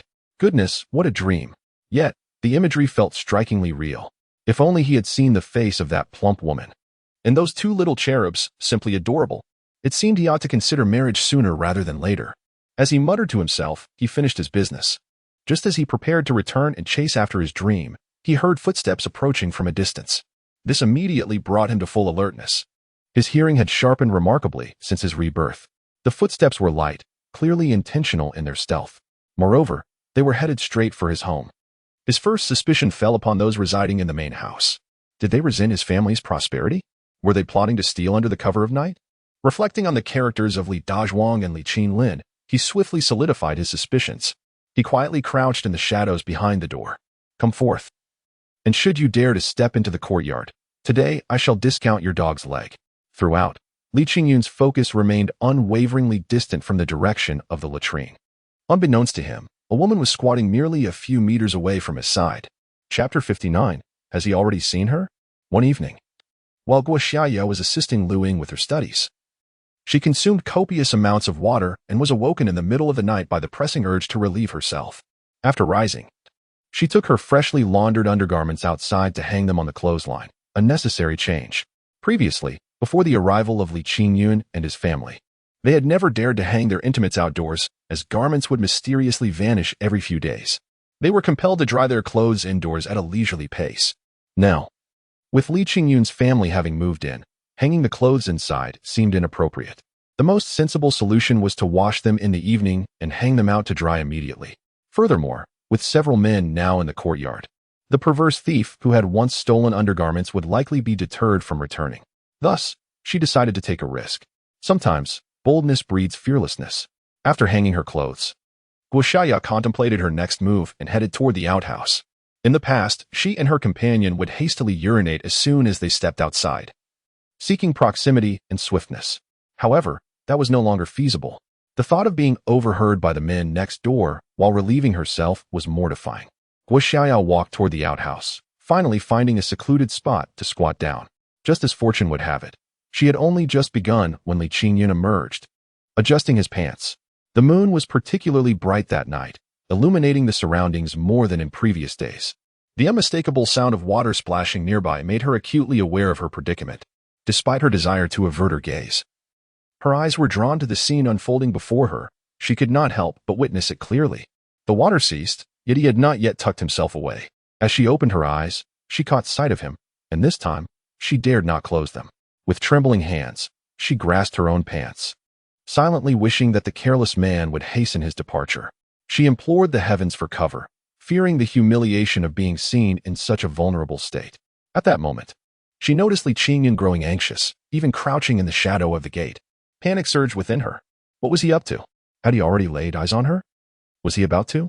Time seemed to drag interminably, and moments later, she heard footsteps approaching. Tears welled in her eyes. Why must the universe torment her so? If both men were to see her simultaneously, she would be utterly mortified. In truth, the situation was not as dire as she had feared. The individual who approached merely lingered at the doorway for a brief moment before veering into the vacant house across the street. Meanwhile, Li Qingyun, after a few minutes, sighed and retreated back into the residence. The world fell into a tranquil silence. Guoxiaya exhaled deeply, hastily pulling up her pants and wiping away her tears with determination. She vowed to always use the outhouse for her needs from that day forward. Moreover, she would not forget the incessant teasing from that foolish Li Qingyun. She would certainly seek retribution. Li Qingyun was filled with bewilderment. The man he had just seen was the brigade leader, Lu Fa. What could he possibly want at that vacant house in the dead of night? Clearly, there were secrets yet unknown to him. He resolved to be more vigilant in the future. Upon encountering Lu Fa, Li Qingyun was reminded of numerous matters. Firstly, could he leverage Lu Fa to acquire that coveted piece of land? Naturally, soliciting his assistance was out of the question. Instead, if he were to adopt a contrary approach, might Lu Fa offer his help unbidden? Such an eventuality was not entirely out of the realm of possibility. Secondly, Li Qingyun had long harbored doubts regarding Lu Qiaoji's true identity as his grandmother. Now that they had divided their family assets, opportunities for interaction would diminish significantly. The pursuit of unveiling this mystery had become increasingly arduous. Lu Qiaoji shared a close bond with Lu Fa, and it was certain that Lu Fa was privy to matters concerning their family. Could he possibly find a breakthrough through Lu Fa? Once his mind began to churn, the prospect of slumber became elusive. As Li Qingyun tossed and turned, he was suddenly startled by the sound of a door creaking open. The sound was faint, and the footsteps were light. What was happening? He hadn't heard them leave. Could it be that they had departed before he himself had stepped out? Did that imply they were nearby while he was attending to his needs? Goodness! On the very first day of being neighbors, how could such a situation arise? What was that, and why did it seem so troublesome? Li Qingyun seized the rebellious thought. Why did the image of a voluptuous woman arise in his mind, beckoning trouble? What was he to do? Which one of the two was she? Would they confront him the following day? How would their gazes towards him transform in the future? Alas! Enough of this train of thought. Let whatever will be, be. After all, they would be returning to the city in a couple of days. The next morning, before dawn, Li Qingyun ascended another mountain. Along the way, he had already set several traps. The trees were sparse this time. One reason was his decision to refrain from capturing too many wild chickens. The other was the dwindling supply of horsehair he had on hand. Whether or not he caught any wild chickens today was inconsequential. His true aim remained to pursue monkey heads. Moments later, the sun rose in the east. He observed keenly and felt a surge of joy. Based on his experience, the quantity of monkey heads on this mountain should be comparable to that of a previous excursion. Unless unforeseen circumstances arose, a bountiful harvest was anticipated. However, as the saying goes, joy often begets sorrow. Ultimately, after scouring various locales. He only managed to collect 2 monkey heads. While this outcome was acceptable, it nonetheless left a tinge of regret. On the way home, the acquisition of a wild chicken slightly lifted his spirits. Upon his return, he found Zhang Xiaojun had prepared breakfast. Cornmeal pancakes accompanied a broth made with water and chicken. Li Qingyun gave his mother a thumbs up, relishing the delightful meal. He had anticipated that she would be frugal with the food, reminiscent of her porridge preparations in the main house. To his surprise, she had come to a realization of her own. This was indeed a wonderful development. After the meal, Li Qingyun boiled a dozen eggs. Each of the 2 little ones took 2 with them to school, leaving the remainder in the kitchen. His exact words were, "From this day forth, anyone who feels hungry shall eat an egg. Should anyone go hungry again, they shall receive a slap from Li Qingyun." This was already a concession on his part. Originally, he had intended to have 3 meals a day, but he faced opposition from the entire family. In a world where others partake in merely 2 meals, the peculiar practice of your household indulging in 3 is bound to draw the scornful gaze of others, particularly in the case of those known to be in dire straits, having recently separated to forge their own paths. Such behavior may easily lead to the impression that they are incapable of managing their lives. However, once the 2 women from across the way departed, Li Qingyun felt a palpable sense of relief wash over him. All was well, and tranquility reigned. With no outsiders present, it was time to unveil the treasures of the day. Li Qingyun tossed the wild chicken to his elder sister and presented the 2 monkey heads before his father. As anticipated, his somewhat dull-witted father broke into a broad smile. He busily wiped his hands and showered Li Qingyun with several encouraging glances. Li Qingyun felt a surge of elation. Perched upon the Kong, he watched as his father retrieved white paper to begin drying, a profound sense of satisfaction filling his heart. This was a splendid achievement. He had not only earned money but also provided his father with work. Just as he contemplated teasing his father a bit, a knock echoed from the front door. Chapter 60. A leg to stand on. They got off easy. The visitors were Chen Guoqiang and Hu Xiuyun, a couple. The marriage of the eldest sister was currently the most pressing matter at home. It could be said that Li Qingyun had not left the house, but was rather waiting for their arrival. After some pleasantries, Chen Guoqiang took a seat in the corner, his head bowed, while it was Hu Xiuyun who spoke. There was a piece of good news and a piece of bad news. The good news was that the old man had agreed to separate the households upon marriage. The bad news was that he had a condition. He wanted the sewing machine that was to be part of the dowry. After delivering this news, Hu Xiuyun, despite having served as the women's team leader, could no longer maintain her composure. Was this a request that an ordinary person could make? What audacity did it take to demand such a thing? Li Taizhu and Zhang Xiaojun were both incensed, and Li Qingyun's expression had darkened considerably. "Aunt and uncle, please give us a straightforward answer. What are your thoughts? The dowry is a reflection of our family's affection for the eldest sister. How do you claim it? It's one thing not to contribute, but why demand the belongings of the young couple? Isn't this bullying?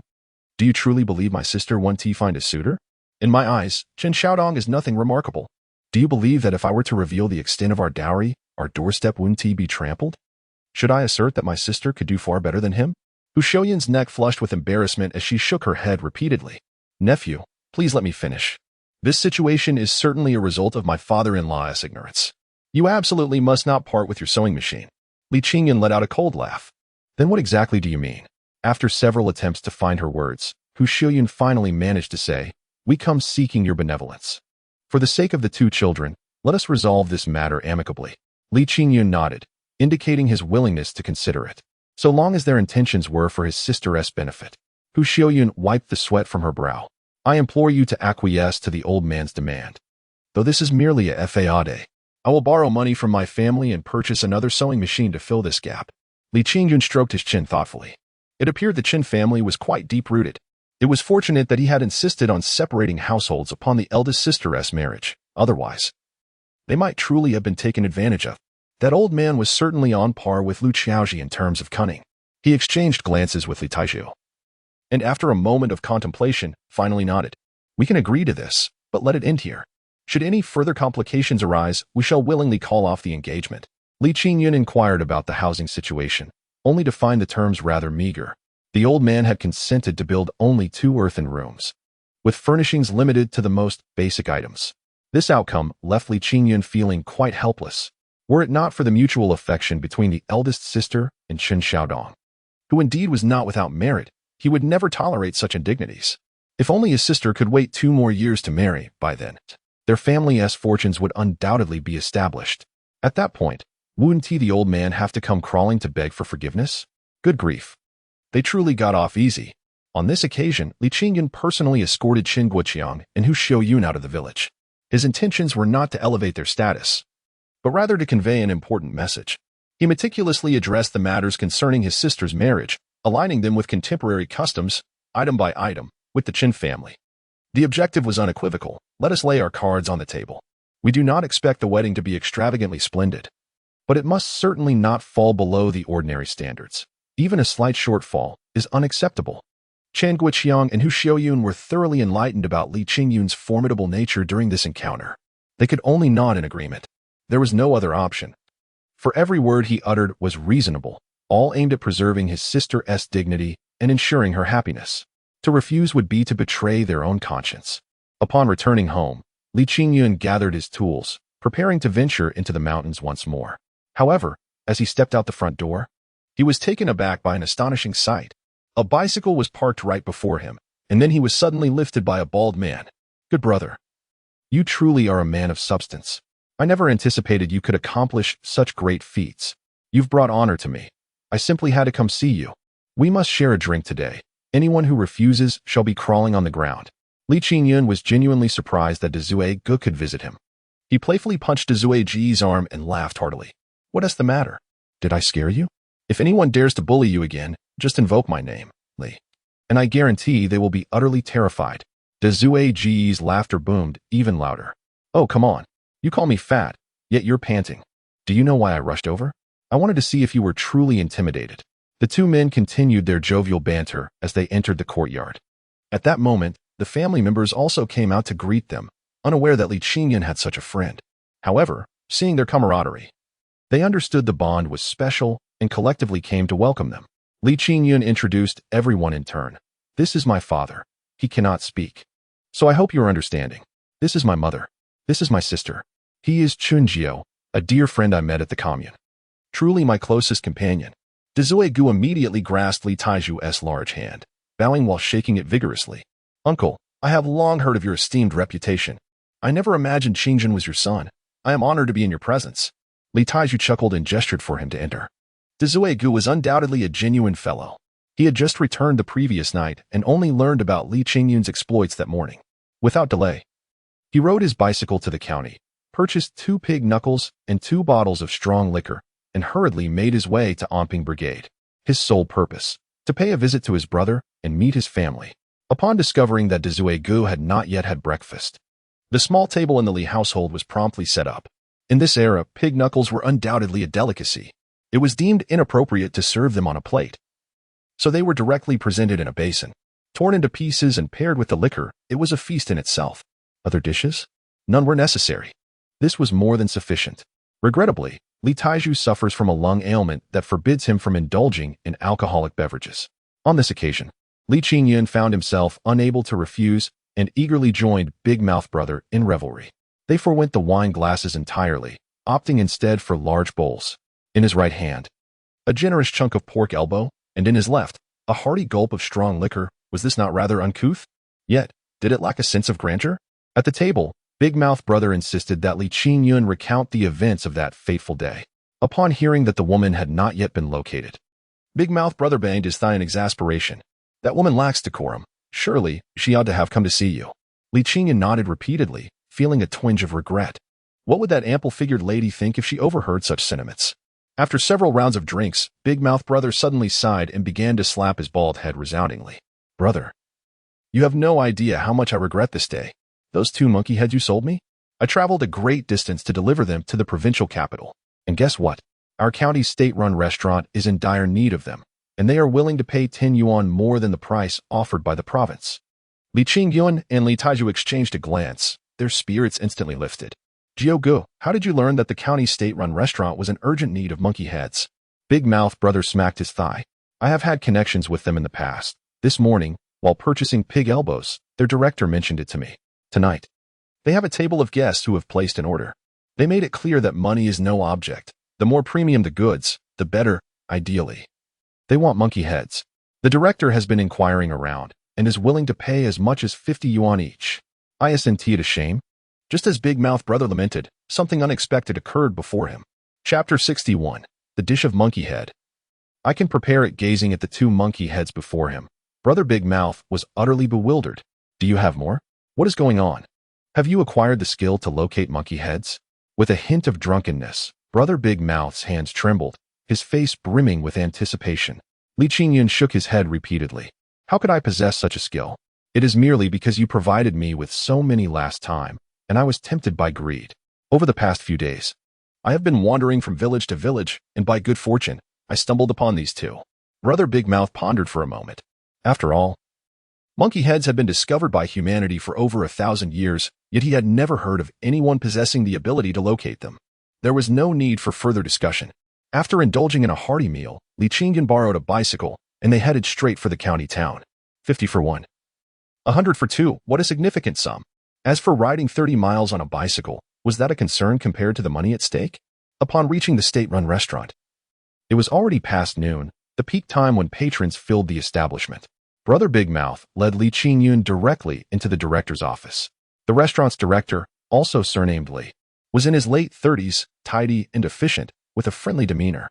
It was evident that he and Brother Big Mouth were quite familiar with each other. Without a hint of hesitation, Brother Big Mouth plopped down on the director's desk. Director Li, I'm not leaving today. Will you be treating us to dinner? Director Li burst into hearty laughter. What nonsense is this? When have I ever let you go home hungry? Speak quickly. Don't you see I'm already in distress? Brother Big Mouth stroked his bald head, grinning as he produced the monkey heads. He placed them before Director Li, one on each side. The smile on Director Li's face suddenly froze, as if someone had gripped his throat. Attempting to rise, he stumbled over the chair. Eyes wide, he swayed, clearly taken aback.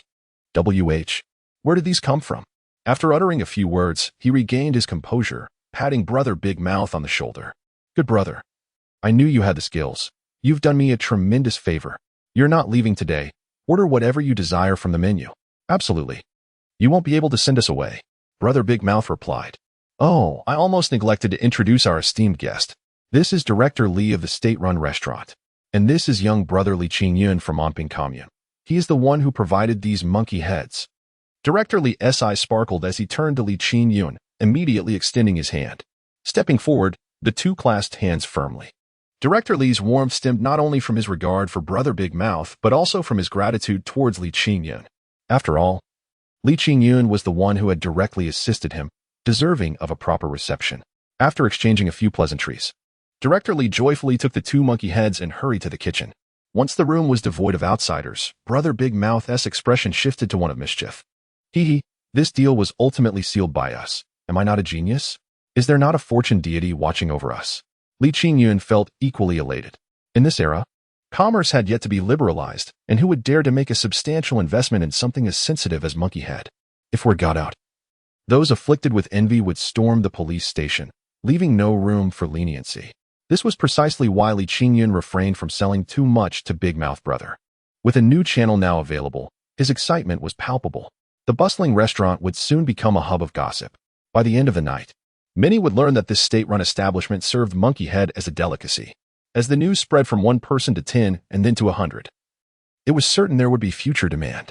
At that moment, Director Li could not help but think first of his own profit. Optimistically, he estimated that this single channel could yield him several hundred yuan in a year, equivalent to the annual salary of a worker. Had this trip not been worth it? The two financial enthusiasts were visibly thrilled, eagerly anticipating counting their profits. However, upon his return, Director Li was unexpectedly dejected. His demeanor as if he had lost a dearly beloved. The two monkey heads still clutched in his hands betrayed his diminished enthusiasm. Big Mouth Brother felt a pang of concern and hurried over. What happened? Is there a problem? Director Li sighed deeply. It seems I've been cursed these past few days. None of the 4 chefs in the restaurant can prepare this dish. This was truly vexing.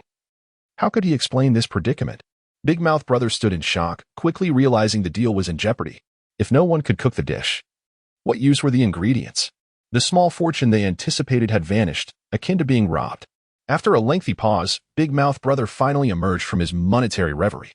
He reclaimed the 2 monkey heads and comforted Director Li. If they can't cook it, then so be it. No need to be upset. Let's just say my brother didn't make this trip for nothing. Director Li snatched the monkey heads back. You put those down. You were helping me. and I won't let you run this errand for free. As he spoke, he pulled out 10 large notes and pressed them into Big Mouth Brother's hands. We are all friends here. This is a public transaction. I wouldn't let you incur a loss. Monkey head is a prized ingredient, and once I find a capable chef, it will surely be sold. Li Qingyun silently admired these two men. Setting aside everything else, their integrity was commendable. Scratching his head, he timidly added, I can prepare the monkey head dish. Both Director Li and Big Mouth Brother were momentarily stunned. Big Mouth Brother was somewhat unfazed. Yet Director Li looked as if he could fit his entire fist in his mouth. You can cook? Have you ever done it before? Surely you jest. Li Qingyun understood the challenge of convincing them. Cooking is an art, especially for such a gourmet dish. Who would believe a mere lad of 18 or 19 could manage it? He made a bold promise. I can prepare the dish. If I fail, I will bear the loss. Director Li hesitated, his expression shifting, beads of sweat forming on his brow. Big Mouth Brother glanced between Li Qingyun, the monkey heads, and Director Li before finally stamping his foot in frustration. Brother Qingyun has never uttered a falsehood. He asserts that if something can be done, it should indeed be accomplished. And I vouch for him. Take this 50 yuan back. Should you fail, you shall not incur any loss. Director Li pushed the money aside, gritted his teeth, and declared, I appreciate your assistance, my brother. Proceed as you wish. If you require any ingredients, simply provide me with a list. As for the rest, we shall address it once the task is completed. After the peak dining hours had passed, Li Qingyun donned his chef's uniform, officially commencing his role. He prepared merely 2 dishes, a sumptuous 8-treasure monkey head and a delightful stir-fried tender shoots with eggs. Being in a state-run restaurant, he exercised caution and, upon departure, brought along the leftover tender shoots from the previous day. Noticing the insufficient hearty dishes, he selflessly volunteered to add this particular item. Of course, his assistance was not entirely altruistic. He harbored his own subtle intentions within this endeavor.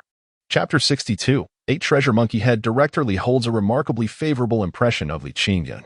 Although the young man's attire is somewhat tattered, it is impeccably clean and orderly. Most notably, his air of confidence is utterly infectious. After nearly 2 decades in his profession, he has yet to encounter a young individual quite like him. While he harbors hopes that Li Qingyun will achieve miraculous feats, he is also prepared for the possibility of failure. However, upon examining the list that Li Qingyun has prepared, he finds himself momentarily taken aback. The request for 3-year-old hens and 1-year-old pullets is acceptable, but why so many seasonings?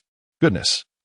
It seems a significant portion of these items must be procured from the traditional Chinese medicine shop. Very well, today, I, as the director, shall personally attend to your needs. Director Li ventures out himself. In his previous life, Li Qingyun had prepared monkey head mushrooms on numerous occasions, and he possesses unique insights regarding this dish. It can be asserted that, when it comes to this particular culinary creation, he would boldly compete against royal chefs. The primary ingredients for the 8-Treasure Monkey Head are merely monkey head mushrooms and hens. His exclusive secret, aside from the myriad of seasonings, involves the substitution of 2 hens. The 3-year-old hen, after being infused with medicinal herbs and spices, is simmered gently to create a broth. Ultimately, all he requires is the chicken stock. The 1-year-old pullet, however, serves as the centerpiece for the dish. When it comes to butchering, the technique is of utmost importance. The meat is simply to be immersed in the chicken broth until it reaches a gentle boil. This method ensures that the dish captures the unique richness of the older hen while rendering the meat exquisitely tender. This aspect is crucial. Only with tender chicken paired with monkey head mushrooms can the dish achieve an unparalleled texture. As for the preparation of the monkey head mushrooms, that is where Li Qingyun truly excels. From handling the seasonings and medicinal herbs to the infusion of flavors, he accomplishes it all single-handedly. The monkey heads brought on this occasion are dried and require rehydration in cool boiled water mixed with white wine. The butchering must be executed with extreme precision. The mushrooms are sliced with a decorative pattern, each piece cut into 0.5 centimeter thick, 1 centimeter wide, and 2 centimeter long segments. A small knife is then employed to create an incision in one end of each piece. Once shaped, they are placed into a clay pot for gentle simmering. This process does not require an extended duration. Merely a few minutes will suffice. At this stage, the fundamental flavors are developed, and the remaining task is plating. This final step astonishes both the observing chefs and Director Li alike. Li Qingyun selects a moderately sized square plate. He first positions a piece of chicken at the center of the plate. Next, akin to selecting pearls, he delicately uses chopsticks to extract the monkey head mushrooms from the pot, arranging them piece by piece in the center of the plate. As time passes, Onlookers are left in awe. The arrangement of the monkey head mushrooms takes the form of a peach, in both southern and northern traditions. The peach symbolizes longevity and good fortune. Just by witnessing this skillful presentation, the spectators glean the dish's exquisite caliber. Although none utter a word, their expressions betray their admiration. Without even considering the flavor, the artistry of the plating alone is beyond their capabilities. They have never even encountered such a technique. Upon placing the final piece, Li Qingyun exhales a sigh of relief. He smiles as he calls Director Li over. Brother Li, how many pieces are left in the clay pot? Take a look and see if they are still acceptable. After receiving the chopsticks, Director Li swallowed hard. Without hesitation, he found a piece, first inhaling its aroma before slowly placing it in his mouth. After just a few chews, his eyes widened in astonishment. In the next moment, he closed his eyes, humming with delight as if he had transcended into another realm. Li Qingyun possessed unwavering confidence in his culinary skills, fully anticipating Director Li's expression. At that moment, he also selected a piece and savored it himself. His reaction was not as exaggerated, but his face unmistakably revealed uncontainable pleasure.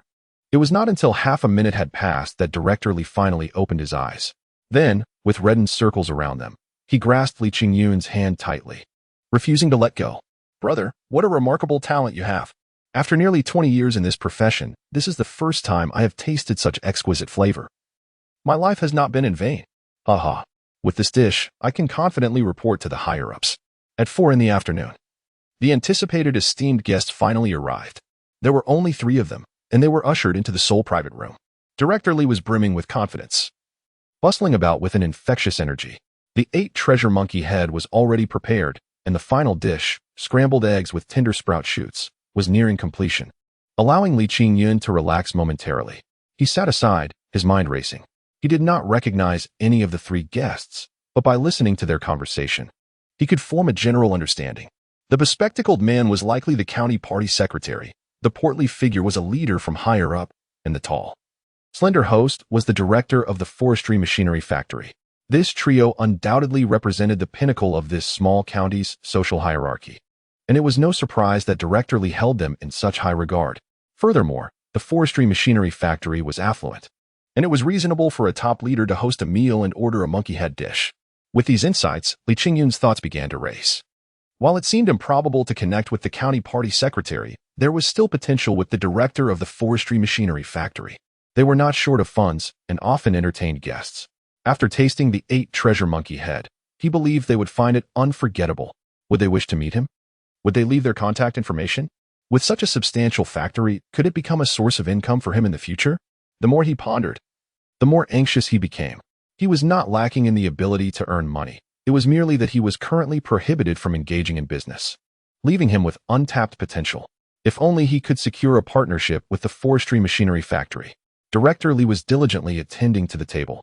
He sensed that Director Wang was not entirely satisfied with the dishes, yet he remained unfazed. At one moment, his large face broke into a beaming smile. Esteemed leaders, the main course has arrived. He clapped his hands, and 3 female servers appeared, each carrying a teacup. Leaders, the master chef has instructed that before tasting this dish, please cleanse your palate. Only in this way can you fully appreciate the delightful flavors of the 8 treasure monkey head. The rotund figure was evidently the protagonist of the day. Initially, he appeared somewhat displeased, but upon hearing the mention of the prized monkey head, his plump visage quivered with excitement, his eyes narrowing to mere slits. How delightful! Indeed, such exquisite fare is rare, and savoring it should be a matter of refinement. Director Wang chuckled in agreement.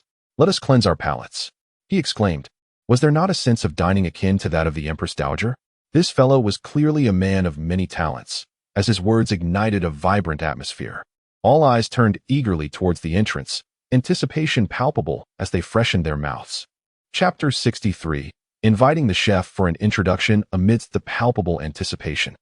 An ordinary yet captivating beauty appeared at the entrance. As the prominent figures expressed subtle disappointment, a square platter was revealed, inverted at the center of the dining table. Director Li beamed with delight as he grasped the copper ring atop. A mere slit, a slight opening, and the room was inundated with an exquisite aroma. Gulp. The first to swallow was the portly gentleman in the main seat. Subsequently, the only sound that reverberated throughout the room was the collective swallowing of saliva. Director Wang, who had previously held a favorable impression of Director Li, now felt an overwhelming urge to strike his face. Could he not unveil it all at once? Such tantalizing suspense. Does he not fear that he might trip and fall? Time seemed to freeze at that moment. They were utterly convinced that they had never encountered such a delectable fragrance in their lives. Enduring the wait, until that insufferable directorly departed.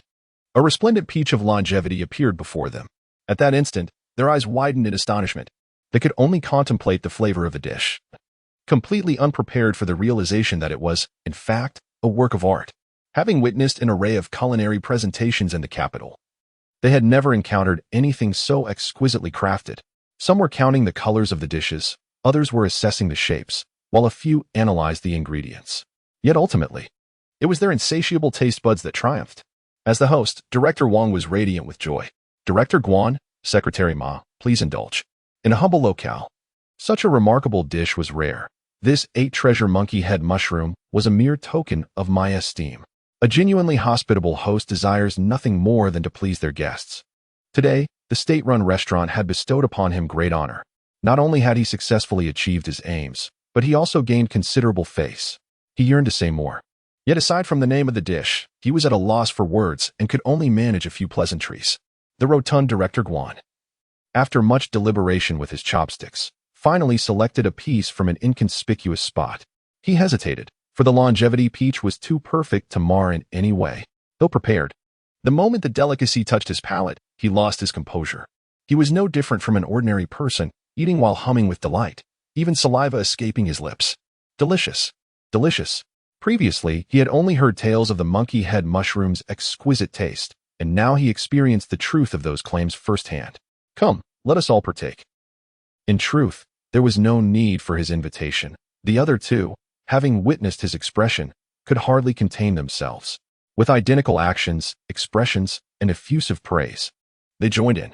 Secretary Ma, typically genteel in his glasses, set them aside after the first bite.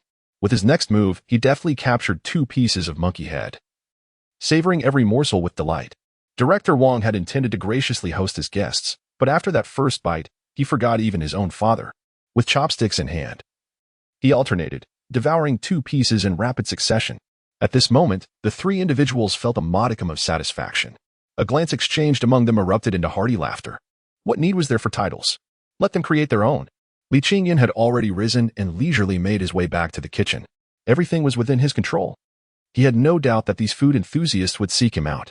Indeed, a mere 10 minutes later, Director Wang called out, "Director Li, please bring the chef over so we can make his acquaintance." Director Li, however, was far less composed than Li Qingyun. He was nervously rubbing his palms beside him. Surely, the leaders must be satisfied today, so could it be? Just as he pondered this delightful thought, he heard Director Wang's call. He found it perplexing. If they were pleased, why call for the chef? He dared not make assumptions and hurried over, taking Li Qingyun with him. "Brother, don't be anxious." He feared that Li Qingyun might feel too tense, intending to offer some guidance, yet he was taken aback by Li Qingyun's tranquility, who even walked with his hands clasped behind his back. Such scenes were familiar to Li Qingyun from his past life. He had encountered those of higher status before. His current trepidation lay not in what to say, but rather in the hope of securing a powerful ally. "Greetings, leaders. I am the chef responsible for the 8-treasure monkey head dish. I welcome your critiques." Li Qingyun spoke with politeness, neither servile nor arrogant, exuding an air of expertise. To his surprise, the 3 individuals at the table rose in response to his words. Although they exchanged pleasantries, it was evident they held him and his dish in high esteem, often remarking on his youth and potential. Li Qingyun proceeded, as per tradition, to introduce the cooking method, ingredients, and cooking time for the 8-treasure monkey head. While this was merely a formality, it served as a mark of respect towards the guests.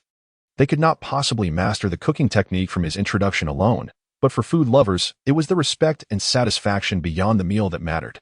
Naturally, meeting the chef also catered to their curiosity. In conclusion, Li Qingyun bowed deeply. "Please enjoy, esteemed leaders. I have also prepared a side dish for you." 10 minutes later, Li Qingyun personally presented a plate of scrambled eggs with tender shoots to the private room. This time, he took the initiative to speak. Leaders bear significant responsibilities. After partaking in drinks, it is advisable to consume ample staple foods. This dish was unlike any other. He was confident it would not disappoint. The scrambled eggs with tender shoots he prepared this time differed greatly from the ones he had made at home the previous night. The tender shoots took center stage, with the eggs as a complement. This was a clever adaptation. At this juncture, the guests did not require anything greasy. The natural fragrance of the tender shoots was precisely what they desired.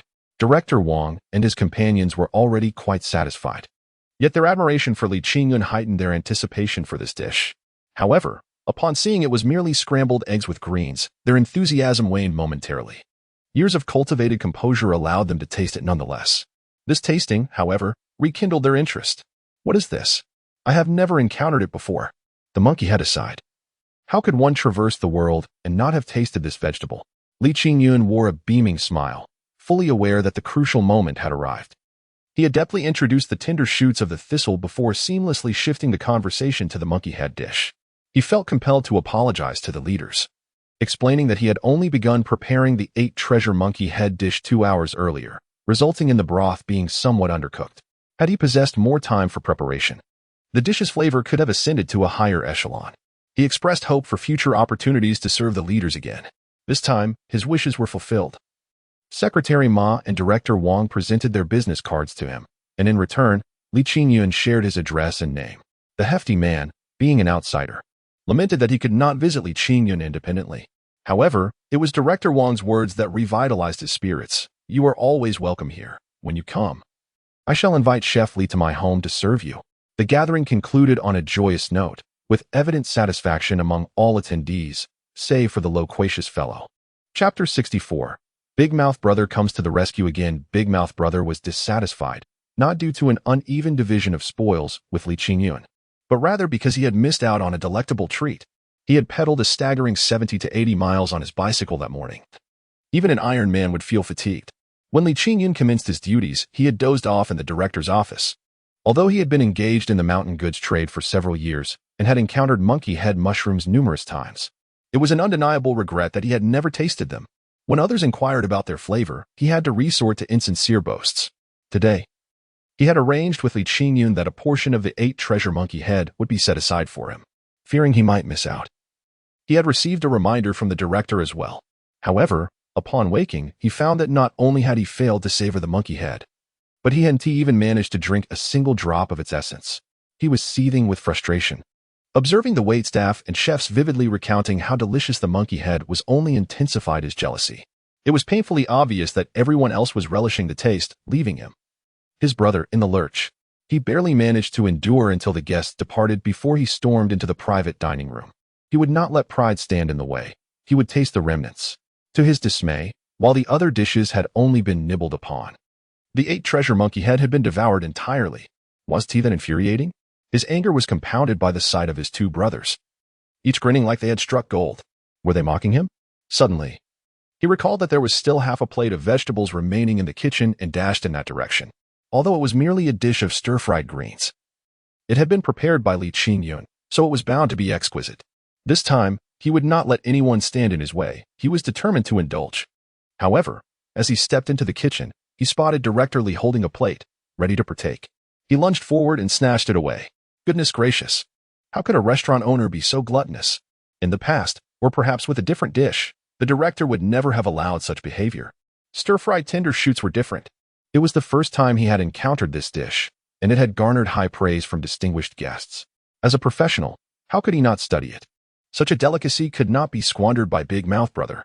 Thus, when Li Qingyun contentedly entered the kitchen, he was greeted by the sight of 2 burly men vying for a single plate. Was there no shame? More importantly, Big Mouth Brother was jeopardizing his own plan. In an instant, he too joined the fray. 10 minutes later, the 3 of them found themselves seated in Director Li's office. The table was laden with stewed hen, chicken soup, and a large plate of dumplings. Yet, all 3 pairs of eyes remained fixated on that half plate of tender shoots.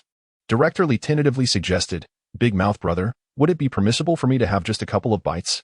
Big Mouth Brother shook his head vigorously. Like a rattle drum. No way. Not even a single bite. You still wish to compete for food in your own territory? Have you no shame? Do you still want to maintain our relationship?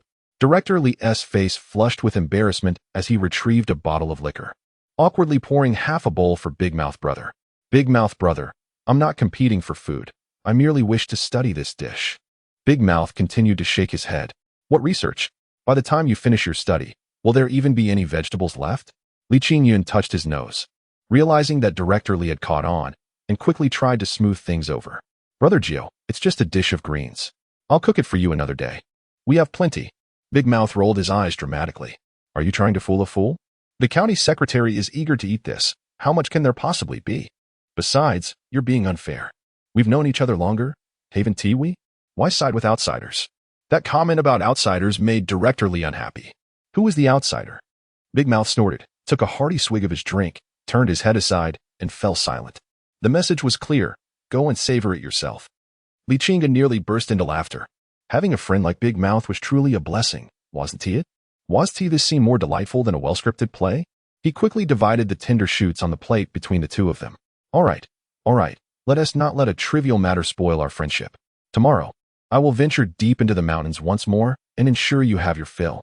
His words were exaggerated, emphasizing the rarity of the tender shoots, clearly aimed at Director Li. Finally, Director Li had some in his mouth. After taking a few bites, he leaned back in his chair, tilting his head back and exhaling deeply. The taste was unique. Indeed, it was a fine delicacy. After a moment, his eyes brightened. Brother Qingyun, surely the tender shoots can be used to prepare other dishes, right? Li Qingyun smiled, unable to contain himself any longer. Of course. The simplest way is to make a dipping dish. Brotherly, you're an expert. Just think about it. After blanching the tender shoots, paired with scallions and soy sauce. Wouldn't it be enough to burst your belly? Furthermore, they can be used as fillings for various dumplings. Pork, beef, lamb, eggs. Each combination is sure to be exquisite. I guarantee that once guests taste this, they will crave it again. Before Li Qingyun could finish, Director Li had already jumped up. What time is it now? It's June, and cucumbers, eggplants, and tomatoes are not yet in season. Contemplating this possibility, he swallowed hard. Brother Qingyun, I know the tender shoots are hard to come by.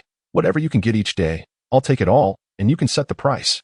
Li Qingyun's face was beaming with joy. Just as he was about to speak, Big Mouth chimed in again. Don't listen to him. He is definitely trying to scam you, and he wants to offer a good price. As for those tender shoots, I'll buy them all. Brother, I have connections in the province and the state. I can guarantee a higher price than he offers. Plus, if you find it inconvenient to deliver, I can come and pick them up. The smile on Director Li's face instantly froze. He didn't mind when others said such things. But Big Mouth was different. He was in this line of work, and they had known each other longer. They were both from Hansher Commune. If he sidelined himself, the chances were too great. He understood that the outcome depended on Li Qingyun, so he endured the presence of Big Mouth and directly quoted a price to Li Qingyun. 2 dimes per pound, whatever quantity available, he would take it. Li Qingyun felt a tightening in his chest, his heart sinking. 2 dimes per pound? Was this a mockery of charity? Was this truly your sincerity? Just as he was about to retort, a realization struck him. He had been measuring the tender shoots against the future price of 80 yuan per pound, which was misguided and unrealistic. Presently, vegetables were merely a few cents per pound. And for the director to offer 2 dimes was indeed a gesture of goodwill. Doing the math, if one person ventured into the mountains and harvested 20 pounds in a day, that would equate to a modest 4 yuan daily, totaling 120 yuan over the course of a month, sufficient for 3 workers' wages. By this calculation, the price was certainly not low. Li Qingyun glanced at Big Mouth, who had fallen silent, clearly no longer a reliable ally. As a businessman, he would not raise the price without certainty. So, what to do? Should he accept or decline? Chapter 65. The howl of estrus. Li Qingyun's mind raced with thoughts. At this moment, if he were to raise the price, Director Li would undoubtedly acquiesce. But the increase would surely be modest. Brotherly, let me speak frankly. The tender shoots are indeed foraged from the mountains. However, the harvesting of such delicacies is no simple task. If you were to send someone to the mountains now, they would certainly be unable to find any within a month. Otherwise, it would be inconceivable that no one has discovered them until today. This is pure deception, yet it demands your belief. Director Li nodded repeatedly, understanding the unspoken rules, and quickly replied, I run a restaurant. How could I possibly send someone to gather wild produce? Our communication will remain discreet, I assure you. There will be no trouble from my end. Li Qingyun waved his hand dismissively. Such delicious tender shoots cannot be concealed for long. I cannot monopolize this business. We shall discuss future matters at a later time. I have a proposal for you. Let me know if it is acceptable. In a day or 2, I shall begin delivering the goods, contingent upon the harvest yield. Initially, we could set the price at 20 cents per pound. However, after you conclude your dealings, It will be quite simple to calculate the profits from the tender shoots. I too must evaluate whether this 20 cents is a gain or a loss. At that point, we can finalize the price. Does that sound reasonable? As he spoke, Li Qingyun cast several pointed glances at Big Mouth Brother, making his intentions clear. Should you hesitate? Others are waiting in the wings. After a moment's contemplation, Director Li made his decision. Li Qingyun's assertions were sound. The final price must indeed be based on profit.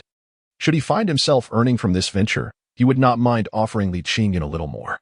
Conversely, if the endeavor faltered, it would be awkward for Li Qingyun to press further. With the significant matter settled, the remainder of the evening was devoted to revelry. Upon taking their leave, Director Li handed Li Qingyun 20 yuan. Having prepared merely 2 dishes, earning such a sum would surely sound preposterous to outsiders. Yet, those present understood that this price was quite reasonable. Indeed, had Li Qingyun requested 30 yuan, he would have obliged, for Li Qingyun's capabilities warranted such a fee. To miss the opportunity to engage with him would render others mere ornaments. After indulging in 2 lavish banquets in one day, both Big Mouth Brother and Li Qingyun felt somewhat intoxicated. On their ride home, their conversation was so animated that they collided several times, tumbling onto the ground with a series of comical falls. As the intermediary of the day's transactions, Big Mouth Brother pocketed the 20 yuan, a prearranged agreement between the two. Now, his spirits soared as he began to envision another widow in the making. This young man truly had a knack for business. Having known him for only a few days, he had already opened his heart and facilitated profits. Li Qingyun had laid bare the reality to Big Mouth Brother. While the tender shoots were challenging to gather, their quantity was substantial, allowing him to confidently seek out further buyers. With a quick calculation, Big Mouth Brother realized he was on the verge of prosperity. He need not abandon his other ventures. By embracing Li Qingyun's tender shoots, his monthly income would undoubtedly double. This endeavor required dedication and a commitment to integrity. After parting ways with the boisterous fellow, Li Qingyun found himself contemplating the delicate task of harvesting tender shoots, while also reminiscing about Director Wang from the forestry machinery factory. When would he come to seek him out? Surely within a month, one might presume. However, he had underestimated the fervent determination of a true gourmand. There was no need to wait an entire month. Mere days later, Director Wang arrived at his doorstep, as if a sumptuous pie had fallen from the heavens. By the time Li Qingyun returned home, it was already 8 in the evening. He cast a glance towards the west room, where the 2 women were still seated at the table, engrossed in their studies. He grimaced and made a couple of lewd gestures. What was the point of studying? I earn 100 yuan a day. Can they attain such prowess even after a decade of learning? There exists a saying that pride often leads to misfortune, and as he opened his own door, he collided with the door frame. With a resounding bang, the glass rattled twice. He immediately clutched his head and began to wail. Oh dear. Oh dear. In an instant, the inhabitants of both rooms rushed out. Little Chi Feng was the quickest, grabbing her brother's hand in an attempt to help him up. Brother, where does it hurt? Let me massage it for you. As Li Qingyun lifted his rear, he promptly sat back down, repeating this motion twice, his cries growing louder. His shoulders, hips, and even his knees ached. Upon catching sight of the 2 stunning beauties, he hastily buried his head into his lap, practically crawling back into his own room. What a disgrace! Furthermore, with both mother and elder sister forbidding him from gazing at women, he thought, why should he care? Would he lose a piece of flesh over it? This was his first time drinking since his return, and having mismanaged his intake, he found himself somewhat dazed on the Kong. He wished for peace and quiet, but his family had other plans. Within moments, an oil lamp and a candle appeared beside him. Yet, when one looked at him, it was truly a pitiful sight. His already tattered clothes were now riddled with 7 or 8 more holes. Upon removing his shirt, his elbows, shoulders, and even his back were scraped raw. Zhang Xiaojuan's eyes immediately filled with tears. While inspecting her son's injuries, she couldn't help but berate him. You foolish boy, why did you drink so much? Look at the state you're in. Do you want to break your mother's heart? In no time, his elder sister dashed out, stumbling as she brought back a basin of clean water. Clearly, she was equally distressed. Most endearing was little Guogua, pouting as she blew on the wounds, tears streaming down her face, incessantly asking, Brother, does it hurt? Unable to remain still, Li Qingyun sat up, examined himself, and chuckled lightly, saying, What's the fuss? It's just a scrape. A good night's sleep will remedy it. Cold water does little to alleviate inflammation, nor does it aid in the healing of wounds. Yet, Li Hua and Zhang Xiaojun continued to tend to him. Li Qingyun understood this well but did not refuse their care, for it was nothing more than familial love. the tender concern of a family united. All they could think of was helping their son, brother, clean his wounds. They wished to assist their son, younger brother, rather than remain mere spectators during the family's suffering. Li Qingyun savored this moment. If he were to refuse, both his mother and elder sister would undoubtedly be disheartened. For this reason, he was willing to bear any consequences. As the saying goes, excessive arrogance brings no benefit. Every time his mother tended to his wounds, he would exaggerate his cries. Consequently, the courtyard echoed only with his almost primal howls. At a certain moment, a thunderous scream filled the room with commotion. Li Taiju also came to check on his son. Possessing some medical knowledge, he turned around to fetch the remaining white liquor from the morning. He intended to assist his son, yet could not tolerate his son's tendency to make mountains out of molehills. Without informing anyone, he poured the liquor directly onto the wound. How could one not cry out? It was akin to slaughtering a pig. Lu Ying, adhering to her habitual curiosity, pressed her ear against the closed door after it shut. However, after only a brief moment of listening, she hurried back. Guan Xiaoya shot her a glare. What happened? What did you hear? Why is your face still flushed? Lu Ying extended a hand, rhythmically patting her chest. I can't take it anymore. The sounds that boy made were akin to those of a mating beast. How could he possibly produce such noises? He is of our age. Surely, he has not yet experienced intimacy with a woman? Chapter 66. Where is my money? Guanyi Xiaoya's face flushed with embarrassment. In the spring, the two of them ventured into the mountains to forage for wild vegetables. It was there, on the hillside, that they first encountered a rather shocking sight, a stallion and mare mating. Instinctively, she wanted to flee, but Lu Ying held her firmly in place. The sight left an indelible psychological mark on the two young girls. Lu Ying, ever the provocateur, often gestured to emphasize the dimensions, teasing Guanyi Xiaoya in the process. Today, she broached the subject yet again, prompting Guanyi Xiaoya to pin her down on the Kong. Guanyi Xiaoya was genuinely frightened. Little tiger girl dared to speak her mind. What if someone overheard them? Lu Ying, caught up in her exuberance, flipped over, pinning Guanyi Xiaoya beneath her. Xiaoya, do you think that guy has really done it? How long can he be?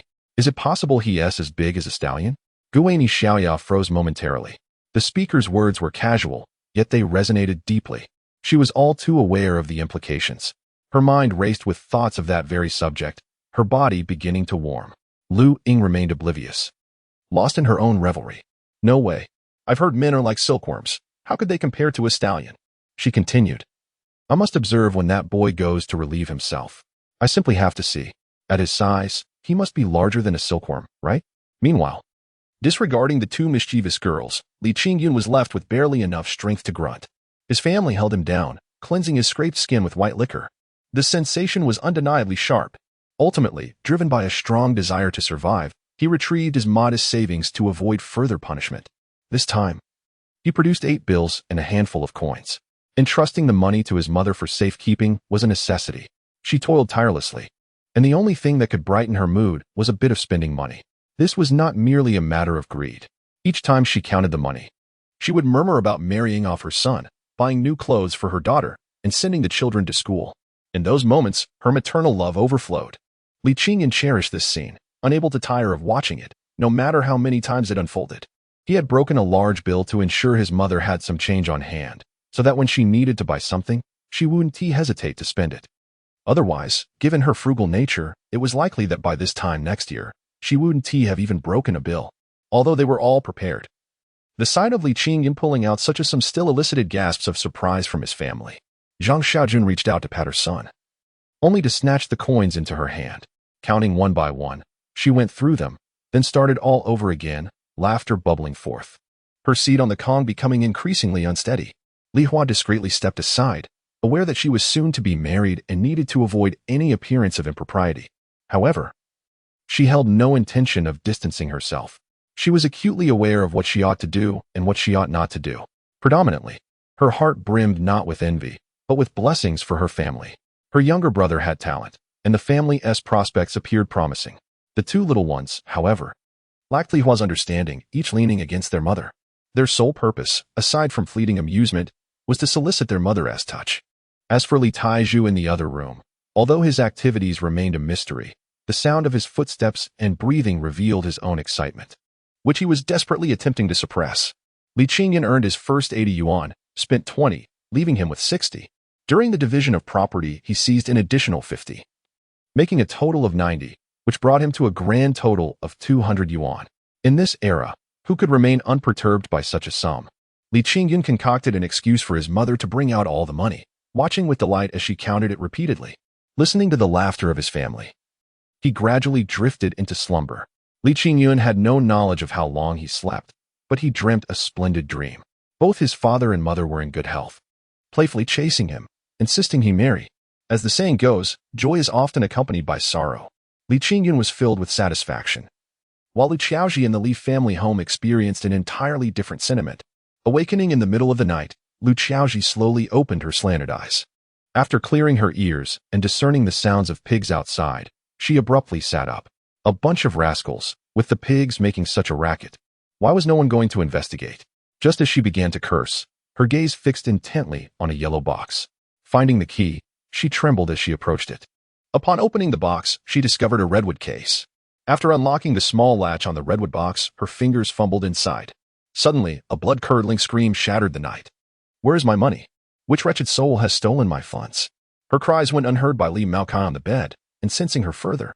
Seizing a shoe sole from the ground, she swung it at his aged face twice. Li Maokai was utterly bewildered. Shielding his face, he instinctively recoiled to the other side. What madness is this? It's the middle of the night. What chaos are you stirring? Lu Qiaoji's eyes were bloodshot, pointing at the wooden box. Her entire being trembling. The money? Where is my money? How has it dwindled to so little? As the saying goes, even clay figures have their limits. Though Li Maokai was inept, the blame did not rest with him, and he retorted promptly, "Isn't at your own doing? The money has all been spent by you. How could you be so oblivious?" Lu Qiaoji was taken aback. "Spent by me? What have I spent money on? How could this family possibly spend so much?" The only incident she could recall was the money extorted by Widow He. Beyond that, nothing else resonated in her memory. Seeing her genuine confusion, Li Maokai had no choice but to recount the events item by item. 200 spin on the shaman. "And you allowed Li Qingyun to take 50 during the division," Lu Qiaoji gasped and fainted once more. Upon awakening, she immediately began to scold. "Li Taizhu, Li Qingyun, may you suffer a wretched fate. Even after parting ways, I shall not spare you." After venting her frustrations, she seized a feather duster and forcefully pushed open her eldest son's door. Ignoring the state of the bed, she struck the two entwined figures with a resounding slap. "How can you still sleep? You've been utterly humiliated, and yet you lie here at ease?" After chastising them, she proceeded to reprimand the others in the side room, her grandson, granddaughter-in-law, and granddaughter, sparing none from her tirade. For a full 30 minutes, she unleashed her ire until she recalled the cause of her awakening. Pointing towards the pig pen, she inquired loudly, "Why are the pigs making such a racket? Who fed them last night?" Silence engulfed the room. Not a single soul dared to step forward. Lu Qiaoji, despite her apparent madness, comprehended the gravity of the situation. In a household so vast, not one person had taken the responsibility to tend to the pigs. "How can we continue living like this?" she exclaimed.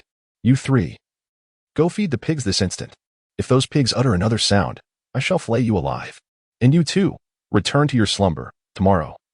You will accompany me to confront them. Having taken my money, you think you can lead your own little lives? Dream on." Chapter 67. Are we not thieves? The following day, Li Qingyun rose early once more.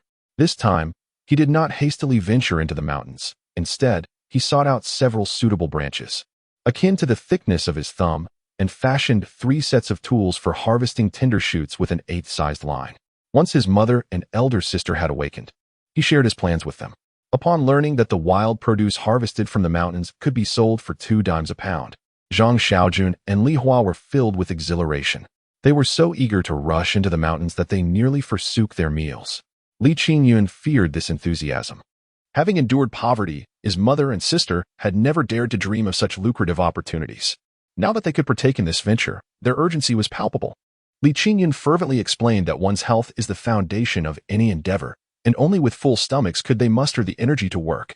Ultimately, Zhang Xiaojun and Li Hua patiently prepared breakfast, after being compelled by Li Qingyun to eat their fill. The 3 of them finally set off into the mountains with their tools. As for Li Taizhu, he was aware of everything but had a more pressing duty. The monkey heads required 2 sunny days to dry completely, and today he must remain home to oversee the process. Li Qingyun couldn't help but chuckle at his father's anxious demeanor. After years of being a parent and laboring tirelessly, Being suddenly confined at home while his wife and children ventured out to work surely weighed heavily on his heart. However, this discomfort was not confined to today. It would recur with some frequency in the future.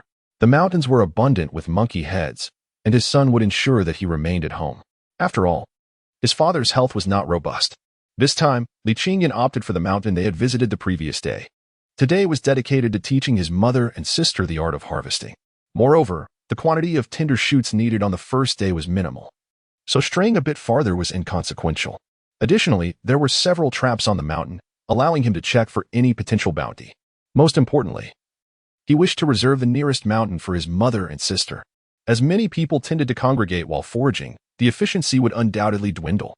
Starting tomorrow, they would disperse for their activities.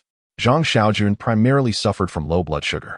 She had often experienced fainting spells due to insufficient nourishment. In recent days, with ample food and restful sleep, her health had markedly improved, and she walked with a newfound vigor. As for Li Hua, her frailty was merely a matter of being slender. She exhibited no signs of weakness when engaged in labor. Consequently, as they traversed the path, Li Qingyun found himself lagging behind, persistently urged on by his mother and sister. Upon entering the mountains, their first stop was to inspect the traps. To their delight, they discovered 2 catches nestled among the branches. Such opportunities were indeed rare. Li Qingyun, brimming with pride, eagerly ascended the tree in front of his mother and sister. He retrieved the 2 wild chickens, tossing one to his mother and the other to his sister. Zhang Xiaojun was left in a state of astonishment. Not at the wild chicken in her son's hands, but rather at his remarkable agility in climbing the tree. When had he acquired such skills? Whom had he learned them from? When had he practiced? Li Hua was indifferent to these matters. Her younger brother had been bringing wild chickens home frequently these past few days, and she had grown somewhat immune to it. Her primary concern now lay with the tender thorns. By foraging for these tender shoots, she could earn money with her own hands. Hurry up. Where did you say these tender shoots grow? Stop dawdling. Li Qingyun's mouth, which had been wide open, instantly snapped shut. How frustrating. Not even a chance to show off. Could you not offer me a compliment or two? Pouting, Li Qingyun led the way. After trudging over 500 meters, a patch of crimson plants appeared before them. The tender shoots sprouted from the very tops of the thorny bushes. The bushes were a deep purple-black, slightly thicker than a thumb, and stood at least 3 meters tall. They were covered in sharp thorns, each one growing straight upwards. From a distance, the thicket bore a slight resemblance to a field of sorghum. As they swayed in the breeze, they emitted a rustling sound. However, this formidable creature was one that even the toughest wild boar would avoid, let alone humans. Not only were they inedible, but they would also prick you all over. One might question how desperate one must be to challenge such a beast. Typically, these thorns grew in patches or strips, and upon discovery, one would find a vast expanse. The outer parts were relatively easy to harvest, but those growing within posed a significant challenge. Reach out to grab them? Absolutely not. Your palms would be shredded. Infuriatingly, they also bore a mild toxin. A sting would lead to redness, swelling, and considerable pain. Upon their arrival, Zhang Xiaowan and Li Hua's eyes sparkled with excitement. So many? How much could we earn if we pick all of these? Li Hua's heart raced, her face flushed, and with a single bound, she moved to grasp them. Li Qingyun facepalmed and yanked his elder sister behind him. Are you out of your mind? I've never seen a money-hungry person like you. Just look at your hands. They're already calloused, and if you get pricked, will old Shin still want you? Li Hua remained lost in dreams of small fortunes, responding to her brother's teasing with a playful kick. Yet, her gaze remained fixed on the tempting harvest. Oh dear, this sister is a bit reckless. Wait. If you keep rushing, I won't take you two to earn money anymore. Zhang Xiaowan and Li Hua fell silent, their eagerness tempered. Yet their eyes never strayed from the thicket ahead. Li Qingyun realized that at this moment, words were futile. They needed to act quickly. Watch me closely. I will teach you how to harvest. Otherwise, even if you end up covered in wounds, your haul will be minimal. Still watching? Will you listen to what I say? Forget about those in the middle, unless you chop down the outer ones. You won't be able to reach the inner ones at all. He placed the willow basket he carried at his feet, extracted 2 1-meter-long sticks, and connected them with the prepared rope. Now, his tool was nearly 2 meters long, with a special hook made of number 8 wire at the top. Pay attention, he instructed once more before beginning his work. With his left hand, he extended the tool and hooked the top of a thorny branch. Gently bend the willow branches, then use scissors to snip off the tender buds at the very top, allowing them to fall gracefully into the wicker basket. He executed this series of actions at a deliberate pace. Every movement, every application of force, and every precaution to avoid injury was meticulously explained to his mother and sister. The result was merely a chorus of disbelief. What is so difficult about this? Is this even a skill?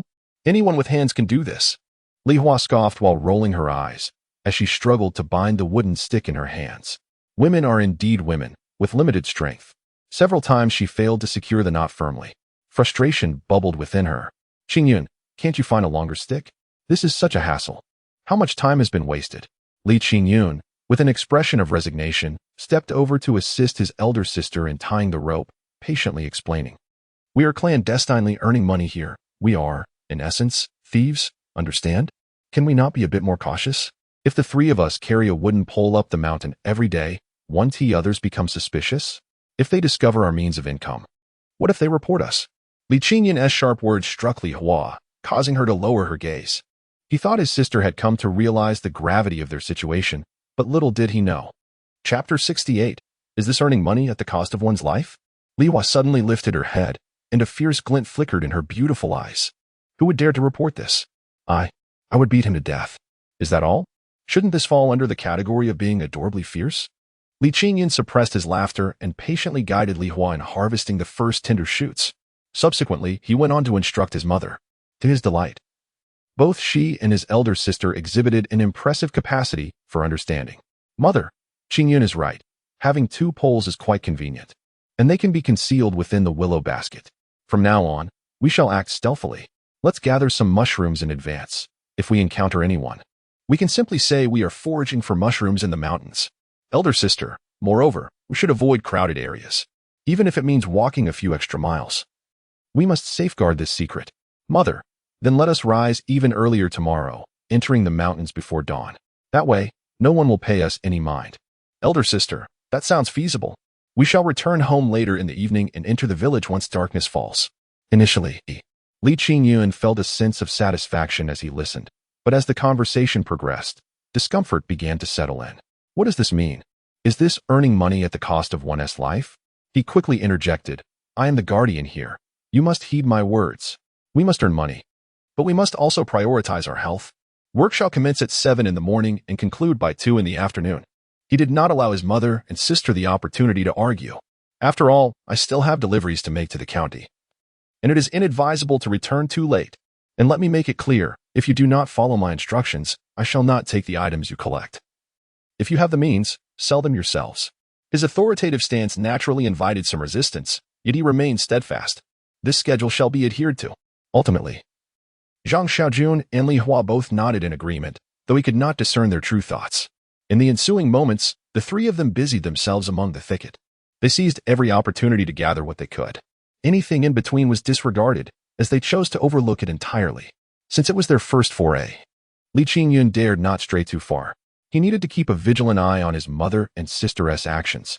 However, even with such close supervision, Zhang Xiaojun and Li Hua's arms were still marked with numerous red spots.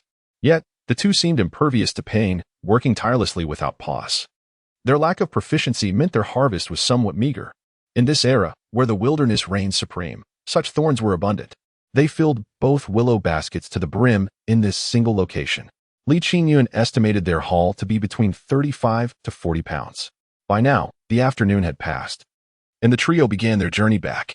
As they walked, Li Qingyun could only feel a sense of luck. In truth, the tender shoots could have been compacted more. If pressed down by hand, the baskets could have held an additional 20 pounds. In that case, his mother and sister would undoubtedly be exhausted.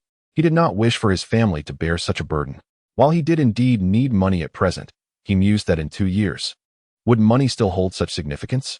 There was no need to overexert his family. He had once contemplated not informing his mother and instead working alone in the mountains. But ultimately, he dismissed that notion. Such actions would not bring joy to my family. If they were to discover it, they would only feel more heartache. It would be far better to enlist their assistance. In doing so, they could experience the joy of earning while alleviating their concerns. Truly a win-win situation. Since secrecy is paramount, one must strive for excellence. This time, Li Qingyun did not enter the village. He instructed his elder sister to borrow a bicycle from the village, and after preparing everything, he headed straight for the Hansher commune. Unbeknownst to him, just as he set off, Zhang Xiaojun and Li Hua stepped out of their home, armed with sickles. They made their way to the riverbank, each gathering a large bundle of willow branches, which they hoisted onto their shoulders before returning home once more. They had devised a plan. The 2 willow baskets at home were both old and insufficient in number, necessitating that Li Qingyun weave a few more. If they had enough baskets today, could they perhaps earn a little extra? Moreover, though being pricked by thorns is indeed painful, would it be possible to sew a thicker pair of gloves to wear? Li Qingyun carried only a wild chicken. Upon locating Brother Dazue at the small black market in the Hangshi commune, he tossed him 3 yuan. He then spent 2 yuan at the supply and marketing cooperative to purchase a navy-striped shirt. Those of a certain age would recognize it as the white base with blue stripes. Short sleeve, his trousers were newly acquired, which was satisfactory. However, his shirt was tattered, having sustained further damage the night before, rendering it unwearable. Presently, his attire was satisfactory, filling him with confidence as he pedaled vigorously on his bicycle. Upon arriving at the state-run restaurant, he approached Director Li and directly handed him the 2 willow baskets. Director Li was elated. He had not anticipated that Li Qingyun would bring so much. After weighing them, they totaled 38. For Jean, and Director Li promptly handed over 8 yuan. It was agreed that this was a temporary price. Once the pricing was established, further compensation would be provided. With the money in hand, Li Qingyun did not rush to depart. He began instructing several chefs on how to prepare dumpling filling with tender shoots of the prickly ash. As northern folks have a penchant for dumplings, often pairing them with wine when dining out. Thus, it was a significant opportunity not to be missed. Before heading home, Li Qingyun assisted Director Li in hanging a small blackboard at the entrance of the restaurant. It bore but one message: new specialty dishes, 20 off on the first day. Welcome. He believed that reaching this point was quite sufficient. The flavor of the prickly ash shoots would surely impress any diner, coupled with the previous day's ripple effect. He was confident that the evening's business would flourish. On his way home, he whistled cheerfully. Although he had earned only 8 yuan today, nothing compared to the 100 from yesterday, it was a steady income that could grow. Doing the math, this alone could yield a minimum of 300 yuan over a month. This business could continue until August, totaling 600 yuan over 2 months, without relying on government rewards. This was purely his own earnings, sufficient to buy his sister a set of 3 essentials and a sound. Was this not a cause for celebration? After returning to the Hangshi commune, Li Qingyun first visited the supply and marketing cooperative. The total amount of money in his pocket was just enough to purchase a new outfit for his sister. He approached the same counter, greeted by the same saleswoman. He took out money and cloth tickets to purchase a cooling garment and blue fabric for trousers. The saleswoman remembered Li Qingyun. This had nothing to do with his good looks, but rather with the fact that no one was willing to spend on such cooling garments. This extravagant youth made her feel an urge to kick him out. Why couldn't he settle for ordinary fabric? Why squander so much money? With such poor financial sense, he was bound to struggle in finding a wife in the future. What astonished the saleswoman even more was that this spendthrift had actually bought a pair of ladies' leather shoes at the neighboring counter for 12 yuan. How could he not feel a pinch? Who in the countryside wears leather shoes? What could such footwear do, harvest corn or gather soybeans? Little did she know that Li Qingyun was currently in high spirits, eagerly anticipating returning home to witness his elder sister in tears. But what he didn't expect was. Chapter 69. Old woman, you are truly courting death. Purchasing clothing for my elder sister was a promise long made by Li Qingyun. Regrettably, unforeseen circumstances had previously favored that rotund individual. As the saying goes, good things come to those who wait. This time, I have even returned with a pair of leather shoes. My sister will undoubtedly be astonished, perhaps even moved to tears, and who knows, she might even embrace me warmly. Most importantly, presenting her with new garments right after our separation would certainly serve as a slap in the face to those residing in the old house. As I hummed a cheerful tune on my way home, an unexpected scene unfolded before me. The courtyard of my home was surrounded by dozens of people. An incessant shrill voice ringing out. Li Qingyun, you wretched soul, how dare you enjoy yourself behind your mother's back? Do you not fear the wrath of heaven? Return my 50 yuan, and let me take back the old hen, or else I shall not leave today. Upon hearing that voice, my blood boiled with fury. Did she truly wish to court disaster? Just as the effects of the medication had waned, she arrived to stir trouble. Did she genuinely think I was afraid of her? Previously, I had endured much for the sake of the separation, but now that it was complete, what was this old madwoman to me? As I stormed into the courtyard, Lu Qiaoji continued her tirade. Zhang Shejun, do you think you can escape unscathed? Have you lost your senses? Starting today, you shall continue to feed the pigs at the old house. And let me make it clear, you must feed them properly every day. If they are even slightly hungry, I shall deal with you. I stepped protectively in front of my mother, a cold smile etched upon my face. Old woman, feeling spirited again, are we? Do you wish to remain deluded? Upon seeing me, Lu Qiaoji instinctively recoiled a couple of steps. Li Qingyun, you be quiet, you old hag. I interrupted her sharply. Advancing 2 steps, my eyes glinting with fury. You old fool, do you not realize that the separation has already taken place? The agreement is legally binding. You have already affixed your fingerprint. Do you not fear legal consequences for your incessant meddling? Believe me, I shall report you to the authorities, and tonight, you may find yourself in a learning session. Lu Qiaoji's beady eyes widened in shock. It was unclear from where she derived her audacity. But she began to screech anew. You little bastard, who are you trying to scare? How did the Li family end up with such a beast as you? Go ahead and report me. I am over 70 years old and fear nothing. Let me be blunt. As long as I draw breath, you shall never find peace. Return my money and the hen, and continue to do as before. Feed the pigs, and chop the firewood. Veins bulged on my forehead in exasperation. The old crone truly had no shame. Clearly, she intended to play the rogue. If that was the case, let us see who could be more ruthless. Old woman. You wish to play hardball? Very well, today I shall end your life. With that, I seized the sickle from the willow basket. I have already taken 2 lives. I am not concerned about adding yours to the count. Lu Qiaoji had come here with a mindset of testing the waters. She was unwilling to concede, hoping to reclaim what she had lost. Certainly, she was cunning and possessed considerable experience in behaving like a shrew. Every step she took was meticulously planned. Although she laid forth numerous demands, she would be content with the fulfillment of just 1 or 2. The rest could be gradually acquired in due time. However, she never anticipated that Li Qingyun would dare to threaten her life in front of such a multitude. Fear gripped her. A chilling sensation coursed through her being. In his gaze, Li Qingyun's left eye arched upward while the right corner of his mouth twisted downward. With a scythe in his right hand and his left hand stroking his beard, he embodied the image of a sinister deity, forever etched in her mind. With a piercing scream, she stumbled backward, seeking refuge behind Li Dazhuang. What are you all staring at? Quickly stop him. Hurry and kill him. Li Dazhuang and Li Qinglin, accustomed to being directed by Lu Qiaoji, instinctively advanced a couple of steps. To their astonishment, the scythe in Li Qingyun's hand inexplicably fell to the ground. In a moment of fervor, they seized the opportunity, each reaching for Li Qingyun's arms. Truth be told, Li Qingyun had not anticipated that the old matriarch would send her descendants to confront him. Was this not a fortuitous turn of events? He had intentionally discarded the scythe. After all, using fists posed no issues, but wielding a blade could lead to complications. His current physical condition was vastly different from when he emerged from the haystack. Having enjoyed several days of hearty meals, his body brimmed with strength. Could he truly be outmatched by 2 ineffectual fools, despite being a seasoned forest dweller? He seized Li Qinglin's wrist with his left hand and delivered a lightning-fast elbow strike to Li Qinglin's temple. Simultaneously, he raised his right foot and delivered a fierce kick to Li Dazhuang's abdomen. Li Qinglin let out a cry of anguish, collapsing to the ground instantly. Li Dazhuang clutched his stomach, stumbling backward several steps. Just as he was about to regain his composure, Li Qingyun's left uppercut landed with a resounding thud against his chin. This time, even a scream escaped him. His hefty frame, weighing over 150 pounds, fell to the ground with a thud, utterly silent. Standing at the base of the wall, Li Taizhu sprang into action the moment his son engaged. While he found it impossible to strike the woman who bore him, he had no concern for anyone else. His son was right before him, and he would not allow harm to come to him. He was resolute. Yet a moment too late. Just as he reached Li Qingyun's side, both adversaries had already collapsed. Lu Qiaoji was genuinely dumbfounded. She had dared to stir trouble, believing that no one would dare lay a hand on her, bolstered by the support of her sons and grandsons. Yet, in the blink of an eye, they lay defeated.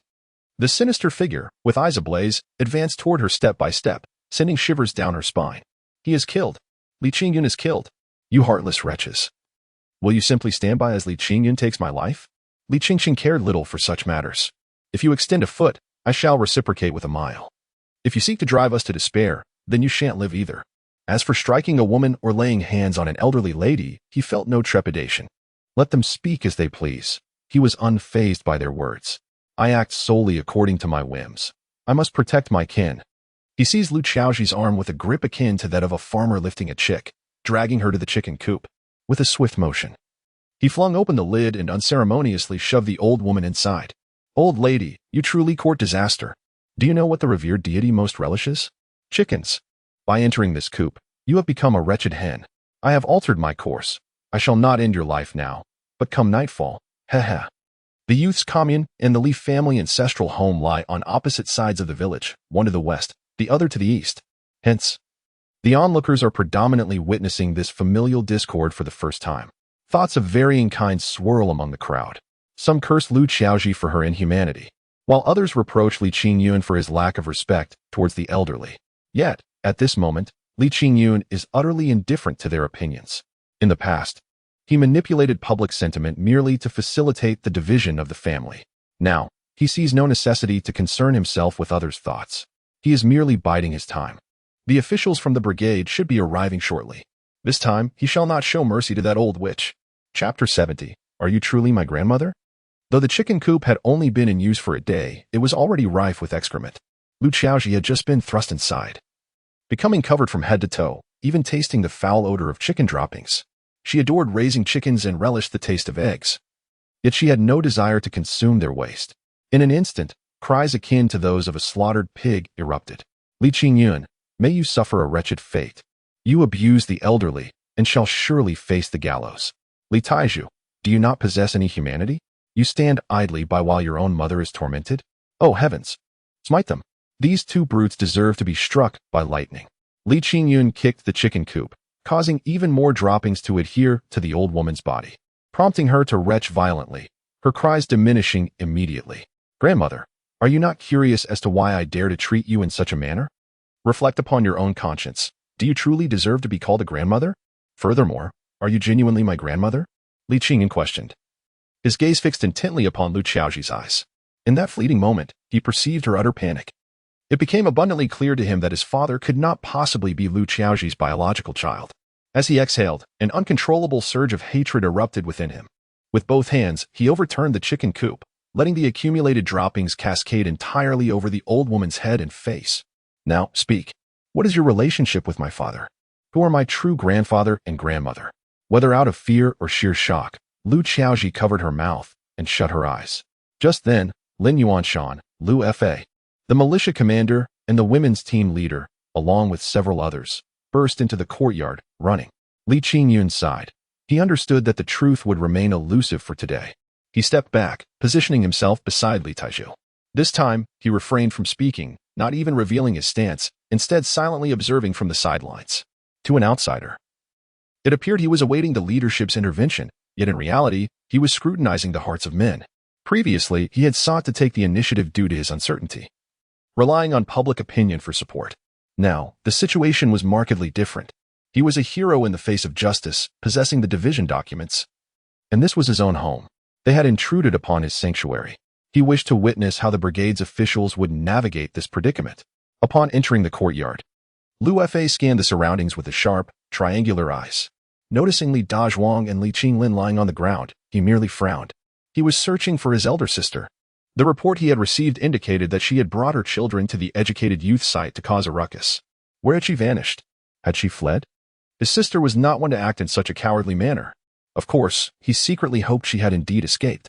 At this moment, he could barely clean up his own mess, let alone assist anyone else. Moreover, merely 2 days had passed since the division of their family, and his sister had audaciously chosen to stir trouble. This was a blatant affront to the brigade. Given the contempt the brigade officials harbored for the Li family, it would be far from easy for his sister to extricate herself unscathed today. As he secretly rejoiced, a piercing scream nearly terrified him into submission. Brother Fa, sister is here. Li Qingyun intends to kill her. That beast, Li Taiju, has not uttered a word, and he also wants to eliminate me. Quickly, apprehend them and avenge me. Lu Fa and Lu Qiaoji shared a profound bond. Upon witnessing his sister confined within a chicken coop, his fury ignited instantly. He rushed over, assisting his sister out, and raised his palm, intent on striking Li Qingyun. How could Li Qingyun allow such an affront?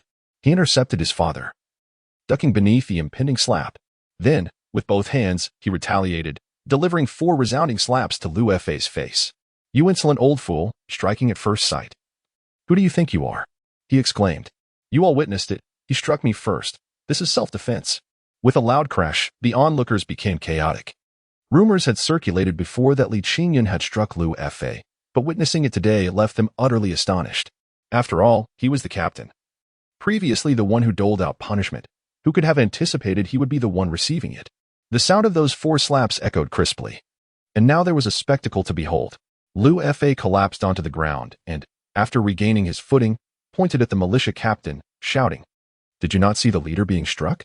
Why haven't you apprehended him?" The militia captain, Yu Dabin, was a subordinate of Lin Yuanshan.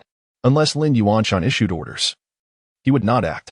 Moreover, today it was Lu Qiaoji causing the disturbance, having already entered Li Tieju's courtyard. This not only violated their agreement, but also broke the law. Only a fool would act without understanding the situation. Most importantly, Li Qingyun's current status was no longer the same. Although his rewards had yet to be announced, the facts of his bravery were undeniable. He was not someone to provoke. In that moment, Liu Fa howled like a mad dog while others remained oddly silent. Their gazes toward the siblings were filled with mockery and derision. At this juncture, Li Qingyun spoke up. "Secretary Lin, hasn't this old fool been suspended from his duties? How dare he still come out to make a fuss? If he were not a leader of the brigade, I would accuse him of trespassing and assault." Lin Yuanshan was left speechless. "You are the one who committed assault." "For goodness sake, this rascal certainly never took a loss. Moreover, he was sufficiently ruthless and resolute. Anyone who dared cross him would likely regret it for a lifetime." He had made a self-reflection at the assembly, and the commune leaders had decided to reinstate his position. As he spoke, Lin Yuanshan cast Li Qingyun a helpless glance. Li Qingyun understood. The old man must have bled resources, likely having offered substantial gifts. Perhaps this was fortuitous. Having an enemy within the brigade could prove beneficial.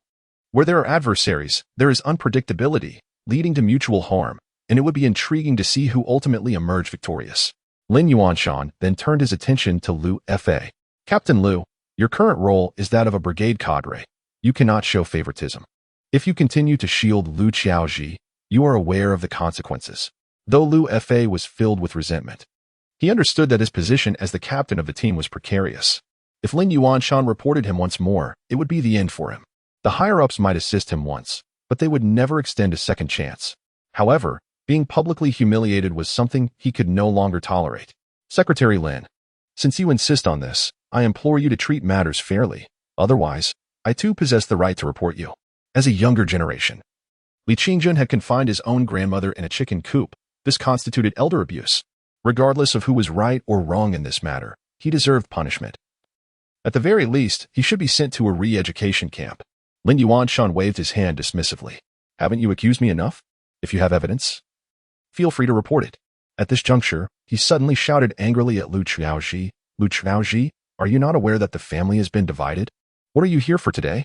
Do you not realize that everything you are doing is illegal? You are disrespecting the authority of the team. Do you truly believe we cannot handle you?" Chapter 71. The Old Wall Lamp. Isn't it enough to be beaten? A large brigade comprises at least 500 or 600 households, and each month, several families engage in disputes over separation. Over time, the brigade has not only established a set of procedures for separation but has also acquired considerable experience in subsequent management. For instance, today, Lin Yuanshan has come here not merely to mediate. He aims to uphold the authority of the brigade. Otherwise, if agreements are signed but not enforced, the leaders of the brigade would become the subject of ridicule. The scene today is quite clear. As the secretary, he must choose a side. In truth, this matter requires no deliberation. He has a close relationship with Li Taiju, and Li Qingyun is a rising star. With common sense, he knows precisely which way to lean. As for the feud between the Li and Lu families, it has long been established and is of no concern this time. At this moment, Li Dazhuang and Li Qinglin have already been revived by Yu Dabin's pressure point technique. Lin Yuanshan begins to formally inquire, "Lu Qiaoji, what is your purpose for coming here? How did you enter the courtyard?" Lu Qiaoji is indeed a quintessential shrew, speaking nonsense without hesitation. "Do I need a reason to come here? I am his mother. He is my son. I can come whenever I please, and who dares to stop me? As for how I entered the courtyard, what do you expect from a 70-year-old woman? Should I climb over the wall? Do you understand? I came to see my son. I used the front door." As soon as she finished speaking, a wave of curses erupted around her. This old woman has truly lost all shame. Is she here to see her son, or to harm him? Previously, one could only hear of her shamelessness. To witness it firsthand is astonishing. This is an abuse of her age. Lin Yuanshan's expression darkened considerably. He turned to Li Taiju and then fixed his gaze on Zhang Xiaojun. "Sister-in-law, what do you have to say about this?" Zhang Xiaojun, one hand gripping her husband, tears streaming down her face, used the other hand to point at Li Qiaoji. Trembling with rage. She is lying. She is not here to see us at all. She intends to rob us. She wants 50 yuan, to take our hens, and even forces us to work at her house. In her eyes, we are mere cattle. She does not regard us as human beings at all. Secretary Lin, every word I say is true.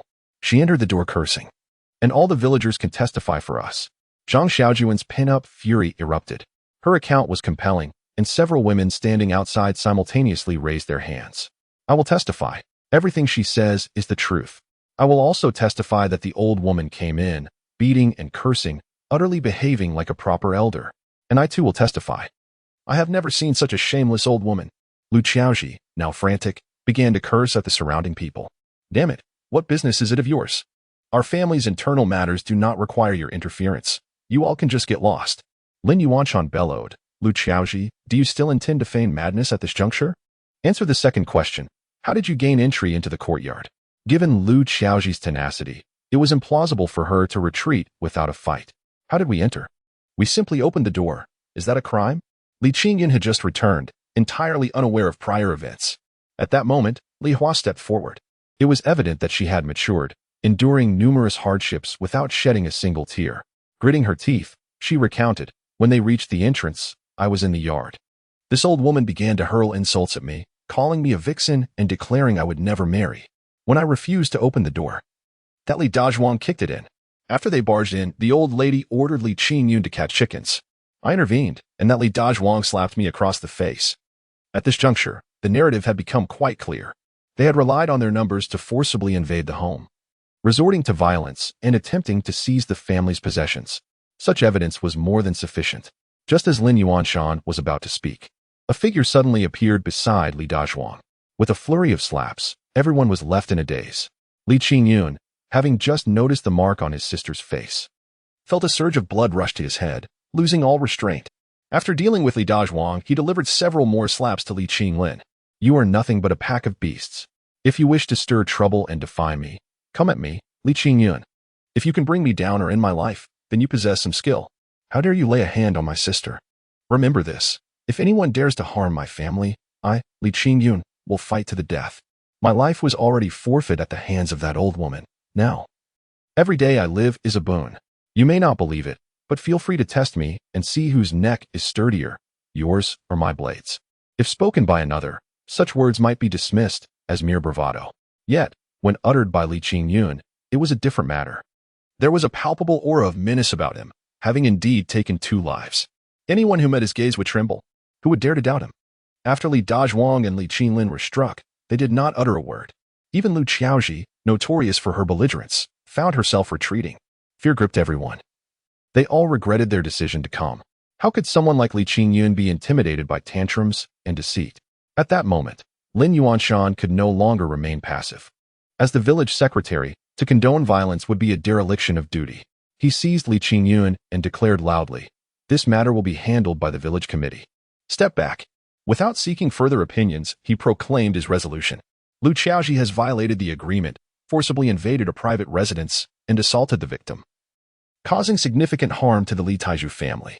On behalf of the village committee, I announce that Li Qiaoji will be sent to a re-education class. As soon as he finished speaking, Lu Fa leapt forward. I object. I am the captain of this team, and I possess the authority to speak. Lin Yuanshan scoffed. Speak your mind, if you wish. Lu Feiming's voice lacked conviction. Li Qiaoji, lacking education, committed the same errors commonly made by rural women. Moreover, at 70 years of age, he ought not to be sent to a training class.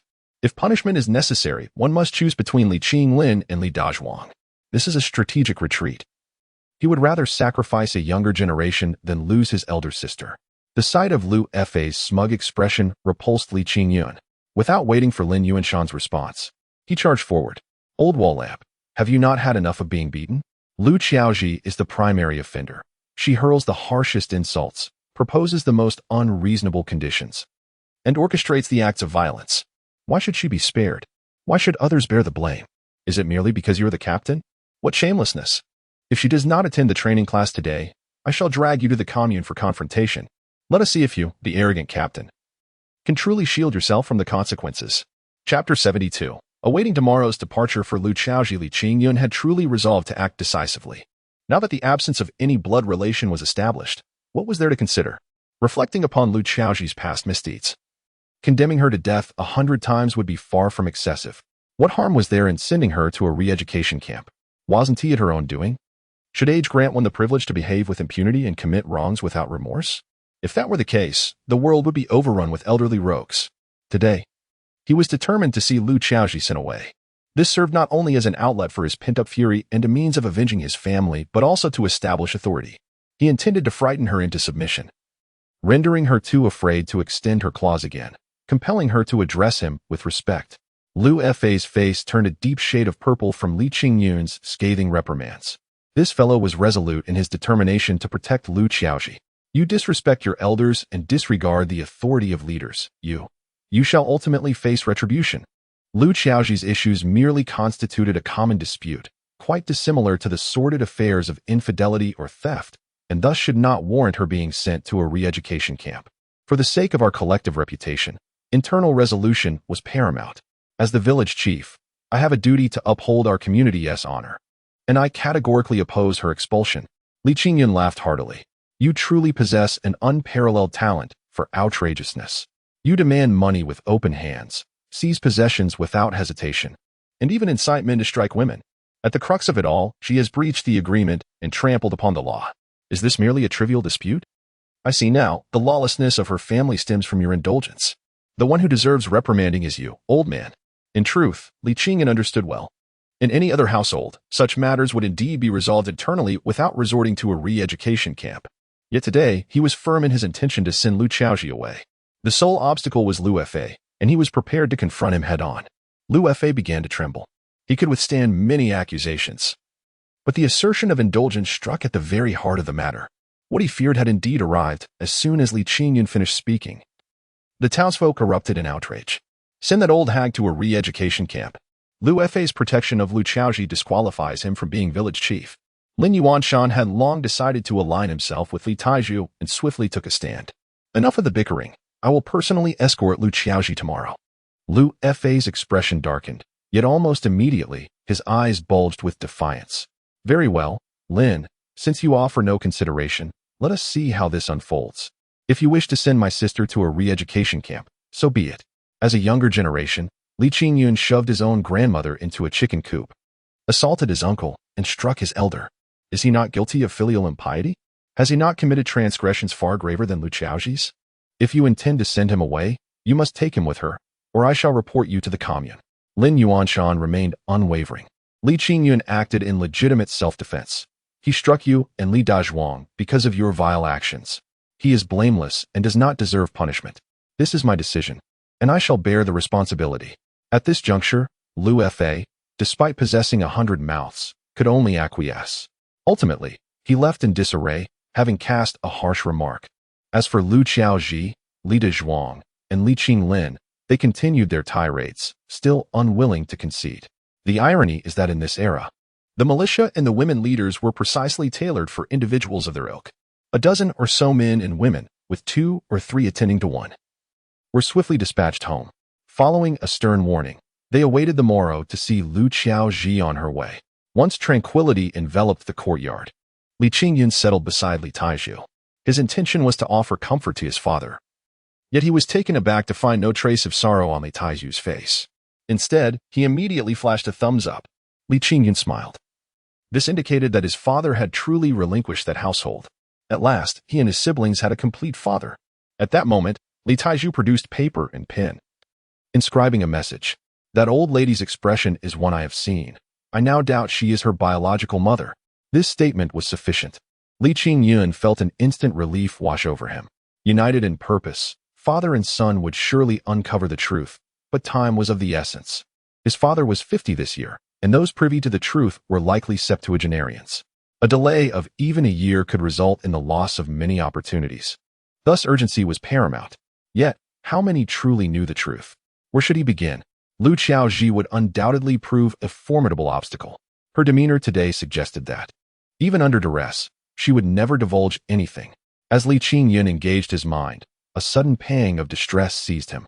Turning, he beheld his mother at the doorway. her eyes rimmed in red. He hastened to her side. Mother, why are you still downcast? That old hag, once sent to the study group, will no longer dare to flaunt herself.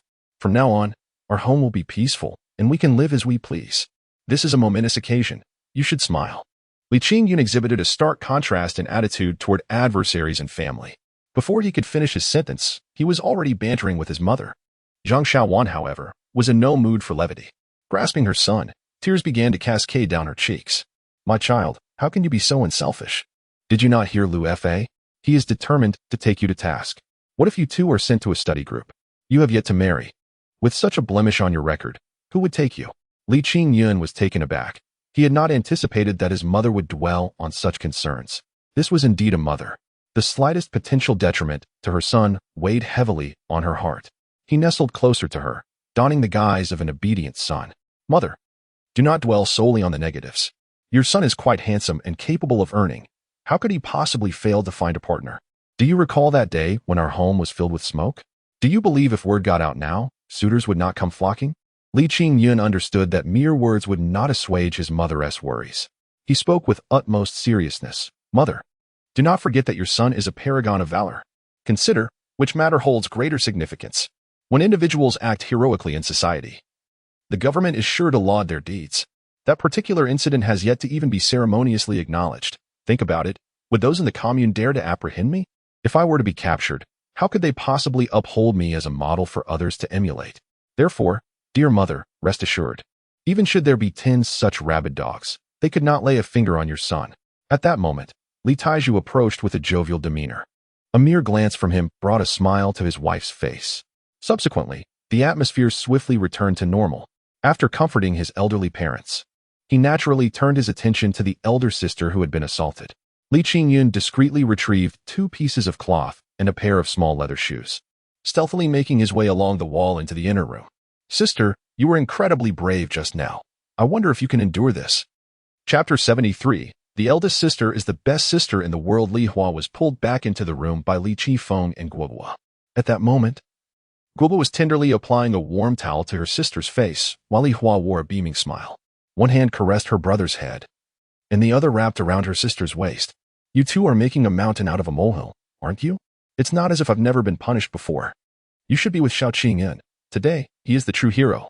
As she spoke, she burst into laughter. That old hag was stuffed into a chicken cage by Xiao Qingyun, covered head to toe in chicken droppings. What a delightful retribution. The 2 little ones laughed, their faces filled with admiration. Li Qingfeng exclaimed, eldest brother is impressive. When I grow up, I will learn from him. Whoever dares to bully our family, I shall also stuff them into a chicken cage.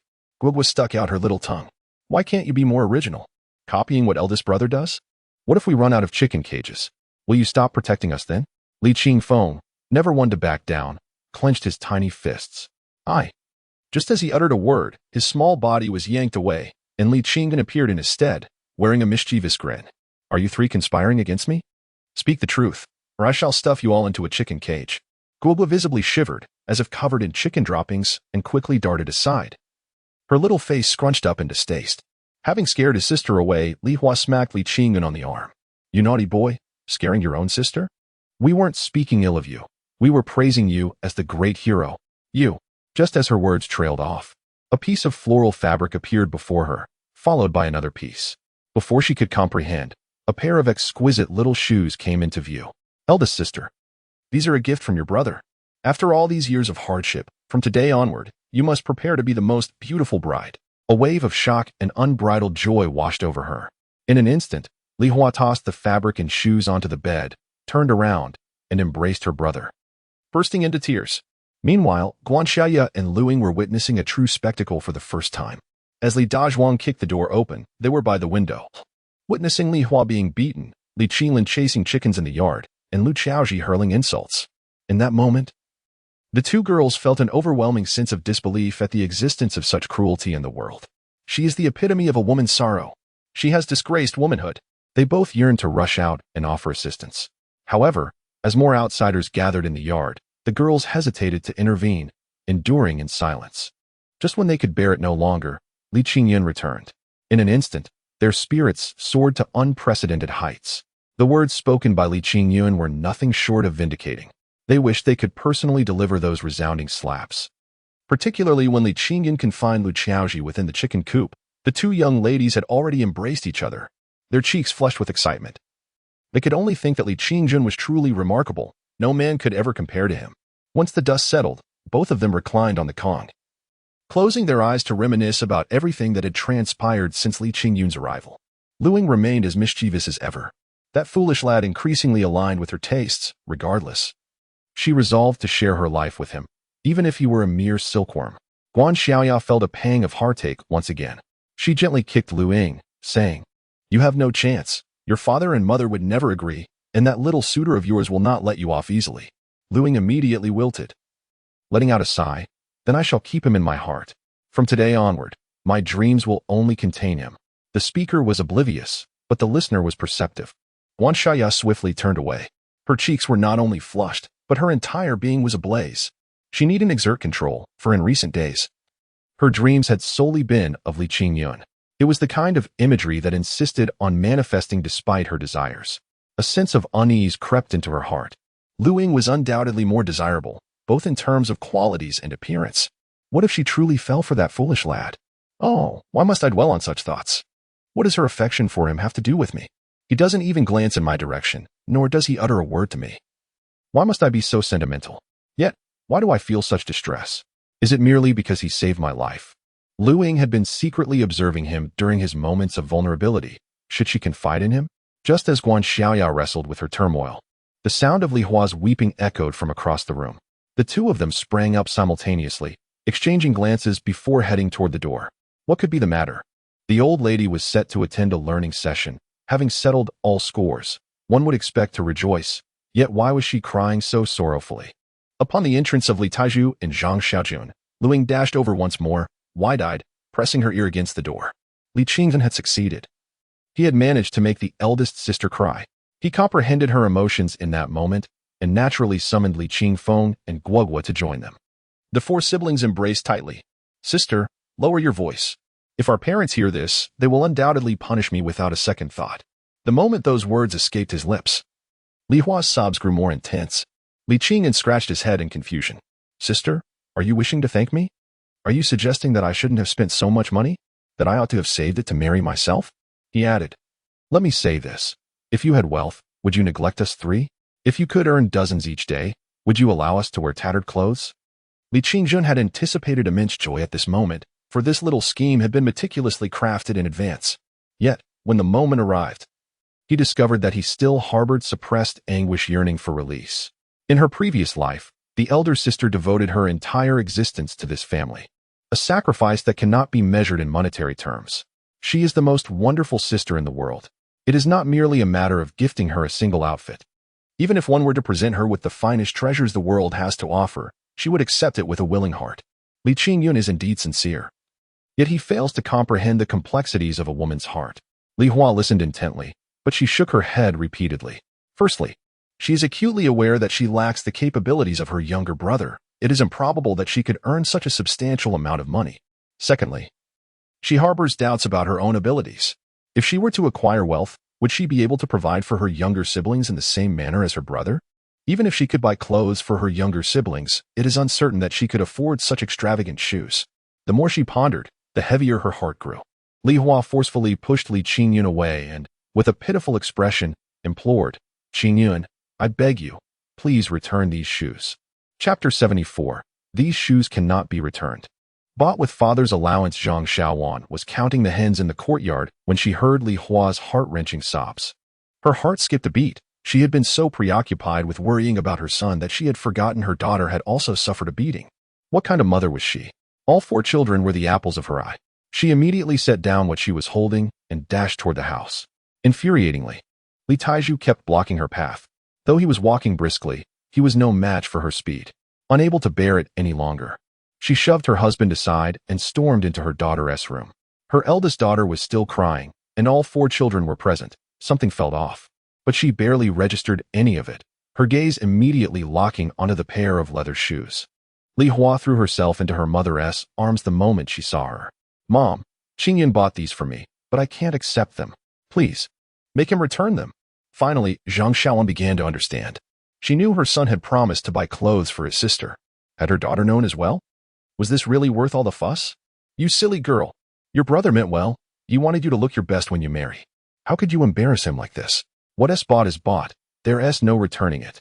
Li Qingyun smirked, shrugging, and even stuck his tongue out at his elder sister. Such a naive little thing. Mom's right. What's the big deal? Was all that screaming really necessary? The next moment, the shoes were in Zhang Xiaowen's hands. They're beautiful. But why such high heels? How can anyone work in these? Her words hit the mark. Li Hua's sobs grew even louder. While Li Qingyun began stroking his chin thoughtfully. This wasn't too easy to explain. When no answer came, Zhang Xiaowen pressed further. How much did these cost? Surely no less than 2 or 3 yuan. The question instantly silenced Li Hua. Little Guogua, still too young to read the room, piped up timidly, "Big sister and I always look at the leather shoes at the supply and marketing cooperative. These are the most expensive, 12 yuan. The others are 11 or 11.50. Zhang Xiaowen froze, her mind fixated on the number 12. In this era of low prices, 10 yuan was an astronomical sum for a rural woman.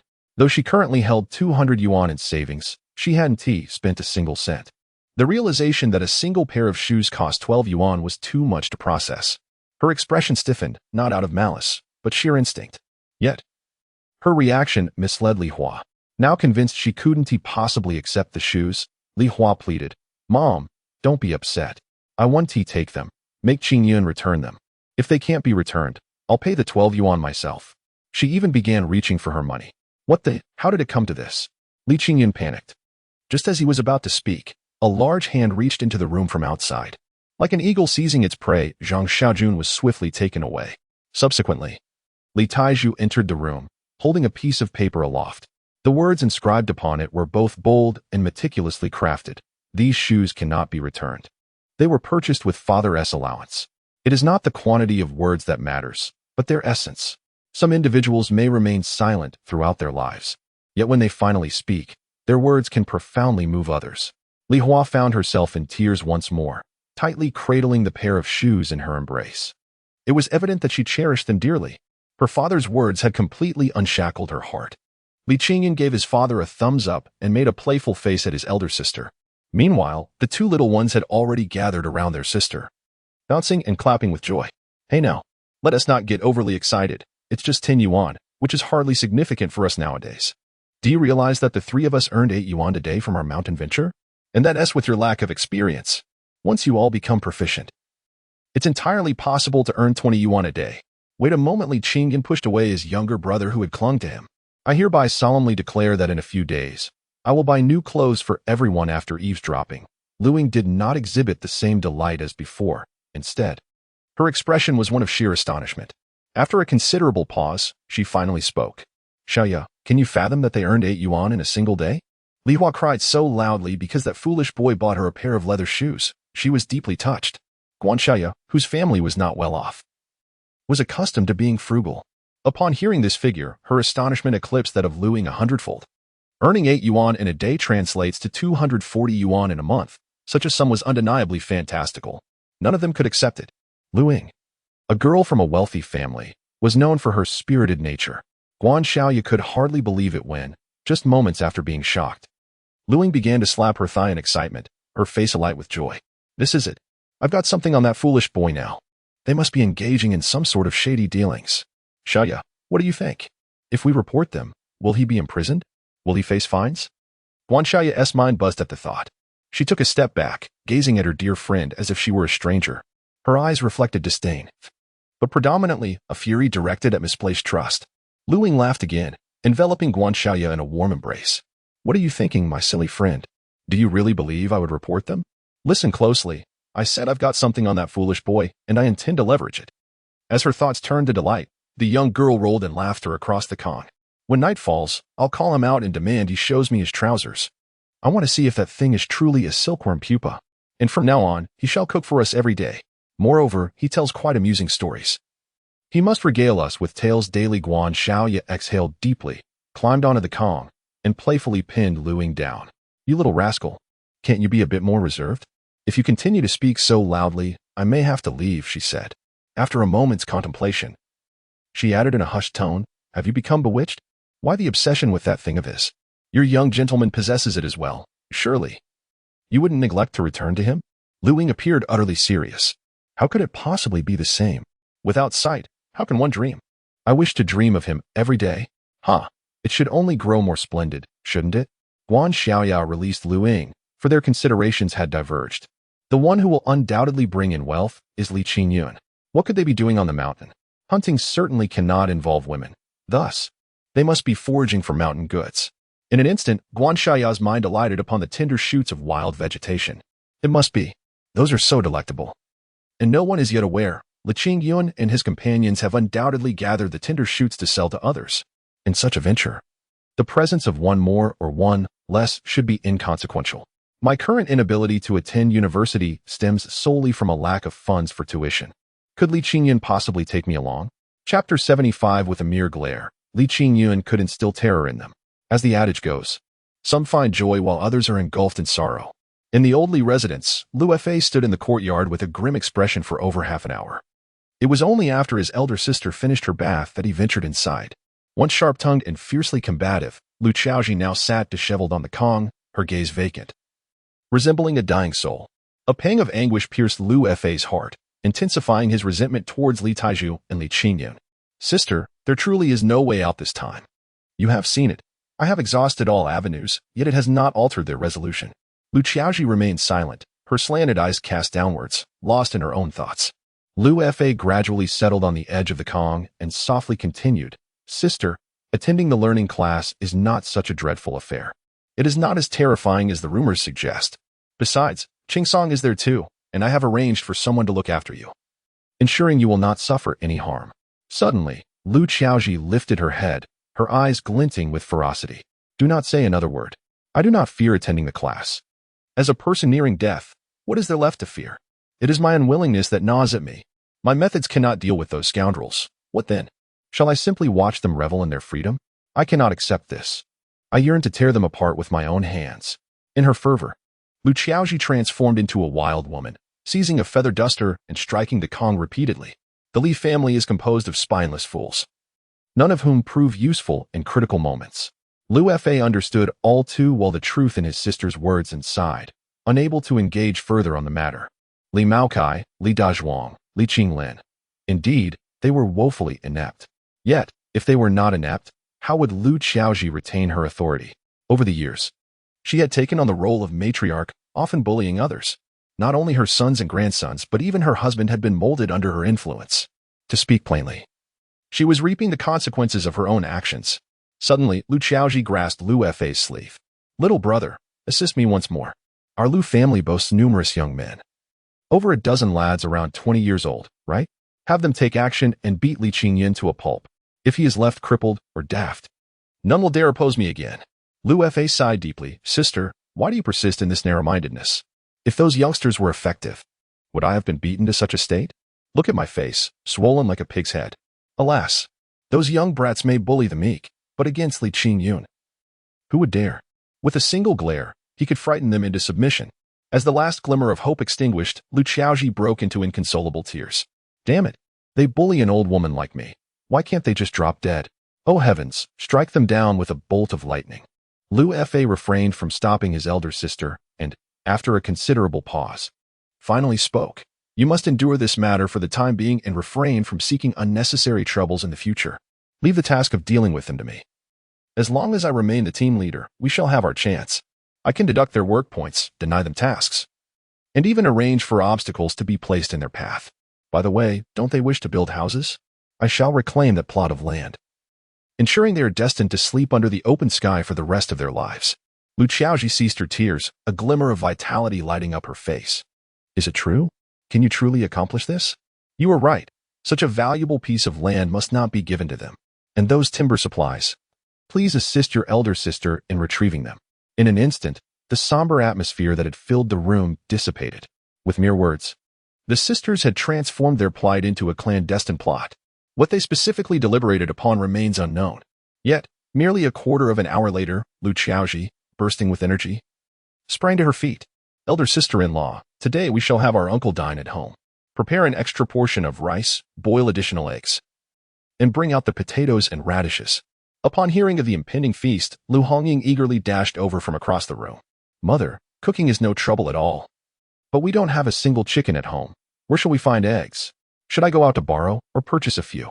After speaking, she rubbed her hands together, her face brimming with anticipation. Lu Qiaoji's earlier enthusiasm quickly waned. The realization that her household lacked even a single hen made her ribs ache with despair. All you think about is eating. If there is none, then there is none. What is there to buy? Are you the one providing the money? Lu Hongying's spirit sank considerably, her round face drooping as she turned to leave. Her ample figure swaying as she exited. All you do is scold the family. Do you think you hold any power outside? Coming back here covered in chicken droppings. How dare you act so proud? Lu Qiaoji caught snippets of the conversation, though not the entirety, and it infuriated her. Grabbing a feather duster, she prepared to chase after her. Ultimately, it was Lu Fa who held her back. Elder sister, we cannot afford any more discord at home. We must rely on them at this moment. With her anger simmering, Lu Qiaoji returned to her seat. Moments later, the sounds of rice washing and cooking emanated from the kitchen. Old habits resurfaced, and she felt compelled to supervise from her small stool. However, it was better that she remained inside. The moment she stepped out, her fury nearly overwhelmed her. Lu Hongying was bent over, adding firewood to the stove. The pot lid firmly in place. Yet, grains of rice and millet lay scattered around the pot's edge, causing Lu Qiaoji great distress. This is wasteful. This is truly squandering. Without hesitation, she raised her foot and kicked Lu Hongying's rear. You wretched soul, is this how you prepare a meal? The misfortunes of the old Li family stem from your actions. What a harbinger of doom. How did the old Li family end up with you as their daughter-in-law? Struck in a vulnerable spot, Lu Hongying let out a pained cry, her eyes welling with tears. For the first time in her life, she clashed with her mother-in-law. Who are you cursing? Dare to utter another word and see what happens. When I married into your family, it was agreed that I would not be responsible for cooking or tending to the pigs. I haven't engaged in such labor for decades. What harm is there in scattering a few grains of rice? If you possess the ability, do it yourself. With those words, she turned away, clutching her backside. Lu Qiaoji was left in a daze, her slanted eyes transforming into two equilateral triangles, radiating a fierce glare that seemed to draw circles in the air. She clearly felt unable to contend with the Li Taiju family. Now, the eldest daughter-in-law was rebelling again. Was this an attempt to drive her to despair? After a piercing scream, she lunged towards the door across the room. Li Dazhuang, you spineless turtle, your wife has struck your mother, and you do nothing? At that moment, the loudspeaker above the village blared to life. Villagers, pay attention. Villagers, pay attention. An announcement is now being broadcast. An announcement is now being broadcast. After deliberation by the brigade leadership, it has been decided to revoke Li Qingyun's position as scorekeeper for the first team. Chapter 76. A thunderbolt from a clear sky. The voice emanating from the loudspeaker belonged to Lin Yuanshan. After delivering the announcement, he casually continued. Those over 40 should recall that Li Taiju was personally escorted back by the county chief upon his demobilization. The county chief explicitly stated his intention to appoint Comrade Li Taiju as the captain of our Anping team. However, Comrade Li Taiju steadfastly refused, claiming he was unable to speak and could not fulfill the responsibilities of the position. Ultimately, after repeated insistence from the county chief, he accepted the role of scorekeeper for the first team. This position was assigned to him considering his physical disability, allowing him a more manageable workload. At that time, I was just an ordinary member, working alongside Li Taiju every day. He was diligent and meticulous in his work, handling the scores for several hundred individuals in the first production team without a single error. He remains the only scorekeeper in our entire commune who has never been reported. I trust you all recall this and can attest to the truth of my words. 3 years ago, someone attempted to introduce a match for Li Qingyun, but the prospective bride found him lacking. Consequently, Lu Qiaoji pressured Li Taiju to relinquish his role as scorekeeper to Li Qingyun. It was only after Li Qingyun acquired this position that he was able to marry. However, he showed no appreciation for the opportunity, engaging in deceitful practices that led to widespread discontent within the first team. Over the past year, more than 10 individuals have come to me with complaints against him. Just moments ago, Li Taiju arrived at the team office, expressing that his health had deteriorated, preventing him from undertaking strenuous labor, and he wished to reclaim his position as scorekeeper. I believe his request to be entirely reasonable. From the perspective of the members' interests, he is infinitely superior to Li Qingyun. The team leadership has deliberated and decided that, effective today, Li Taiju will resume his role as scorekeeper for the first team. Naturally, we must also respect the opinions of the members. Beginning tomorrow, if anyone in the first team has objections, they may come to the team office to express their concerns. We will tally the final results and announce them to all members via the loudspeaker. The scorekeeper is not considered a rural official. Brothers, please bear with it. A thunderbolt from a clear sky. This was a devastating blow for Liu Qiaoji and the entire Li family. They all stood in the courtyard, having just received the notification. Their previous ability to accumulate work points stemmed from both the industriousness of Li Tieju's family and the power wielded by Li Qingyun. It was well known that none of the remaining members of the Li family were capable workers, yet they had been able to earn work points, allowing Liu Qiaoji to amass considerable savings. This circumstance directly contributed to their arrogance, leading them to believe they could live off their complacency. They held a deep-seated disdain for the hard work of Li Taiju and Li Qingyun. Now, with their support stripped away, it was akin to having their backbone removed. One can only imagine the state of their household if they were forced to labor for their work points. It would likely devolve to subsisting on gruel.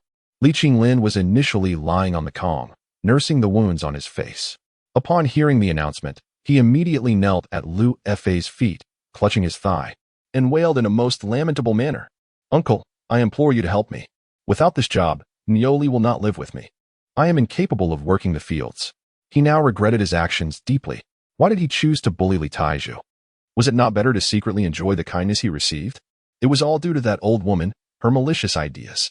Seeing that Liu Fei remained silent, Li Qinglin's anger surged, and he stood up to shove Liu Qiaoji to the ground. "It's all because of you. You can't do anything except give foolish orders. Look at where we are now. This family is falling apart, just as you wished." Liu Qiaoji, already dazed, was utterly shocked that her eldest grandson would dare to strike her. How could she possibly endure? With a gasp, she fainted once more. Liu Fei felt helpless. He could offer no assistance, and his words carried little weight. He shot a glare at the Li family and could only carry Liu Qiaoji back to her room. When she regained consciousness, he hastily spoke, "Sister, calm down. Things are not beyond redemption.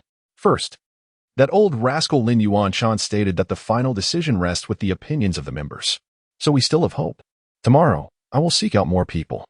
Perhaps we shall still emerge victorious. Second, even if Qinglin truly cannot serve as the scorekeeper, I will send both him and Qingsong out as temporary workers. This family will surely thrive." Liu Qiaoji, as if grasping a lifeline, clutched Liu Fei's hand and incessantly called him little brother. After a while, she brought up the topic again. "I simply cannot bear to see those beasts prosper." At that moment, Liu Fei surprisingly chuckled. "Sister, some matters you still fail to comprehend. Li Taiju will be paralyzed within 2 years, and by then, he will drag that family down with him. Furthermore, have you not noticed? Li Qingyun hardly works anymore. Many have seen him frequenting the commune, mingling with dubious characters. Last night, he was utterly intoxicated. How could such a wretch lead a good life? People say he is buying clothes and fabric, bringing countless items home. Where does he get the money? Is it not from Li Hua's dowry? How long can that little sum last? Once Li Hua marries next spring, just wait and see what becomes of their family. That lad boasts about sending 2 youngsters to university, ensuring his sister marries splendidly, and marrying a buxom college student. On what grounds does he make such claims? If he achieves even one of these, I shall write the character for Liu in reverse. Sister, just wait and see. I shall employ further strategies, and they will surely return crawling to plead with you." Li Taiju was unaware that he was involved in significant matters at the production team. He is currently at home preparing dumplings. The wild chicken left over from lunch, though sizable, had not been properly bled. Cooking it by alternative methods would undoubtedly affect its flavor. Fortunately, there are some tender shoots at home, perfect for making chicken-filled dumplings.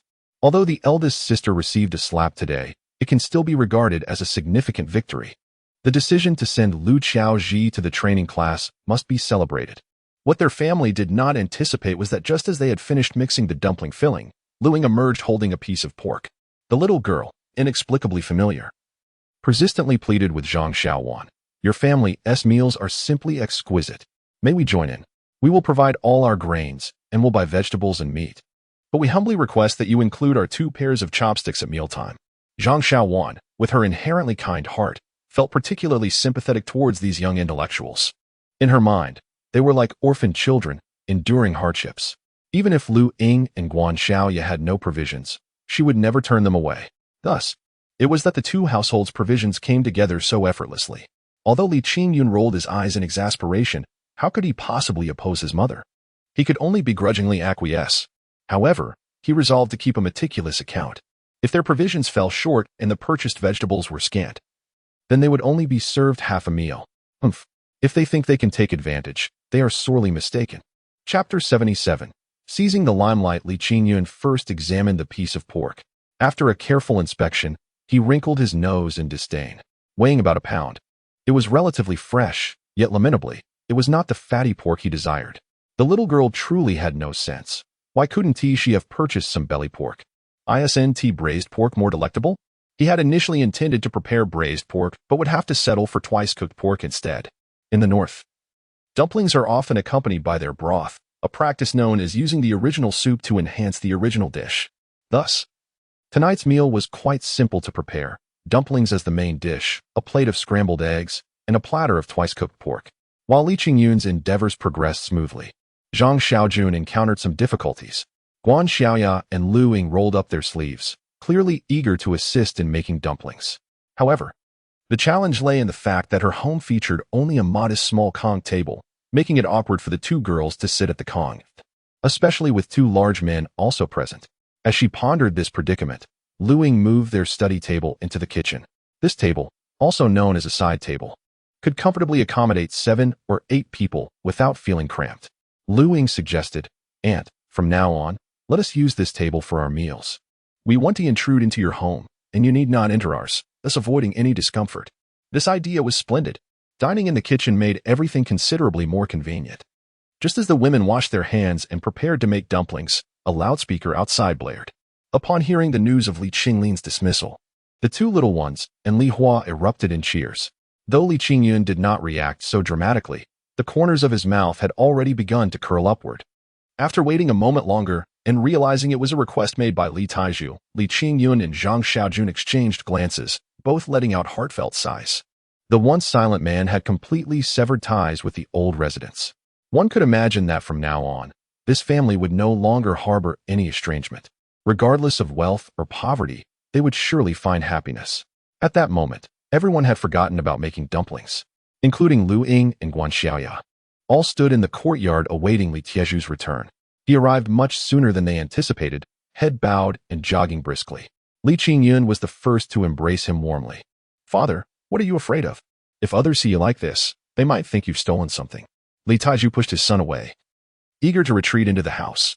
But Li Qingyun was not about to let him escape so easily. "Qifeng, Guogua, come and help. Father feels embarrassed." The two little ones were indeed intimidated by Li Taizhu.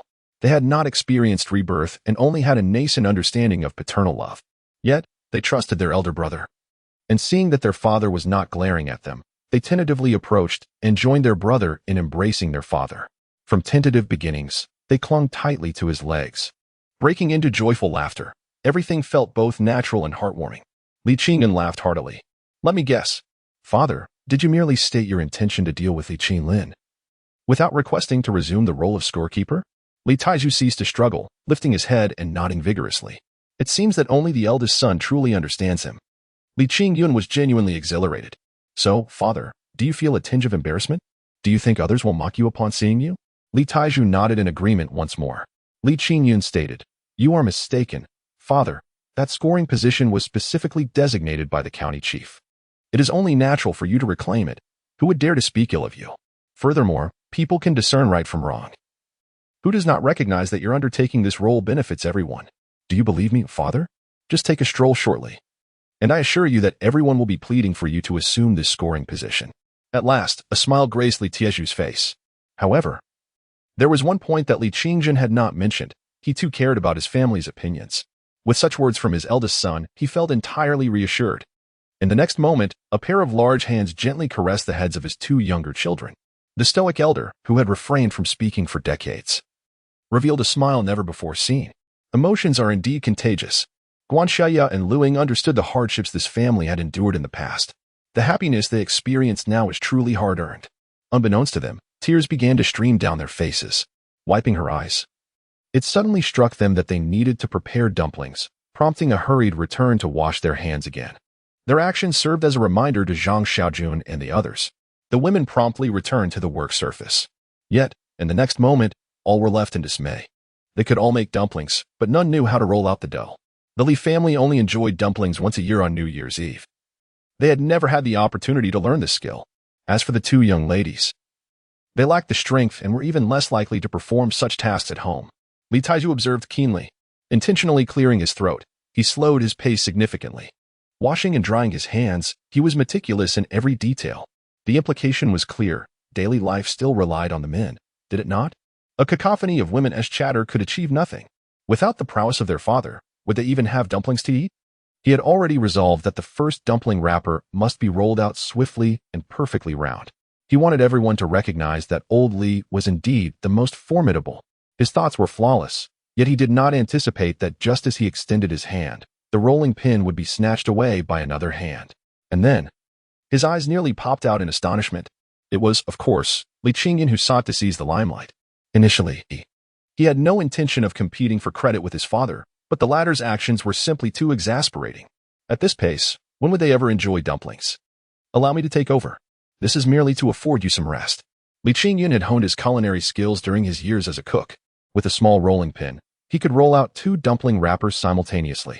In the eyes of his peers, this was no small feat, let alone for ordinary onlookers. He positioned the small rolling pin across the work surface. With his left and right thumbs, index fingers, and middle fingers, he pinched a piece of dough and placed it beneath the rolling pin. With a flick of his wrist, he rolled it forward, then drew it back. Deftly rotating the dough, his hands moved forward once more, completing a series of well-practiced motions. In mere moments, 2 dumpling skins materialized before the onlookers. It is often said that even those who have never encountered a pig have witnessed one running. How can one explain Li Qingyun's extraordinary skill? Among those familiar with rolling dough, who has ever seen it done in such a remarkable manner? Luing was so captivated that her eyes widened, and she exclaimed, "This foolish lad is truly impressive. How do you possess such talent?" Immediately afterward, she lowered her head, her neck flushed with embarrassment. Guanxiaya gave her a playful kick, and an unspoken understanding passed between them. Surprisingly, the surrounding crowd seemed oblivious to the abruptness of her words, for they were all awestruck by Li Qingyun's prowess. Zhang Xiaojun recalled vividly that Li Qingyun had never even attempted to make dumplings before. Had he learned this in a dream? Just how many more surprises could this child unveil? At that moment, a loud bang startled everyone. Chapter 78. In this world, parents are our most devoted protectors. The sound was that of Li Taiju delivering a kick to Li Qingyun's rear. The loudness of the impact was due to Li Qingyun willingly presenting himself for the encounter. Subsequently, Li Taiju returned to the inner room with his hands clasped behind his back. Li Qingyun, as if the kick had been directed at another, maintained a pallid expression. His round face devoid of any blush. His hands remained busy, and a subtle smile crept onto his lips. Who could possibly resist such a charming exchange between the two? In the next moment, the room erupted with laughter from various women. Zhang Xiaojun, entirely focused on her son, eagerly explained to Guanxiaya and Luing. This child used to be so well-behaved. Ever since that old woman dosed him with medicine last time, he has turned into a mischievous rascal. Yet, he harbors no ill intentions. The two young ladies' faces flushed crimson. The conversation became awkward, compelling them to seize the dumpling wrappers and lower their heads to make dumplings. Li Qingyun quickly nudged his mother with his elbow, silently conveying his thoughts. Why say such things? Was there any need to explain this to them? Li Hua's beautiful eyes flitted between this and that, suddenly uncovering a new revelation. What was amiss with Lu Jiqing and Guan Jiqing? Their behavior seemed quite unusual. Furthermore, her brother had not cast a glance in their direction, which was equally perplexing. Could it be that, in the north, people relish dumplings not only for their delightful taste but also for the joy of making them together? It was a rare moment of happiness when the family shared laughter and conversation. Today was no different, as the women's banters soon reached a crescendo, and their mutual understanding and trust soared to new heights. As for Li Qingyun, he continuously provided laughter, genuinely believing he did not seek to attract the attention of the two young ladies. His sole intention was to bring joy to his mother and sister. As the family embarked on making dumplings for the first time together, it was essential to create a delightful memory. The ones feeling most troubled and disheartened were Li Qingfeng and Guogua. They too wished to partake in the dumpling making, yet hesitated to extend their hands or even voice their desires. They could only stand quietly to the side, their eyes filled with envy. This was due to the shadows of past experiences. Last New Year, Li Qingyun, who was of the same age, had joined in the dumpling making, even wreaking havoc on several dough balls. Li Qifeng misjudged the situation, washed his hands, and attempted to assist, only to be met with a scolding from that old woman. She declared he was unworthy and ordered him to step aside. After sharing a light-hearted anecdote, Li Qingyun suddenly sensed something was amiss. Glancing back, he spotted his younger siblings standing at the doorway. What a heart-wrenching gaze it was. He felt as though his heart were shattering. Casting aside the rolling pin, he promptly approached and embraced his brother and sister. What are you two thinking? Do you wish to make dumplings as well? Hurry and wash your hands. Big brother will teach you. The moment he uttered those words, the children's eyes sparkled with excitement. The earlier feelings of grievance and conflict dissipated in an instant. Guogua fetched a fresh basin of water, ensuring not only her own cleanliness, but also supervising Li Qingfeng diligently. Seizing every moment, they huddled by the panel. A fleeting glance was exchanged between the mother and the elder sister, yet uncertainty lingered in their demeanor. Li Qingyun realized that he must articulate something significant. His younger siblings were not lacking in intellect. Rather, they had endured prolonged mistreatment, which had fostered a pervasive sense of inferiority. It was imperative to transform their mindset. Qingfeng, Guogua, if you wish to assist, why not express it? His inquiry caught the two children unawares, and they unabashedly lowered their heads in unison. Li Qingyun remained patient. It was essential for them to voice their thoughts. Moments later, Guogua lifted her head, her eyes glistening with unshed tears. Brother, Guogua can work. She will not ruin the food. A pang of emotion struck Li Qingyun as he turned his gaze towards his brother. Li Qifeng summoned his courage. I don't know if I can do it well. I want to help, but I am afraid to say so. At that instant, silence enveloped the room. With all eyes fixed on Li Qingyun, Zhang Xiaojun and Li Hua were oblivious to his intentions, presuming that the children's participation was inconsequential. Moreover, in other households, it was unlikely for such older children to be allowed to make dumplings, given the preciousness of each piece of dough. Guanxia and Luing pondered a different matter. They suddenly realized that the seemingly foolish boy played many roles within the family. Clearly, he was educating his younger siblings. It was remarkable to consider that he was only 18. How could he possess such wisdom? Li Qingyun's face radiated encouragement, his smile genuine and warm. You both should listen to your elder brother. Our family is different now. Our parents and siblings will never disdain or bully you. You are about to graduate from elementary school. You are growing up and should be able to discern what you can and cannot do. If you believe you are capable of accomplishing something, then you must endeavor to try. Do not fear, nor worry about our parents' reprimands. For in this world, they are the ones who cherish us the most. Everything they do is for our sake. Li Qingyun spoke at length until his younger siblings finally smiled. Unbeknownst to him, Li Taizhu in the room absorbed each of his words with clarity.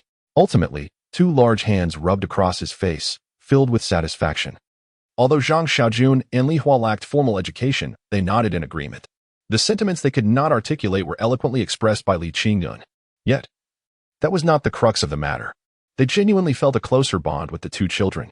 In their gazes, there was less evasion and more heartfelt affection. As outsiders, Guanxia and Luing received an unexpected lesson. Although they had matured, they too had experienced childhood. After listening to Li Qingyun's heartfelt words, they were overwhelmed with nostalgia. How wonderful it would have been if someone had guided them similarly during their youth. Their impression of Li Qingyun had transformed from merely positive to deeply profound. They all gazed upward, filled with adoration. Subsequently, Li Qingyun consented to teach his younger siblings how to roll out the dough, but he declined to begin immediately. He started with the most fundamental techniques, demonstrating how to roll the dough into spheres and flatten them. This task was trivial, one that Li Qingyun could easily accomplish on his own. However, for the two children, it was a different story. Such a simple endeavor brought them immense joy. The monotonous motions in their eyes transformed into a source of delight. They cultivated a sense of self-confidence and integrated themselves into the world of adults.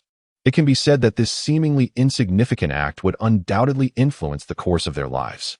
Li Qingyun felt a surge of happiness, convinced that he could alter the trajectory of his siblings' futures. In the not-so-distant future, they would surely surpass him, their elder brother. Yet, joyful moments are always fleeting. After preparing the dishes and placing the dumplings on the table, just as everyone was eagerly anticipating the meal, no one expected. Chapter 79. At the tender age of 18 or 19, what young man does not harbor an affection for young women? A table comfortably accommodates 8 individuals. One reason being the absence of any portly figures, and another being the presence of 2 children. After Li Qingyun finished cooking, he joined the table, sitting closely beside Li Taizhu. He had anticipated his mother would occupy the opposite side, yet unexpectedly, Lu Jiqing ended up beside him. Was this not awkward? He cast a glance at his mother, his expression filled with silent lamentation. You deny me the company of women. Yet you do not shield me from them either? How am I to dine in peace? Must I constantly avert my gaze? A fleeting glance towards his elder sister illuminated a sudden realization.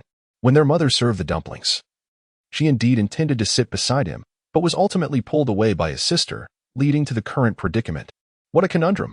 Was his sister seeking revenge? Or did she have ulterior motives? This meal could only be described as torturous. After barely satisfying his hunger, he made a hasty retreat. There was no choice. His conscience was troubled. What if he allowed himself to entertain forbidden thoughts, or glimpsed something he ought not? Little girl, hurry and get into college, hasten to leave, lest you jeopardize my resolve. His standards were lofty. They were unworthy of him. By this time, darkness had enveloped the surroundings. Li Qingyun entered the house to fetch an oil lamp, then used scissors to cut a piece of mugwort. With these two items in hand, he settled into the courtyard. The yard was adorned with numerous willow branches and an unfinished willow basket. Naturally, he began to weave. There was no doubt this was the handiwork of his mother and sister. They undoubtedly wished for the basket to be as large and plentiful as possible. Weaving a basket is a skillful endeavor, yet for Li Qingyun, it was merely child's play. 5 minutes later, Li Taiju appeared, a look of surprise on his face. Whether intentional or not, as he compared his craft with his son's. Half an hour later, the entire family gathered together. Zhang Xiaojun and Li Hua occupied the brightest spot, chatting merrily while crafting shoe soles. Qi Feng and Guo looked on with envy, glancing from one side to the other. Li Qingyun chuckled softly, cutting a small pile from the softest tips of the willow branches, sharing it with his younger siblings, guiding them in the art of basket weaving. In his heart, this was akin to a teacher instructing students in craftsmanship. Such activities would undoubtedly benefit children of their age. The others could not comprehend this interaction. No one criticized. The atmosphere was simply too warm. It even fostered a delusion that whether one worked or not was inconsequential. What truly mattered was the fact that the family could sit together in harmony. Unaware of their own fortune, this family evoked envy in the two young women next door. Study? Who had any interest in that? They now sat by the window, silently observing the family. After a long while, Luing lowered her voice, saying, I envy them so. If I were to marry that foolish boy, would I not be a part of it too? Guanshaya remained silent, her gaze fixated. Her mind filled with an entirely different vision. Luing, never mind, I must conduct an examination tonight. I shall stay awake the entire night. For I refuse to believe I cannot discern the truth. However, her wish is destined to remain unfulfilled this evening, as Li Qingyun only fell asleep after weaving 2 baskets. And by that time, it was already past midnight. How could he possibly wake again? Li Taiju and Zhang Xiaojun returned to their quarters earlier than Li Qingyun. Yet the oil lamp in their room continued to flicker. The couple engaged in conversation, with one speaking and the other writing, for quite some time. Zhang Xiaojun wore a radiant smile. Old man, have you noticed anything amiss? Li Taiju appeared bewildered and shook his head. Zhang Xiaojun lowered her voice to a whisper. Have you not observed that Qingyun and those 2 young ladies seem rather unusual? Li Taiju paused momentarily, then promptly retrieved paper and pen. I have not seen anything. Please enlighten me. Zhang Xiaojun replied, You truly are blind. You were even worse than Xiaohua. Consider this. If those 2 young ladies did not hold our family in high esteem, would they dine with us? Li Taiju retorted. What does that have to do with Qingyun? You are still foolish. At the very least, it indicates they do not despise Qingyun. Today, both Xiaohua and I noticed that those 2 young ladies were covertly watching our son. I suspect their dining with us is for his sake. As she uttered these words, Zhang Xiaojun's face flushed with excitement. Who does not adore their own son? This is his charm. Li Taiju scratched his head, clearly intrigued. The educated youth differ from rural girls, especially those as beautiful as the educated youth. Could I be mistaken? That boy Qingyun does not even glance at them. Could he possibly have any interest? Did he not express his desire to marry a well-endowed female college student from the capital? Zhang Xiaojun nudged Li Tieju's arm. You are foolish. You truly are. His lack of attention only raises suspicions. What 18 or 19-year-old lad does not admire young ladies? The more he feigns disinterest, the more it invites scrutiny. Old man, observe that educated girl tomorrow. Is she not sufficiently appealing? I suspect our son's criteria were established only after encountering her. If she were to gain admission to a university in the capital, would she not perfectly meet his standards? Li Taiju abruptly stood up, nodding vigorously. Shall we seek a matchmaker for our son? Zhang Xiaojun was left speechless. That silly man, how adorably naive. How could we do that? Would we not frighten the 2 girls away? Li Taiju inquired. Should we then pretend to be oblivious? Zhang Xiaojun nodded, then shook her head, her eyes sparkling with inspiration. We could create opportunities for them. Our son is handsome, capable of earning a living, and a talented cook. What young lady could resist such charm? This educated girl is inherently intriguing. If they interact more, will it not naturally progress? Li Qingyun nodded repeatedly, his hand trembling as he continued to write. Following your suggestion, I have taken a liking to that young lady. She is indeed worthy of our son. With such ample form, she shall undoubtedly bear us grandchildren. Little did Li Qingyun realize that he had become the focus of everyone's attention. He remained blissfully unaware, believing himself to be the protagonist, with everything firmly within his control. The following day, Li Qingyun arose at 6:00 a.m., only to be roused by his mother's insistence. He had initially intended to visit the elderly matron. Yet his family forcibly dragged him up the mountain. This filled him with a sense of regret. Accompanying the elderly lady to her class would have been a gratifying endeavor, far more rewarding than mere financial gain. In a couple of years, when you all possess wealth, I wonder if you will still harbor regrets? As the monkey heads had already been dried, Li Qingyun could no longer contain them and was compelled to bring them along to work. The four of them, each bearing a basket, stealthily ventured into the depths of the mountains. Chapter 80. Let me feel it. What is so great about it having joined forces? Guanxia and Luing finished their breakfast early. The morning meal consisted solely of a potato and radish soup. Yet, it was this very soup that compelled each of them to devour 2 bowls of rice. There was no other reason. Li Qingyun's culinary skills were simply exquisite. They had never tasted such delectable soup before. Now, thoroughly sated, they could only recline on the kong, rubbing their bellies. Luing draped one of her legs over Guanxia.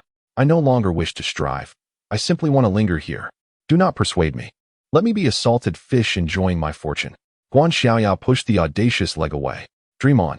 Even if you wish to stay, you must be wanted. Lu Ying's face instantly morphed into a bitter melon, her bravado faltering. What does he have that is so remarkable? I am a youth sent to the countryside. Regardless of whether I can enter university, I am still a city dweller, and my parents. As she spoke, her voice dwindled, her confidence waning. No. I must strive. Qifeng, Guogua, come to your sister's room. I have delightful treats for you. With class not commencing until 9 o'clock. Li Qifeng and Guogua were engaged in playful antics indoors. Upon hearing the call, they rushed over instantly. They were both curious about the room, yet displayed impeccable manners. Having never entered without an invitation, the 2 little ones entered the room, their eyes wandering with envy. Luing had transformed into a benevolent grandmother. Isn't my sister's room lovely? You are welcome to come and play often. Here, this is a white rabbit candy. Do give it a taste, it is quite sweet. The eyes of the 2 little ones sparkled immediately. Throughout their lives, they had only once tasted the orange candy their uncle had bought for them. They hesitated to take it, but could not resist the persuasion, ultimately succumbing to their cravings. 5 minutes later, the 2 children had completely indulged. Luing gestured to Guanxia, her smile growing more tender. Little Qifeng, I have heard you are quite impressive. Are you aware of your brother's situation? Li Qingfeng patted his chest proudly. Of course I know. My brother does not keep secrets from me. Is that so? Then tell me. What sort of bride does your brother wish to marry? This time it was Li Qifeng who laughed, fearing Guogua would interrupt, responding like a rapid-fire machine. Elder brother said he wants a woman with a chest this big, a backside this ample, and a tiny waist. She must be fair and a university student from the capital. After sharing, fearing his sister would doubt him, he added, that's what he himself said. Our whole family knows. Luing touched her own chest and pinched her backside, suddenly feeling utterly despondent. With a thud, she collapsed onto the kong. It's over. I'm doomed. I don't even meet the basic criteria. What's the point of trying? Suddenly, as if possessed, she sat up again. Little Qifeng. You and your brother have bathed, right? Your brother's silkworm pupa. Guanxia nearly lost her mind. She covered her mouth, desperately trying to suppress that individual beneath her. Qingfeng, Guogua, why don't you go out to play? The teacher will come to see you shortly. The 2 children, exhibiting great politeness, bid farewell and closed the door behind them as they departed. Once the children had wandered off, Guanxia playfully mounted Luing, exclaiming, You are being utterly ridiculous. Those children are already 13. They are well aware of everything. Are you sure you want to ask such a question? Let me tell you. If you are seeking self-destruction, don't drag me down with you. Luing responded with a silly grin. I don't care. Since I cannot have his heart, I shall settle for his body. At the very least, let me catch a glimpse. Otherwise, I shall remain restless. Guanxia, realizing the futility of her pursuit, surrendered and flopped onto the kong beside her. You may indulge in your madness, But do not forget that you are a young lady. Joking is one thing, but taking it seriously is entirely another. Just as Lu Ying was about to speak, her eyes widened in shock.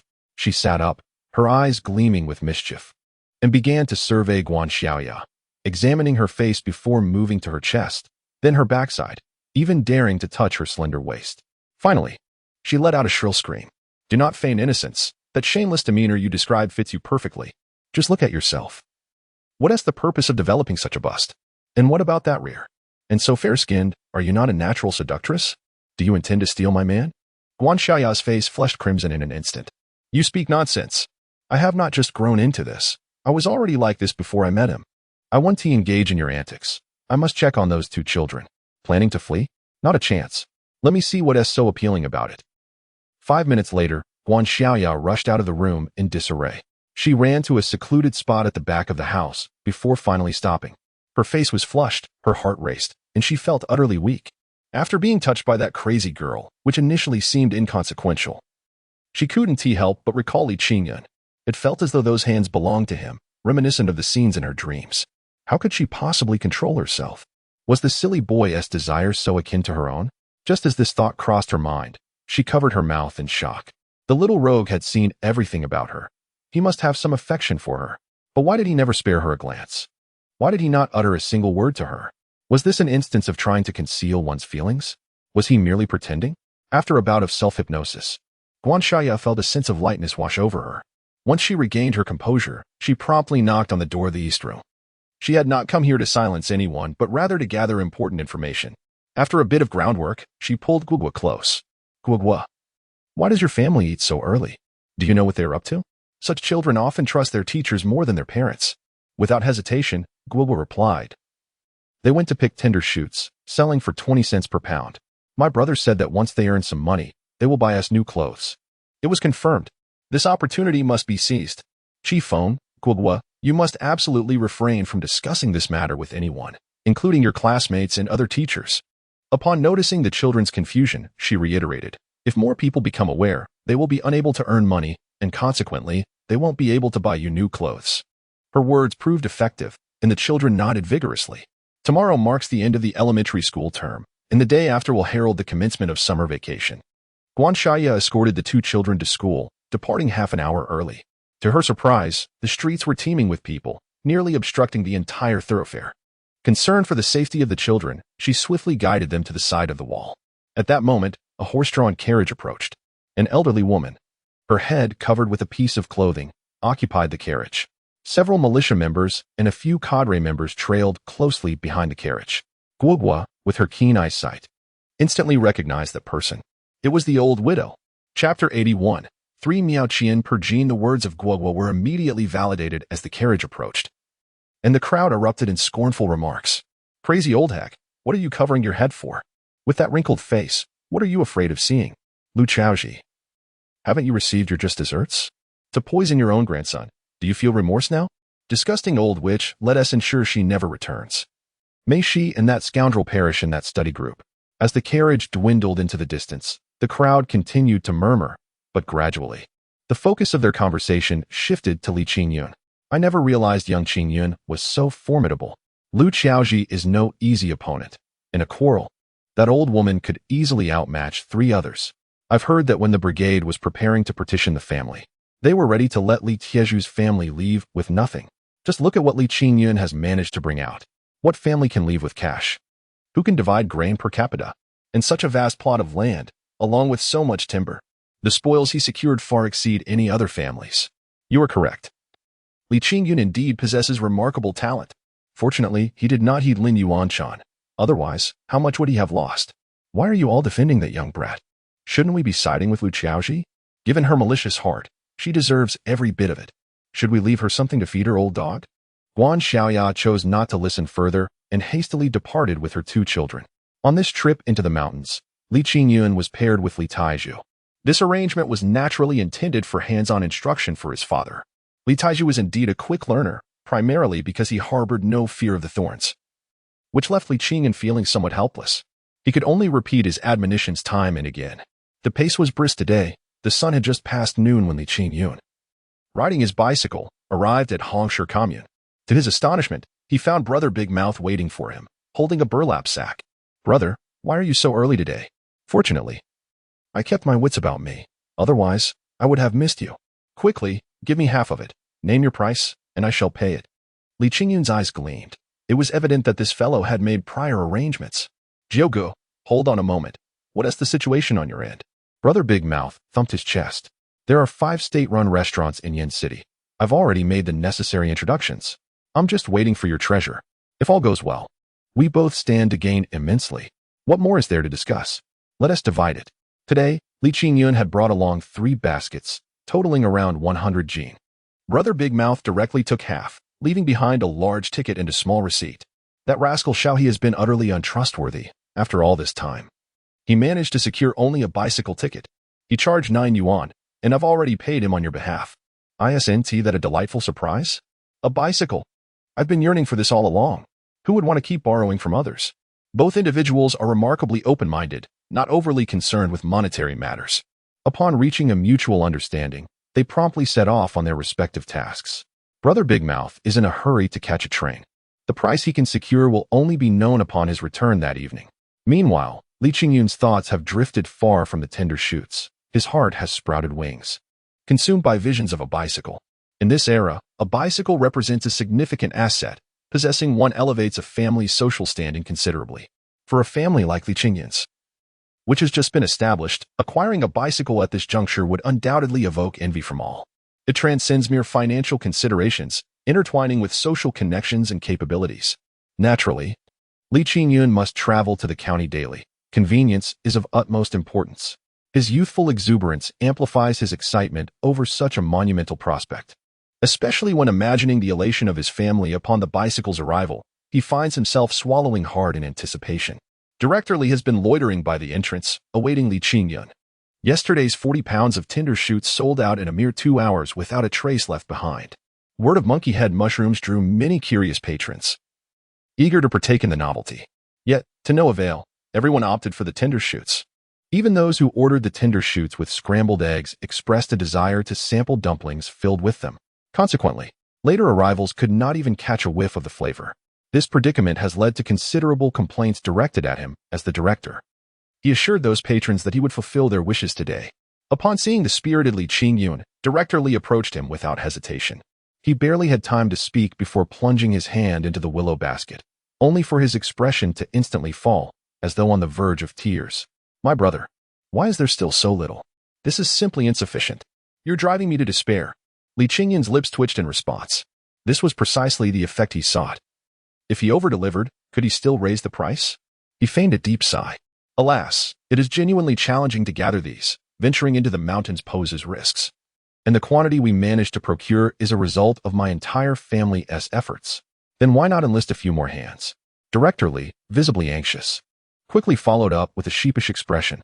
"Forgive me, brother, I spoke out of turn. In these times, earning a living feels precarious enough. Who would dare involve outsiders? A single report could lead to disaster, and even the closest friends would shy away from such undertakings." Li Qingyun waved his hand dismissively. "No worries, let us speak candidly. While it's impossible to recruit additional help, I can certainly have my family toil a bit more to increase the yield, though." Li Qingyun left the thought unfinished. Both parties understood the underlying implications. Extending courtesy does not obligate one to return favors. Director Li personally unloaded the goods, and then invited Li Qingyun into his office. "Brother, I've tallied yesterday's accounts. One day's yield surpasses that of the previous 3. The supply remains insufficient. If you could provide." Director Li coughed awkwardly at this point. "Let us proceed as follows. Tinder shoots at 30 cents per pound. I implore you, dear brother, do your utmost to procure as much as possible." Li Qingyun nodded, a smile already blossoming within him. He was aware that prices could rise. Yet he had not anticipated such an increase to 30 cents. After all, ordinary vegetables typically cost only a few cents per pound. He felt quite content with this price.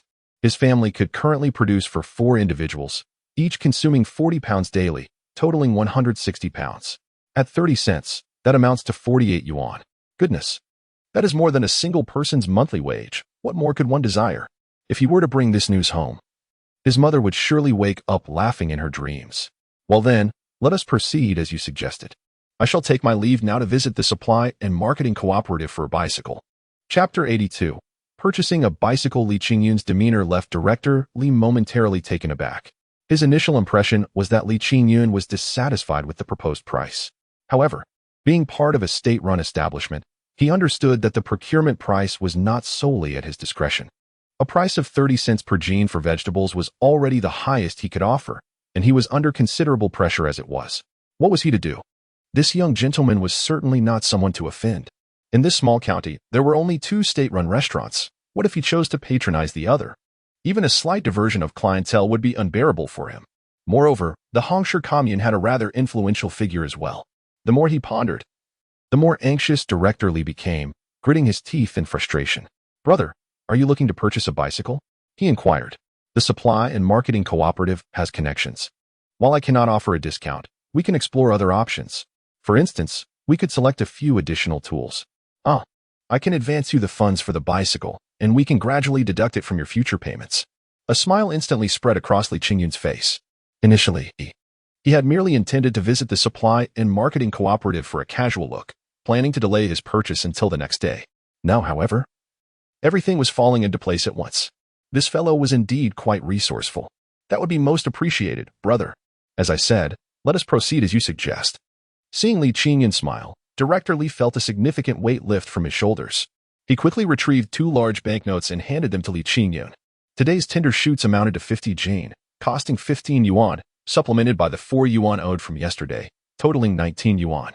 He presented 20 yuan, effectively smoothing over the transaction. Without wasting a moment, the 2 hurried to the cooperative. Though both establishments bore the same name, the atmosphere here was worlds apart from that of the Hongshe cooperative. The place was bustling with customers, and the variety of goods was impressive. For instance, at the fabric counter, there was even a queue forming at this hour. Li Qingyun followed closely behind Director Li, joyfully making his way to the innermost part of the cooperative. To his astonishment, he discovered 4 bicycles on display, available for selection. Nearby were sewing machines, tape recorders, and other prized commodities. A first-time visitor to this establishment would undoubtedly feel a twinge of anxiety. Without a few hundred yuan in their pocket, they would hardly feel worthy of lingering here. Li Qingyun was similarly engulfed in a moment of reverie.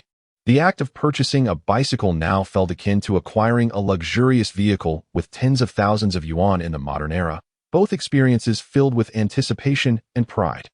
Director Li indeed had connections. Although he did not know the sales staff, he was acquainted with the director of the cooperative. After only 5 or 6 minutes of waiting, he returned from the office with a stout, short, elderly man. The elderly man exuded an impressive authority. His first course of action was to dismiss the sales staff. With a grand gesture, he informed Li Qingyun that he was free to choose at will. However, selection was unnecessary for Li Qingyun, as he had already set his sights on a golden deer bicycle. While this model could not compare to the likes of Yongzhou or Fiji, it held a significance far beyond its monetary value for Li Qingyun. 2 years prior, Lin Yuanchan's family had acquired the first bicycle in the village, which was none other than this golden deer model. At that time, his father had gazed upon it with envy. Li Qingyun had never seen the sparkle in his father's eyes quite like that before, and he vividly recalled his father's expression at that moment. Given this opportunity, why not fulfill his father's wish? Much like purchasing small shoes for his elder sister, he eagerly anticipated the look on his father's face upon seeing this bicycle. The stout, short elder offered no comment on Li Qingyun's choice, yet Director Li gave a thumbs up. This bicycle was a heavy-duty model, perfectly suited for his brother's use. While this was indeed a compliment, it also underscored the bicycle's merits. Li Qingyun initially thought that the matter of buying the bicycle had reached its conclusion. Little did he know, this was merely the beginning. The short, stout elder unexpectedly retrieved a set of bicycle fenders from the counter. "Young man, your eyesight isn't quite sharp, is it? The fenders on this bicycle are damaged. In light of Director Li's reputation, I shall gift you this set. However, I must admit, my age prevents me from assisting you with the replacement." Li Qingyun was momentarily taken aback, but then he burst into laughter. Without uttering a word, he grasped the stout elder's hand firmly. Unspoken understanding lingered in the air. On the rural dirt roads, even without bumps and jolts, bicycle fenders are the most susceptible to damage. Particularly, they tend to tilt to one side, creating an awkward appearance that significantly dampens one's spirits. The stout elder was well aware of this. He offered the fenders as a favor, a gesture of goodwill. Li Qingyun's reaction left the stout elder astonished.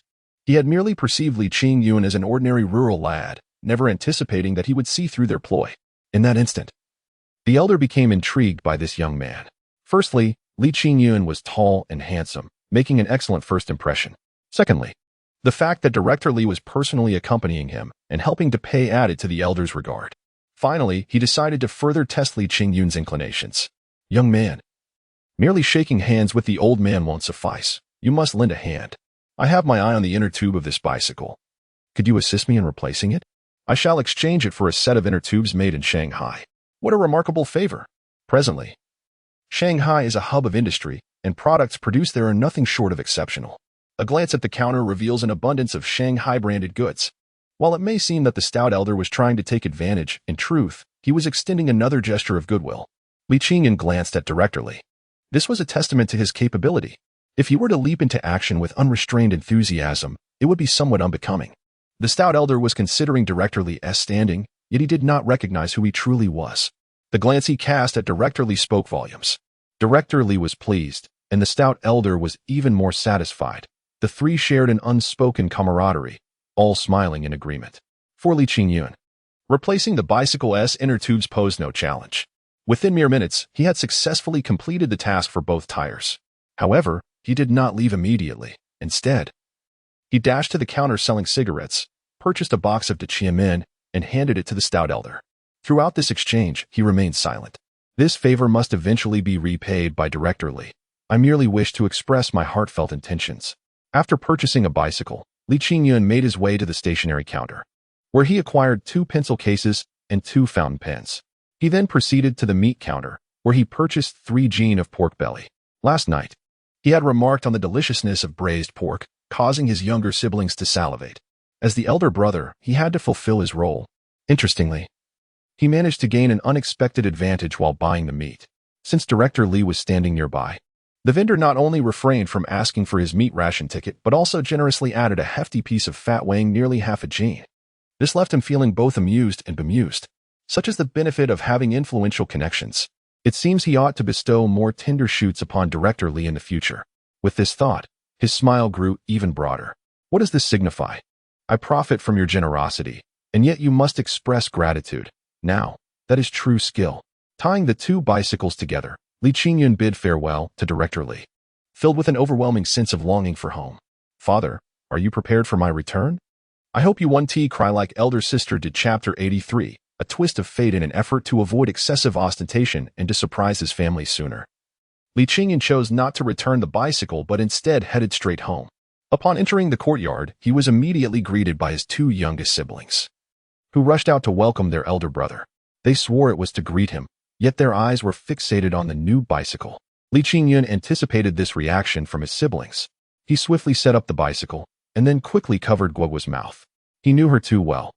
With a glint in her eyes and her head held high, she was on the verge of shouting, "Let us keep it quiet. We're going to surprise Dad." Chi Feng and Guoguo instantly beamed with delight, nodding eagerly as if they were chicks pecking at grains. "Don't worry, this is our family's bicycle.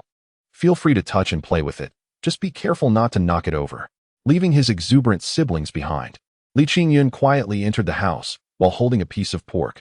To his surprise, he bumped right into his mother. This required some soothing as well. Besides handing her the pork, he also produced 3 large banknotes. "Mother, no matter what you see, please refrain from exclaiming. Let us keep our efforts discreet." Zhang Xiaojun was too preoccupied to think of anything else. Clutching the 3 banknotes, she could only smile. She felt a sense of comfort knowing they were securely placed in her pocket. Seizing the moment, Li Qingyun ventured into his parents' room. Li Taiju was engrossed in a battle with pliers and wire, seemingly researching tools for picking tender shoots. He cast a fleeting glance at Li Qingyun, offering no acknowledgement whatsoever.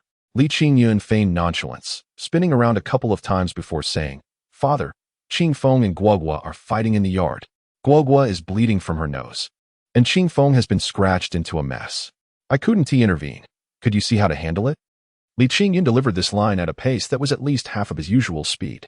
Without waiting for him to finish, Li Taiju hastily strode outside, glaring at him with fierce intensity. The expression indicated that had he not been in a hurry, he would have certainly kicked him a couple of times. Watching his father's retreating figure, Li Qingyun made 2 playful faces. Let us see what expression you'll, where now Li Taiju was utterly unprepared to be deceived by his son. In the past, The children would react like mice encountering a cat upon seeing him. The most significant change had come from his eldest son, influenced by his elder brother. The younger children had also grown much closer to him, which brought him great solace as he finally enjoyed the simplest pleasures of familial bliss. He couldn't comprehend how two siblings who had always been close could suddenly be at odds. What enraged him further was his eldest son's attitude towards the situation. How can you, such a big lad, not manage them? They're fighting to the point of bleeding, and you're still idle? How heartless can you be? This matter will not end today. Once the little ones are dealt with, I will certainly give the elder one a good thrashing. Just as he was about to erupt with anger, his gaze fell upon the brand new Jinlu bicycle. In that instant, his mind became utterly unhinged. Two children, laughing joyfully, momentarily stunned him, causing him to completely forget the purpose for which he had come. His thoughts had diverged entirely along the path of that bicycle. Over 20 years ago, on the battlefield across the river, he had executed a mission alongside his closest comrade. It was for the sake of seizing an American bicycle that his dearest friend had sacrificed his life. Those who have experienced such loss know that the pain cuts to the very core. 2 years prior, Lin Yuanshan's family had also acquired a bicycle of this type.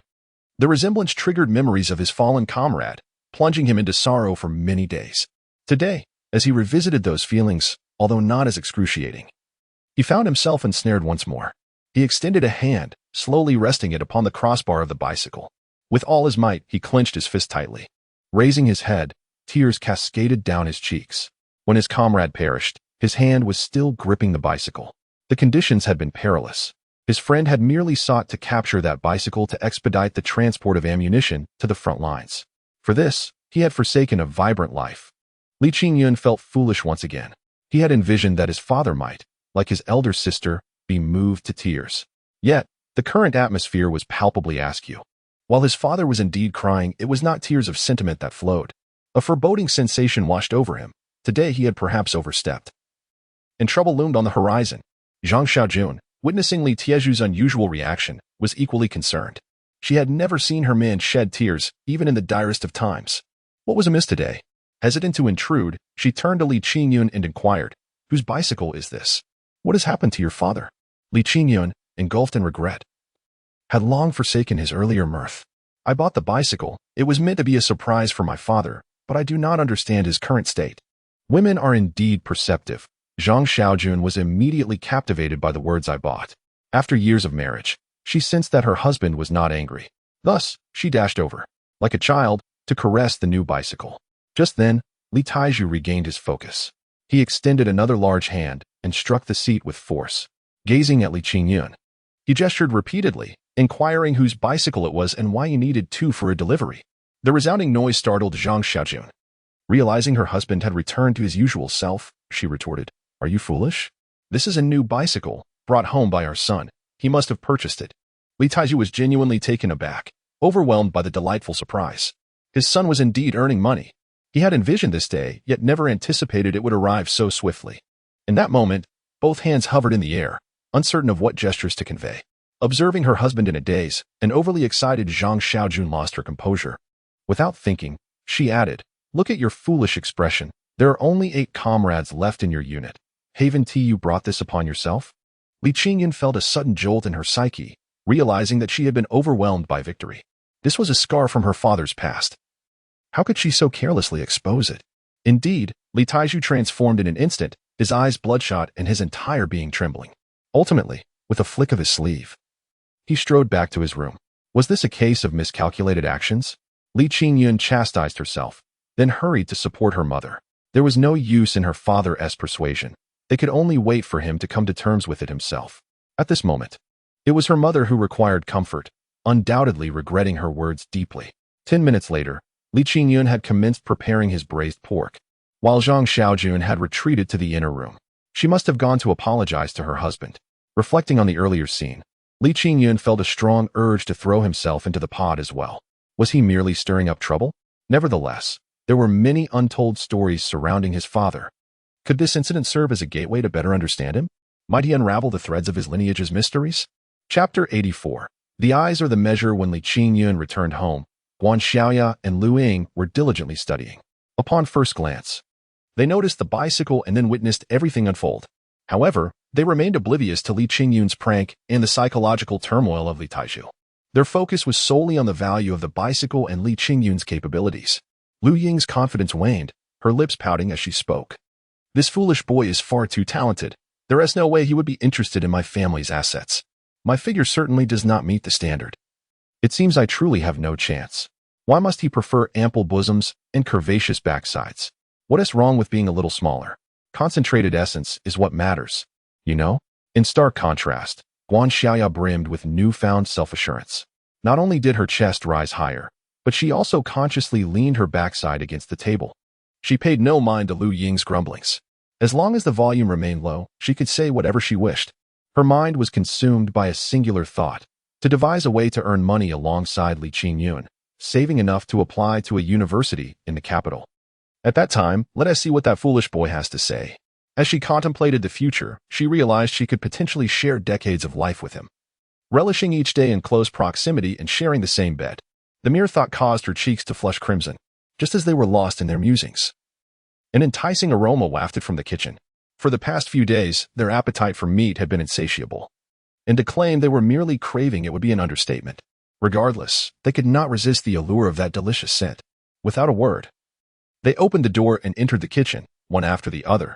As anticipated, the one preparing dinner was that foolish boy.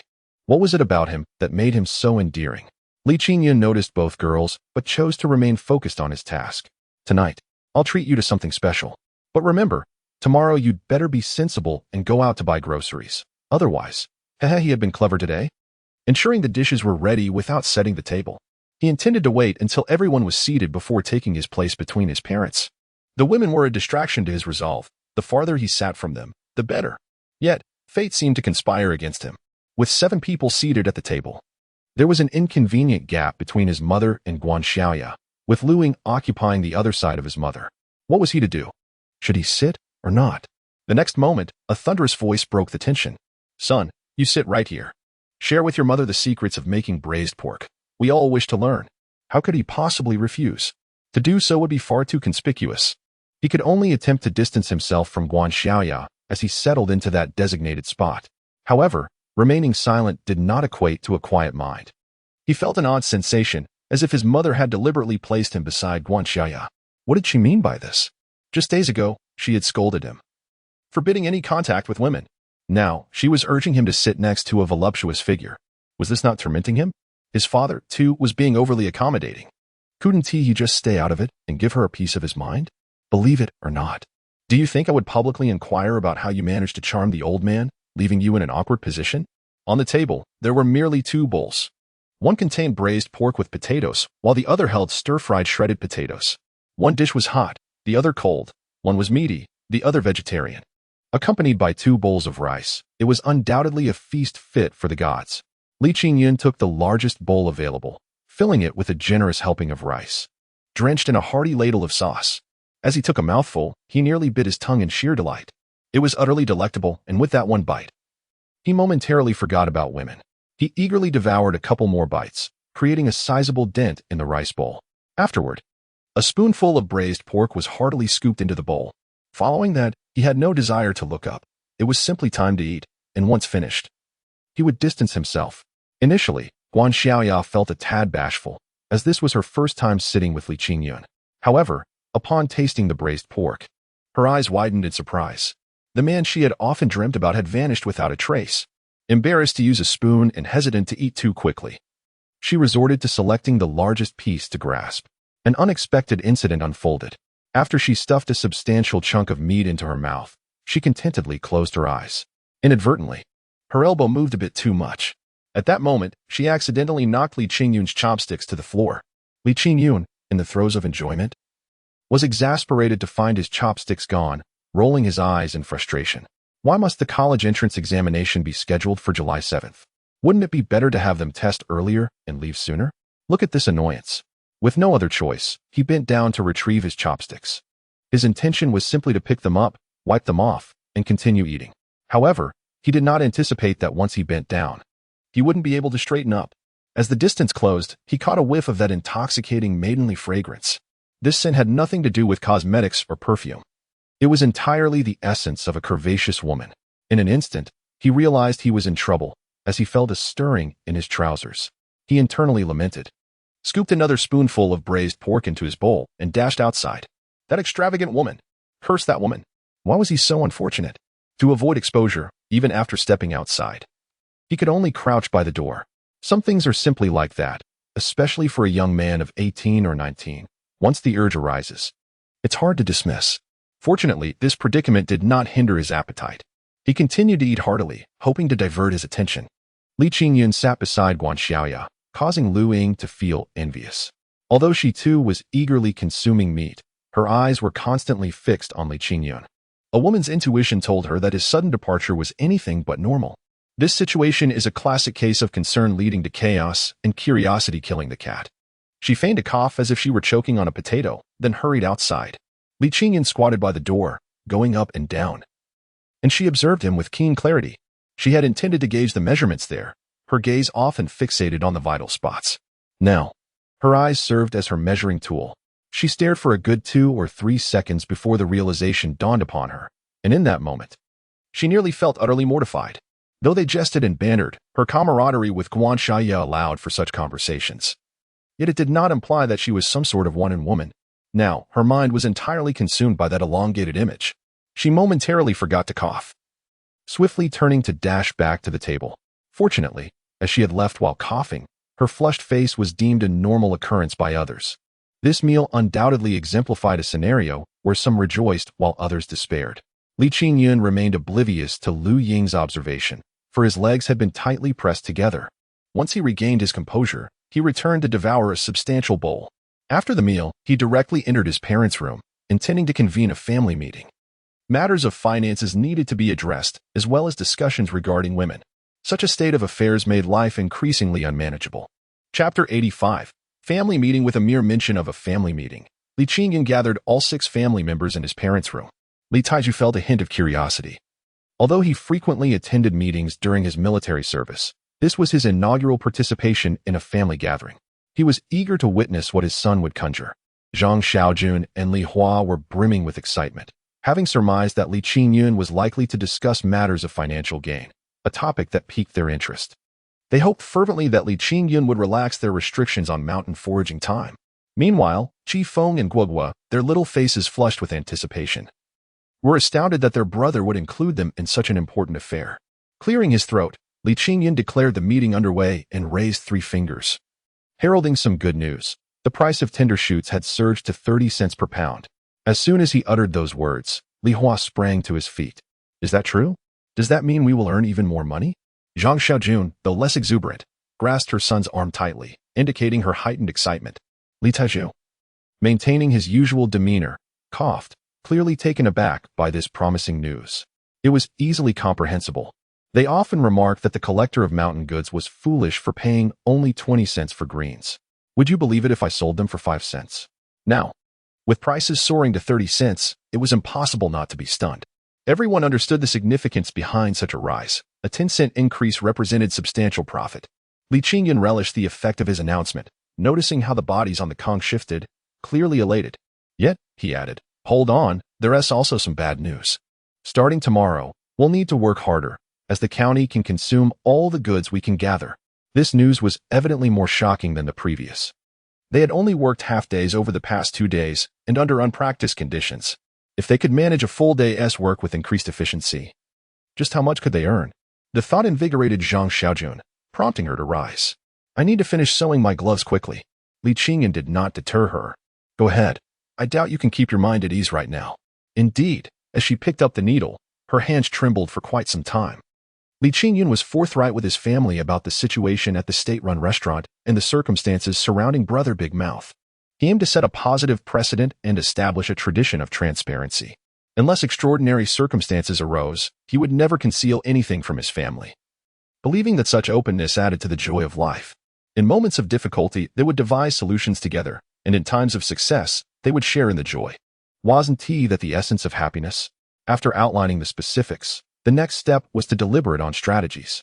Li Qingyun had thought everything through, but he found himself unable to interject. His parents and elder sister made decisions without consulting him. We'll rise at dawn. After breakfast, we'll head to the mountains. Bring some provisions for lunch. When night fell, it was time to conclude the day's work.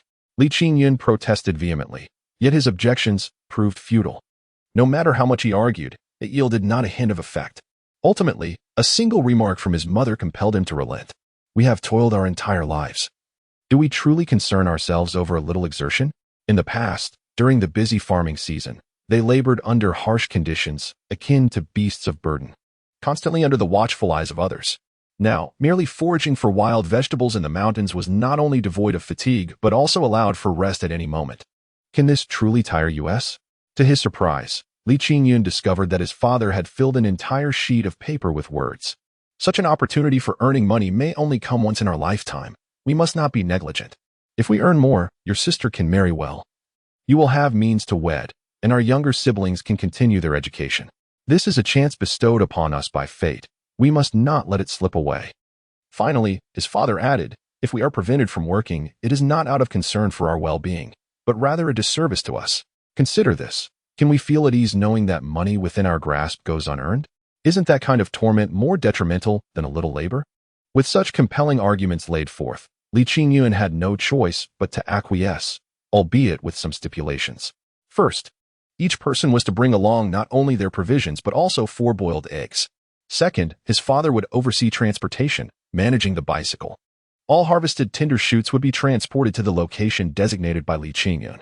This arrangement was a small benefit for his father, as riding a bicycle was considerably easier. This decision infuriated Li Taiju, yet apart from Li Qingyun, he was the only one capable of riding a bicycle, rendering him unable to refuse. As the meeting drew to a close, Li Qingyun was taken aback when Qi Feng and Guogua simultaneously raised their hands. This time, both children vied to speak. Brother, I want to join too. I want to earn money. Brother, we have exams tomorrow. Will you take me with you the day after? I can work hard. Li Qingyun was utterly perplexed. The college entrance examination had yet to commence, yet elementary school was already on summer break. He had considered all possibilities. Save for the 2 children, Li Hua provided clarification. This year, the agricultural busy season and summer vacation coincided. Several teachers, being educated youth, would be participating in the college entrance examination. Li Qingyun scratched his head, weighing the situation, and ultimately agreed to his younger siblings' wishes. Though small in stature, they were already 13 years old. With sufficient nourishment, it would benefit them to engage in some exercise. The entire family unanimously approved, which sent the 2 children into a jubilant leap. Earning money mattered little to them. What they sought was recognition and the joy of spending time with family. At the conclusion of the meeting, Li Qingyun infused a sense of mystery into his voice, lowering it to a whisper. Mother, elder sister, do not be overly kind to those 2 educated youths. In a few days, they will participate in the college entrance examination, and once the tests are over, they shall return to the city. Will they still remember us then? Such emotional investment is truly unnecessary. No, that's not right. Teacher Guan will not participate in the college entrance examination. She has stated that she will remain with us. Li Qingyun was taken aback, as it was Guogua who responded to him. Moreover, this answer was utterly unexpected. It's inconceivable. Both of them are studying. Yet she chooses not to take the university entrance exam. What purpose does her studying serve? Is she addicted to learning? Zhang Xiaojun slapped her son on the arm. Speak respectfully. Today, your mother went to see the women's team leader, and she mentioned that Teacher Guan's family is not in a favorable situation. Although her parents have been released, they have yet to resume work. Therefore, they cannot afford to send her to college. She certainly cannot go this year. At that moment, Li Hua interjected. Today, I chatted with Teacher Guan for a while. She inquired if there are any valuable mountain products. She wants to earn some money. Li Qingyun abruptly stood up. What is going on? Chapter 86. Leaving opportunities for parents. Li Qingyun scratched his head, suddenly feeling a twinge of jealousy. Why was it that his family showed such concern for that curvaceous figure? After all, he was family too. Particularly his mother. Why was she inquiring about her? And his elder sister, bringing up the idea of that figure gathering mountain goods at such a time? Was that mere coincidence? His father was acting strangely as well. If he had nothing to hide, why was he avoiding eye contact?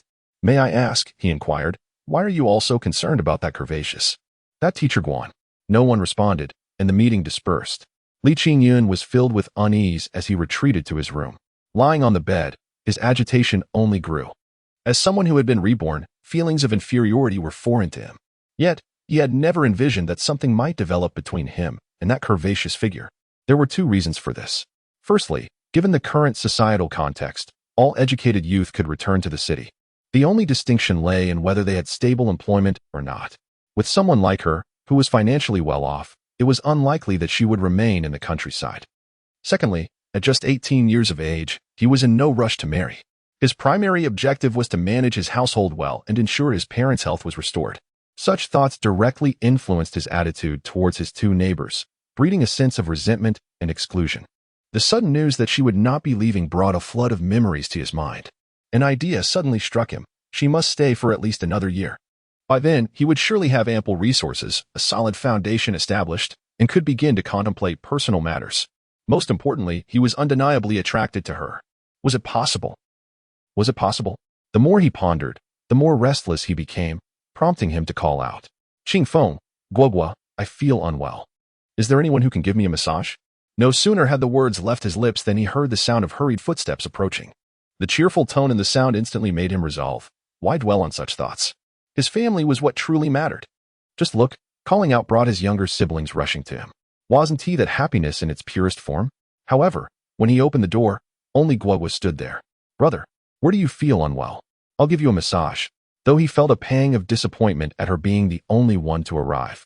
One was better than none. Li Qingyun flopped onto the bed like a lifeless fish. His back, shoulders, and any fleshy part of him ached. Guogua responded enthusiastically and climbed onto the bed, her small hands reaching out immediately. Brother, I'm quite skilled at this, so don't be afraid of the pain. He murmured in acknowledgement. Here. Is it here?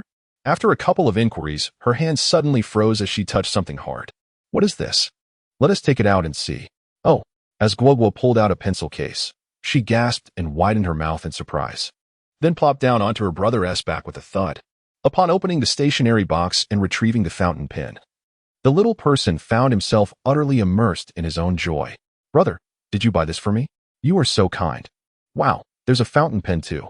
Now my classmates will no longer look down on me. In an instant, Li Qingyun, who had transformed into a mere cushion, turned his head to behold the happiness radiating from his sister's face, and he too became enchanted. Guogua's joy was so uncomplicated. In truth, the entire family shared this sentiment. With even the slightest gain, their lives improved just a bit, and they would remain elated for a long time. This, too, is happiness, and it must be nurtured diligently. Guogua, where's that rascal Qingfeng? Brother, Qingfeng is riding his bicycle. He heard your call, but didn't move. That ungrateful child. Don't tell him about the stationery box and fountain pen. Let him enjoy his time outside. Guogua's large eyes had already curved into little crescents. Guogua will listen to her brother. Half an hour later, Li Qingyun stepped out of the house and walked along the road at the eastern edge of the village. After another 10 minutes, Big Mouth brother rode up on his bicycle, speeding like the wind. Their meeting erupted into hearty laughter. Brother, it's done. From now on, we need not worry about money. You should have seen the expressions on those people's faces. They were comical enough to make you laugh to death. 5 state-run restaurants are clamoring for goods, and the price has been driven up to 35 cents. Listening to Big Mouth Brother's excited recounting, Li Qingyun felt a surge of exhilaration. This guy truly possessed capability and a commendable character. The price of 35 cents exceeded his expectations. In the subsequent time, the two discussed the details of their collaboration. Big Mouth Brother would come every evening at 6:00 p.m. to collect the goods, with the price set at 25 cents per pound. Upon hearing that Li Qingyun sold to the county's state-run restaurant at 30 cents per pound, Big Mouth Brother wished to raise his price to 30 cents as well. However, Li Qingyun declined. In the coming days, the volume won't be substantial. Besides, Big Mouth Brother has to collect the goods himself. It wouldn't be fair to have him run errands without any profit. Moreover, he had a request for Big Mouth Brother. Brother Gio, you know about our commune study group, right? Do you have anyone in there? Big Mouth Brother paused momentarily, a mischievous grin spreading across his face. What do you mean? Are you afraid? Are you worried about being caught? Li Qingyun forced a smile and recounted the grievances between his family and Lu Xiaoji. They say family shame should not be aired publicly. However, he considered Big Mouth Brother his closest friend, and some things simply had to be shared. Finally, he said, if you can find someone, see if you can extract any information from them. If I can uncover my father's origins, I am willing to offer 100 yuan. Big Mouth Brother patted Li Qingyun's shoulder with a solemn expression. I never expected my brother to be suffering so greatly. Leave this matter to me. I will find the person, and if there is even the slightest chance, I won't let you down. Moreover, This matter ends with me. It will not implicate you in any way. Li Qingyun grasped Big Mouth Brother's large hand. It cannot result in death, and even if someone were to pursue accountability, I can bear the consequences. After bidding farewell to Brother Big Mouth, Li Qingyun hastily returned home. At this point, the marketing chain for the tinder shoots had been seamlessly established. The entire family ventured into the mountains in the morning, and by noon, all their harvests were gathered and delivered by Li Qingyun to the county town. The afternoon's yield was entrusted to Brother Big Mouth. Thus, the daily harvest could be dispatched on the same day, alleviating any concerns about exposure. With an expression of exhilaration, Li Qingyun had barely crossed the threshold when his younger brother clung to his thigh. "Brother, I was wrong. I will give you a massage right away." "Brother, I promise I won't touch that bicycle again. I will massage you every day." "Brother, how about you just give me a beating?" Li Qingyun could no longer contain his amusement. He affectionately ruffled his brother's hair and promptly handed over another pencil case. "If you have the capability, don't beg me. If you have the capability, don't call me brother." Over the past few days, Li Qingyun had earned a considerable sum of money, and logically, he should have bought clothes for his family by now. His two younger siblings, aside from the pencil cases and pens, also needed backpacks and textbooks. To speak candidly, he was eager to fulfill this responsibility, yet he ultimately restrained himself. He wished to reserve this opportunity for his parents. His father and mother toiled from dawn till dusk, with no personal space or joy to speak of. Now that the family owned a bicycle, he envisioned persuading his father to take his mother on a trip to the supply and marketing cooperative for shopping one day. Wouldn't that be a beautiful scene? Did his mother truly dislike spending money? Did his father not wish to purchase items for his children? Just imagining the two of them sharing laughter while selecting goods for their offspring brought him joy. Contemplating such a simple act that could perhaps bring them happiness for an entire year, Li Qingyun resolved, come what may, to exercise self-control and facilitate this endeavor. Chapter 87. A sudden calamity. Contemplating how to bring joy to his parents, Li Qingyun felt invigorated. Before the sun set, he began tidying up the chicken coop, which had been damaged by the elderly Mrs. Tai. It was imperative to repair it. However, just as he commenced his task, two figures appeared beside him. Raising his head, he beheld two wrinkled little faces. Chi Feng and Guobo stood on either side, their expressions twisted with concern. "Brother, there's no ink for the fountain pen." "Brother, did you forget?" Li Qingyun slapped his forehead in realization. Ignorance was indeed frightening. To purchase a fountain pen without the ink was akin to teasing children. The dilemma was, in his past life, he had solely engaged in laborious tasks and was utterly oblivious to scholarly pursuits. "Never mind. I shall take you to borrow some from Teacher Guan." Meanwhile, Guan Shaya felt an unusual sensation today. Lu Ying, typically chatty, was notably silent. After dinner, she lay on the bed, facing the wall, with a pillow clutched between her legs, utterly still. When spoken to, she merely hummed in response, and upon pressing her, she gestured with her hand. It was not until recently that Guan Shaya grasped a fragment of the situation. The gesture was all too familiar. It was a sign indicating the dimensions of a certain item. What on earth was happening? Even in a state of yearning, one could not fixate on a stallion. Could they? Guan Xiaoya could no longer endure it. In the spirit of responsibility towards her friend, she flipped Lu Ying over and positioned herself atop her. "What's wrong? The exams are approaching. You mustn't fall ill." Lu Ying, slightly breathless beneath her, rolled her eyes and gestured once more. Guan Xiaoya remained perplexed. "You've been gesturing all evening. What on earth are you indicating? Doesn't it frustrate you?" Lu Ying embraced Guan Xiaoya's head, leaning closer to whisper, "So long. Li Qingyun's silkworm chrysalis is this long." Guan Xiaoya felt as though she had been struck by lightning. She froze in place. She never imagined that Lu Ying was gesturing about that particular subject, and the most alarming part was that it was indeed that size. How had she possibly seen it? Lu Ying sensed Guan Xiaoya's entire demeanor soften. Flipping the situation, she swiftly mounted Guan Xiaoya. In an instant, her signature mischievous grin reappeared. "Are you frightened? Is there truly such a large silkworm chrysalis in this world?" As she spoke, she gestured on her own abdomen and Guan Xiaoya's. "How could this be? No way. I don't want this man anymore. Sleeping with him would surely be uncomfortable." Guan Xiaoya pondered a different question. How could this little rascal be so shameless? Why show everything to others? "How did you see it? Tell me quickly, how did you see it?" "Right at the door. He squatted there while having dinner.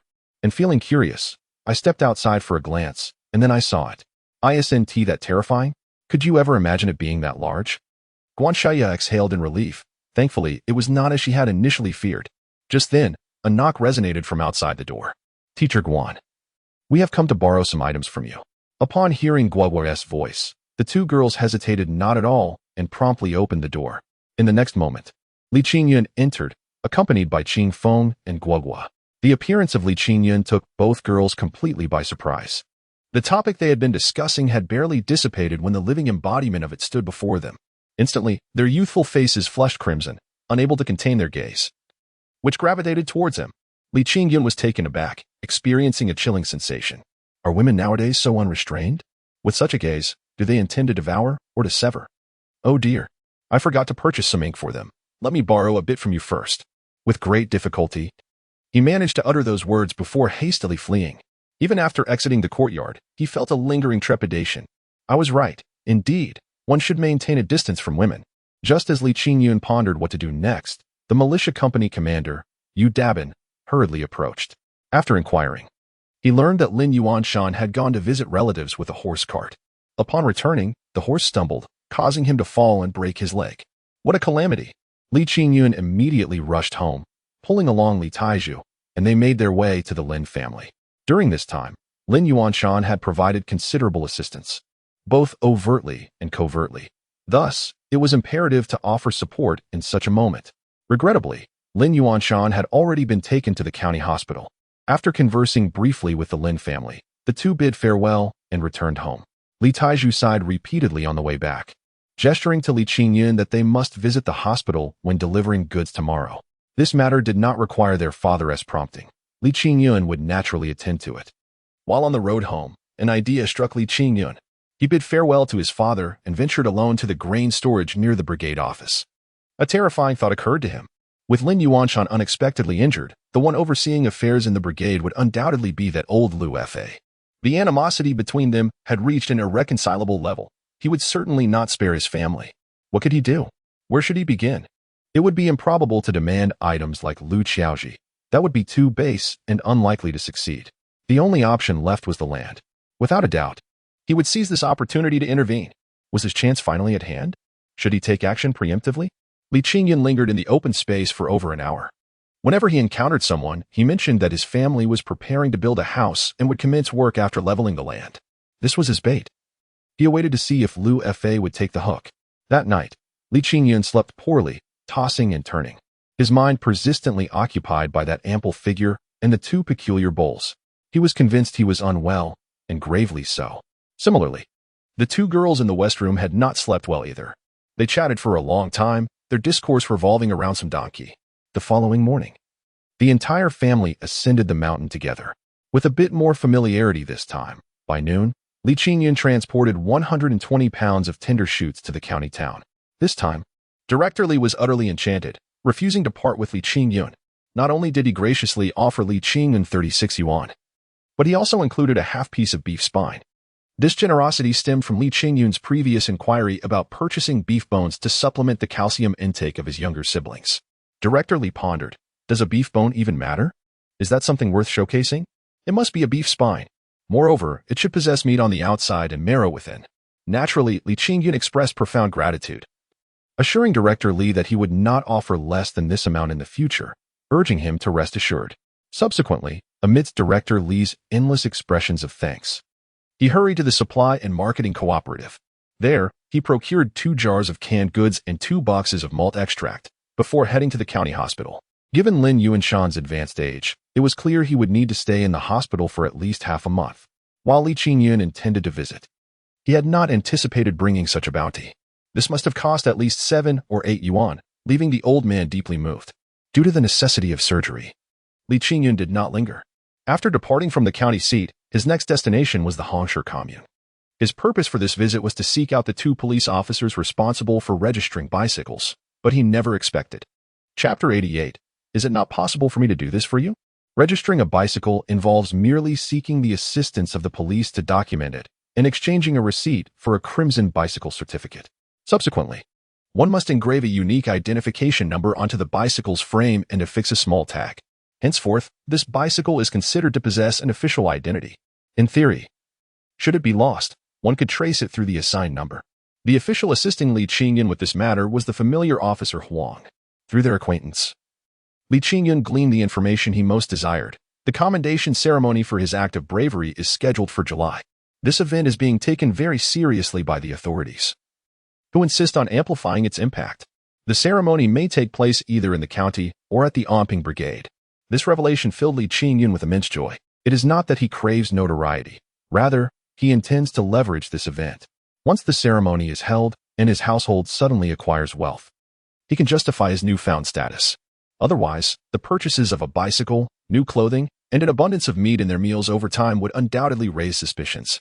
Although the restrictions would soon be lifted in 2 years, those very 2 years were driving him to desperation as he aspired for progress. He also entertained another thought. If the ceremony were indeed to occur at Onping Brigade, high-ranking officials would surely attend. Could he possibly seize this opportunity to elevate his standing? With a half-formed plan in mind, he felt compelled to return home. Upon arrival, he found his 2 younger companions fully equipped and eagerly awaiting his return. It was evident they had just completed their exams and were impatient to venture into the mountains for work. To his surprise, it appeared that the young lady, Guogua, also wished to join. As expected, Guogua spoke up, stating that their mother and elder sister had already consented to let them accompany him and teacher Guan. How could he refuse? It was akin to being thrust into a situation where he had no choice but to comply. Guan Shaya, clad in a complete ensemble of blue attire, though lacking a touch of allure, undeniably showcased her perfect figure. Li Qingyun swallowed hard, unable to resist stealing a few more glances. He believed his lecherous gaze was well concealed, only to be caught red-handed by Lu Ying. Lu Ying, too, yearned to explore the mountains, but with the impending college entrance examination, she was compelled to restrain herself. With no adults present at home, her bold demeanor was unleashed. Li Qingyun, what are you staring at? Do you dare I expose you? Li Qingyun's face flushed a deep shade of purple, just as he was drowning in embarrassment. Lu Ying's tone shifted. The day after tomorrow, I must return to the provincial city. Tomorrow, I plan to buy 2 chickens. Could you possibly prepare zhongmi chicken for me one last time? With neighbors returning and her own family able to assist in consuming it. Li Qingyun had initially intended to agree. However, the more he pondered, the more uneasy he felt. What kind of game is this? It felt somewhat threatening. His irritation flared, and he shook his head. Perhaps another time. I am rather busy at the moment. Lu Ying was taken aback by Li Qingyun's resolute refusal, her large eyes widening in surprise. Oh dear. I shall grant you one more opportunity. If you do not acquiesce, I shall report your speculative dealings. Li Qingyun could no longer contain himself and burst into laughter. The young girl, appearing fierce on the surface, was, in truth, fixated on the entrance. Her voice was barely audible, only discernible to those within the room. It was evident that she harbored no intention of reporting anything. She was merely indulging in a childlike display of pride, her sole desire being to savor a meal of chicken. Yet, from whence did her resentment arise? At that moment, Guan Xiaoya interjected. Do not heed her nonsense. She is not a bad person, merely someone who relishes your cooking. She is leaving in a few days, feeling disgruntled and envious of our ability to earn a living. Furthermore, This last remark startled Lu Ying, who immediately rushed forward to cover Guan Xiaoya's mouth, exclaiming, if you dare to utter another word, I shall leave this instant and never return. Li Qingyun was utterly bewildered. What was transpiring? What was she about to reveal? Why did both their faces flush with embarrassment? It was awkward. Li Qingyun began to comprehend that these 2 young ladies bore no ill will. As a gentleman, it would be prudent to maintain a magnanimous demeanor. He theatrically raised his hands in surrender, proclaiming, I concede. I shall prepare the meal, if that pleases you. This small interlude swiftly eased the tensions among the young people, and with the children lightening the atmosphere, a sense of warmth began to permeate the room. In the next moment, everyone witnessed Li Qingyun's remarkable skills. Within mere minutes, he had expertly prepared the beef bones, placing them into the pot with his unique blend of seasonings, instructing Lu Ying to keep the heat low until their return. Although 4 of them traversed the mountain path together, Li Qingyun and Guan Xiaoya continued to avoid direct communication, engaging only with the 2 children. The atmosphere was peculiar, marked by a hint of awkwardness and a suppressed restlessness. Upon reaching their designated spot, Li Qingyun instructed the children to step back, demonstrating to Guan Xiaoya a few techniques. Of course, it was not a hand-holding affair. They maintained a distance of at least 2 meters. This was not due to Xiaoya's pretentiousness, but rather Li Qingyun's hesitance to draw closer, fearful of the intoxicating aroma. With the younger siblings in proximity, should an unexpected situation arise, he could only retreat into the thicket, risking self-inflicted harm. To his astonishment, once they commenced harvesting, their pace was surprisingly brisk. The two adults bent the thorns with their tools, while the children wielded scissors, cutting with precision and efficiency, all the while treating the task as a game. Laughing and frolicking, resulting in remarkable productivity. Before long, evening had descended, and by 6 o'clock, they had amassed over 40 pounds of harvest in just 2 hours. This revelation afforded Li Qingyun a newfound appreciation for Guanxia. This woman, with her charms and intellect, coupled with her industriousness, was simply perfection. The remaining question was whether she could sustain this effort. After regrouping with his family at the predetermined location, Li Qingyun chose to remain behind, awaiting the arrival of Brother Big Mouth. As he observed his family's departing figures, he found himself scratching his head in contemplation. There is nothing more. I can't help but feel that my family dotes excessively on the one with the ample posterior. Every utterance seems to revolve around her. Is this not somewhat excessive? Are we not the ones bringing in the profits for her? Why does it feel as though we are beseeching her? The Big Mouth brother arrived as promised.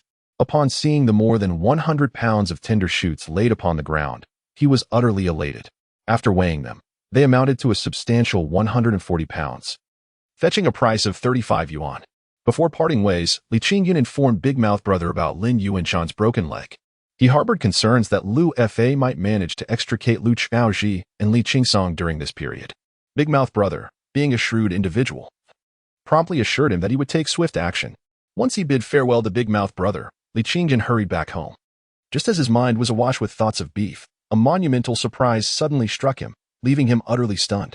Chapter 89. They were no longer inclined to exert themselves, merely awaiting the offerings of Li Qingyun.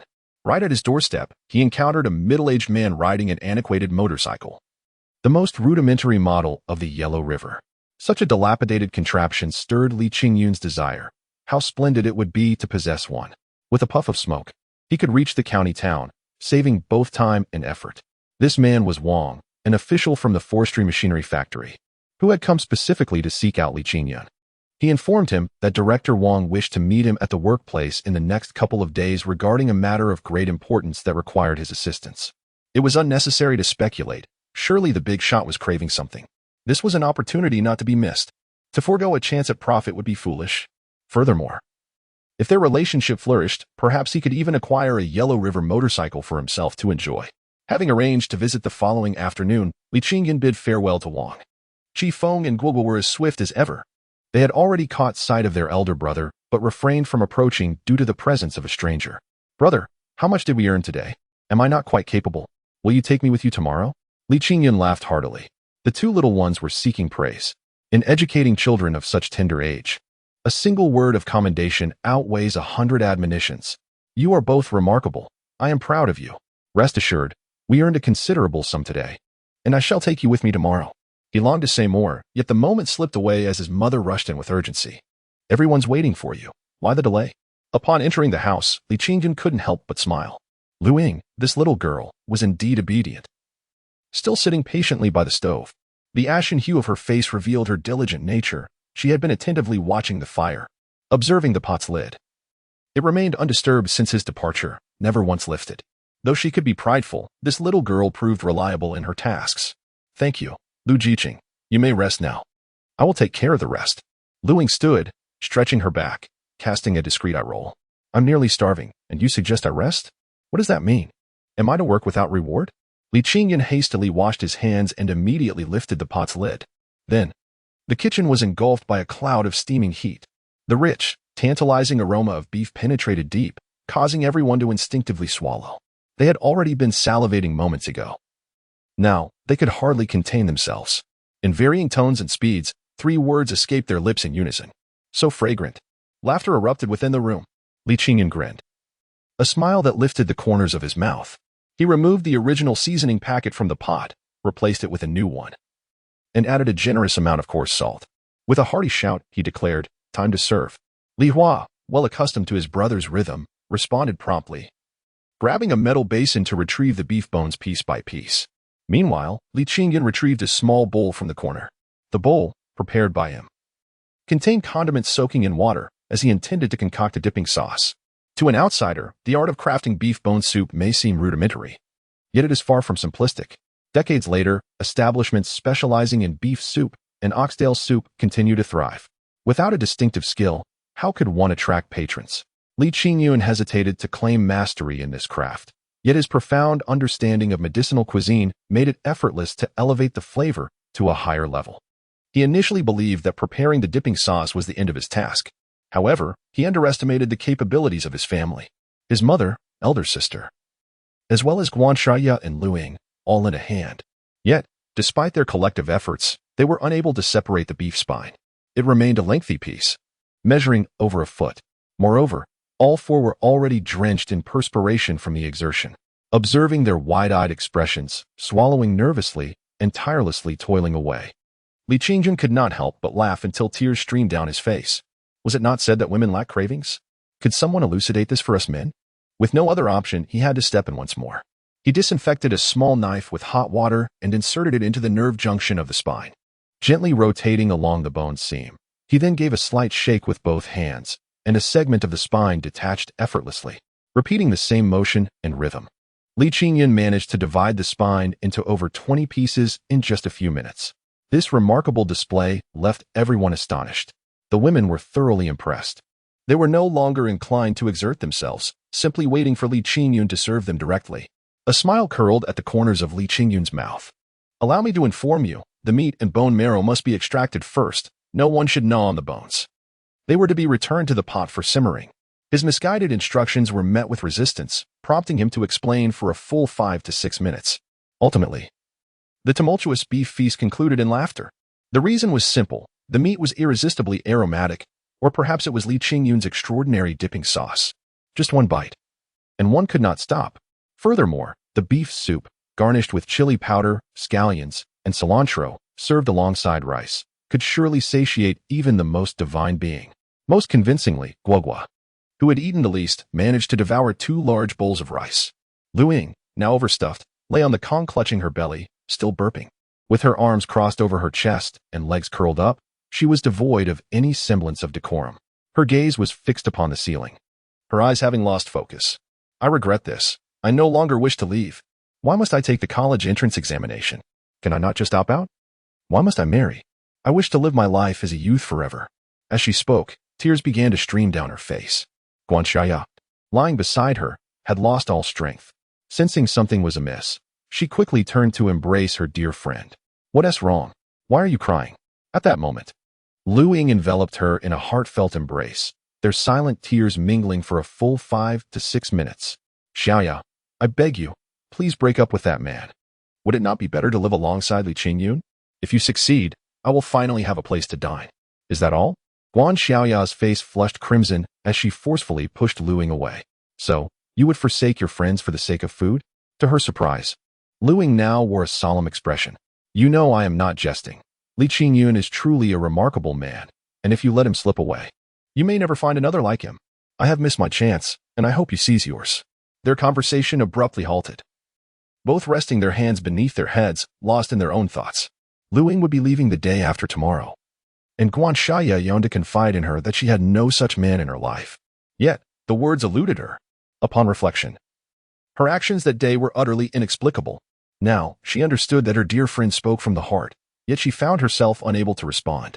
Li Qingyun gave her a sense of allure, yet devoid of flattery, and certainly not vulgar.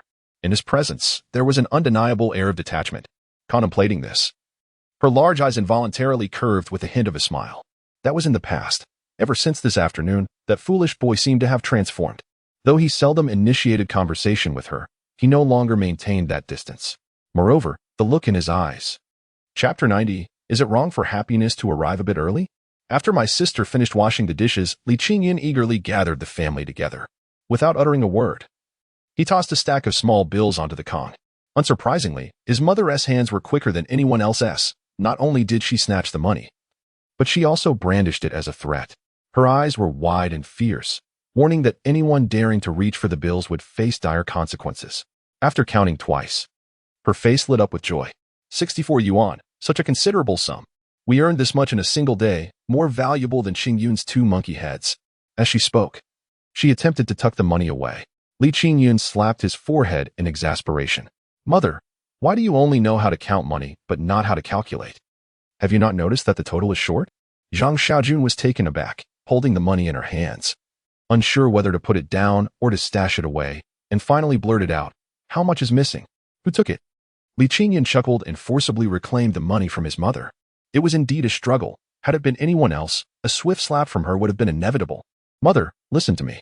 I will explain the accounts and distribute the money. It cannot all go to you." This morning, the total was 120 jin, which should fetch 36 yuan in the county. I went to the hospital to see Lin Yuan Shan, spending 7 yuan. That leaves us with 29. And adding this afternoon's 35 yuan makes exactly 64. At this point, everyone in the family understood. The next question was crucial. How would Li Qingyun divide the money? He glanced at his parents, who wore untrusting expressions, and scratched his nose. "We three, along with teacher Guan, harvested a total of 40 jin this afternoon. My contribution was somewhat greater, while Chi Feng and Guogua contributed less. An equitable distribution would mean teacher Guan receives 1/4. At 0.25 yuan per jin, she should get 2.5 yuan today. Does anyone have any objections?" After 2 deep breaths, Li Taiju and Zhang Xiaojun's expressions softened considerably. Li Qingyun rolled his eyes and first tucked 2.5 yuan beneath himself. Then, he pulled out a larger bill. His sister harvested 30 jin this morning at 0.30 yuan per jin, totaling 9 yuan. In the afternoon, she gathered 40 jin at 0.25 yuan per jin, adding up to 10 yuan, making a grand total of 19 yuan. This is what I propose. Since my sister is already betrothed, she should receive half of what she earned. I will give her 10 yuan today and return the remaining 0.50 yuan tomorrow. Does anyone disagree?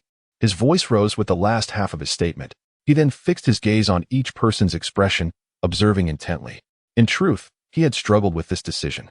Not giving anything to his sister would ensure her silence. But he believed that was not right.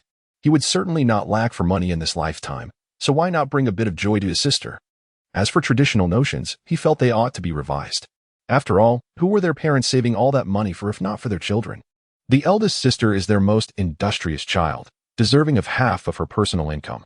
Moreover, there lies a significant aspiration behind his rebirth, ensuring the happiness of the entire family, which naturally includes the eldest sister. Henceforth, in all his endeavors, he shall involve her and reserve a portion for her. Why not commence from today?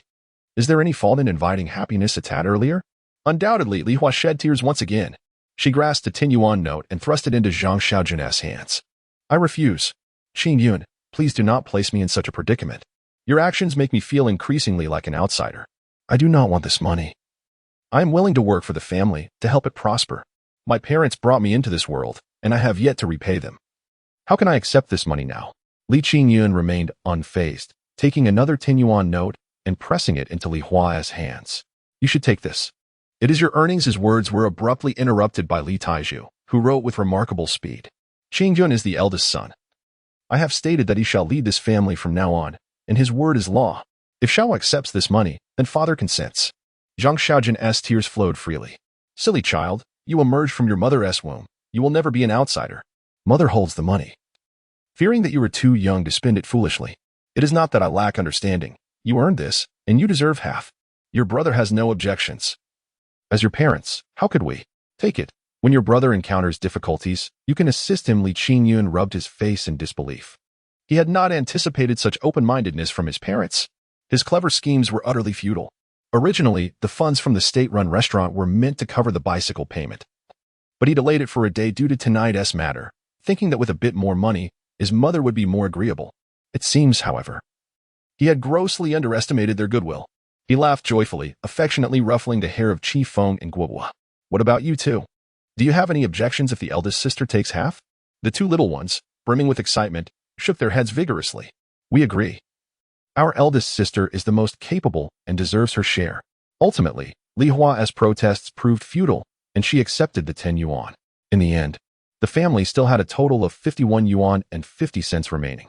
Upon hearing this figure, Qing Feng and Guogua immediately began counting on their fingers. 51 yuan and 50 cents a day, 515 in 10 days. A month. Li Qingyun gently flicked Guogua's forehead with 2 fingers. "Can we earn this much every day? Will there be no work from the production team? Will the heavens not bring rain? With the nearby mountains depleted, will traveling far not consume time?" Guogua promptly clung to Li Qingyun's arm, her small form pressed against him. "Brother, I know. Just let me calculate, all right?" This spirited child is destined to grow into a little financial enthusiast. In the next moment, no one anticipated that Li Qingyun would take 2 dimes and hand them to Qin Feng and Guogua. "This is for you.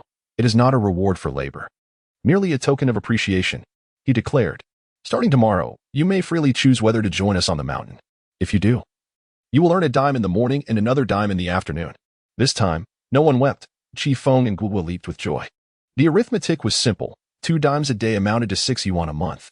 It is worth noting that a pencil costs 3 cents and a notebook 7 cents.